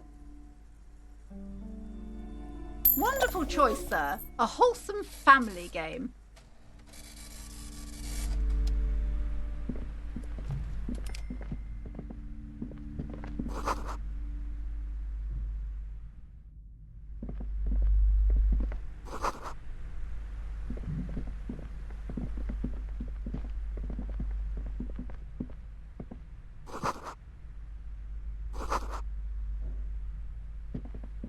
The plaque on the shelf reads, Biographies of Famous People. You see a large variety of names, none of which ring a bell. Browsing through all the books with all their names makes your head spin. None of these seem important or relevant. It's all just vapid egoism. Suddenly, a particularly odd title catches your eye. It reads, High Speed Love, the tragic true love story of Jacob Irv and Alfie Delatraz, by one Cecilia Averbrook. High Speed Love chronicles the romance between two of the finest tip-top tourney racers in history. One of them is the madcap driver, Jacob Irv. His blonde mane graces the cover. Next to Irv's life story, you see a slim biography of an Occidental rock star called the Anti-Star. He's famous for shooting morphine into one of his eyeballs and cocaine into the other. Next to that, Rivasholian radio personality Guillaume Bevy stands in front of a rundown drug den. He's a permanent fixture on Channel 8, reporting on real-life crime and ruining cops' days. I really must insist you buy one of the books. Reading them is not for free.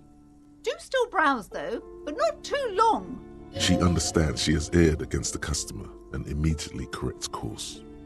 I'm sorry, I did not mean to rush you. You are browsing. Go ahead. Take your time. Time is commerce. I would say... The Greatest Innocence. Yes, most certainly. It's an important educational tool, delving into the depths of history, religion, and their relation to innocentic power. A very influential historical figure, but surely I don't have to tell you that. You're a law officer, and law officers have at least some education. The book is also very daring. The author aims to re-examine the universal understandings of the innocentic system, creating a fresh vantage point and a shift in the tired order of things.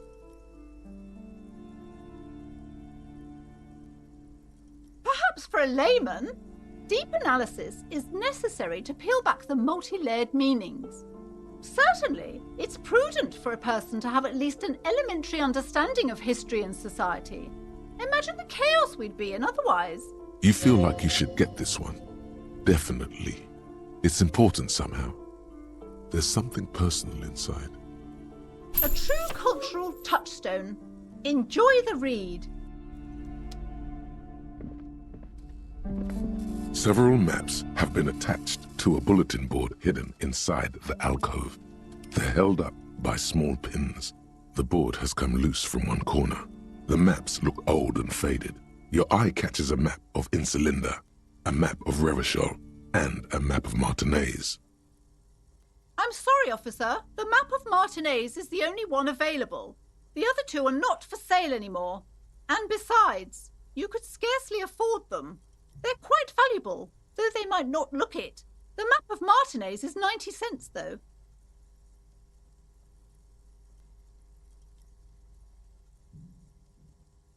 That old thing? It's an out-of-date map of a tourist location that never was nor came to be. From when some design studio people tried to spruce the place up 4 or 5 years ago. They also renovated the horse statue, set up those coin-operated viewers, and designed the new street lamps. They didn't get that far, for some reason. A shame the project never got going. Would be nice if someone fixed Martinez up. All these ruins are bad for business. Always good to be informed of your surroundings. This large map displays archipelagos. You see a constellation of small dots on the light blue emptiness of the Insulindic Ocean. The largest in the northeast is La Caillou. You are here. Another far away in the southwest, Seminese Islands, Ile de Fantôme. Ozon, Laurentide, Fas à la Mer, archipelagos, North Arcade Islands, all just specks of dust on the vastness of the Insulindic. On the edges of the map, the color fades into a blur of dotted lines, black and white, disintegrating into mathematics. In the northeast, a dust mite stands on the north coast of Caillou in a bookstore. It's you, radiating outwards from you, the suzerain Revachol. With a radius of 80 kilometers, still, the crown jewel of this Isola would be barely visible. You can, on Caillou, Revachol, a single black star, on Ozon, Fondelier, and Vilmandu, on archipelagos, Croyan Moran, Villiers, on Seminine, Olduvai, and on Laurentide, Deora of the Seven Seas. Lost little pearls of light, tiny fires in the dark. The ocean breaks apart into a tangle of cosines and azimuths, all pointing into pale nothingness. Windy is the north azimuth. Grad is the northeast azimuth. Samara is the east azimuth. Seol is the west azimuth. Isolas, they're called. Connections to other worlds, words past the Insulindian, unknown to you. You only know you've never been there. You have little idea what they are. Distant stars, gods, but looking at them makes you feel almost non-existent. Whatever they are, the Isolas are immeasurably large compared to you, and very, very far away. Perhaps they are gods, gods of distance and outer dust. The north coast of a verdant island is shattered by the delta of a river. It is the River Esperance. Countless bridges put the shards back together, connecting city blocks to river islands. La Delta says a great artificial heart in the center, teeming with life forms and construction. To the east, rolling hillsides, Le Jardin, Stella Marie, the suburbs of Saint-Baptiste, swallowed up into the megacity. They sound rich to you. This is Revachol East. Hudon, it's somewhere to live. Not bad. Then there's Jamrock. It's bad. People shouldn't live there, but they do. Then Forberg. It's almost as bad, and much larger. Then Coal City. It's the worst. It's so small you can't even see it on the map. No, wait. There it is, north of Jamrock, the strip of coast next to the Greater Revachol Industrial Harbour. It looks downright despondent. It's almost Coal City, to be honest. No, Coal City is worse. A charred limb. Rain falls on its slick black streets. And then there's the burnt-out quarter in the heart of Jamrock. Is it cold in this bookstore? Or is it just you? No, This is somewhere to be. This is all you have. But it's still something. Streets and sodium lights, the sky, the world. You're still alive.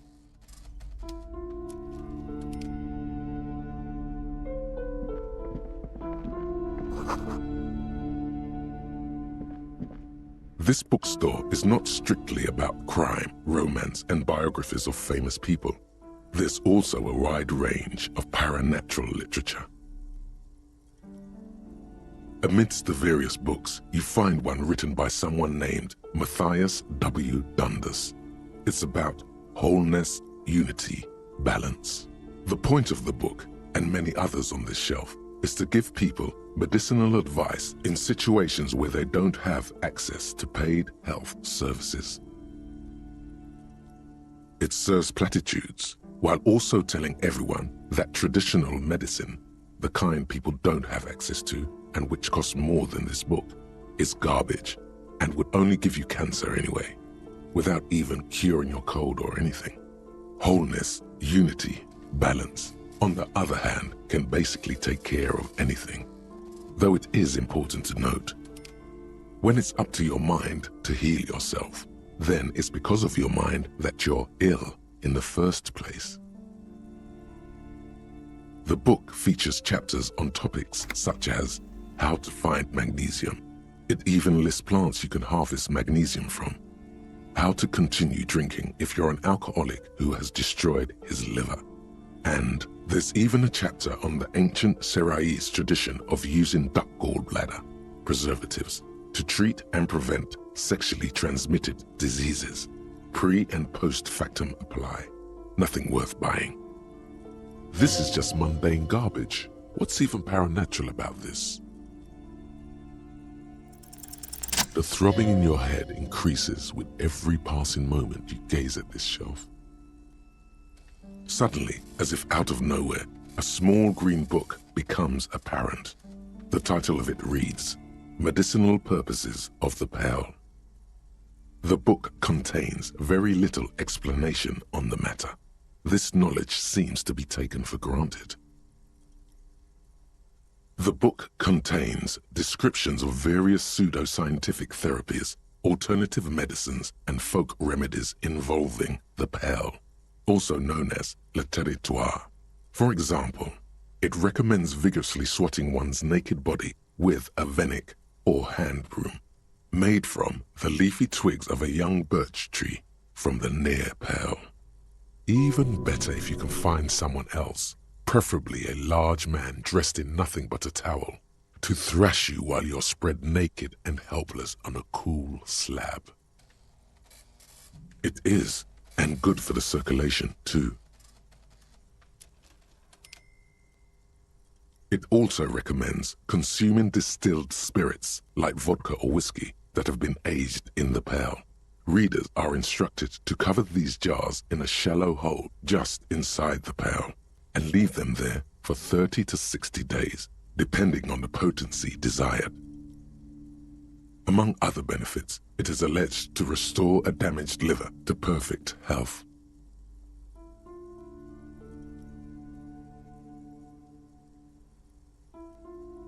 Is it any more improbable than anything else that human beings put their faith in? For general health and well-being, readers are encouraged to take regular strolls through the pearl, though a sidebar cautions readers to limit each stroll to less than an hour. These strolls promise to cleanse the mind of worries and the body of toxins, especially if the perambulator performs this ritual in the nude. Nudity figures prominently in a number of these prescriptions. This is exactly what you need. I don't know. I don't want to be the party pooper, but this pearl territory sounds sort of dangerous. Maybe you shouldn't walk in it naked. There's an entire section devoted to cures for men who are struggling to perform their marital obligations. You close the book and return it to its place on the shelf. Sir, please, no browsing in that shelf. That wisdom is not for free. I can't have you end up, like, opening a police store next door and stealing my customers. Oh no! Indeed. Something about that book does seem to have spoken to you. Well, I hope it contains what you're looking for.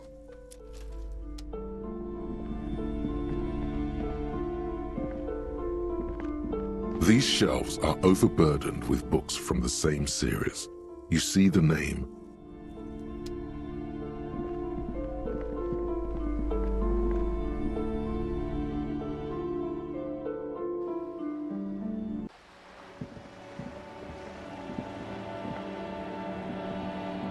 Hello, sir. Step right in. The store is open. Are you interested in a new and exciting book?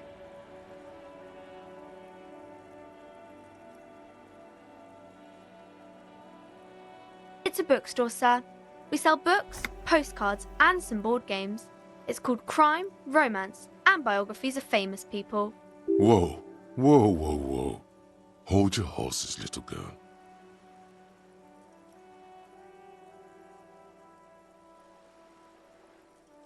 You're fooling nobody. Sir, are you okay? You've been standing here silently for a while now. Okay, sir. I'll try to answer any questions you have. My name is Annette, sir. My mum, her name is Plaisance. She owns the store. She's inside minding the register or organising the stock. Feel free to step in and browse our wares. I'm signalling that the store is open. Otherwise, people might not know. They'd miss out on the crime, romance, and biographies of famous people. A sudden gush of wind turns the pages of the books on the counters. She covers her face, smiling. But she's cold.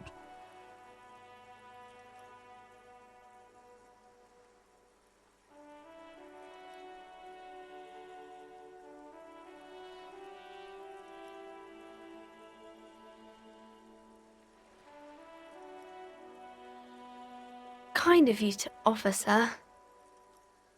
What could you do to help her anyway? Oh, no, sir. I'm happy to help Mum by luring in customers. Besides, I have some hot juice in my vacuum bottle to keep warm. I do my studies at home at the moment. I have to help Mum keep this place running.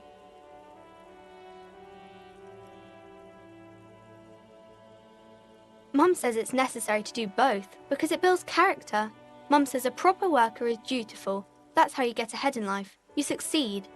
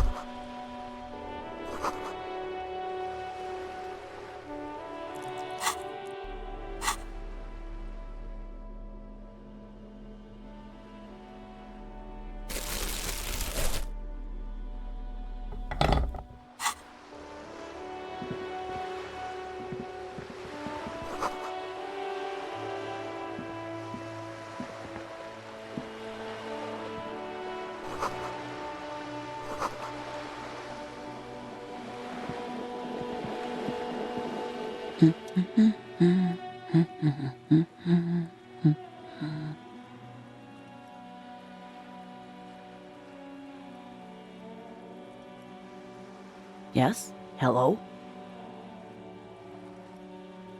Me? No one. I'm just a working class woman. She doesn't really want to be disturbed that much.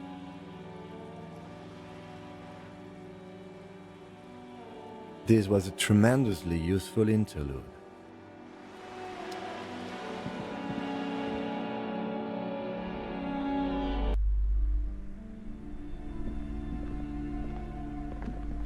Hello again, esteemed officer, and welcome to Crime, Romance, and Biographies of Famous People. Annette, yes, my daughter. I hope she wasn't slacking off again with her nose in science fiction.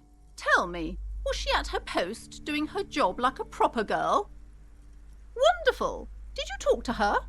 Great! On a scale of 1 to 10, how compelled were you to buy books after talking with her? Her opinion of her daughter Depends on how well she lured you into the store.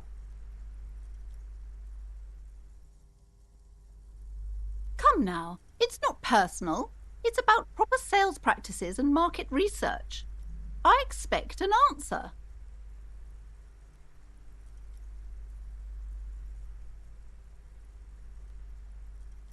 My precious, her dedication brings joy to my heart. If you have children, I hope they turn out as great as my Annette.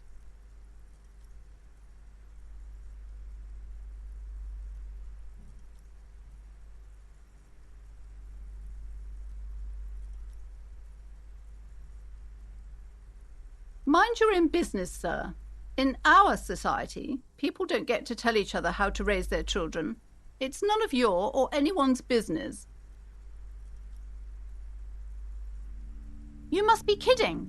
There's nothing like that happening. Good, sir. What does a young child do with money anyway? No, I save it for her as a fund. She's securing her financial future out there. Indeed. Are we done with the jokes now? Yes, we've had quite enough fun here. Right.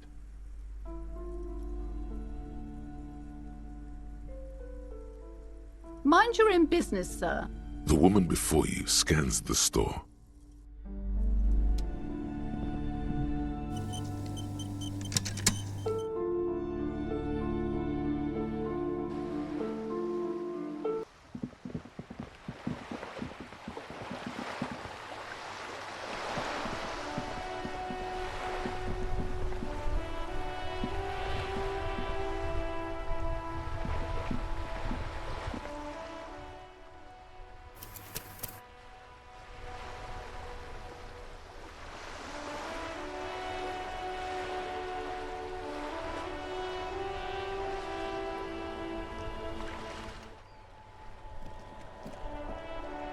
Have you no shame?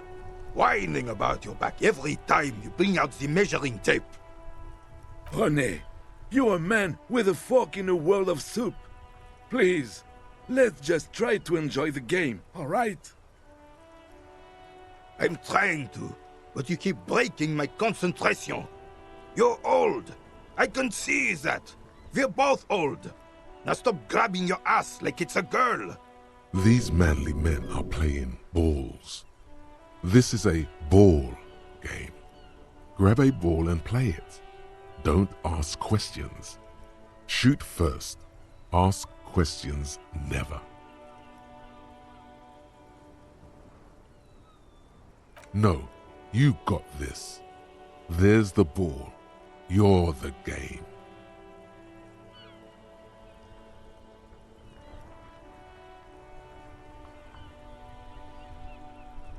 See? Your munching and complaining have ruined my concentration. Ah, mon Dieu. The pain in my back is unbearable. I can't even say if it's in my back or hip anymore. Feels like it's in both. I hope you pass out from it, you goddamn jellyfish. Men like you are the reason this nation is sinking. Shush. Ignore them. They don't know what they're doing. They're old. You are letting down yourself and the team. Get in the damn game already. Eyes on the ball, Dinky Winky.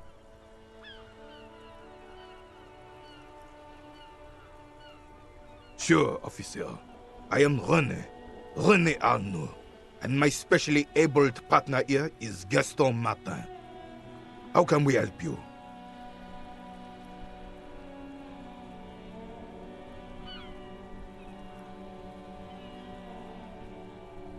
Unfortunately, I don't.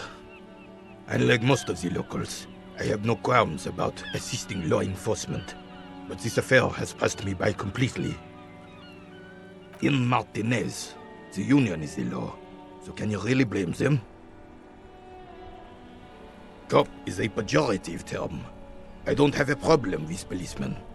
On the contrary, I admire the effort to bring order to our streets. If I knew, I would not be afraid to tell you. I simply don't. I'm an old man, not a coward. The daily business of the riffraff no longer concerns me. This is a man with a lot of past, but little present, and almost no future.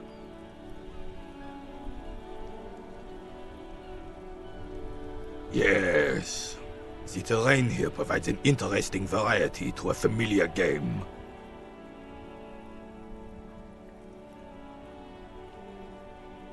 I do. Fire from heavy artillery. Why what? Because that's what happens when communists hijack your country, execute your supreme leadership, and turn your capital into a slaughterhouse. You use heavy ordnance to clean up your home.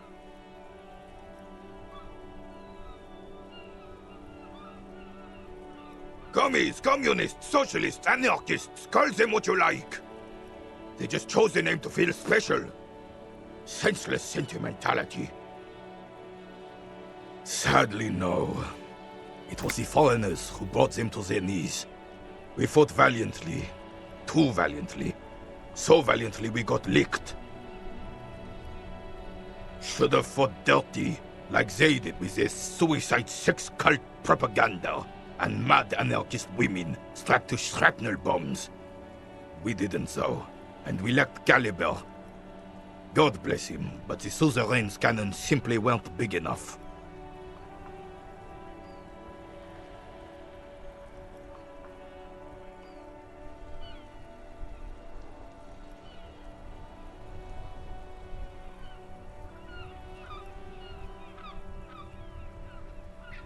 This place is a damn beachhead, son. They had to soften the commies up first. Yes, the military coordinated amphibious landing to take back Revachol.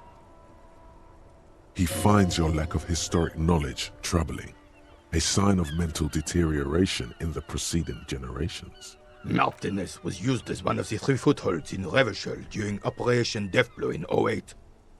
The other 2 are off in Stella Maris and the Delta.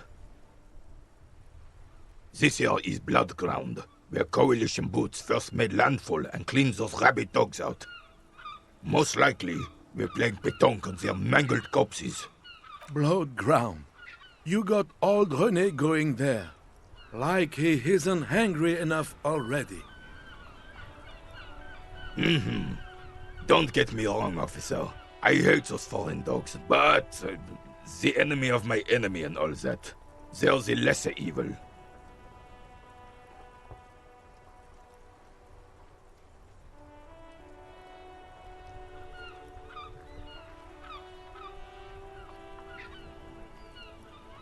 Damn right, son. They laid the fire of hell on the city before they stormed it. And it worked, too. He approves of this radical approach, knows it was necessary. The rest of the city got cleaned up, but Martinez they keep as a monument. And now the Union Socialists are practically running the place. Well, it's your own damn fault. You, we, the coalition, Revachol, whoever you want to blame, never finished the job. Officially, the party never surrendered. Of course they still all influence. You don't even begin to truly understand the players on the table, let alone the specific circumstances surrounding the... What do you think?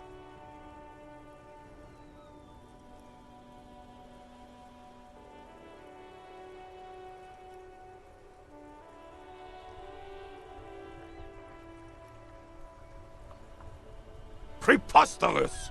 Surely you don't mean it. I'm just sorry it had to be them.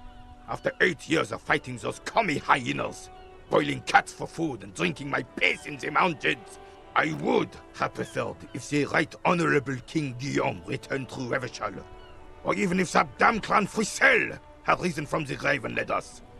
Sadly, that was not the case.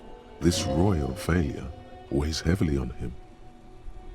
Instead, all that is just, holy, and beautiful in the world was wiped away, and now it's neon signs with toothpaste ads everywhere. Foreign influence peddling garbage and stupid music on the radio. This is just what the commies wanted. This was their plan all along. This is what they wanted to replace the role of the suzerain with. A true king in both blood and mind led Revachol before Fricelle.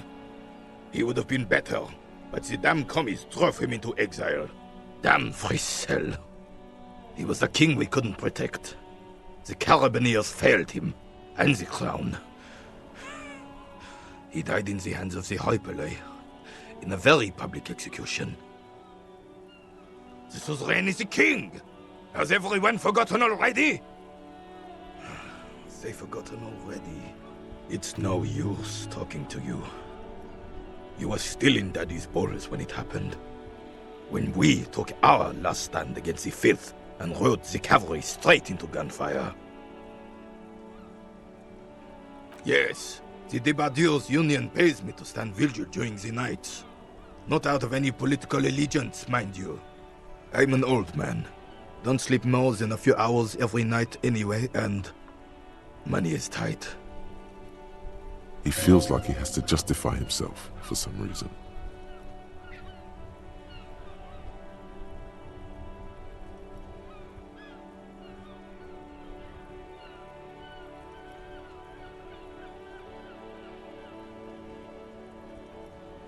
Yes, it does. Unfortunately, I wasn't working that night. Been on a 2-week leave since last Monday.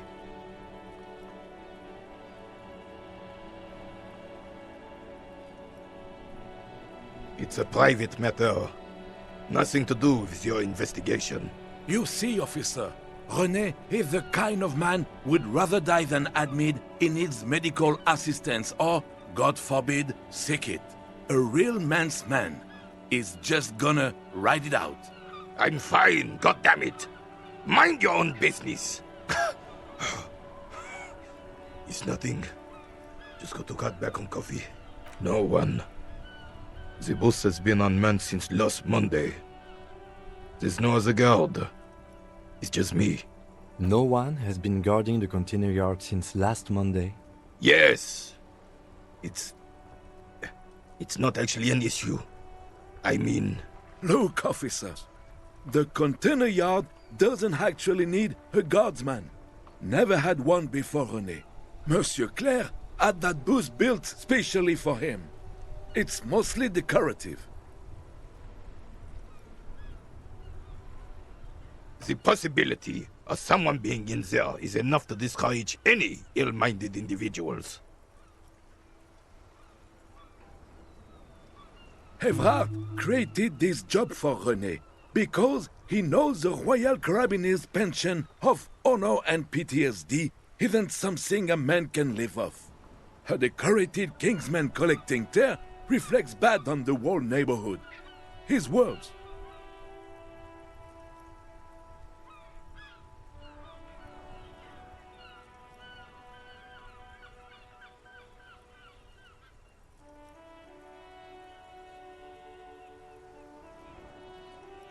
Can we conclude the topic of my guard booth now? She is nobody. This is none of your concern, and I refuse to discuss my private affairs with the RCM. The lady is Jeanne-Marie Beaulieu, and she sure as hell wasn't a nobody. Yes. Like I said, I would be up anyway, so might as well keep an eye out. It keeps my senses sharp.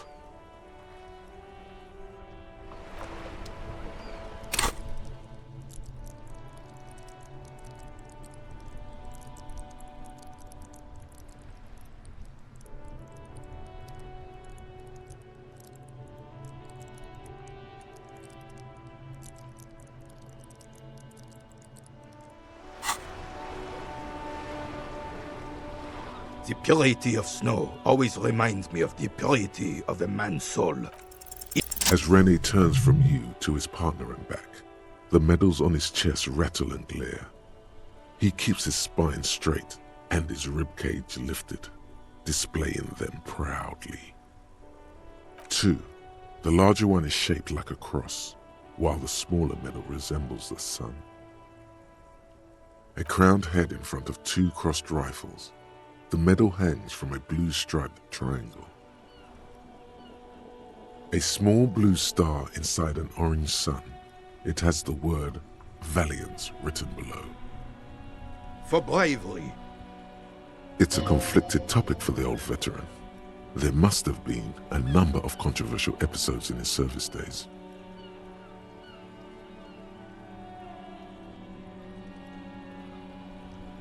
I'm sure, but I know this uniform's reputation. You are also wondering if I got this for raping women or killing babies.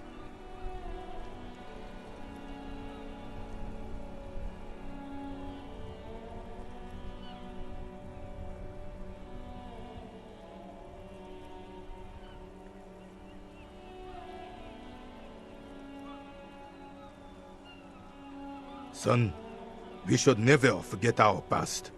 Lots of mistakes were made back then, but there were also lessons. Forgetting those times means the mistakes were for nothing. That all those people died for nothing. Whoa! Sounds like you're about to open the gates of conversation. This man will literally talk your ear off if you let him wander off to memory lane.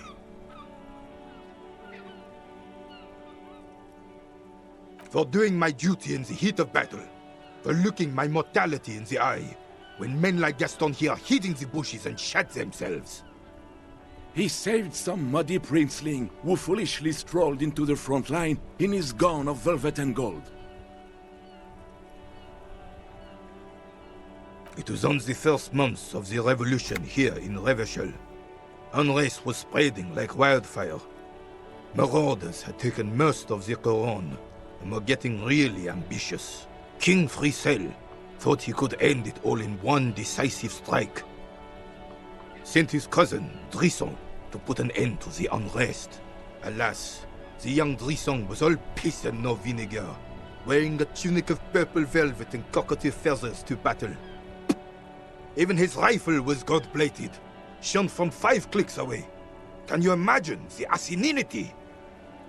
Purple velvet tunic. That isn't exactly camo. To keep the long and bloody story short, Drisson marched us against the partisans in Couronne. And when I say marched, I mean made us walk into captured enemy territory, single file, like toy soldiers, while he rode in front on his giant red stallion. The rebels were smart. They let us come real close before opening fire. Suffice to say, it was carnage.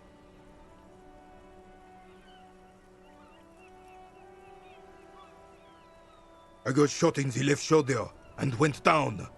Just a flesh wound. But just as I turned over, the prince fell into the mud next to me. He was missing his lower jaw. Then his horse, driven mad by the noise and smell of gunpowder, stepped on my leg and shattered my knee. It's painful to even think about. I grabbed my sidearm and shot the beast in the head. Then everything went black. Capitaine Arnoux, le fléau des chevaux. When I came to, it was all over. It was just me and Jolas Tresson, gurgling in the blood-soaked mud right next to me. The dink had taken numerous flesh wounds and lost a lot of blood. But despite missing his jaw, he seemed hesitant to die. Tougher than he looked, that one.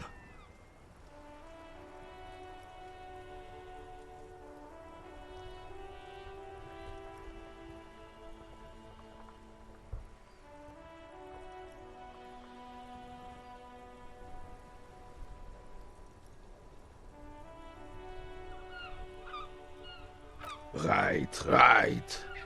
So I grabbed the prick and started calling. Kept going until the 59th Cavalry picked us up. Through some miracle, we both survived. And the joyless freak convinced Frisel to give me a medal for not leaving him to die in his own blood. Piece and shit. He was the commanding officer and I was on duty. Just doing my job. Shouldn't hand out medals for that. 13 months later, I received the Sun. For distinguished service. It's not worth mentioning. Bah! There were many such stories in those days. Many such men, too. True Revacholians. Men with backbone.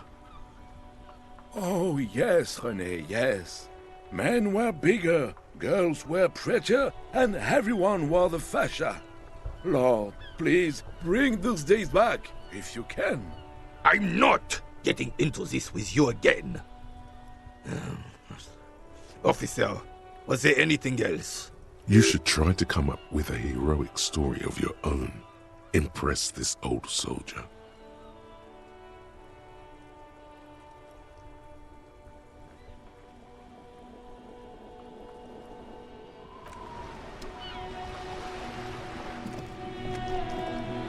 I have really outdone myself. This is divine. Yes, that's what you need, Gaston. More padding on that fat arse of yours. I hope your heart gives out. René, it's a little pleasures. Life doesn't need to be a struggle. Hello, officer. How might I be of assistance on this fine day? Oh, sweet Jenny. She was the finest woman in all of Revachol. Maybe the entire world. Do not defile her memory, Gaston. Let her rest in peace. She died of pneumonia 2 winters ago. It was a quiet passage, peaceful. René and I were both by her bedside when she... died. No use sugarcoating it. Won't bring her back, will it now? Departed. Until the very end she couldn't decide between us. The most indecisive woman I've ever met. A quick grimace of pain passes over René's features, but he immediately regains control. His face now a dispassionate mask again. We knew her, all right. Lived on the same street our entire lives, just 2 houses apart. The 3 of us have been best friends since we were 4. She was René's first girl back when the prick was 16. They were courting till he decided he'd rather die for some great ideal than just be happy. And then you stole her from me. Well, technically, you stole her from me, because we'd been pretty close ever since you two had that falling out over the ink you spilled over her pretty yellow dress. We were just boys then. This was different. You... No point starting this all over again. For the 1000th and the first time. Especially when we have company. Officer. She could never make up her mind about anything. What to have for breakfast, favorite color, or which one of us to marry. She was always leaving one of us for the other, but never long enough to actually get married.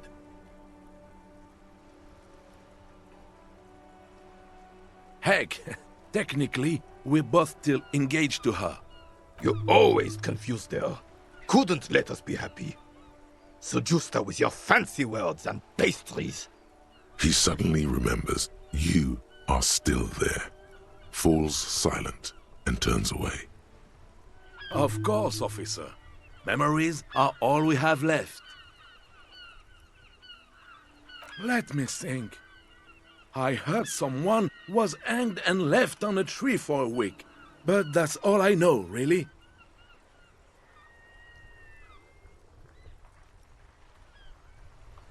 No, officers, I'm sorry, and I really would like to assist. You are both good guys. I can see that. Then help them, you wimp. You have plenty of shoulder with the ghost caviar in the Union. Someone must know something. I wish I could, but I just don't know anything. I always keep my nose clean and don't gossip. Everyone knows and respects that. Respects? I'm not even anyone. Of course he's holding back. His mouth is so full of Union prick he can't even speak properly. Can I at least finish my fucking sentence before you piss on it? Is that okay, René? I'm not anyone important in the Union. I just know Evrard. Everyone in Martinez knows the Clare brothers. I taught these boys human studies and history in the gymnasium. What do you know about history? You never witnessed history. Only heard about it years later, when it had already moved on. You don't know history. The old soldier mumbles something under his breath and turns to face the sea. Let's try not to get caught in a crossfire. Lest we leave riddled with bullet holes. This animosity is ancient. Oh, in many ways, yes. Like an honorary member. I attend meetings and parties, help with little things. Everard, Edgar, and the older debarders all know me. Not in the technical sense. I don't have a vote or a membership card, but Everard keeps me on the payroll, just for the little things. Of course he's not a member. He's not a member of anything. I knew that. He's a Weathervane. Turns the way the wind blows and tries to look important.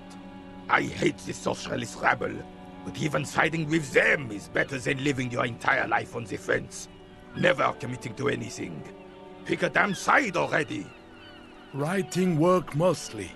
Occasionally, he needs something written, and I happen to have a way with words, people say. Oh, nothing official, I assure you. Just essays for the newspapers. About Martinez and how things are and how they could be. Everard and I have these long talks where... Well, he tells his little pen man exactly what to say. It's commie propaganda, plain and simple. You should be ashamed of yourself. No, thank you. For being consummate professionals. You'll have this case wrapped up in no time. Oh, the goal is to throw your bull. As close to the cochonnet as you can. That's the cochonnet. Well, first, you draw a circle about a half a meter in diameter. We made ours out of rope. Then, the order of play is determined by a coin toss. You win it. You get to throw the cochonnet. Then, the players aim to throw their bulls as close to the cochonnet as possible. They must stay in the circle and keep both feet planted. I could, but I'd rather not. I don't want to take up your time with trivial details, officer. Is he denying you information when you clearly requested it? That's it. We're blowing the lid off this man jar. You need to know things.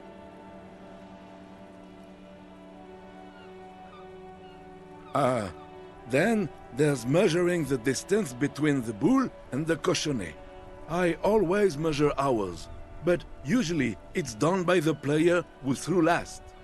The opponent has a right to remeasure if he has doubt about the result, and... Can you believe this clown? This is information you must have, and he's stalling. Lives could be on the line, and he's just running out the clock.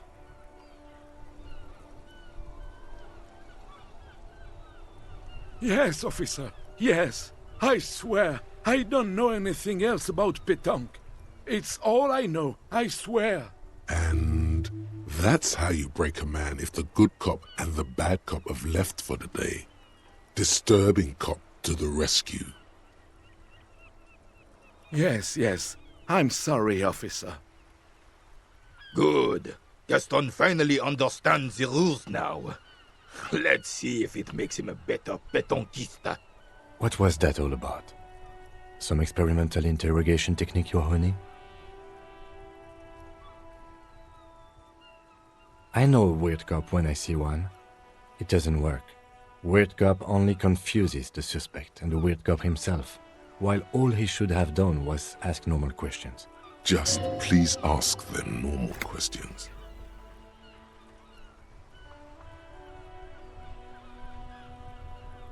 I'm sorry, officer, but I really don't share food. Nothing personal. It's just a principle. The only one you have.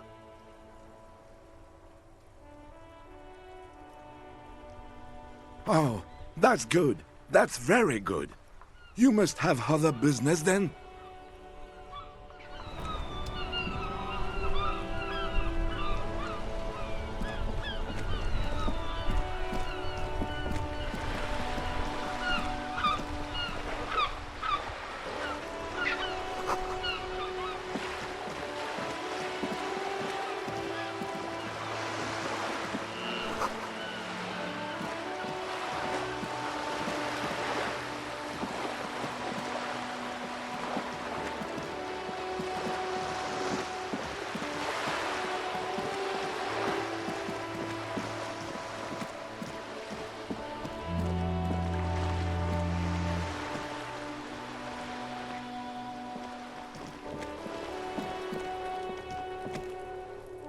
Just an ordinary wall. Nothing to see here.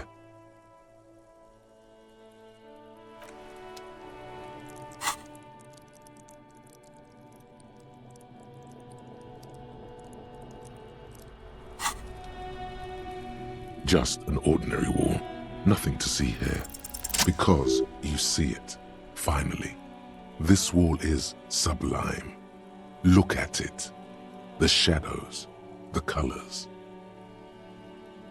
All the other walls on all the other houses must make a pilgrimage in adoration of this, the uncontested pinnacle of wallcraft, color peeled from the very face of God. O Wallfather,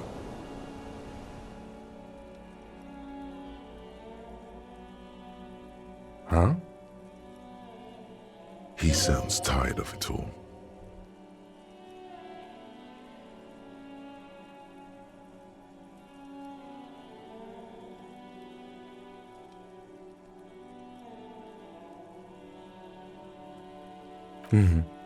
Sure.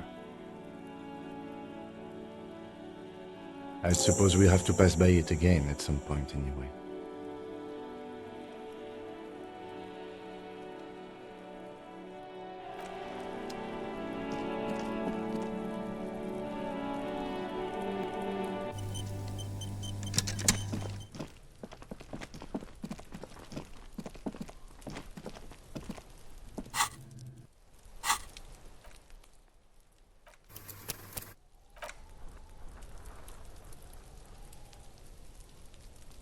This must be it. The basement door is weather-worn. The copper nails holding the upholstery in place have turned green from sea air, and there's a knocker shaped like a lion's head.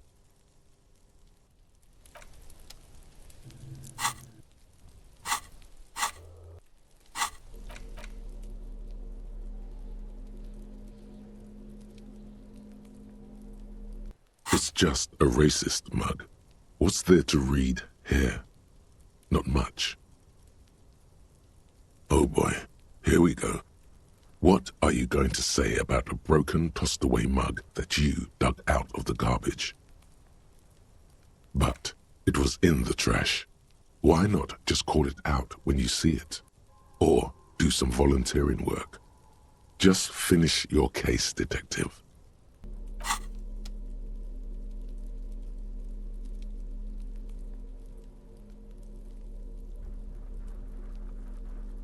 The note is written with a blue pencil on a piece of lined office paper. The kitchen magnets have left spots on its surface. Does it say anything interesting? This is tangential at best, but the lieutenant's detective instinct is still active. Someone has scribbled, S. I can't believe the off-site copy is still here. The illiterate ginger kid keeps stealing stuff from the studio, so I had to hide it somewhere safe. You'll find the filament memory with the off-site copy in the frozen ice cream maker. Please take it home, ASAP. It's important. I'd do it myself if I lived in a civilized place with a freezer. Take care, Sully Soif.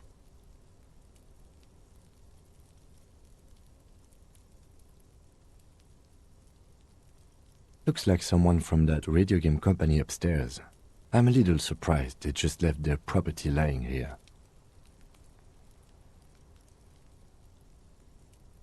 That's a plausible hypothesis.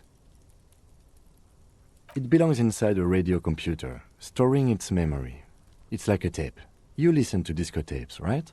It's like one of your disco tapes, only for a computer. It's like the production schedule you found, only this one's an off-site copy. I don't know. I assume it's somewhere close to the iceberg fridge. Didn't you see one right next to the breaker box? Really? You don't have a single guess? Oh, I'm sure that child would love to get his hands on the filament memory. Even if he doesn't know what to do with it, he'd probably try to pawn it for speed, based on our encounter.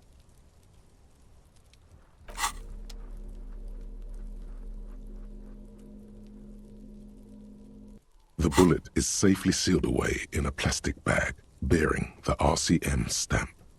Kim has filled out the label on the bag with the item number, case number, and date and location the bullet was found. Beside his orderly handwriting, the bullet looks especially sad, like a tiny, shriveled head of cauliflower. The squashed bullet has some sharp edges where the jacket has split open. It feels cold, even through the bag. What? Well, if I was the bullet, which I'm not, I would say, find the weapon that shot me. If we find who owns it, we will have likely found who used it, possibly to kill our victim. In conclusion, the more we know about this bullet of yours, the better. The jacket of the bullet is made of a yellowish metal. It has blossomed out to reveal a dark grey core. The base of the bullet is close to 5 millimeters in diameter. You can just about make out a few striations near the base of the bullet. Little hairlines, linear. It feels standard. It's quite destroyed. Some of the fragments are still lodged in the wound. What can you say about the bullet so far? A jacketed bullet. Okay. It would have been shot from a military-grade breech-loading rifle, not from a muzzleloader like those typically found on the streets of Martinez. Even the RCM uses ordinary unjacketed conical bullets. This is strange. Very strange. I like this, officer. Strange means unique. Unique means incriminating. We need to find the gun that shot it. Something tells you that won't be any time soon. This'll have to be one of those epic tasks that's open for a while.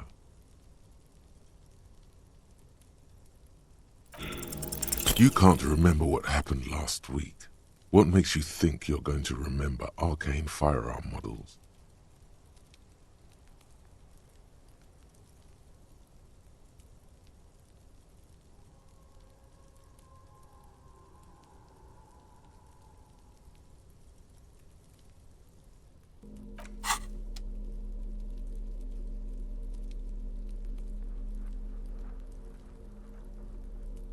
The worn map features the patchwork grid of the streets of Martinez, with directions to appropriately touristy locations. Year 48 resides on the upper right corner. Your finger moves through the various streets, across Rue de Saint-Ghislain and Rue Saint-Sipar, over Saint-Brun and Martinez North. Finally, coming to a halt on the spot where you are currently standing, although the map gives no such indication itself. For a more detailed view of the map, go to your journal and select the Map tab.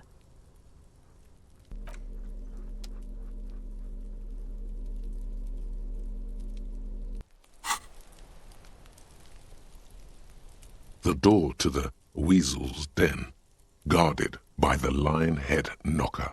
Both you knock silently. The upholstery muffles the sound. No response comes from the apartment. I guess no one is in? You're pretty sure the owner of the apartment isn't here. It's safe-ish.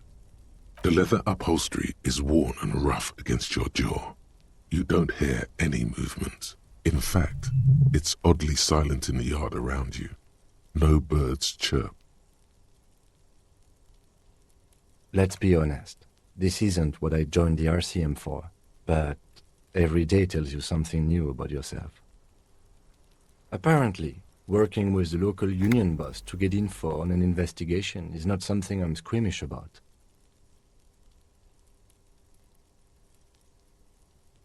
The lieutenant merely nods in response. You try to be as silent as you can. It takes a bit of rattling of the handle to loosen the bolt. Finally, the door unlocks with a small clack.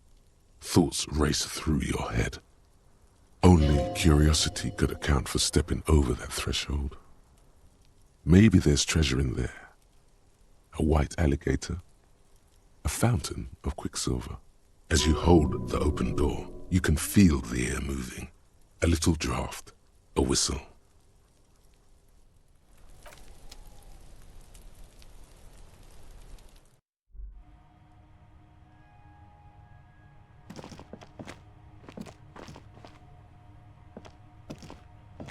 A row of mugs sits on the shelf. Each one depicts a human figure.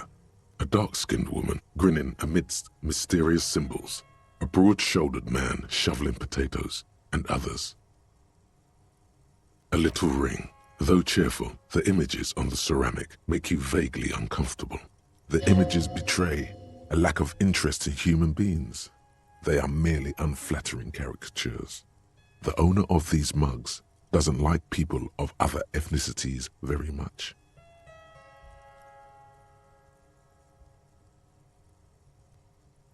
This person is unhappy. The lieutenant picks up one of the mugs, then puts it back down with a look of disdain. I'm beginning to feel better about breaking into this man's apartment. Yes, your broken mug friend would feel very much at home here. The same humor, the same mocking lines. There's the missing tin soldier. Whoever lives here might have used the Whirling's container to dump his trash. And now they've drawn the ire of the Union. The plot thickens, as they say. An interesting little clue. Let's see where this goes. Clues have a way of magically connecting to other clues down the road. Perhaps you should break into apartments more often.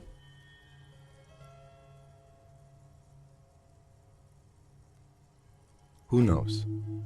I'm not expecting too much from this clothes in the trash lead either way. It might turn out to be some random local matter, but still, a nice coincidence.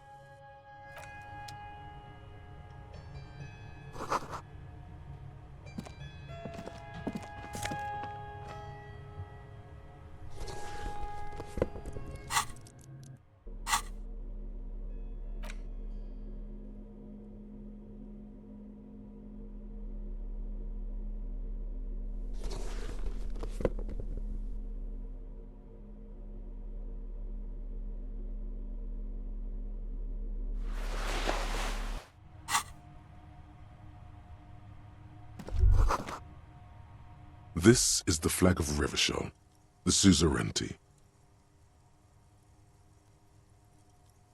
This isn't just one sun, but there are little suns dancing around the big sun. This is the sevenfold sun miracle.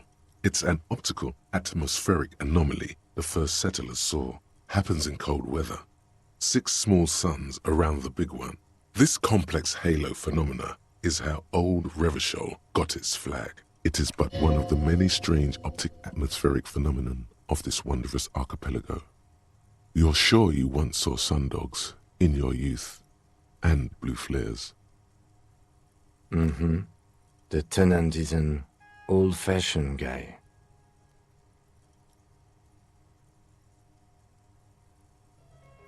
The flag doesn't seem to mind. It's just a colorful fabric with a sun sewn onto it. Like all feudal flags, it looks like a children's drawing.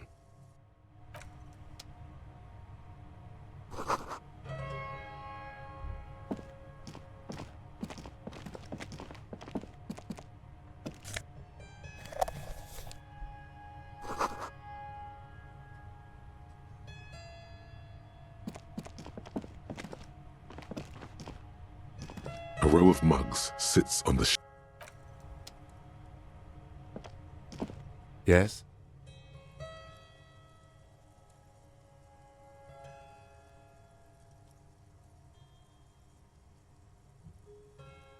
What do you want to know? Good.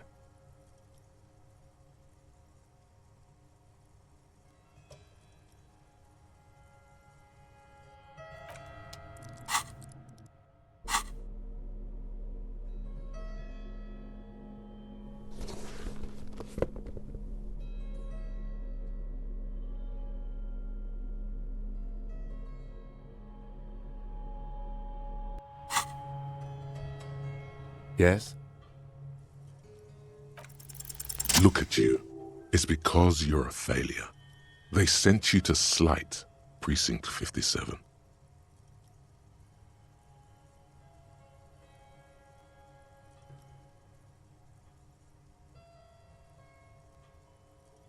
Just think about it for a second. You're a raging alcoholic who showed up 3 days late and argues with his necktie. You weren't sent here to win.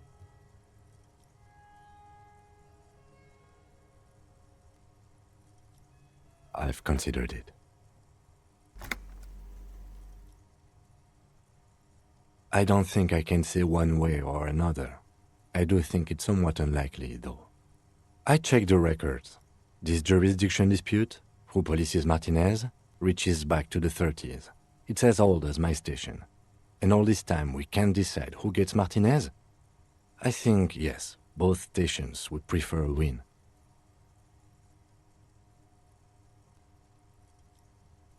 I am the finest of nothing.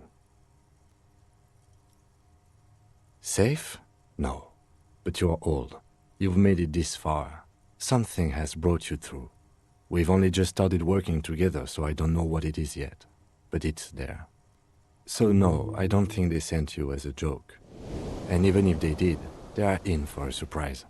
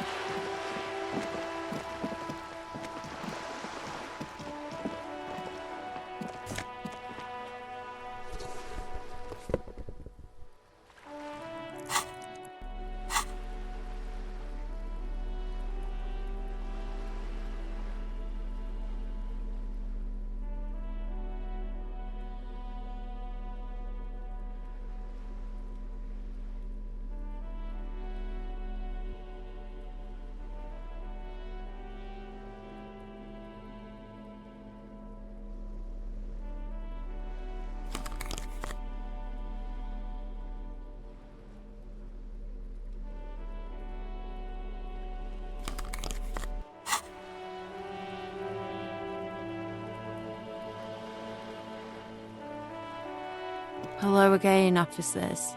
Have you come to admire my mural? What for?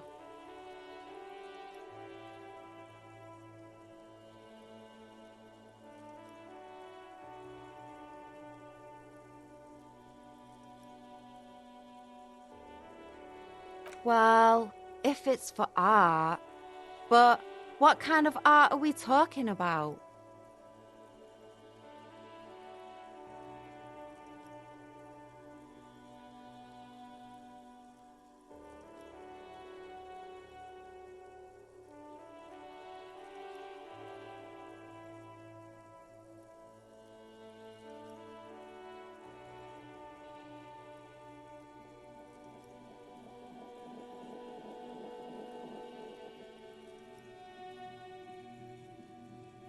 Sounds like you're just about to live out your self-pity, not make a statement. I can't have shit art on my conscience.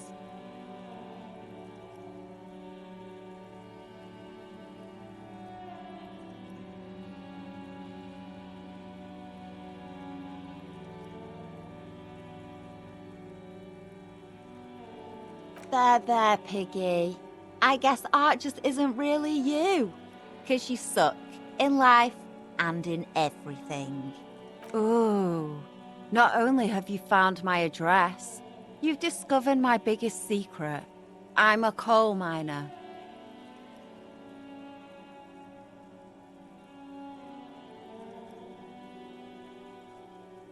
It doesn't have to do anything at all. Nothing does. Like me. Right now, I'm doing nothing at all. Does anyone in a city like this? Yes, I keep hoping a shaft will collapse on me, but somehow it never happens. Shoot, Piggy. It's what you do, isn't it?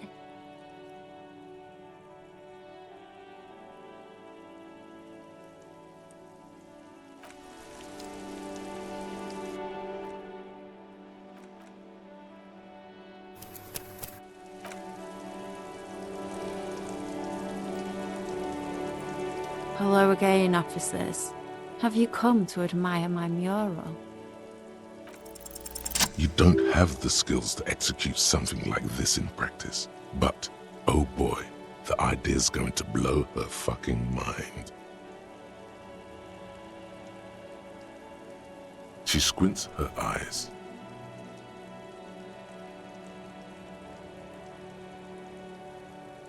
On fire. I say, sod off. You don't have the technical skills to do that.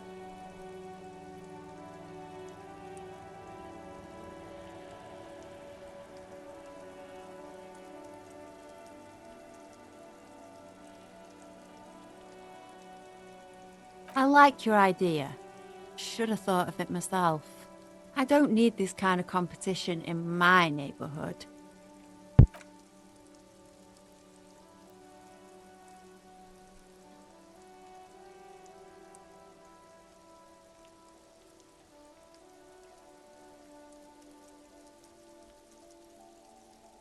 Then get your brush from fucking art. Oops, my apologies.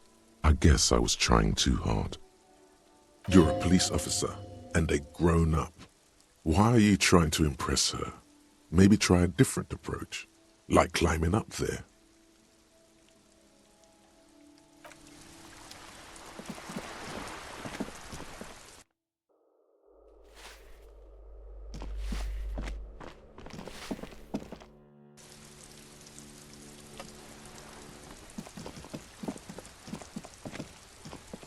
Hello again, officers. Have you come to admire my mural? Ooh, police brutality. That's the good stuff. How come you're letting this baby rat run circles around you? End this now.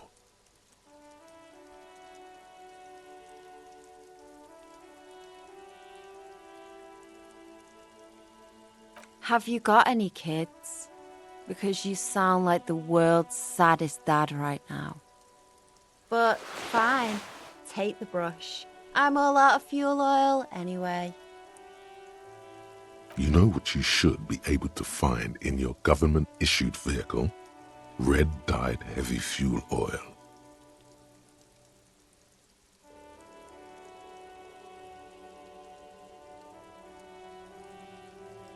That beautiful wall deserves nothing less.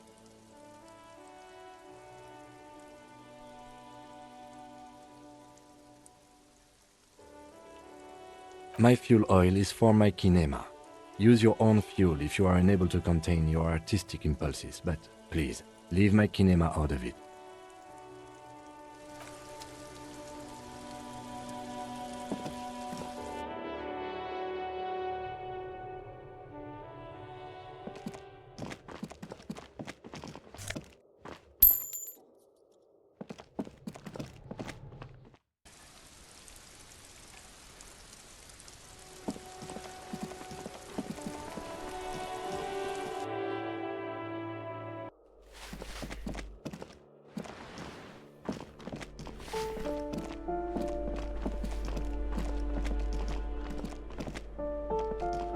This door has been closed with a padlock.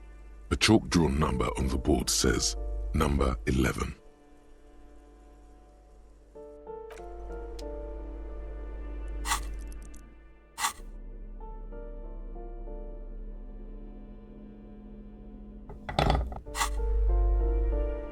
This door has been closed with a padlock. A chalk-drawn number on the board says number 11. The shackle snaps like a twig, and the lock falls to the floor with a little thud. It should be possible to enter now. After you, detective. Master Investigator, you just can't keep yourself away from locked and hidden places, can you? Attaboy, the world's secrets were made for you. They wait patiently for you to uncover them.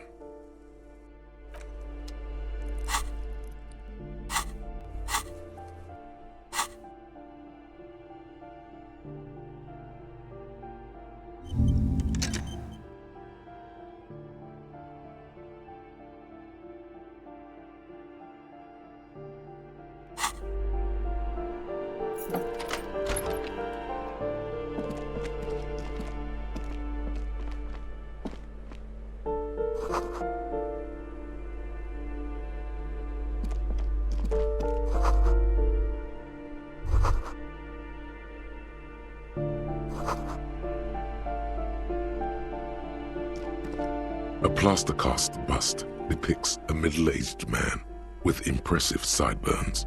The name on the plinth reads Kraz Marzov. The White Star, the photos on the wall. I think we have broken into the apartment of a young communard. How fitting. He's known as the father of scientific communism, also known as Mazovianism. His theories about economic history greatly influenced, some would even say sparked, the anti-centennial revolution.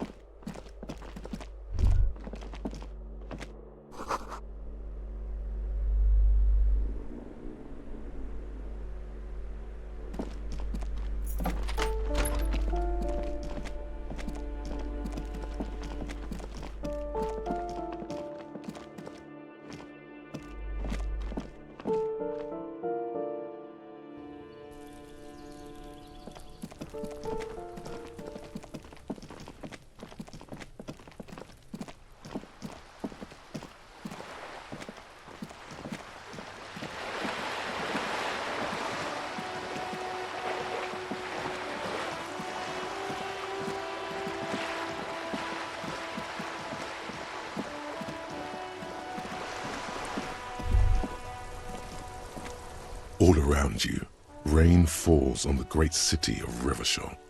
Rain drips from the eaves and floods the gutters, washing the filth away. The spring thaw must be here. The snow is melting. Looking up at the sky, cold water dripping from your hair. Grey sky like great battleships, clouds colliding with one another. Rain falls down on the world.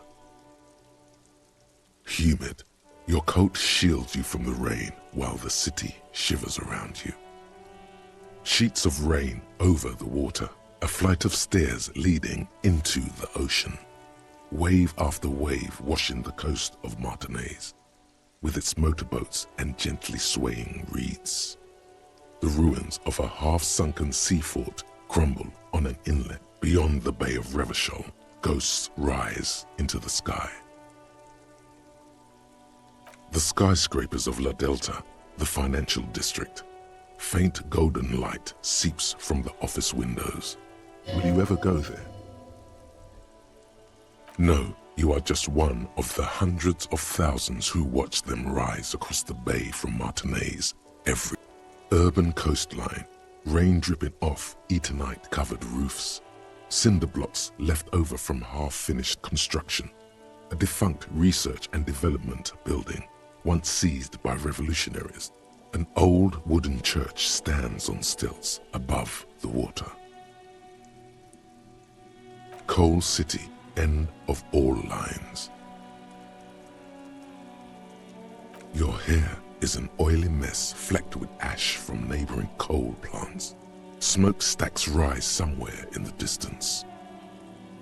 The great gates of the industrial harbor are locked. A chill runs down your back. You shudder like an animal trying to shake water from its hide. Behind the gates, heaps of supply crates, red and blue metal shipping containers, slick with rain. The Greater Revachol Industrial Harbor is an artificial mountain range. Immense wealth resides within, and immeasurable poverty in its shadow. La Drusienne, King Dri's passenger harbor. Cruise ships flanked by dock arms, cranes watching over the mouth of the river distributary. Couronne, the lower middle class. Distributary after distributary cuts the city blocks in half. 7-story buildings trail off into the rain. A silvery curtain of rain over the houses. The class divide. Capeside apartments. Tower blocks crowd one another. 4.46mm bullets still lodged in their war-torn stone walls. Hallways collapse from the mortar hits of a war that was lost long ago. Clotheslines go to waste in the rain. Radios play. A yard. Rain falls onto the roof of a woodshed. The lingering odor of decomposition mixes with that of damp soil. A traffic jam. Rain thrumming on the roofs of motor vehicles. Inside, drivers watch water streaming down their windshields. The statue of a king shudders. He too is cold. The canal bridge has been raised. The road ascends. A raised motorway loops above the ghetto. Beneath its concrete columns, a sea of rooftops, woodwork, and tar stretches northward. 4-story buildings as far as the rain can fall. The snows melt in Jamrock. Have a brother in the cut. Where the wood at? To be in Martinez, where no one goes, at the runoff point of a long-forgotten canal, in the whitest part of town, in the shadow of the day the revolution failed. Standing in the rain, looking north, where Jamrock Rock City stretches inland. In the rain-swept distance, above the rooftops of Jamrock, a repurposed silk mill stands perched above the motorway exit. Precinct 41 hunches in the rain. Satellite officer Jean Vichmer rushes down the precinct stairs, umbrella in hand. It's unopened. He doesn't seem pleased about the spring rain. On the bridge, officers Torson and McLean are standing guard. Torson wears jeans and a fishnet wife-beater. Satellite officer Vichmer passes by, and the young man remarks to him, "Where's your homo, homie?" What? It's not like that. They're what is called heterosexual life partners. They have a battle-tested relationship. A brother bond, if you will. Huh? Yeah. Hetero-sexual life partners. Funny apery. Male-centric workplace humor. Have you seen him? Is there something wrong? No, nothing. It's just... Judith went to his place and found the Monday mail unopened. I think he's still there. You didn't drink with him over the weekend, did you? That would be irresponsible. With that animal? Never again, man. What is he, still down there? In, south of the interchange? What was it? In Martinez. He's in Martinez. Your vision blurs. You wipe your face with your hand. The rain stings your eyes, making you look up and blink. Coalition aerostatics hang like apparitions under the cloud cover. Way up there, where rain forms, rotors flutter silently. Your sight clears. This rain will not let up anytime soon. At least we are dressed for it. Let's keep moving.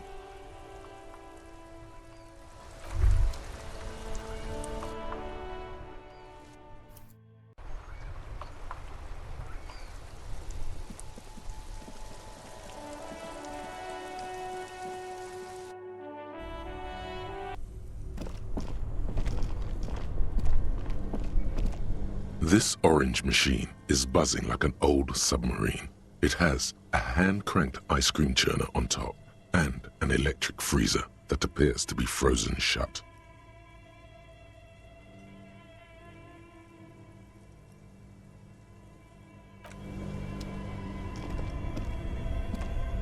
Only the black cable is plugged into the breaker box, while the red one lies neglected on the floor.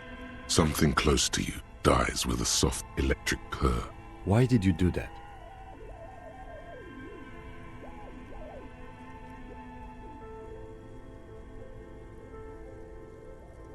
The lieutenant raises his brows, but doesn't say anything.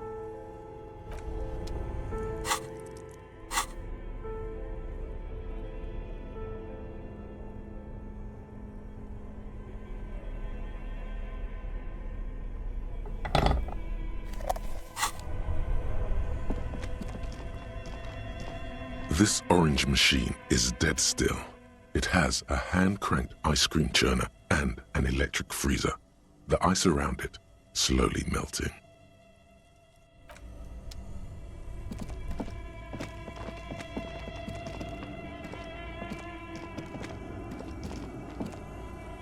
A few bricks have fallen off, revealing a compartment behind the wall.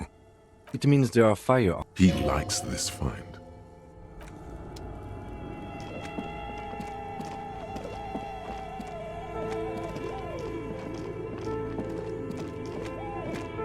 The bear's eyes are dead and empty.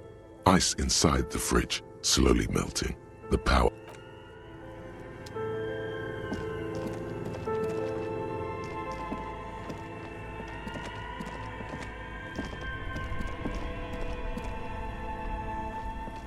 This orange machine is dead still. It has a hand-cranked ice cream churner and an electric. The ice squeaks beneath the pry bar. You think you've got the bar jammed in there pretty well, but the lid simply won't budge. You see the pry bar's metal handle bending right before your very eyes. Yeah, well, that's a good pry bar. I'm not criticizing it, but this ice cream maker is frozen shut. It takes an advanced tool to get it open. I have no idea, officer. This ice cream maker isn't important enough to requisition a special tool. Sooner or later, you will stumble upon a tool mighty enough. Then we will know what's in this mysterious ice cream maker.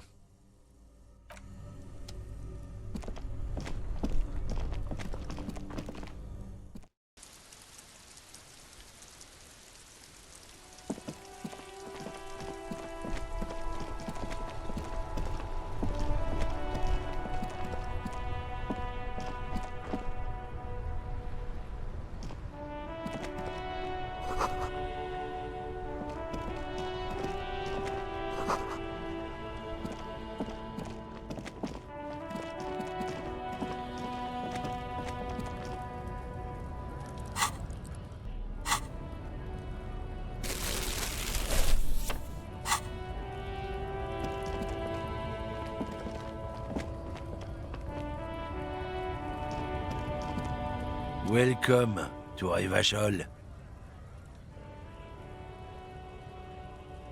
Don't you welcome to Revachol me. My grandfather came here from a 3,000-year-old racist isolationist culture, while your ancestors came to this island a mere 300 years ago. Every school of thought and government has failed in the city, but I love it nonetheless. It belongs to me as much as it belongs to you. It's men like you who keep Revachol divided, making it that much harder for everyone to climb out of this post-war limbo. Oh, come on, man. I just said welcome to Revachol. It's a lorry driver thing. I know exactly what you meant. You think my kind doesn't belong here, that I should watch myself and behave. But you see, I'm an officer of the RCM. It's actually my job to make sure you behave. I would advise you to remember that. Silence. The air between them becomes tense. Your partner needs backup. Now's your moment to shine.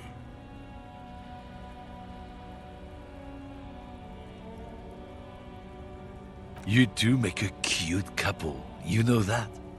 The lieutenant exhales and resumes his regular calmness.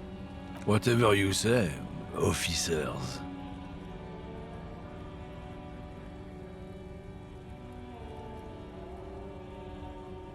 Oh, not much anymore. I'm here to pick up some cargo, but the dock workers are on strike, so it's a sit and wait on your ass situation. Apples? Yeah, apples? I take it you had other questions? He's given you the runaround. Let's be honest, you were bested. Oh man, that's great. Look at that guy go. Haven't seen anything that funny in a while. God man. Thanks for that, but no, it's not mine. It's about biological determinism, natural law, the sorting of the races. Not the most popular topic nowadays, with the coalition in charge and all. You might want to change the topic. That is, bury your head under the sand like common sheep. Change the topic. The way he says it makes it almost sound like a threat.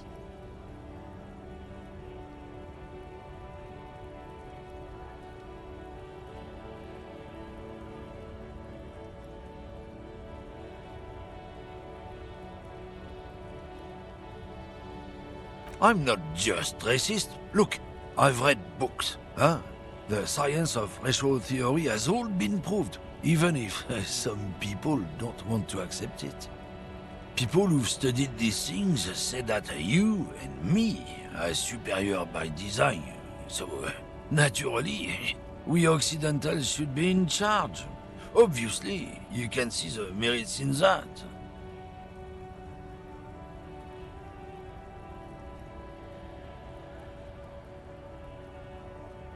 Oh?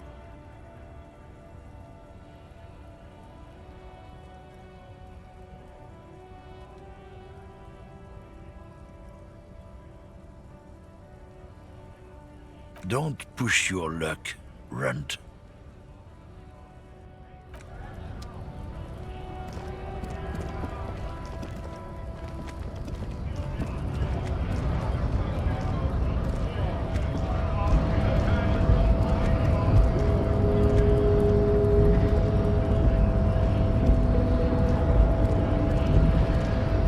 Hola, Wandering Man. How can I help you? Yeah, the janitor who gave me the key to his apartment said the guy's a bit of an asshole.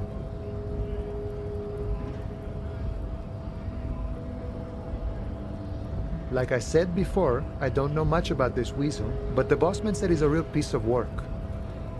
Thanks for helping out, friend. We're negotiating. Aye.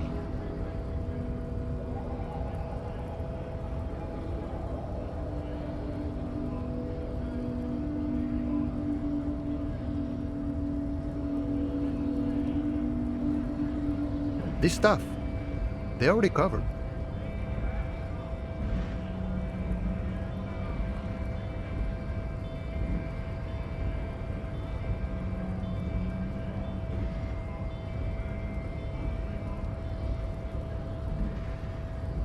It's not enough. Not enough to get ahead. More about keeping us in our place. The man whispers a jaunty tune. A coastal breeze ruffles his hair.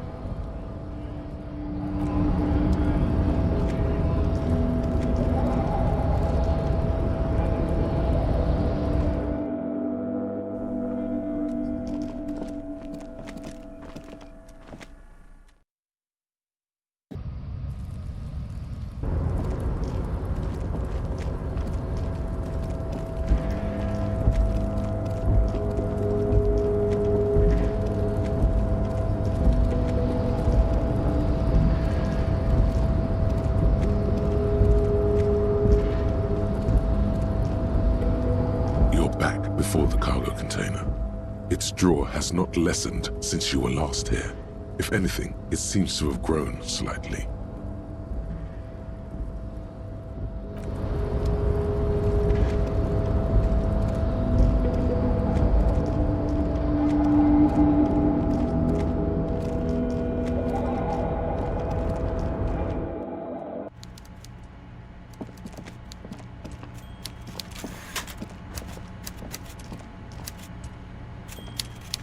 Mr. Dubois, a pleasure as always. You don't have to sit down this time, since you've already sat on that chair.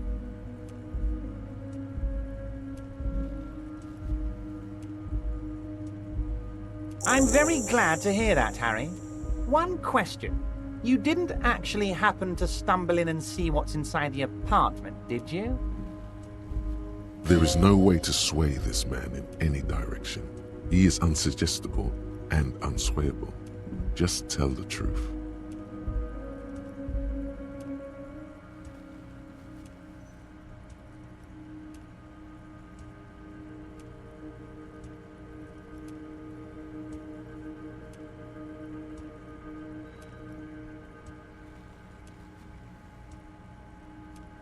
Just as I thought.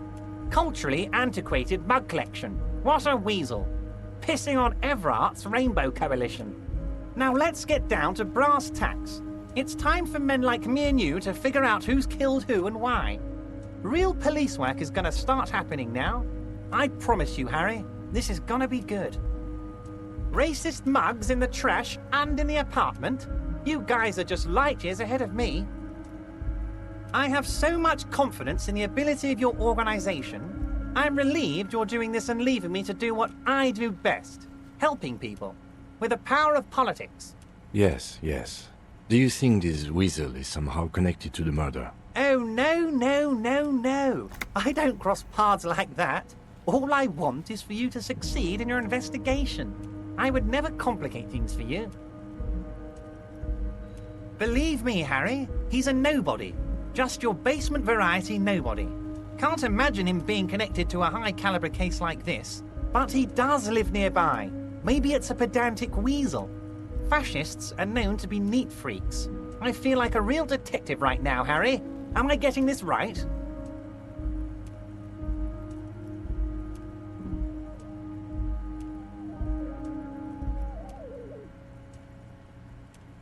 Of course, Harry. I'm not a real police officer. You are. By now, I'm sure you've figured out who the dead man was working for. The bad guys. Wild Pines. Sent to scare us. Another violent measure of the top hats against us flatcaps. Harry, this strike is the culmination of many, many mistakes made by the Wild Pines group.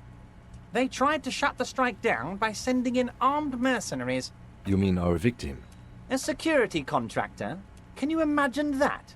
Workers standing in peaceful protest, united in the spirit of fellowship, and they send hired killers to mow us down with machine gun fire? I'm talking beasts, hardened killers from proxy wars in Yisut, Semenine, Saramoritsa, you name it, they've done it. Raping, killing, burning villages, killing little children for the Senorita Pineapple Company, Harry. Everything they did there, they brought over here. They want to turn Revachol into a third world slum. Honestly, the only thing they didn't do is kill the village elephant.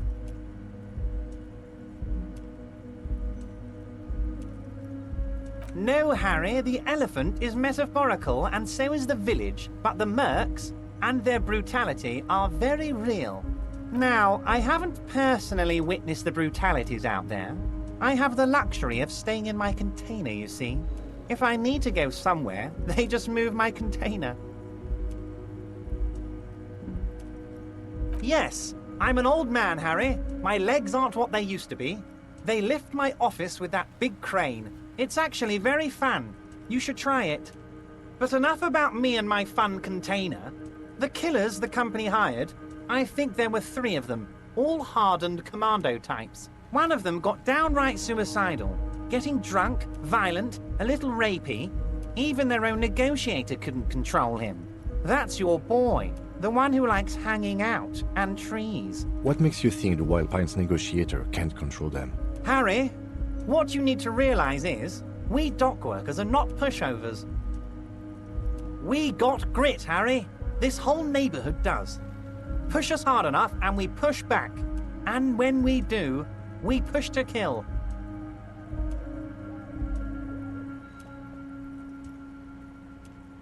Potentially, Harry, potentially. We got arm wrestling champions, rowing club people, ex-coal miners, tough guys, all ready to spring into action for their home base. There's a militant wing inside the Union, a group of people whose duties don't involve manual labor, but peacekeeping in the neighborhood, making sure everything runs smoothly. They're like you guys. Idealistic people who want to make sure bad things don't happen. And if they already have, well, punishment must follow. So these idealists killed our victim? One day Titus Hardy, leader of this peacekeeping faction, comes up to me and says, "Boss, socialist democratic fervor drove us to take it upon ourselves to kill this beast that was burdening the land." He probably worded it differently, but that was the idea. Sure sounded to me like they killed him. I gave them 2 weeks paid leave and told them to lay low to avoid retaliation. Aren't you worried we might arrest them for this? Oh, I'm not at all worried about that. These are not the kind of men who get arrested. They're Martinez boys, tough and gritty. I'd like to see the man who takes them in. Besides, I sent my lawyer girl to look after them. If he's just boasting, then it sure doesn't feel like that to you. He's not worried.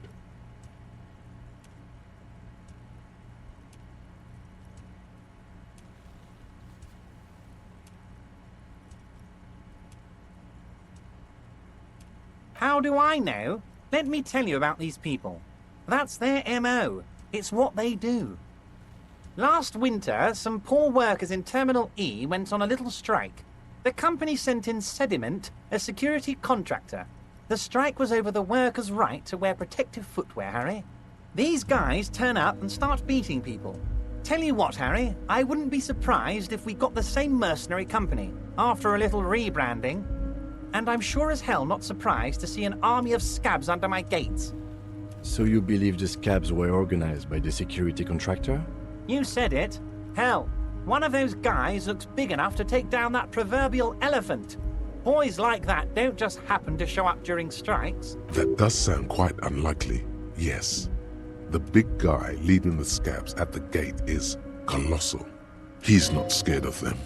If anything, he likes them being here. Strange.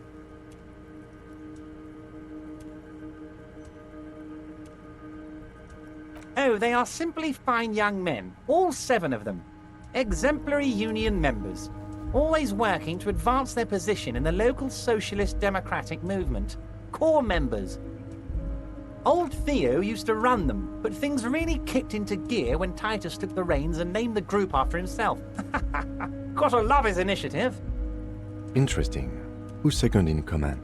They're almost all of them great guys, born leaders. Whatever happened, I'm sure they only had the best interests of Martinez and Revachol in mind. Work with them. Hell, interview them. But don't fight them. They really are just like you. Men who like beer, women, and some order on the streets. You know what, Harry?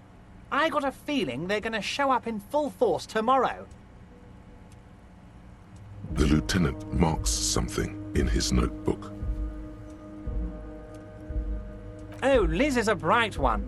I paid for that law degree myself, thinking it'll probably turn her all fancy. But hell, Harry, She came back a firebrand socialist. Sometimes she scares me with her zeal.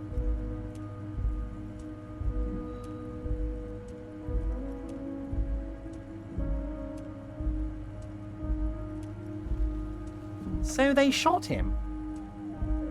He was shot in the head before he was hanged. How odd. I don't know what to say, Lieutenant. They told me they hanged him. A hanged man is what I saw when I took a look into that yard. What I do know is, the case is in safe hands. If anyone can get to the bottom of this shot and hanged man, it's my two little policemen. Godspeed, policeman. But of course, it's the least I can do for my good friend Harry. I'll do it right after we've concluded this talk. When you meet this Titus, tell him about this. See what he has to say. Also, Harry, here's 5 real.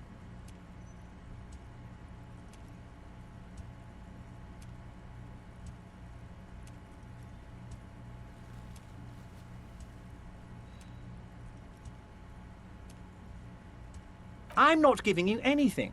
I'm just holding out 5 real.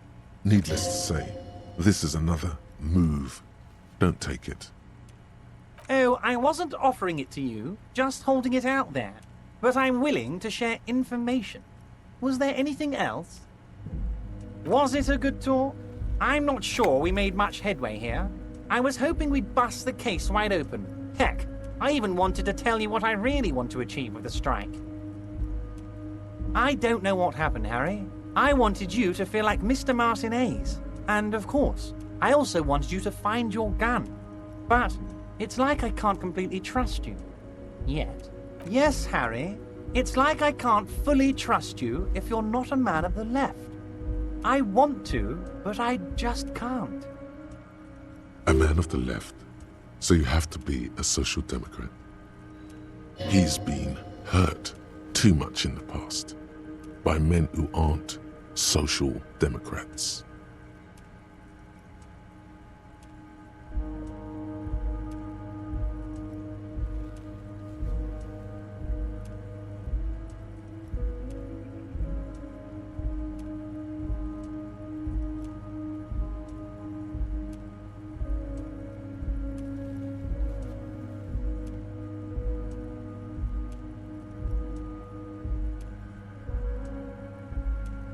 You're saying it, but I don't believe you. You know how it is, company snitches, agent provocateurs everywhere. I'm barricaded in this fortress of mine, and I need to get a message out. Will you help me? And what would this entail? Once again, I require nothing unethical or illegal of you. You just need to get 2 little signatures on this piece of paper, and then mail it to my accountant in La Delta.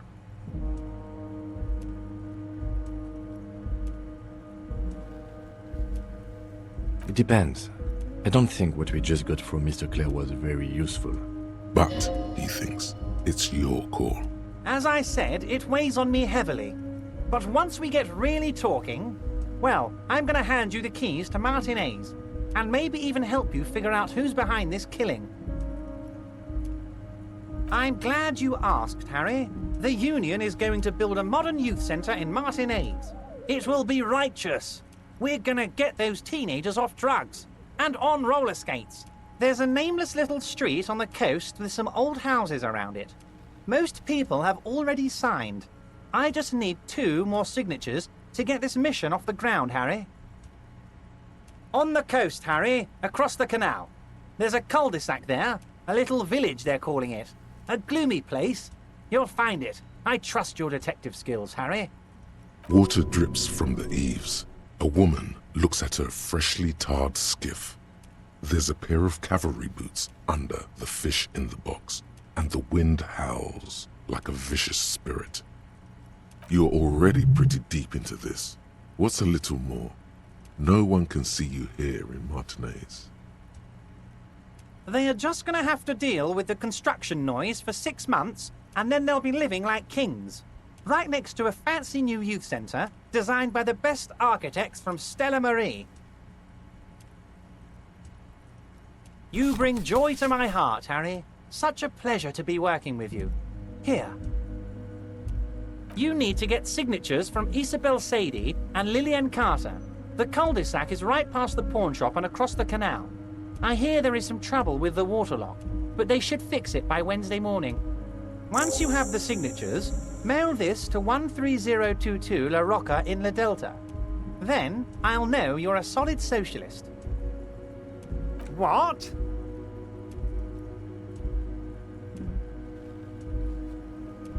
Did I? Well done then, Harry. I like not knowing about it, and I'm sure you made the right call. I spend the whole day delegating tasks, and it's a great relief to see people taking initiative. I don't even want to know what all of that means. Brew, shady, alcohol, turned off. I'm going to let the world surprise me. Yes, your lost gun. My best men are on it. They're turning every stone, searching every playground, asking kids, grandmas, everyone. Your gun will be found, Harry. Let me assure you of that. It's just a matter of time and effort. The only way to find it seems to be working with him. He might even be holding your gun hostage.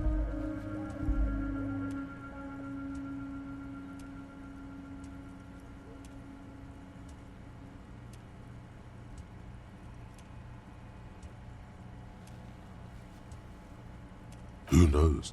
Only one thing is certain. If you work with him, you're going to get it back. And working with him might be the only way to do it.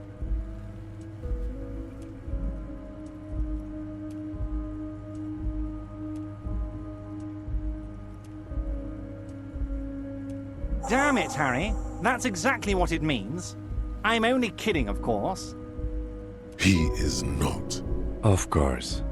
I understand. We help you, you help us. See you soon, Debarger. Just kidding, but not too much.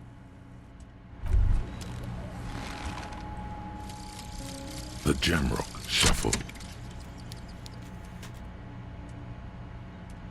In a way, yes, you are treasure hunting. Most officers from Precinct 41 do what is called the Jamrock Shuffle, cracking open containers. Most of them are from Jamrock or Coal City, the poorest parts of Revachol, that also overlap with a network of royal catacombs called Le Royaume, just beneath the streets. As children, you would all go underground, hoping to find treasure, and come back with a rat's tail or a used needle. That playful curiosity must still be in you. Who knows? Maybe one day the Orbe de Montagne, the Holy Scepter, and the Cocaine Skull will all be yours.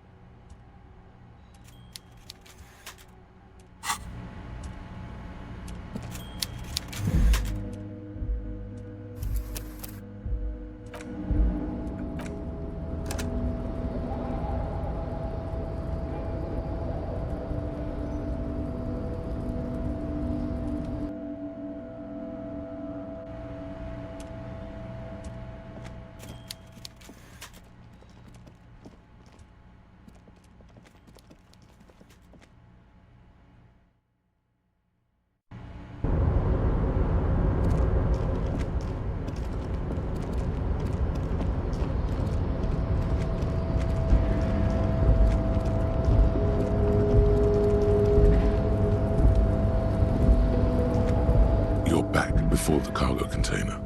Its drawer, despite the dirt that surrounds and trails you, a beacon of light emerges from deep within you. The door stands silent. Satisfied, detective? Try again. Just like that, you hear a click, then a rattle. Some mechanism unlocks itself inside the door. Ahoy! Come on in! You can't be serious.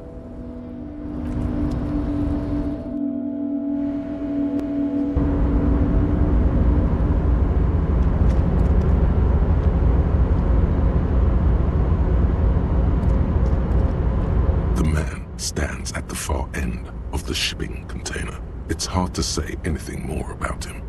You cannot make out any of his details. but you do feel the overwhelming presence of capital. The feeling causes all the hairs on your body to stand at attention, like soldiers preparing for review. Something's amiss. The light beams bend around his face and scatter in 1,000 directions. It seems the laws of physics do not apply here. They are suspended, distorted, and echo. Trying to visualize the physics at play is liable to give you an aneurysm. Don't think about it too hard. In the general stillness, only your tongue moves, flickering as you utter. Welcome. Come in. Make yourself at home. Sorry, I'm not better able to receive you. I wasn't expecting visitors today. You can't hear him exactly, yet you're able to understand every word he says. It is very strange. An overwhelming hum covers everything. Voice doesn't escape from him. Now, what can I do for you, gentlemen?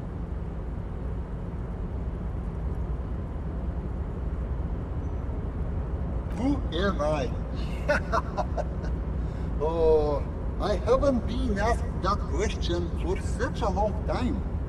I don't meet a lot of people outside my circle these days. Anyhow, my name is Rustam Diodore, investor, license holder, and extremely high net worth individual. And you are? Mr. Diodore, I am Lieutenant Kim Kitsuragi of the RCM, and this is my partner. Pleasure to meet you, Harry. Public service is a noble cause. Traveling. This is a great way to get around. It's fun, it's safe, and it gives me lots of time to think. By the way, let me now ask you a question. Where are we exactly? Ah, Herschel. I remember walking its streets as a teenager. There used to be a bowling alley in Stella Maris. I wonder if it's still there. It's a shame I can't get out and explore myself. One of the downsides of being an extremely high net worth individual is that mobs of low net worth individuals are constantly banding together to ask for money.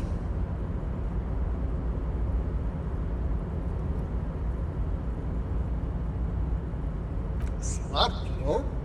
It also provides a means to hide from all the targeted advertising we extremely high net worth individuals are constantly subjected to. Luxury yachts, high fidelity portable radio systems, fail-proof outerwear, and so on. It just gets a bit middle class after a while. A bit bourgeois.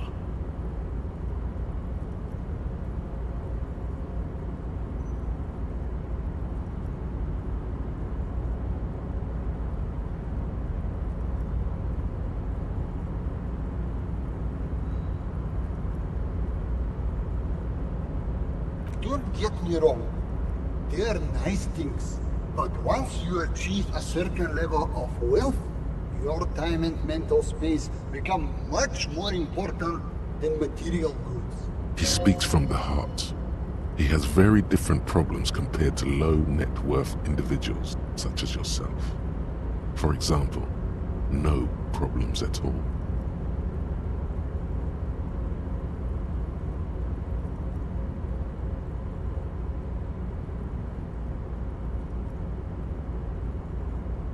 What? No, I did not say that at all. Being rich is great. Just don't tell anyone I told you that.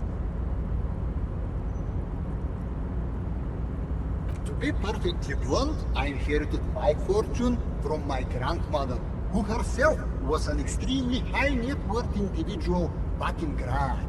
All I did was take her fortune and invest it prudently.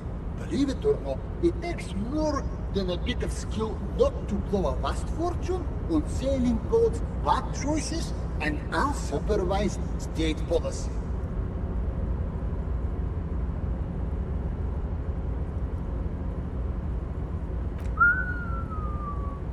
gotta tell you, at first, being rich is a lot of work.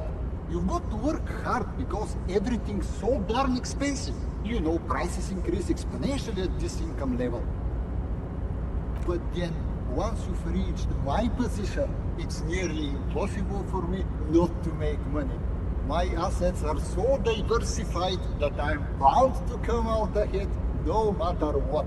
Some of my lower net worth friends say to me, but doesn't that take all the fun out of it? And I tell them, not really.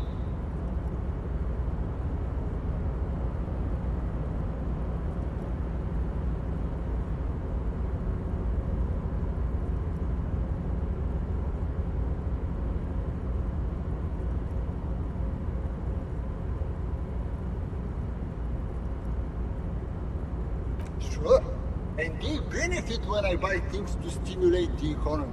Do you know how many jobs it takes to build and maintain a racing yacht?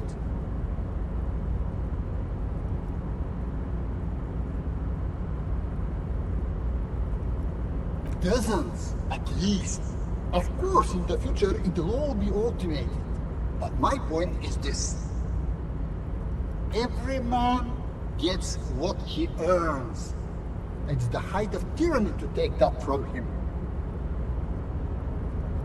Capital makes one speechless, does it not? Blinds like the sun that rises from beyond the horizon after a gloomy winter. Hey, all this talk about money has made you lose the thread. What is going on with the light in this place? That's what you need to ask him about.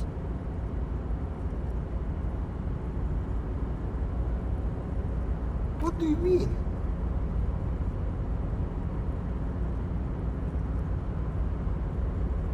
Are you talking about my chin?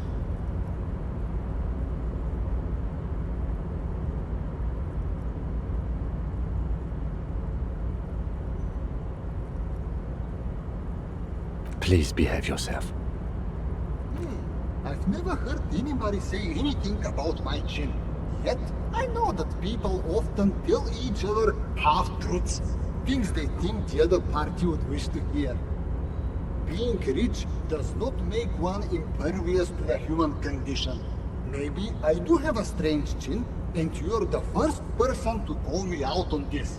Not that you should, but you did. For this, I'm grateful. Why go so soon? I feel with so much more to talk about. Well, until next time.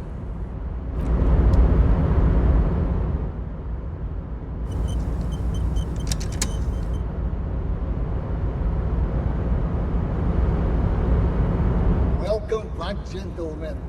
I don't see how it's appropriate for a representative of the law to ask a wealthy person for money. This shines a bad light on the RCM, if you catch my meaning. Come now. There is not even a cent of corruption here. I'm merely being polite.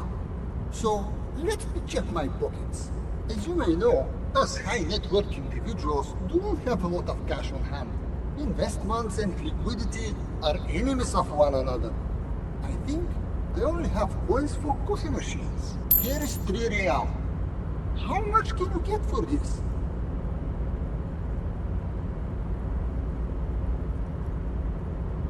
That's the idea, my friend.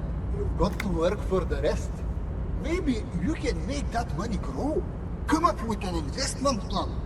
How's that sound? These ultra-liberal types love losing huge sums of money on ludicrous proposals. Ergo, you should come up with a plan that's totally dead in the water.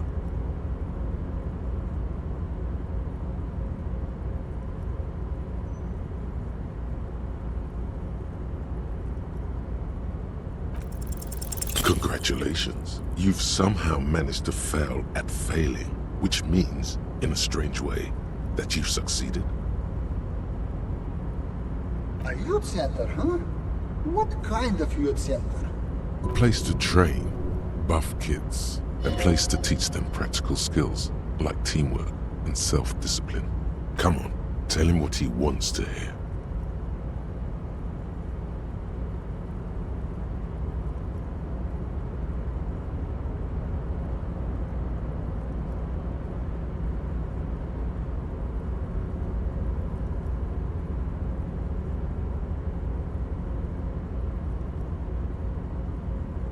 brilliant. Without children, who'll be there to buy stuff in the future?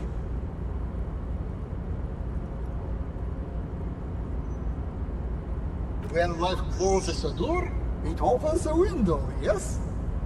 What's the expected return on this?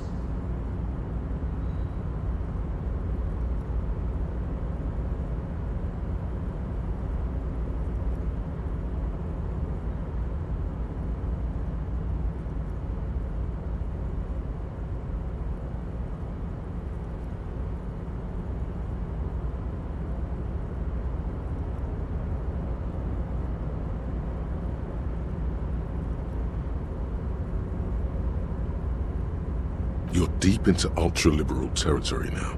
Good work. Very impressive. You've got a natural eye for unusual investment opportunities. I don't normally do this without a formal pitch deck, but to hell with it. What's the point of being rich if you have to follow all the rules? Here's the round of seed funding. This should be enough to prove out the concept and get things off the ground.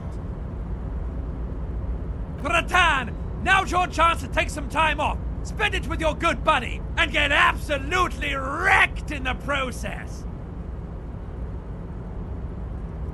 What is this shit? Calculating risks? Ratan! The risks you can't calculate are the only ones worth taking! The lieutenant looks at you with horror. You've been mumbling to your necktie in a daze for several minutes. Ah, yes. Now you're displaying it. The eccentricity that becomes a wealthy individual.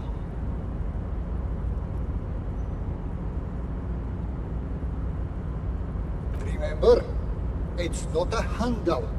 It's an investment. And I expect to see returns. The lieutenant stands there, dumbfounded.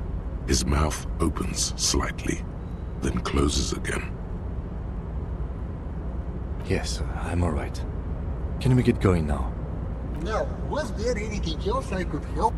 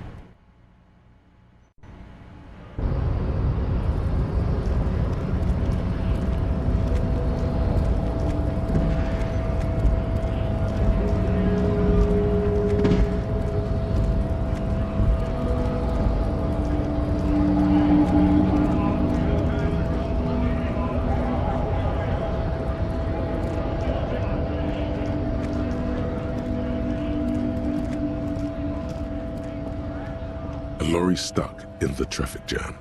This big, heavy Grad-made machine is well kept for such an old machine. The windows are clear. They've been recently washed.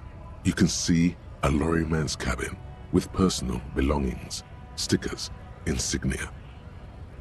The driver has adorned his space with a substantial collection of peculiar paraphernalia. Proclamations about honor, strength, and purity are glued to various panels. The back end of the cabin has a small perch to sleep, large ashtrays. There are several suns and wheels sewn into the curtains. Racist nationalist paraphernalia. Not unusual in this part of town. This is our guy. Likely, yes. This guy's proud of who he is. Drapes it all over his machine. He was acting tough before. This probably scared him a bit. Who knows when it will come in handy? A slightly scared, racist lorryman.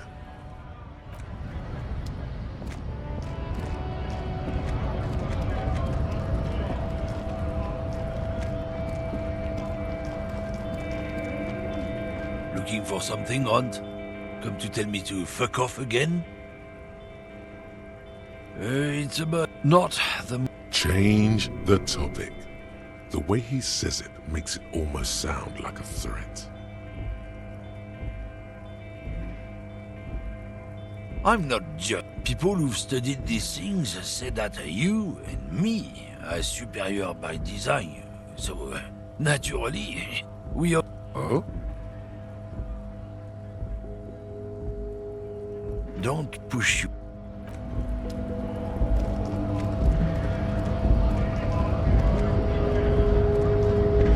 Went native on the chief, huh? Those ballerina antics were reckless. Should have just punched him in the throat again. Wrong. You did the right thing with Measurehead. The ballerina antics won you the fight. Let's talk about our right to work. You here to fuck with us? Beat the honest worker down.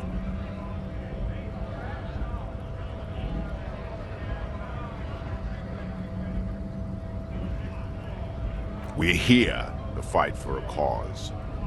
Stripes usually have problems with people who have causes.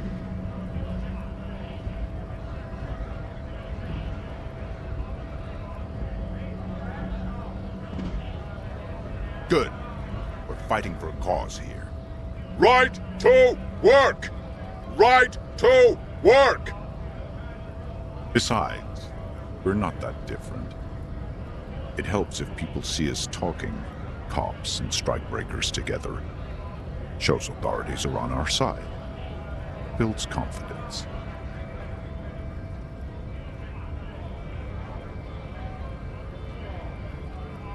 Might be time. Don't let the fat bastards tread on you. Cops tend to side with the higher-ups, but you're essentially still workers. I don't trust cops, but I can see you understand the right to work! Right to work! Rights of people, rights of workers, to have gainful employment, to make a salary, and feed their families. Maybe you should ask them the questions, like why we're not allowed to make a living here. Shame on you! We have families to feed, you piece of shit. So do we, Scott.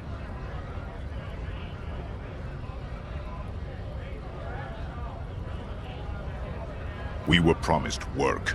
We'd be in there, working, if the bastards hadn't shut the gates.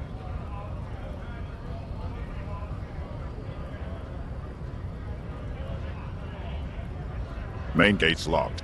Would take heavy ordnance to bust it open, and try to get in through the secretary's office. Door's locked.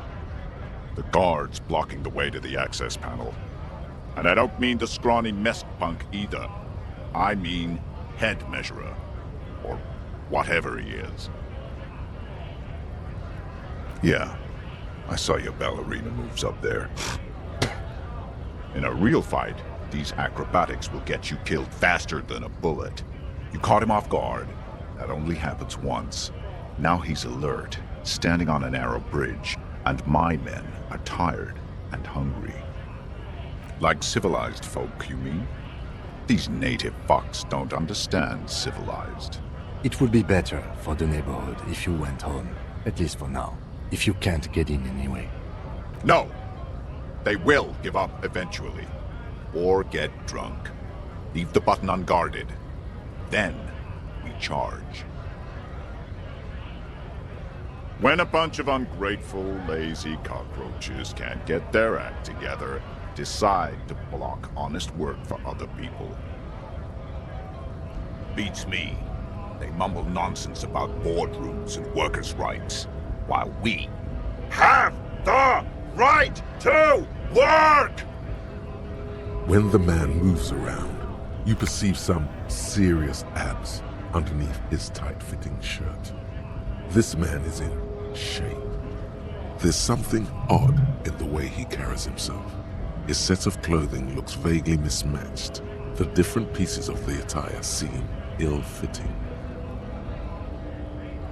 His shirt is far too small and an unpleasantly tight fit, while the overalls, held up by a belt, seem to fit a man with much more corpulence. He ignores your question, choosing instead to turn to the emaciated workers, raising both fists in the air. The clothes are obviously not his. Silence is the answer.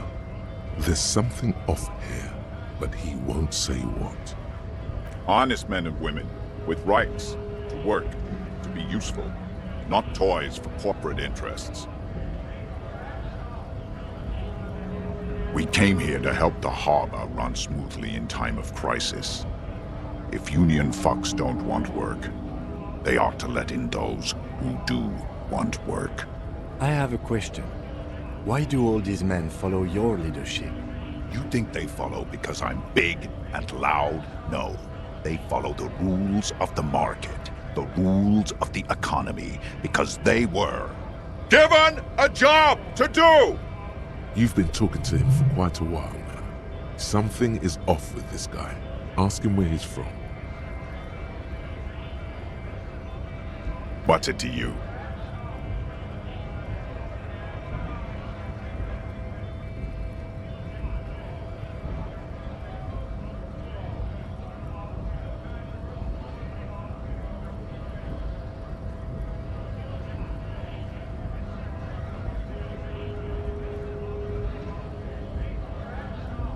Am I a suspect? Done no crimes. I only fight for the rights of people.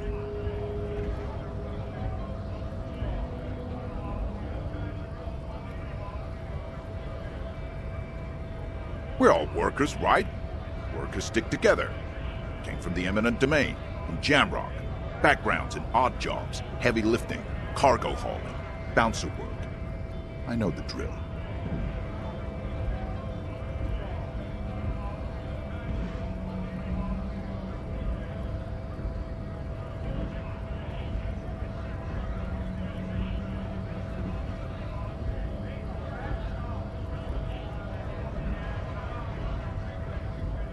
Worked at Territorial. Ring a bell?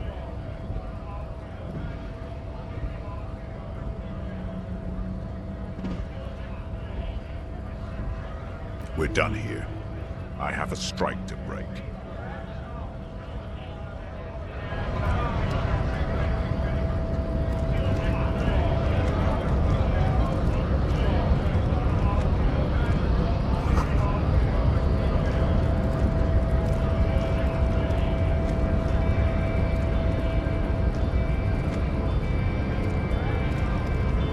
Hola, Wandering Man. Okay.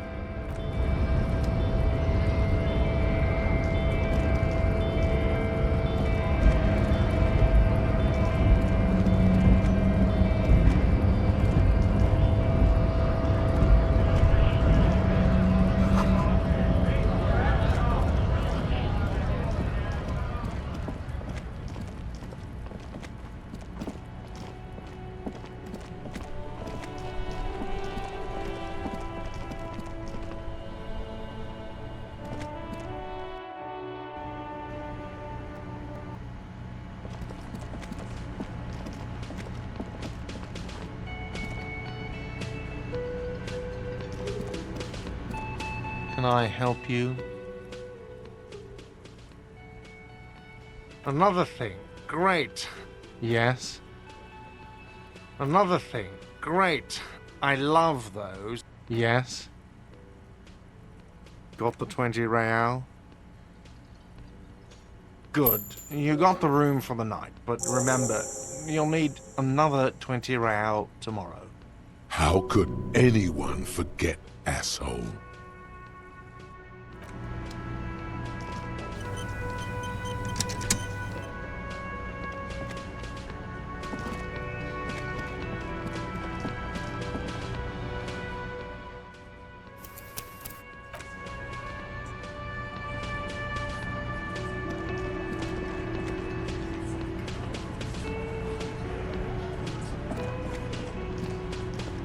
Let me handle this. Detective disorientated. Are you still wondering where you are? This is Martinez, in case you've forgotten. I advise you not to overstay your welcome.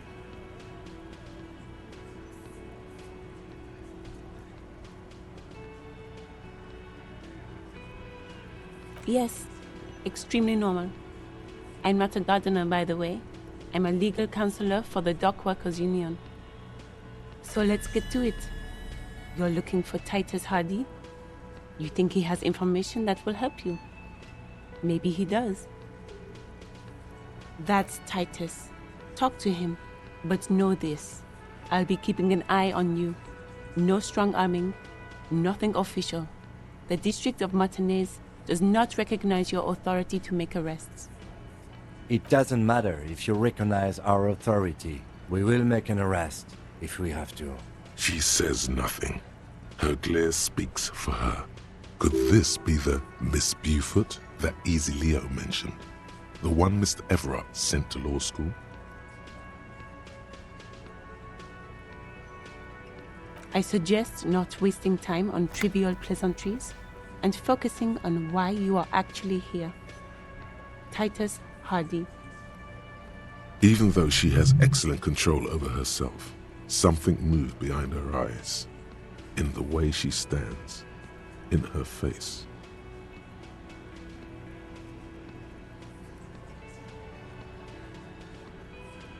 You are not here to chat up the legal counsel.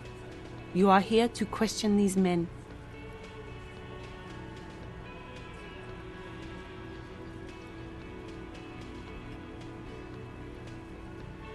Aggressive?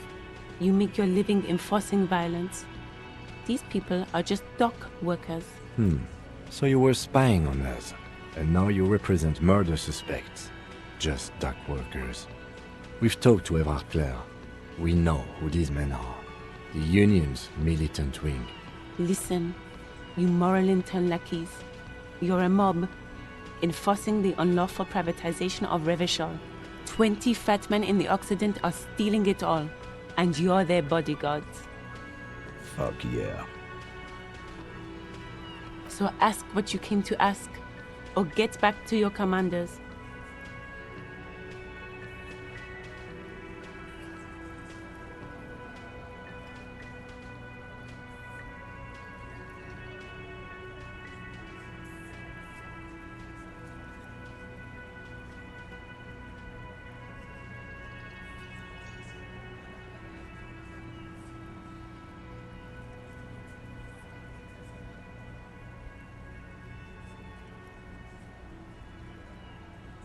Look, a comedian. Do your job, ask your questions, then get out of Martinez. Strange. It's as if people don't believe a cop could be a socialist revolutionary. Like I already told you, I'm a legal counselor. Do you have hearing problems? What are we going to do to you? The Union isn't going to do anything to you. It is not a crime syndicate. It is a labor organization. Goddamn right it is. If anything, it is the RCM who do things to people. But we digress. What you want is of no significance, officer. Don't test your authority. In Martinez, you are no one.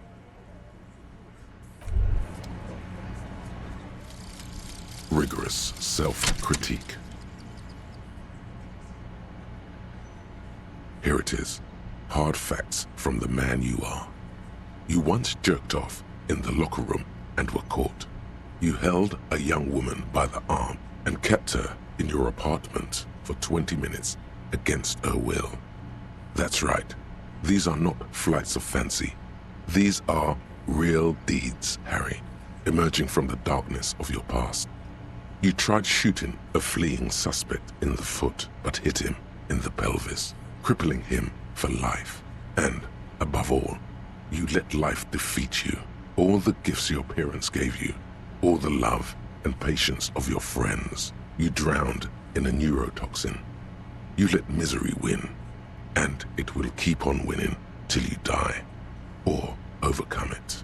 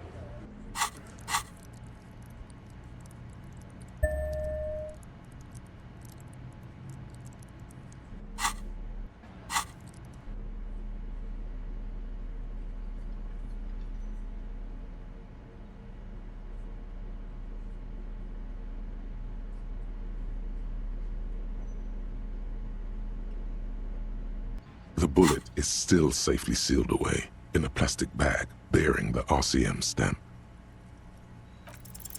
A rifle, Revolutionary period.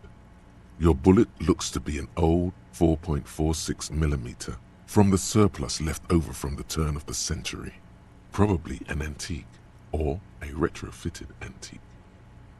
The 4.46 caliber was widely used with the Belmargrave rifle, a Revacholian manufacturer. The BM dominated the battlefields of the Insulindian theater of the anti-centennial revolution 50 years ago. No, but Zeliger, a major firearm manufacturer, ended up with a surplus after the war, so there are still a lot of these old military rifles floating around, usually broken. The quality was appalling. Antiques enthusiasts, guerrilla fighters in distant countries, a few lucky jamrock bangers. You're looking for a well-preserved antique, most likely. What are you thinking? Bullet?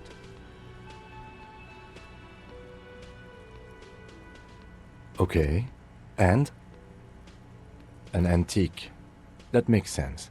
There can't be many breech-loading rifles floating around in Martinez, or anywhere in Ravachol, really. I have to hand it to the monarchs.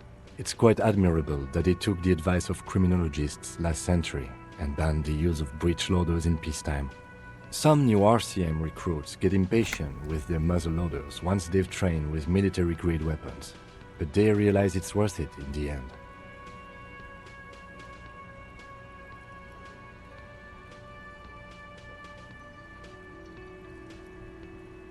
Imagine if everyone, cops, citizens, had access to firearms that could shoot multiple rounds without pausing to reload.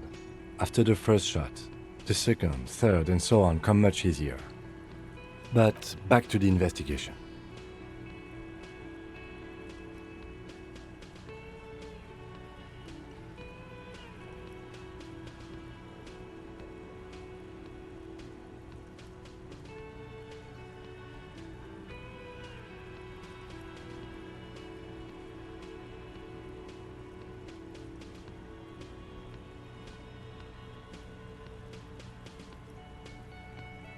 Let's find out. Next step, finding the gun itself.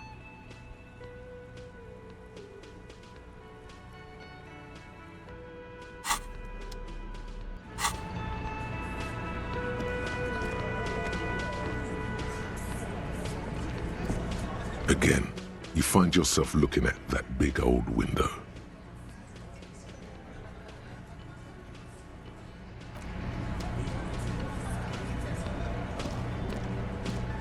This is where you say your bed.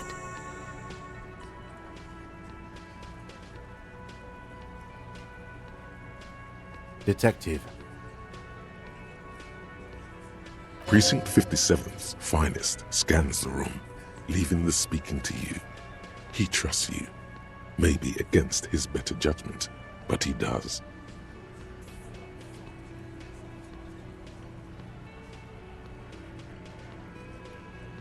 Hey, dipshit. You hard of hearing or something? The boss man's talking to you. What, is he fucking kidding? This guy high or something? Hey, asshole, up here. We're talking to you. We're looking for Titus Hardy.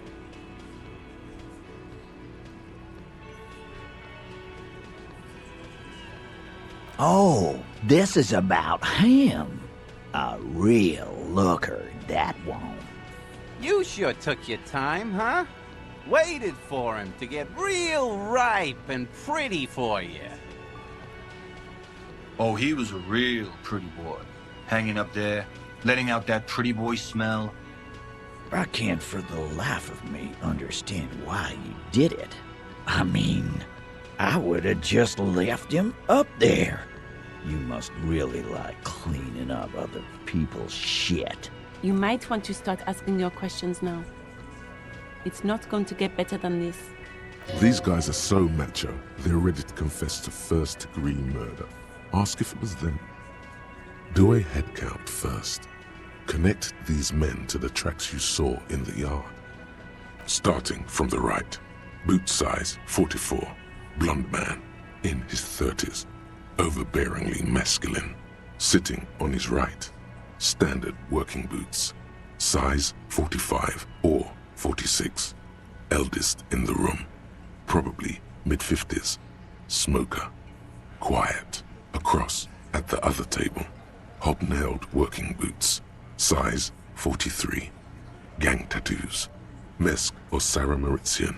In his late 30s, early 40s. A symmetric burn on his neck, resembling the letters Loss Loss.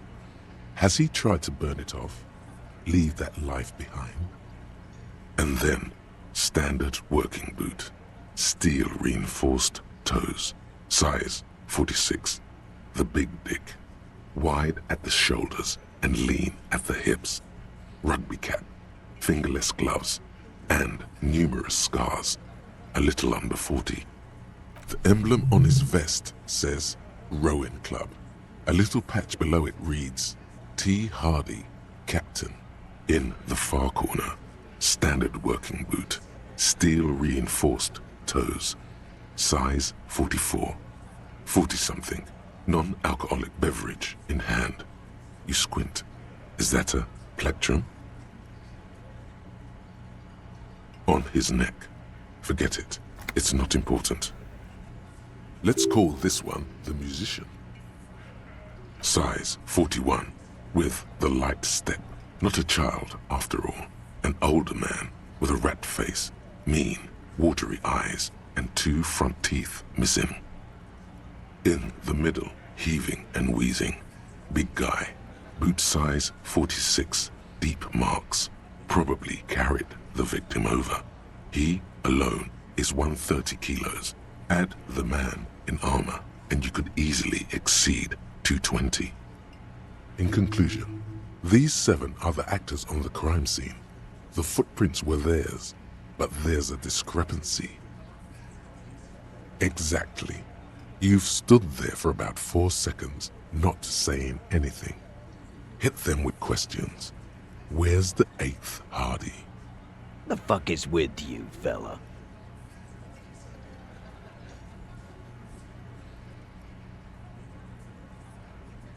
What are you talking about, madman? There's no 8th Hardy boy. There's 7 of us and we're all here. Or what? You want to be the 8th Hardy boy? We ain't hiring. Actually, boss, we've been talking and we think she could maybe... This person Glenn wants to hire, he really respects her. She? So there's an 8th Hardy, and it's a Hardy girl? Who might it be? Elizabeth? The gardener? Shut the fuck up, Glenn! I do the talking here. Now what the fuck do you want, cop? So let me get this straight. There is an 8th Hardy boy. It's a she, and you don't like us talking about her? That's right. We're not talking about this. This is a private Hardy Boys matter. Nothing to do with your shit. And you're not cops here. Don't go digging around if you don't want a bullet in the back of your head. I'm watching you. Good. We are all watching each other. Officer, your question. There's no point in pushing it further, he thinks. This is already a victory. We'll learn more about this 8th Hardy sooner or later. The pretty boy. You guys really love talking about that pretty boy. Funny. But my partner and I have a serious matter to discuss with you. Evrard? And what did he tell you? That we killed him? That we took a cargo belt from the harbor, went out back, and used it to hang him? Because we did. All of us together. I hope he told the story straight. I hope he told it well. Goddamn right. No. These 7 honest men have equally come forth. They told you what happened so that you don't waste any more of your time.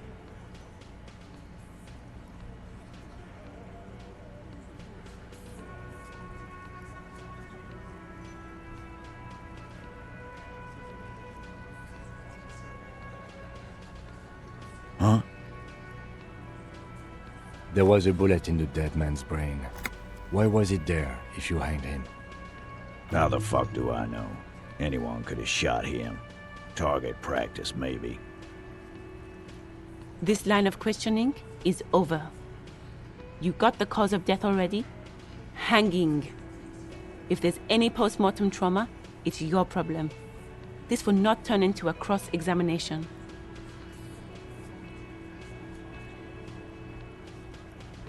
We hanged him up by his neck until he got real still.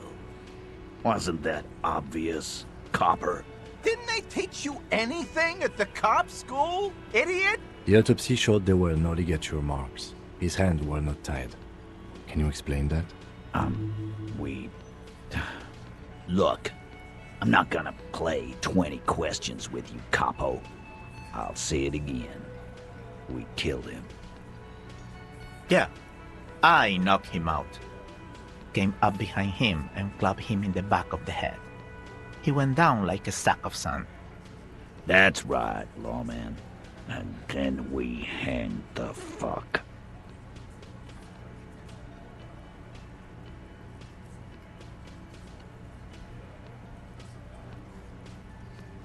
My fucking elbow, Copper.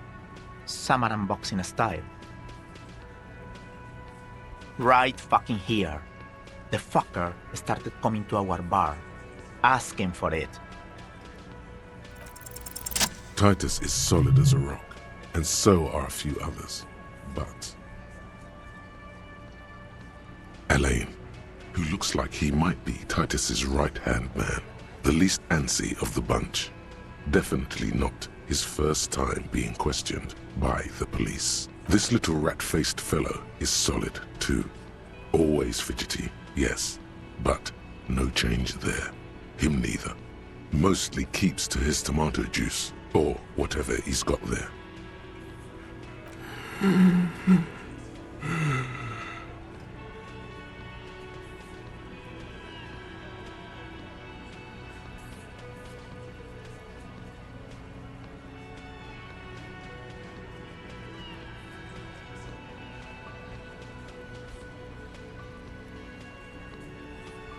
Fuck off, Copper. This one is a stone wall. You won't get more out of them about the night of the murder. Not yet. No. Of course he's having trouble breathing. Just look at how fucking fat he is. Fuck off, Shanky. Angus is a powerful guy. All muscle. Keep your eye on this powerful guy. Sooner or later, he's going to break like a piece of twig. Like what, Copper? You don't have to answer any of his questions. I know, Lizzie. Relax. We killed him last Sunday night. Seemed like a good way to end the week. Known him? We don't associate with scum like that, asshole. Yeah! Who do you think we are? Quiet. He came around about 3 weeks ago when that Pines cow first sailed into town. Happy? By the Pines cow, you mean the representative for Wild Pines? The shipping company you're striking against? No. I mean the Pines cow. The stupid-ass cow they sent in to fuck us over. But you know what? Why don't you ask her about the pretty boy? I'm sure she has interesting things to say when you ask her hard enough. That's enough insinuation for today, Titus. Officer, your interview is drawing to an end. Don't waste your last questions. Why? 'Cause he was worthless mercenary scum. And he stepped out alive in my town.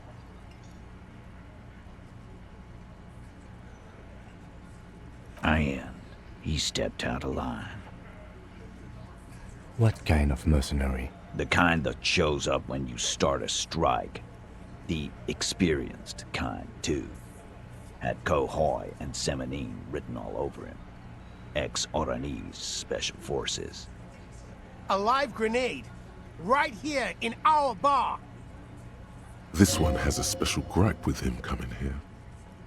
I can't prove it, but I know he was sent by the Wild Pines.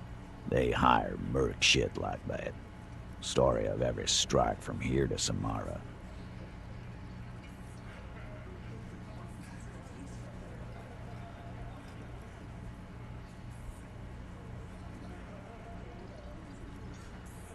Cause one night, he walked straight up to the mic and said, "I'm Oranese goddamn Special Forces, and I'm gonna fuck you all!" Really? Yeah, really. Had a gin and tonic up there, sang some Oranese paratrooper song, and said he's gonna fuck everyone. We couldn't believe it either, but he fucking did, right there. Like some kind of animal. Wrong. He harassed women, raped one, harassed workers, threatened to kill some as a warning. There's a slight unease in him, suddenly. He regrets mentioning the rape. To kill us all, if we don't open the gates, if we don't let the scabs in, if we don't bend over. And that was before he started coming here. Yeah, he said it was his favorite joint now. Started coming here every night. Drinking, grabbing girls. Grabbed one of ours mid-karaoke, right there on the stage. He grabbed someone? Yeah. This girl's on the mic. A beautiful girl, young. Gets into the second verse of Lover Lake. The fucker grabs her legs, starts screaming. "Show me your cunt! Why don't you show me your cunt?" Then, he gets knocked on the head with a wine bottle. Doesn't even fall down.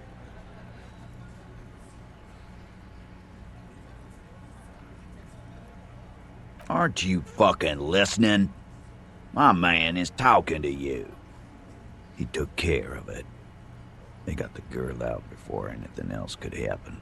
Yeah, me and Eugene got her out. Aren't you fucking listening?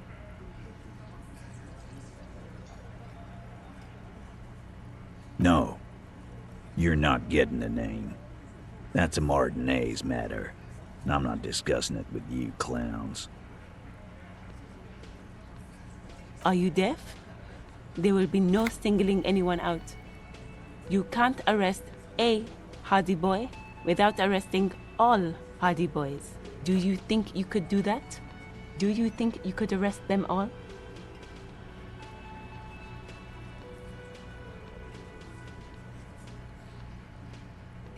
Who do you fucking think does?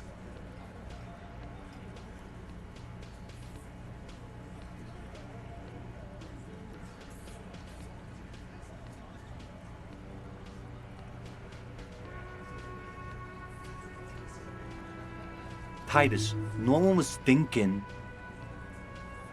No. Fuck no! The big dick is right here, asshole. You're looking at it. Right. Fucking here. Disregard the outburst, officer. None of the boys have any comments on their power relations. That night, they acted as one. That's all.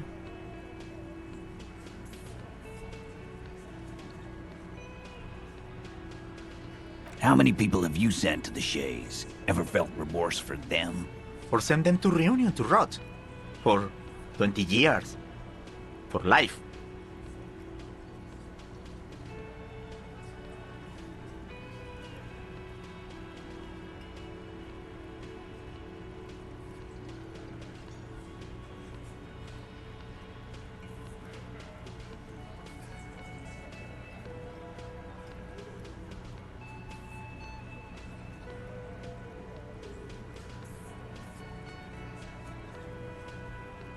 Oh, so you are just a simple, well-meaning man, eh? Ever been in solitary? Prison is a charter. That's what it is. He's clearly been in solitary confinement, and at a young age, nonetheless. So is hanging a man, slowly, without breaking his neck. Nothing. Your investigation here is done. Leave Martinez, go back to your stations where you belong. I think we're going to stick around, thanks. Some things don't add up here, Titus. I've done this job for long enough to know that people don't just confess to first-degree murder. Even if it is a group responsibility, we're going to look into this. Good luck with that. You've heard everything a rent-a-cop is gonna hear from us, real law officials. You're lucky you didn't get a beating. Rent-a-cop? So that's what this is about. He doesn't see you as his equals.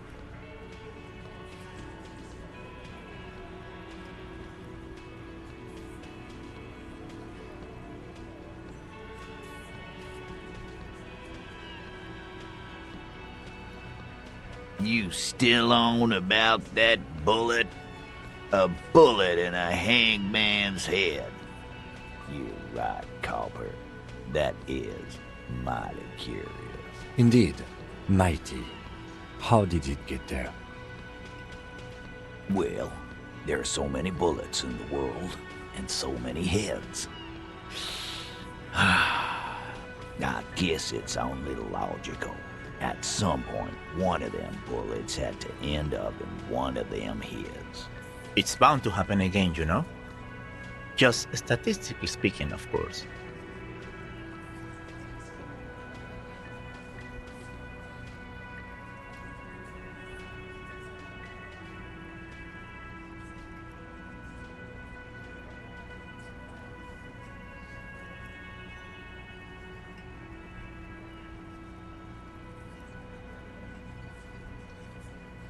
You know what I think? I think he was shot in the head as a kid, and his brain grew around the bullet. Around the bullet, man. That's a good one. They're only pretending to enjoy this. Beneath the act, they don't like you knowing this. Wow! He's got it in a real evidence bag and all! Why don't you go home and log it into evidence? These men have told you what happened. Never been worried in my life, lawman. It's not like you blew it wide open, but there's a little crack in there, somewhere. Oh, so you went and talked to my mommy, and now she's making me play with you. Is that it, lawman? And what's gonna happen if we don't? You gonna go and tell on us?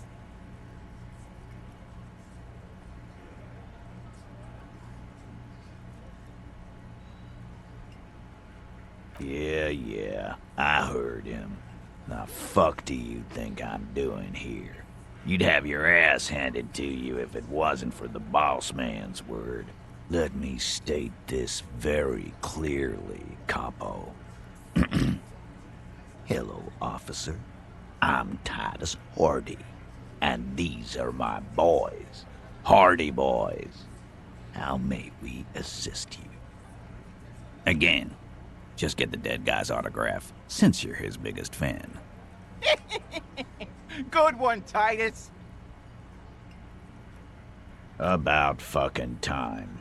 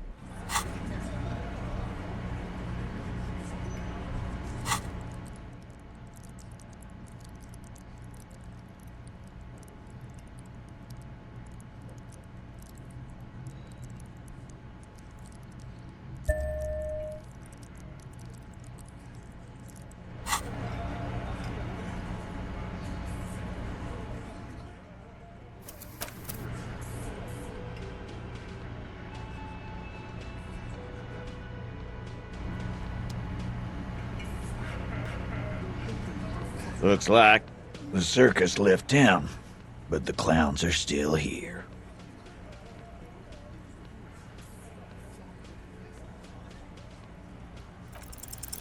As you look around this room full of sweaty men, swearing, drinking, spitting out tobacco, does this look familiar?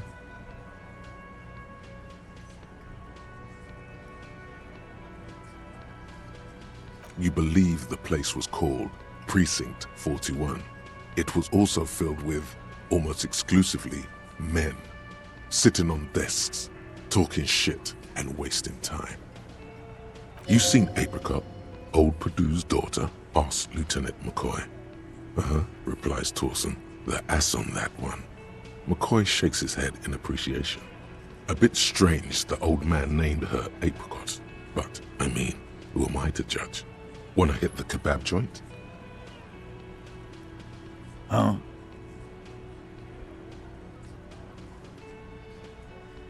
You got a problem with beer now? Not quite there yet. Push on.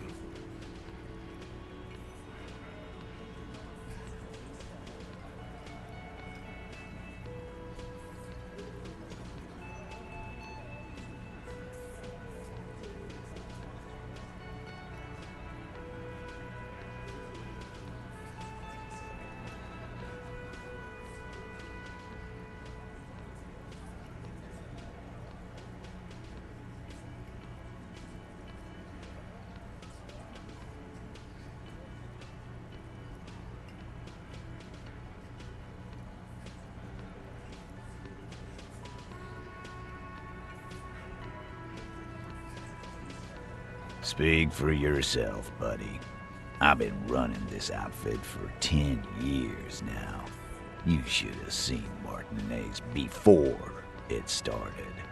It was like jam rock now. They didn't see shit, man.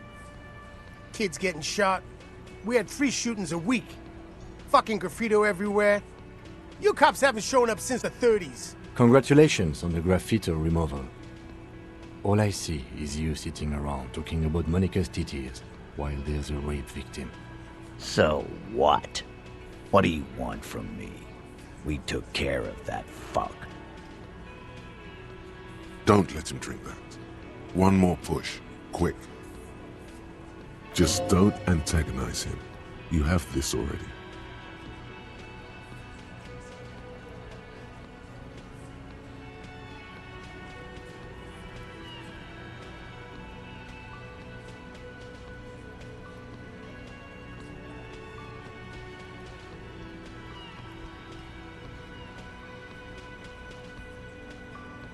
Titus?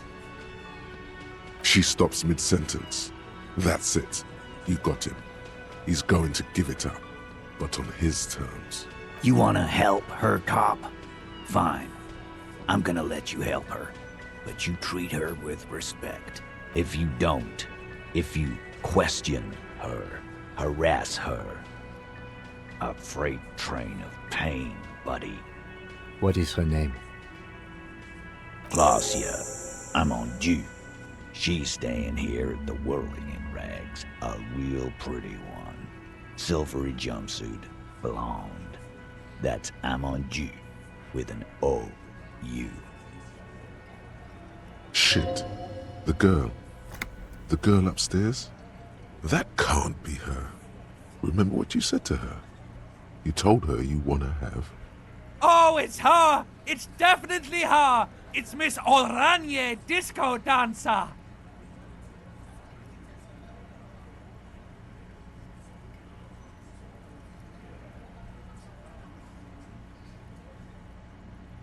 Sure, why not? You've probably seen her around. You inexplicably add cool after the victim's name, with your eyes bulging like some wild beast. Your fingers are fidgeting and sweat starts forming on your brow as Titus looks at you oddly.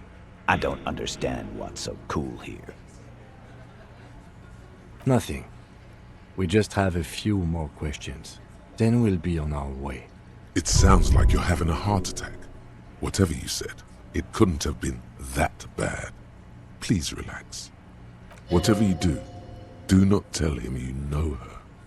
That would sound off.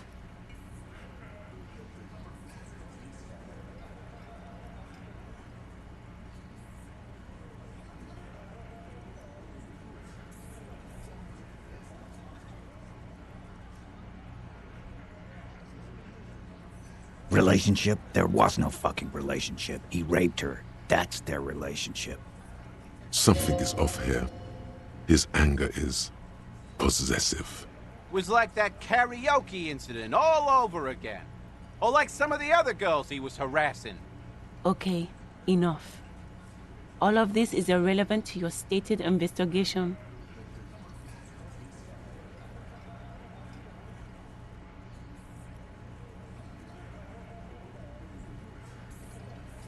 He did it before we killed him. He's not gonna do it again. So what does it matter? It would help if we establish a timeline. All right. 2 weeks, maybe? I don't know. I need another beer. Here you go, boss.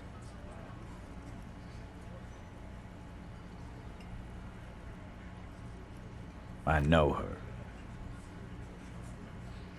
How well do you know her? Well enough, Copper. We partied. She's been here for a few months. You mean Revachol? Nah. Our Miss Oranje disco dancer is an immigrant, or a drifter of some sort. Been staying over here over the winter. Don't you give her any more trouble. She's just had some bad luck, that's all. Shut up, Angie. She doesn't need your help. Titus gives them both a look. They fall silent. What's with all the silences? It's like these guys don't know how to feel about this. You should keep picking at it.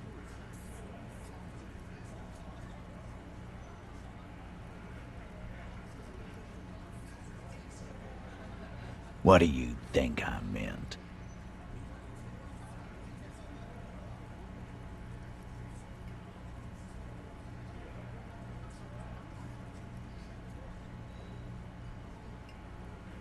Yeah, pretty much.